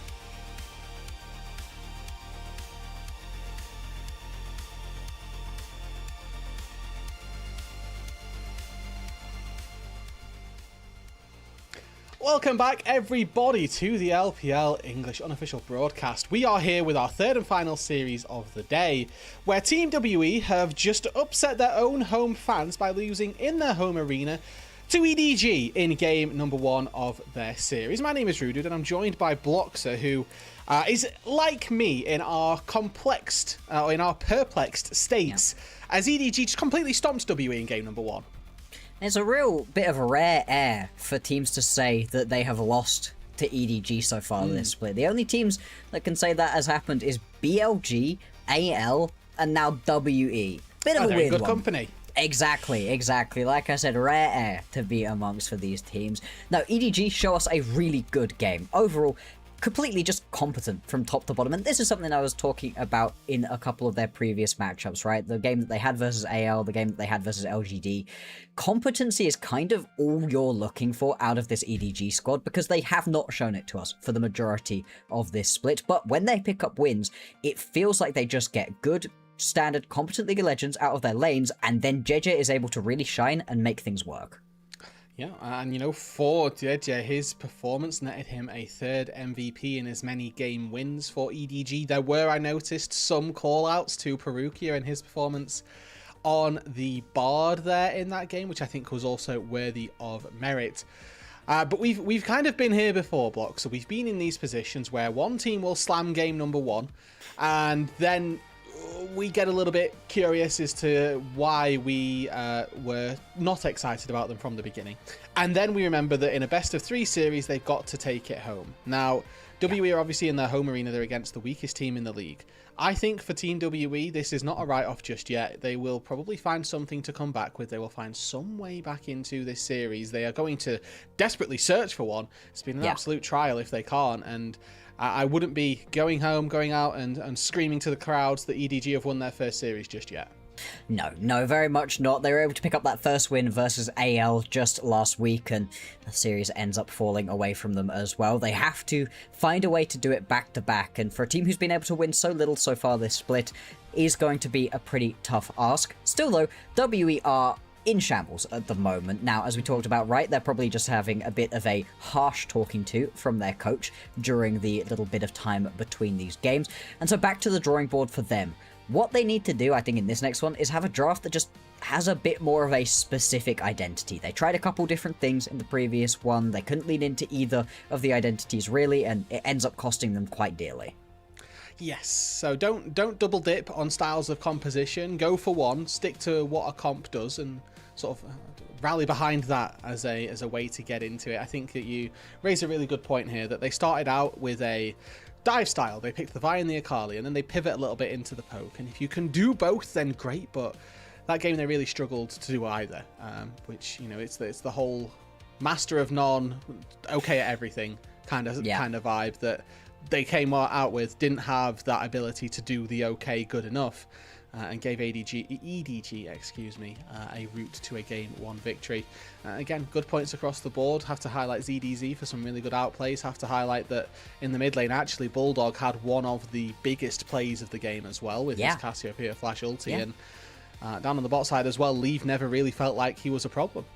No, really, just overall, things were just really well played out of EDG. I think I'd like to talk a little bit more about that Bulldog point here, because there was real contention for Bulldog being the worst player in the LPL this entire split, and I don't know if Sunnian coming in, playing 2 games worse than he did, and then getting benched back again really counts as somebody else playing worse, right? But this is a much better look from him. He was someone that was not just like playing badly in general, he was just getting solo killed in lanes. He was messing up the most fundamental of things for the team. When I'm talking about competency for JJ to be able to play around, Bulldog is a big part of that. The fact he was able to just get his way through the early laning phase. It was a good early laning phase for him, right? He'd been, you know, his opponent kind of counter-picked into him, so he was sat in a good spot, but it still meant that he was able to then get through that early game, and then, as you said, right, that flash petrifying gaze was just beautiful. Players are back out on stage. Have to imagine here, Blocks, that we'll have a draft for game number 2 in the not too distant future. Obviously, again, these two teams come in and you can see in their sets currently with very different stories that they've got for this split so far. WE are only one series ahead of JDG, who currently sat, I believe, at 5 and 6. Yeah. So a loss here to EDG definitely going to be damaging for them. Opens the window for JDG to try to claw back into the top 4. And obviously those two teams will be eager to battle it out for the rest of the week. They've not got a series up against each other for the rest of this split, I don't believe. But it'll still be a nice opportunity for JDG to come back, should EDG do the do and get a series victory here. As we jump on into the draft right here, let's see what it is that's going to be coming through for both of these teams. As we've been talking about, right, we just want something with a little bit more of a concise style out of WE. If you're going to be playing as aggressive as Monkey always does, full all-in on that early game composition, I think, is where WE have looked best for me. When they try to play it more towards the later game, hasn't been working out so strongly. It is going to be the Vayne and the Lucian band away right here for EDG. Now, that Vayne band is towards the top side as much as it is towards the bottom side. I'd argue, if not more so, toward that top side as well currently. You're quite right that this Vayne has seen a lot of priority in these ranged matchups on the top side. It does suggest that they maybe want to take a Gnar early, or something ranged early that typically gets countered by these ranged top laners. And if they really want to hammer that home, then a Vara span here, not needed as it was taken in Fearless. In Fearless for game number 1. But for WE, they've gone very mid lane focused with the Syndra and the Orianna taken off the board. The Jarvan still removed as well. Haven't seen any bans toward the Poppy just yet by EDG. With game number 1 off out of the way, maybe expecting Monkey to go back to some old habits, and as I mention it, turns out, yeah, they're not going to give him the chance. No, indeed they are not. Instead, going to be looking on towards their first pick right here. Lots of high priority first pick champions taken off of the board at this point. The Nocturne, something that we have seen Monkey come back to time and time again, is however available. A few of its favorite pairings have been taken away though, so not sure if you want to lean straight on into that one. Nocturne, Neferi, still available. Xin Zhao if they want to get a little bit deeper into the pools. Instead, WE say we want consistency.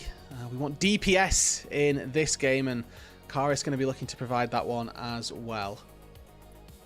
Indeed, indeed he is. And again, it's one of his most picked up champions. It's also taking away from Bulldog, who's been playing this one a lot. Bulldog immediately here gonna slam himself on to this Yone, and that's really exciting. That could be an explosive matchup specifically in the mid lane, but also between the Rumble and the Yone, you've got the beginnings of a really fun teamfight composition here for EDG.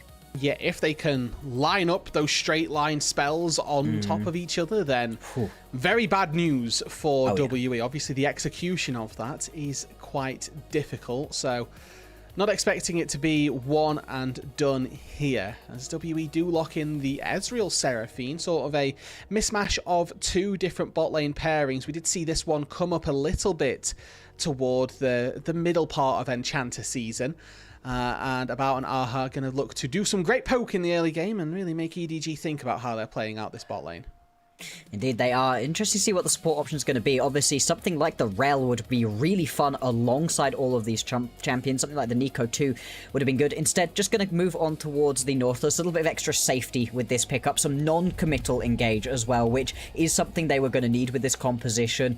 And the Nautilus obviously can help out with keeping people in line for those ultimates. For WE, as you're saying, right, plenty of roam potential coming through. The bot lane could be a power point, depending on what the ADC paired up alongside this Nautilus is going to be. Now, looking to move these bans on. And with neither of the junglers picked early, this is really surprising. As we've been talking about, right, the junglers have been super high priority in these drafts, usually picked up as quickly as possible. I'm expecting to see the Neferi, the Nocturne, the Lee Sin all to hit bans at this point. And if any of them do sneak on through, they're going to be picked up very quickly. And importantly, it is EDG who sort of get their first, get their hands on that pick first. So they have last pick, meaning that they get the first pick out of this next ban phase, which obviously means they're going to get their first dibs on those highly prized junglers. WE going a different way and opting to secure, or remove rather, some popular bot lane in answer to the Ezreal. Leaves Mel not going to see a game, nor is the jungle for Monkeys, Neferi or Lee Sin. Like you've mentioned, Blocks are still with that Nocturne ready and available. But for WE, feels a lot like they've got a very front-to-back happy composition to take these team fights. Yeah, they've got themselves a sort of composition that you can play a little bit slower, right? You can make your moves exactly when you need to make them, and I think that's going to put them in a pretty good spot as long as they're able to execute through the earlier stages. For EDG, you still need to pick yourself up your jungler and your ADC at this point. Any of the dive-heavy ADCs I think would be good. Your Yanaras, your Kaisers, I think could put you in a really good spot right here. It's very risky overall as a composition. I do not like the misfortune in this situation, but that is going to be the choice. We'll talk about it a little bit. It works, obviously, with the idea of the composition, right? You layer that ulti on top of everything else, but it is so much harder to execute for Leave than any of those others would have been. Straight line ult is the EDG motto here. It's line up WE like a set of bowling pins and then try and knock them all down. It's a tried and true combo. It's a classic. Pressure R, hope to win the game. And we'll see if WE can maybe try to find something that gets them out of that cycle. A knee-jerk reaction would be to try and go for split push, but instead they've opted into, no, we'll just out-team fight you. Yeah. As they go for the Trundle and the Ornn. And I kind of like it in this situation, right? Between the Trundle and the Ornn, your pillars available to knock people off of their spots. It's going to be really tricky for Leave to actually be able to find his opportunity to be able to make an ulti work. And it is going to be the Kiana as the final lock-in right here for JJ. It is about the team fight as well, right? It's not quite the same kind of wombo combo team fighting out of the Kiana, but still big damage available to you and some extra threat to try to get on top of Karis and About, who otherwise just needed to stand far enough back to not get caught by the wombo. Yes, that is the goal here. Now, I do fear for EDG the same sort of composition that WE drafted for themselves in game number 1. It's sort of what EDG have landed on here. Now, they are overall more concise as an identity, but do they have a way of killing a tank? Do they have a way of getting through Cube? I'm not too sure just yet. Yeah. Likewise, for WE, if they don't have somebody marking JJ, if they don't have somebody marking Bulldog, they are going to find themselves in a little bit of a struggling position here. Seraphine really good in these long-term fights where Kiana wants to get in, kill you, and get out before you've recognized that she's even on your screen. Game number 1 went to EDG, and they've changed up the style moving in to game number 2. They've gone full confidence, full assertiveness, full dive with this to try to find their very first series win of split number 3. And for Team WE, it is about righting the ship in game number 2, sending us to game number 3, giving the home fans something to cheer about. It's game number 2 here between WE, between EDG, as we load up onto the Rift.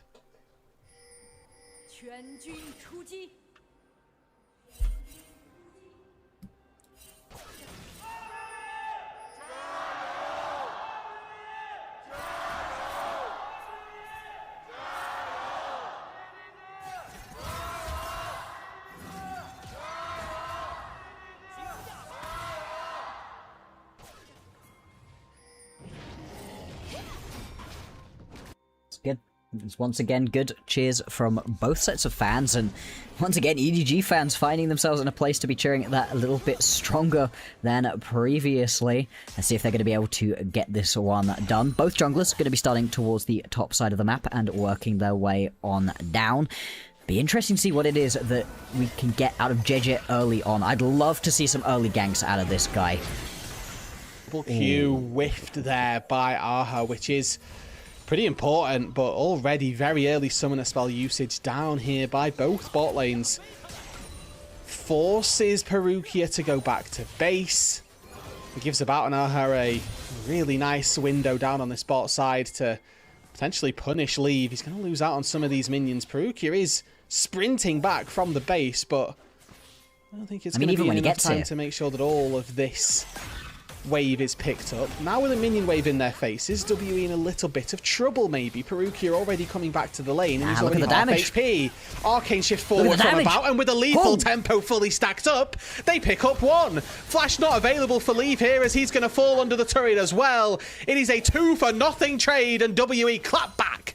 there they go. WE find everything that they could have. Both junglers came sprinting down as well, skipping a couple of their camps to try to get involved, but it doesn't matter in the end. 2 kills for WE. About's able to grab one of them as well critically, and look at the minion wave. It's going to be pushing back towards them as well. Just leaves them in a beautiful spot right here.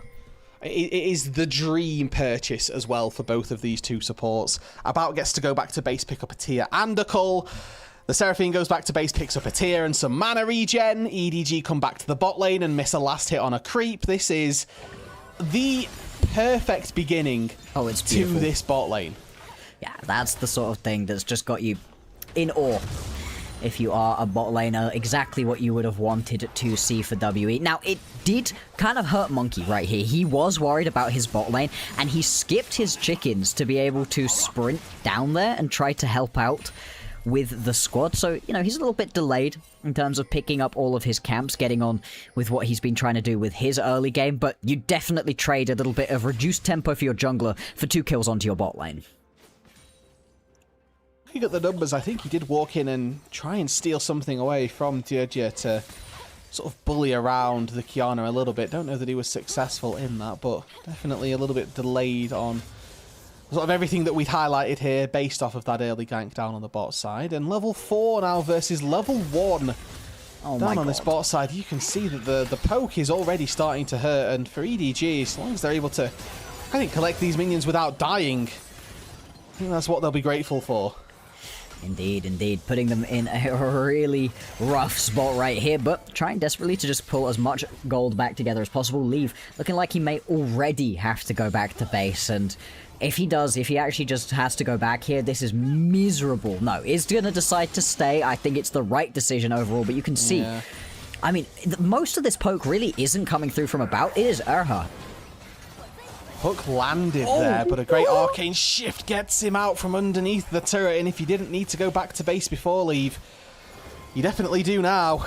Look at that XP bar as well. Down on the lower hood, you can see About almost level 5, where Leave halfway through level 3, yes, but not particularly in a good spot. Already a 1,000 gold lead opened up down on the bot side for the bot laners.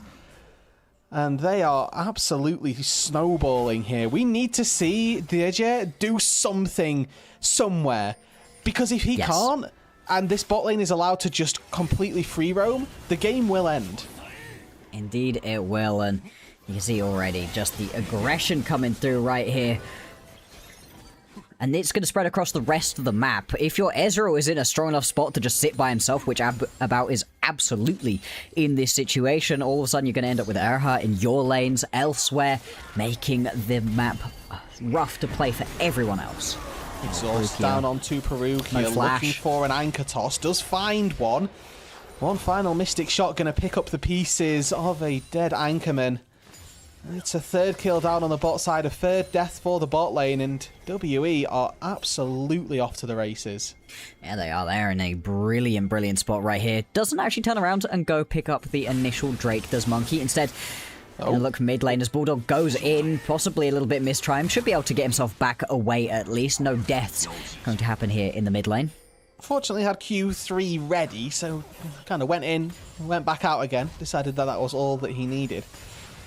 It's worth reminding people at home blocks, or maybe informing them, in fact. In the LPL, we do see a lot of very well-scaling, very fed, very late-game-oriented hyper carries and champions that fit that mold. Unfortunately for EDG, when we talk about those champions, MF is probably at the bottom of the list in terms of champions that scale well. Yeah, I mean, it sits alongside a bunch of the champions that we've got in the jungle who just need to get things going early and have not had that happen, and this is part of my issue with the misfortune in this situation. Now, the misfortune I didn't like even in a best case scenario, because it is so tricky to play during the late game team fights. Yes, if everything goes well and you hit a Fate Sealed into an Equalizer, into a bullet time, wonderful, you win the game. But the chances of hitting that, so astronomically low. The chance of getting pushed back by a Monkey Pillar, way higher than that, by being hit by an Encore, all of these problems. And that's not counting what could have gone wrong during the early laning phase, which we have seen right here. About and Erha have been all over this guy so far. Yeah, one of the crucial parts of playing AD carry and a a sort of strategy I would encourage you guys at home to employ when you're playing these marksmen is think about what spells do I need to dodge, do I need to be fearful for, do I need to look at before I can really start to step forward. On a Misfortune, the list is so much longer because it's not just anything that can CC you, it's anything that can displace you as well. And with no mobility versus an Ornn versus Trundle versus this Seraphine, you run into the situation where you're waiting for those spells before you can step up, and if you're waiting for all of those spells to be cast, your team have probably already lost the game. Exactly, they're like, come on, press the ulti, and you get it all the time, and we'll say it too, we'll be like, wait, why didn't he press the ulti in that team fight? Well, he never got an opportunity. There was always somebody holding something back to knock him up, to make sure he's not able to play out these team fights, and it is really, really rough to see, especially with a composition right here that spikes pretty hard on first items in places. The fact that you're so far behind, the fact that About is going to get his Trinity Force almost immediately in this game, and then he's off to races, you're never going to be ahead of this Ezreal in this game. So your eyes do immediately turn to the mid lane, to the jungle for EDG. Jeje was able to find an MVP in game number 1, and he's going to need to do some much crazier things here in game number 2 if it's going to give EDG a way back into this game. Bulldog will find the first plate in the mid lane. The Crystalline Overgrowth making that very easy. As Jeje is ahead in experience, ahead in gold, but not by any means matching the pace that About has. This Ezreal, now with this build path, I will say can be difficult to go back and find items because you're going for the Trinity Force, which has a lot of components as well when you've got the Tear and the Cull and Triple Tonic. Actually trying to get these items on recalls can be a little bit tricky, but I think with the acceleration, going up and buying a straight Trinity Force is not completely out of the question. SWE are going to find themselves a window here to leverage that bot priority to secure themselves this first Drake. And it just continues to roll on in WE's favor. I mean, we had an incredibly dominant game number 1 out of EDG. WE now looking to make something similar happen for them. As much as we talk about the MF not having some super good scaling here, Rooted, it's not like the rest of the composition doesn't work well later on into the game, right? The Rumble Equalizer can be ridiculous. Obviously, the more items you get onto a Yone, the more crazy things you can potentially get out of Bulldog. The whole composition does have places to potentially look towards as we get later, but it really would have been better served by having things go right at this point. Okay. Ulti's traded on this top side. I don't know that ZDZ is going to get the majority of that wave cleared out with it, but no Call the Forge God now does make Cube a little bit more susceptible to falling down. He teleports back to lane. Yeah, he teleports specifically out of lane.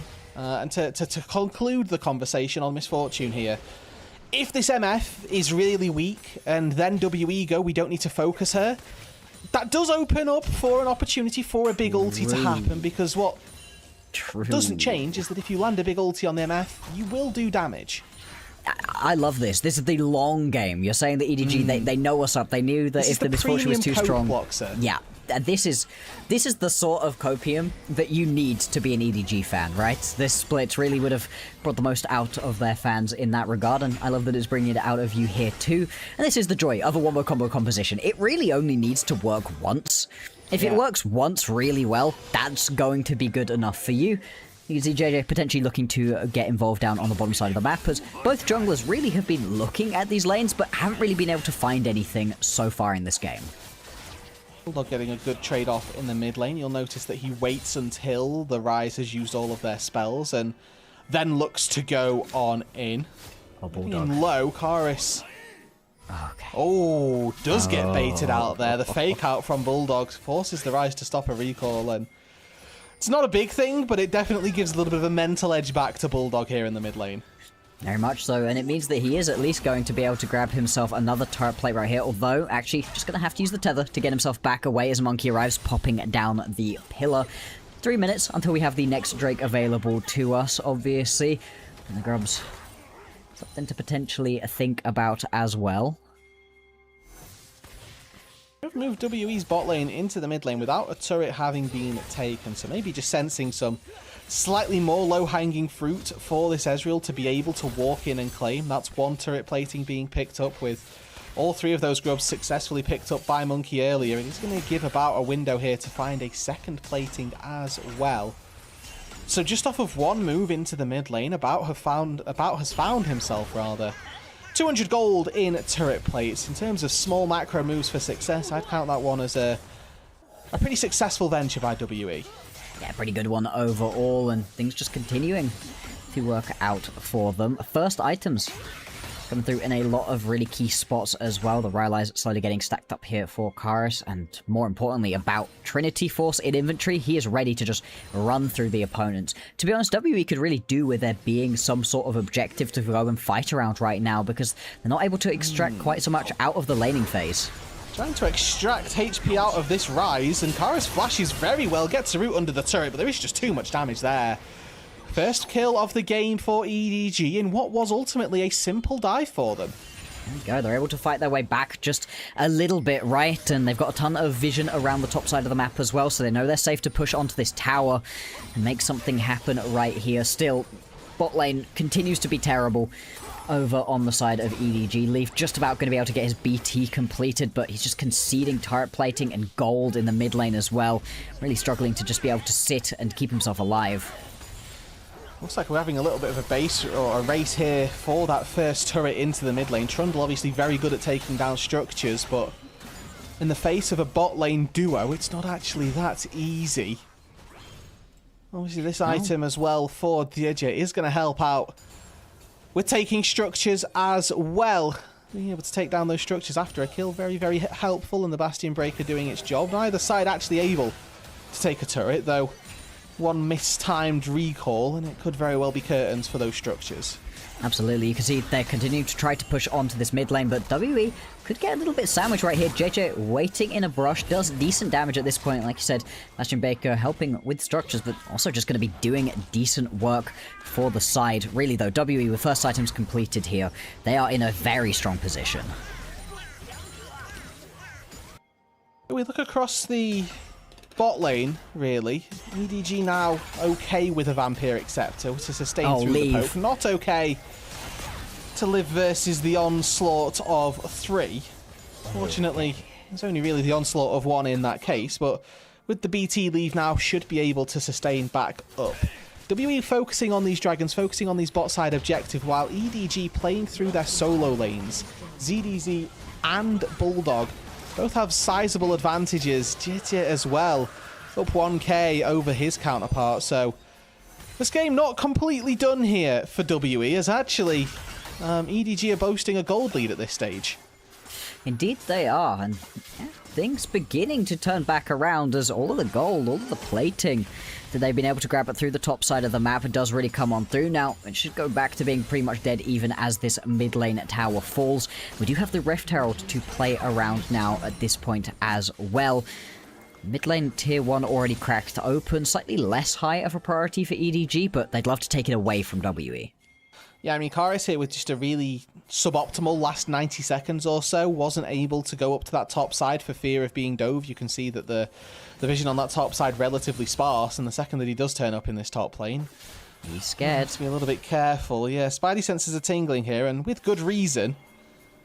There's a Kiana lurking, waiting in the brush, though now there are 5 members of WE who have coalesced in the top side of this rift to try and find the Herald. Once again, though, the question is, what are they losing on the other side of the map? A tower. Again, once again, we're going to see a lot of this tower plating going on down. Now, ZDZ doesn't take these towers that quickly overall, overheating his way through. The Rift Herald will now be picked up. And let's see where you immediately drop this one down as WE. You've got the top lane tower as the one that you really need to be cracking open, and they will just go for this play. So they are just going to trade it tower for tower. In these long lanes, you would imagine the Yone probably has a pretty decent time of things, so it's in EDG's interest to try and get some structures broken open on those side lanes, but it's WE who, with this Herald, still 4 members strong, may be looking for just a little bit more. They find 2-3 plates here down in the top side, and have had push through the mid lane as well. This here, though, could be that first fight we've been looking for as ZDZ TPs in. They just don't do it. And that's They about just it. don't pull the trigger. Yeah, I mean, that's a really rough TP coming out of ZDZ. It looks like they're going to fully go in. The problem is a flanking Rumble, a flanking Kiana. Doesn't really have the same oomph as a flanking Ornn potentially could have. Doesn't really have the lockdown CC to make that play work. And instead, everybody just has to turn around and run back away. Off the back of all of these towers, all of this gold going back and forth, it is still just going to be a small 500 gold lead for EDG. It's not really reflecting too much in the items either, as you would be expecting. Pretty much dead even across the board, and I'd say that EDG, they've done a pretty good job so far of being able to fight their way back into this game. Yeah, I think that the BT for Leave has done a lot of good work so far. The Vampiric Scepter doing marginally worse, but really enabled Leave to stick around and begin accruing farm for them. But I think, again, if this misfortune is the least of your worries, that opens up for Leave to have these good ultis. For WE, it's about making sure that you have tabs on Jeff Bulldog, on ZDZ, that so that these top three don't just collapse and take you out in an instant, because Karis isn't particularly accelerated here. He's on pace, on track, but notably behind his counterpart here, who is 40 CS to the good. I've got a depth charge coming through down on the bot side, down in the mid lane rather, as all three members of WE do get knocked up, but with 1 minute and 30 seconds left on that dragon, it'll be Perukia without summoner spells, who's looking a little bit silly around that objective. Yeah, absolutely. Really need to be a little bit careful not to blow everything important just before the fight goes. EDZ doesn't quite make it over the wall, but is just able to walk back away from this one, as the bot lane tower will fall to WE, and they put the gold back to dead even. Still, looking at the items, right, that's going to be the Cyclo Sword completed for JJ. He's in a very, very strong spot at the moment. Going to get another reset to come on through as well. A few more components into his back pocket, most likely. Like I said, less than a minute until the next Drake is coming on through. This is going to be the critical team fight. For all of the early game setup, we found ourselves in a very even position overall. Alright, this is the time for Leave to build support Misfortune. And by that I mean, I see Seraphine on the enemy team, I see Rise, I see Trundle. Immediately, I need a Serpent's Fang, because there's going to be a Seraphine shielding everybody and an Archangel's coming through. Secondarily, with that Trundle and that Seraphine also comes a good amount of healing. Let me see that Executioner's calling in the back pocket. My Misfortune is not my hyper carry in this game. Leave, be a hero, drop your ego, and build support. Yeah, I really like it. I think it's just good in this situation anyway. It also shifts your focus, right? All of a sudden, it's not all about hitting that massive bullet time, but instead, make it rain onto the backline. Couple auto attacks coming on through, and suddenly you're doing enough for your team that things are feeling good. We are 20 minutes into this game, Bloxer, and we've yet to see a full 5 versus 5. This third dragon feels like the time where that may well change. Other than Perukia, all spells available. In goes Judger with the ultis over the top, but WE are still alive. The front line survives, and so does the back line. Now it's EDZ looking to get away. Karis with a Realm Warp to try and go forward. It's WE on the chase. A route comes through, locks up ZDZ, and he's going to go down. Now WE are on a rampage through EDG. Bulldog finds one in response, and Leave able to walk it out to safety. It's a 2-for-1 so far, with Perukia expected to fall. WE didn't get the dragon, but they will get 3.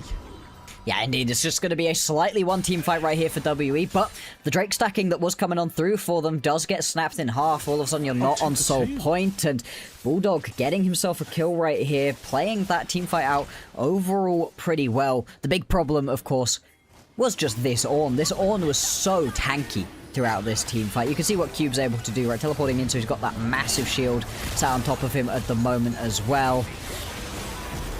Ornn Hornet doesn't even get hit, right? He gets pulled in to the Fate Sealed, but he's just tanking everything up, and the turnaround is pretty good out of WE. This hook that misses out of Perukia right here, he's about to throw it out right now. If he does land that onto Monkey, there's a real chance they're able to turn this fight around, but he does not end up hitting that hook. And it's just by Bulldog finding a few good moments that he's able to make this a slightly more even trade overall. Yeah, on the WE chase there, they actually did just lose 2 members. JJ doing a pretty good job at throwing back the Kiana damage and making sure that they're able to find what was actually a 2-4-2 in that play, extending even the mid-jungle gold lead, about a 3k advantage for TES and Bulldog. Now, I highlighted that I'd like to see some certain items built up by Leave. He's ignored me and gone for the Hex Optics, but importantly, TES has finished that Serpent's Fang. And if they are able to, apply that across multiple members, the job is being done anyway. Yeah, absolutely. It puts you into, at least a slightly better spot overall than he has been so far. As WE, they're going to look to end this one pretty quickly, starting up the Baron right here. Let's see what EDG can do. It might well end the game. I don't know if it's going to be in their favour or not. Bulldog gets rooted and Fate seals away. Monkey uses the Subjugate onto the Nautilus, maybe a bit preemptively, as ZDZ's looking to continue this fight on the Rumble. Equalizer to zone them out, and WE have got a bit too far forward. Equalizer sections off 3. CDG who come out with the numbers advantage, and WE started that with not seemingly an idea of how they were going to finish it. Oh, JJ's hunting. He's thinking about it, right? Oh, just about. Zierha spotting him out in that situation. Like I said, it's not going to work out, though. That's going to be the mid lane tower falling because of this play. And about Erha, they still haven't been able to get themselves back to base off of this play. I don't know if EDG are going to stick around to try for the Baron. I think they potentially could have in this situation. Instead, looks like they are just going to take their resets. I think that's actually what About was doing. About was sticking around there to prevent access to the Baron.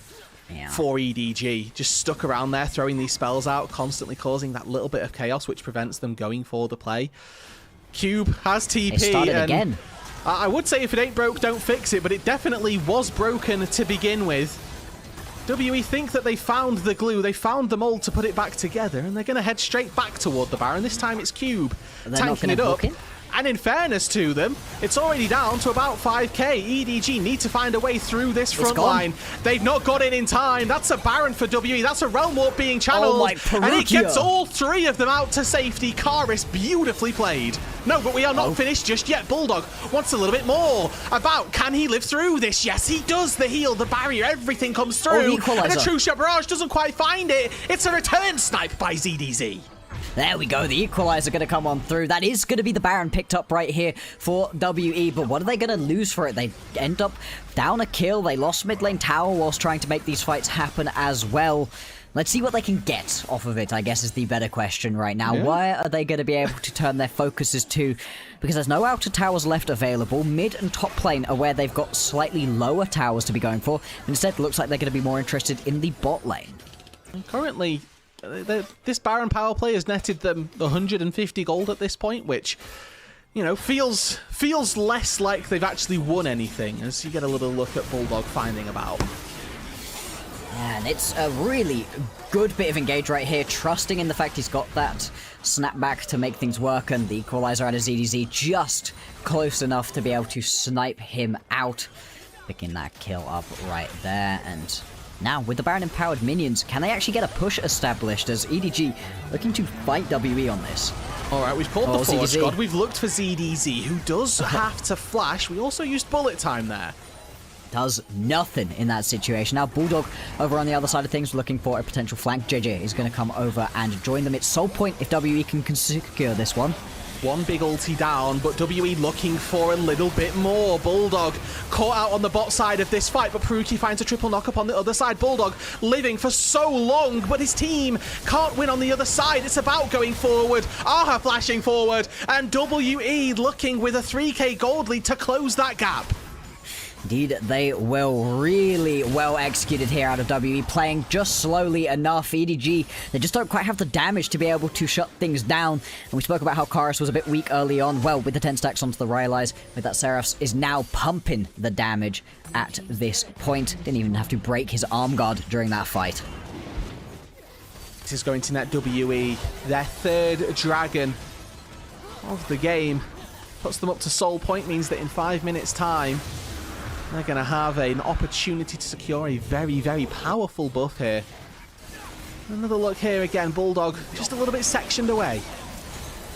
yeah, he just wasn't able to play really onto the backline of this fight, and you can see Karis just doing more than enough work to be able to get through even all of the healing and the shielding that this champion has available to it. And if Bulldog's running away and not trying to get onto the backline of these fights, things are going to be going very well for WE overall. Looking right now like we're going to be going to that third game of the day, a full 9-game set for us here potentially. There's Monkey here hopping forward. Subjugate keeps him alive. Bulldog did a pretty good amount of damage, but he's playing Trundle alongside a Seraphine.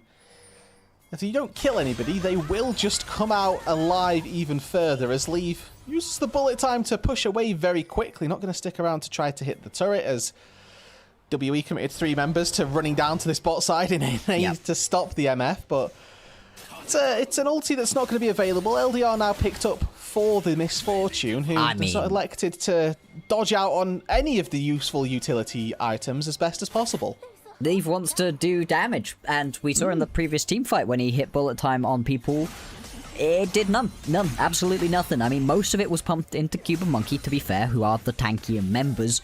But yeah, like you said, any of that utility that could potentially have been fun just not being moved towards here out of Leave at all. Still, the rest of his team are doing more than well enough to make up for it in a lot of these spots. These team fights just, though, going to keep getting trickier and trickier, right? We're well put beyond Cube hitting that level 14 mark.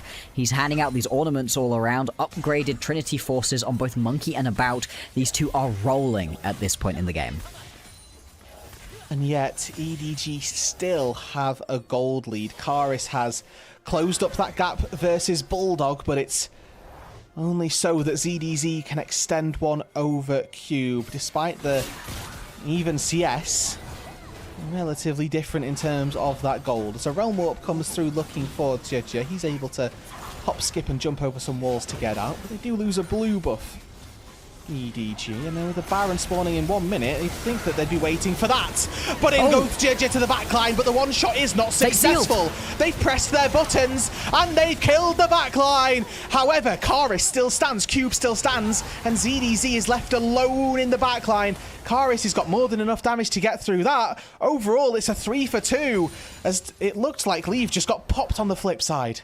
Yeah, I mean, that's the problem, right? Leave just doesn't manage to make anything happen in that fight. JJ as well, as much as he has that initial bit of burst damage, there's no sustained damage on a Kiana whatsoever. And so the second these team fights go that little bit longer, you get multiple rotation of spells off from Karis. Monkey's able to keep healing up as well. Things just go from pretty good to immediately wrong. So let's watch what happens to Leave in this situation, right? The teleport's coming in behind him. He's gonna get hit. Yeah. The majority of that damage was done by Cube and Karis in that situation, but Cube did a huge chunk of it, right? And Karis just one-tapping him right there. Looked like one of the better fights you're going to find. If my Misfortune's running in like that, we need to be asking a few questions. Not the best team fight by Leave. No. And the good thing is that it didn't end the game, so he's going to have another one. But he did obviously give WE quite a sizable advantage, sizable enough so that they feel confident to, for the third time this game, start the Baron seemingly apropos of anything. Leave, you can't be the one to face check this. Pillar from Monkey finds the Misfortune. Subjugate, though, keeps him tanky, and fortunately enough, EDG have done enough to keep their AD carry alive. They've also got the inside track on mid lane. Yeah, gonna lose a huge chunk onto this mid lane, as much as Leave doesn't do damage to champions. Monkey has no ulti this time, though, and he's getting caught out, getting chunked down by this Misfortune. Cube missed his ulti. Oh no, it's a disaster on a lot of fronts here, but EDG still rally behind their jungler. Catch out Karis, in goes Bulldog. He'll take 2 more. And now EDG, with Leave flashing forward, trying to find Cube. This Misfortune does do damage, Bloxer. With 4 people dead, EDG steam into WE's base. Can they do it? Can they end the game right here? I mean, at this point, you've got multiple members down for WE. You've just got Monkey trying desperately to find a way in. He flashes forwards. He's just going to die. This is going to be it. He's looking for the wave, but he will not be successful. Let it be known that nobody beats EDG 12 times in a row, and WE in their home arena gets shut down. There we go. You can see the big smiles right there on the faces of the EDG boys. They've done it. They have snapped the losing streak. Like you said, nobody's going to beat them 12 times in a row. 11 was more than enough from them. And You said it, Rude. You said it. If anybody was going to find a way to lose to EDG, W were going to be those boys. And up until the final teamfight blocks, I didn't really feel like we knew how it was going to go, because WE seemingly had just slightly better idea of how they wanted to play the map for the most part. Yeah. And then when we started looking at trying to play out the team fights, they completely lost their heads. There were, fortunately for EDG, enough tools to get access to that backline. And again, Bulldog with another massive ulti to seal the deal in a fight. Yeah, the fact that he's able to find a couple of those big ultis across multiple members was just really good to see. And Bulldog, what a turnaround from this guy, right? He gets subbed out for a couple of games. Signing shows us nothing, doesn't really help in any way. He comes back in and all of a sudden, right, he's playing with the new fire lit underneath him. Really, really good games right here. Perfectly good on the Cassiopeia, and then really exciting for him right here on this Yone, and just a huge win. Does it really change much from their standings or anything? No, but having an actual win on the season, it means so much for these players. And having a 2-0 as well. And I would argue as well, not a particularly hard fought 2-0. Game number 1 was a complete stomp. Game number 2, maybe they had to put a little bit of legwork in. But I think this raises more questions for WE and where their strengths lie. We've known for a long time that WE live and die by their jungler, by Monkey. And up against Jeja here, the Kiana in game number 2 had absolute dominion over the jungle. Whether that was because of Monkey trying to make the effort down in the bot lane, right? We saw such early power out of About and Aha that they were maybe calling for Monkey to come down to that bot side. But if that wasn't the case, if it was just a misstep by Monkey or something of another nature to cost this really difficult game for the Trundle, you know, we need to look at WE and think about how they can snowball their games, because also there's no way that my Ezreal should be coming out of a game with a sort of 1100, 1300 gold lead in 3 minutes and then not snowballing astronomically. Yeah, absolutely. I mean, the fact that things go so well early on for WE and then nothing. Yeah. They don't make it work in any real way is just so rough. Now, I wouldn't be able to put all of the blame onto About right here as much as he was set up for success. He was really weaving his way through a lot of these team fights. Same thing with Karis. It just felt like Monkey just didn't quite know what to do with himself throughout this entire series. Again, overly aggressive in situations in which he shouldn't have been, wasn't playing aggressive enough when they did have that lead. They didn't really push the boat any further with the lead that they had down on the bottom side of the map, and it leaves them in this just really weird situation where, sure, they should be really good, and then they just aren't. And it's the same sort of thing for About, right? We can't criticize him entirely, but there are some things to call out when you're playing the Ezreal. You have an extra layer of safety. We talked about how marksmen need to position based off of the cooldowns that they know they've got to dodge. Really, as Ezreal, I'm looking for you to save your Arcane Shift for that Fate Sealed. Maybe for an equalizer, but you really need to recognize that that's the tool that catches you out. That's the thing that catches you off guard and will take you down. And ultimately, if you're getting hit by that as an Ezreal in these, you know, top level of Chinese League of Legends team fights, that is ultimately a problem.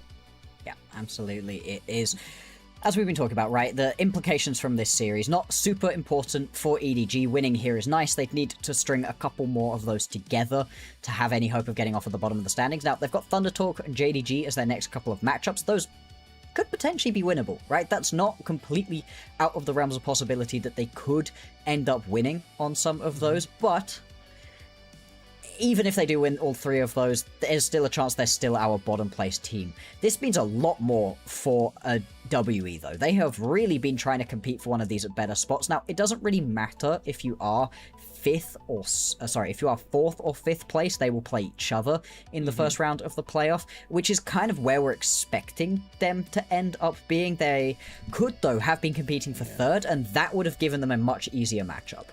It would have done. I mean, there is now a world, I feel, where LGD can maybe do something to make a bit of a push for that 4th or 5th and you know, avoid that 6th place, because you're quite right. 6th place feels like the worst place to be, because you're going to be fighting out the loser of BLG, AL, or top esports. Yeah. So getting out of 6th is a pretty big deal. And LGD, you know, based off of last week, they've got some chances here at being able to do it. I mean, their schedule for the next week, not particularly easy, facing up against BLG.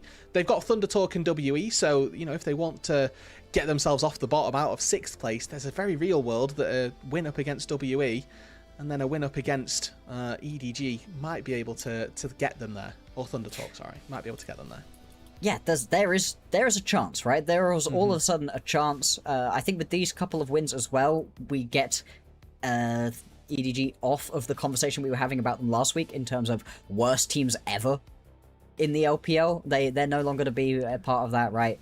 H5 and all of them going to keep their records on that front, and it's always just nice to get a win, a series victory, right? Anytime that you see a team really, really struggling, seeing them pick themselves up just one victory, something to talk about, something to say, hey, they did well.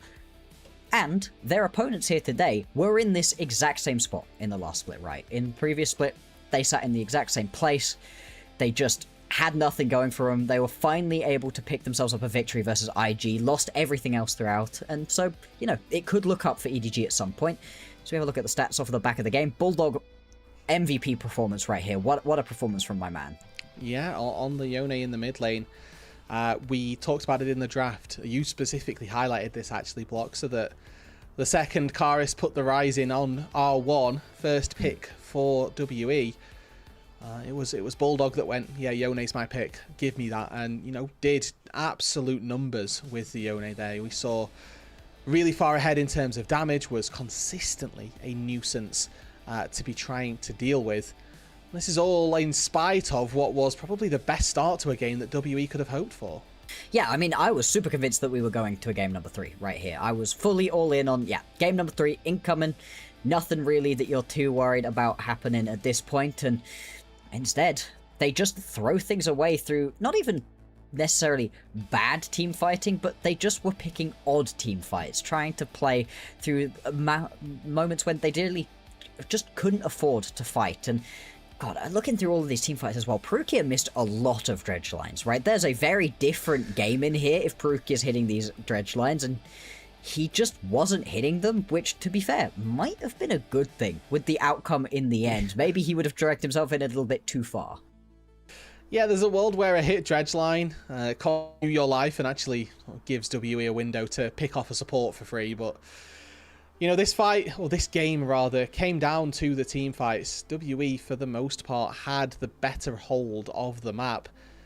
And, you know, for a good number of these team fights, had a better hold of those as well. You can see that the power the Ornn had in this game was that of a frontline, where it was EDG who just didn't have that in their arsenal. They didn't have that in their toolkit. Do get to see that JJ once again had a really solid performance, this time though on the Kiana, doing a great job trying to get into the backline and find access. Obviously that is a little slow-mo to highlight some of the issues that we saw for about, but even still, leave on the misfortune. In the end, did it come good? I don't know. Cube here. Yeah, some big blunders. There were lots in this fight in particular. This is a disaster. Perukia hitting the minion as well. Like, everything goes wide in this team fight. Everything misses, really, but it doesn't even matter in the end because Bulldog doesn't miss. Bulldog knows what's up. Beautiful fate sealed right there, as we were talking about, and the fact that they're able to just win the game straight up in this moment is lovely. It's lovely that they know, they smell blood in the water, and for once, it does actually come through. So, for player of the game, Bulldog, right? Like, I think that's pretty obvious. Player of the match, though, could go to JJ. I think Perukia is now out of contention off of that Nautilus performance, unfortunately, which is maybe a little bit sad, but you can't really give it to anybody in the bot lane when they were down 1,300 gold pretty much the entirety of game number 2. Player of the series, you know, you're tossing up between the mid and the jungle, I think. Bulldog, yep, rightfully earning player of the game. For game number 2, 83% kill participation as well. Really a part of the majority of the kills going down, and good to see that the MVP count is now not exclusively lying on JJ. 200% of the gold that he got, he was able to turn into damage as well, which I think is a really good stat to have. Yeah, absolutely. He looked really good. I wouldn't mind if he gets the player of the series vote either. I think he played himself a really good Cassiopeia game in game number 1. Obviously a much better look on the Yone, but this was a bit of a quieter game out of JJ, was really carried in the end. You can see, yeah, everybody bar one voting on towards... The Summoners. Summoners, they think that it was a jungle game, which, you know, we'd personally disagree with in this situation, but... It wasn't terrible. I'd be interested to get confirmation on who the Summoners is. My view of it is probably that it's the people that are fans in the arena, maybe, or definitely a more fan-centered vote there for JJ. A very popular, prestigious name, obviously, in the LPL. And then we get on to, obviously, player of the match conversation, where it is JJ who picks that one up. A 24 KDA playing Pantheon and Kiana. I don't know that you can have too much of a discussion about that. No, I think that was a really good look overall from him. Yeah, the Kiana wasn't the single most impressive performance that we've seen, but it did enough in the end. Was blowing up a couple of these backline carries. A few really nice moments for him right there. Well deserved overall. Yeah, and we'll get to take a look at some of the highlights through this series for JJ. Again, in game number 1, we'll get to see a little bit of a showcase for why Perukia had a shout to be a player of the game for game number 1. A lot of these plays that we saw JJ make, when we're looking at these Grand Starfalls, it's with a Bard in the back pocket to try and make some of these picks always succeed. Yeah, indeed. And if he's able to just, you know, keep playing like this, keep finding ways to help his team out, if they are able to give him these okay performances from the rest of the lanes, it's just a much better look out of EDG. And we will see, right, there is a long history, right, at this point in the LPL of teams at the bottom of Group Ascend doing really badly, us thinking, hey, the Group Nirvana teams, they've got a real chance, and then it just doesn't end up happening, and EDG, they may well be carrying that one on. It is JJ to secure player of the series. We'll get the votes up as well. I don't think this is going to be as split as we might like it to be, Block. So good conversation for Bulldog, but no. Complete sweep, 8 for 8 for JJ, who did have a very good series. We cannot deny that. Really, in any sense, the captain of this EDG roster, able to succeed for the first time in 12 series, and a sad look for Team WE in their home arena. They, on their first series back at home, were not able to do what really a lot of us would have expected them to do. Fortunately though, folks, or unfortunately, we have gone to the end of our LPL day, the final week here of the regular season, and we didn't make it to all 9 games. There's a little bit of fun fact of trivia for you all. The LPL actually hasn't seen a full 9 game day for over a year. It was August 16th, if my memory serves, or if I was told and I've remembered correctly there. So we are over 365 days since we last saw a full 9 game day. And I think after game number 1, we maybe thought that we were going to see one once again, but we weren't quite there, Bloxer. No, not quite in that situation. It is just about going to be an 8-game day. Pretty long one overall. And it has been good fun. I think it would have been fun as well to have seen a 9th game out of this. But I think in the end, getting that 2-0 out of EDG, just that little bit more satisfying overall, just helps them get things together, make everything feel that, you know, little bit better. It does. But with that, folks, we are going to end our broadcast. So before we do that, I'd like to say a big thank you to our Elite Coffee supporters, those being Aaron Soup, Monk, Gelati, and Andrea Duran. Their pledged financial contributions helps level up the broadcast and give back to the cast and crew who are striving to give you an English LPL product every single day we can. A big thank you to you, Bloxer, for joining me. A big thank you to Slayer and K-Man. A big thank you to Cubby and Yanni. And a massive thank you to Ice Fireeyed behind the scenes pushing the buttons for almost all 9 games for the day. But most of all, folks, a massive thank you to you all at home for watching, for supporting and contributing to our financials as best as you can. Have a wonderful day, and we will see you tomorrow.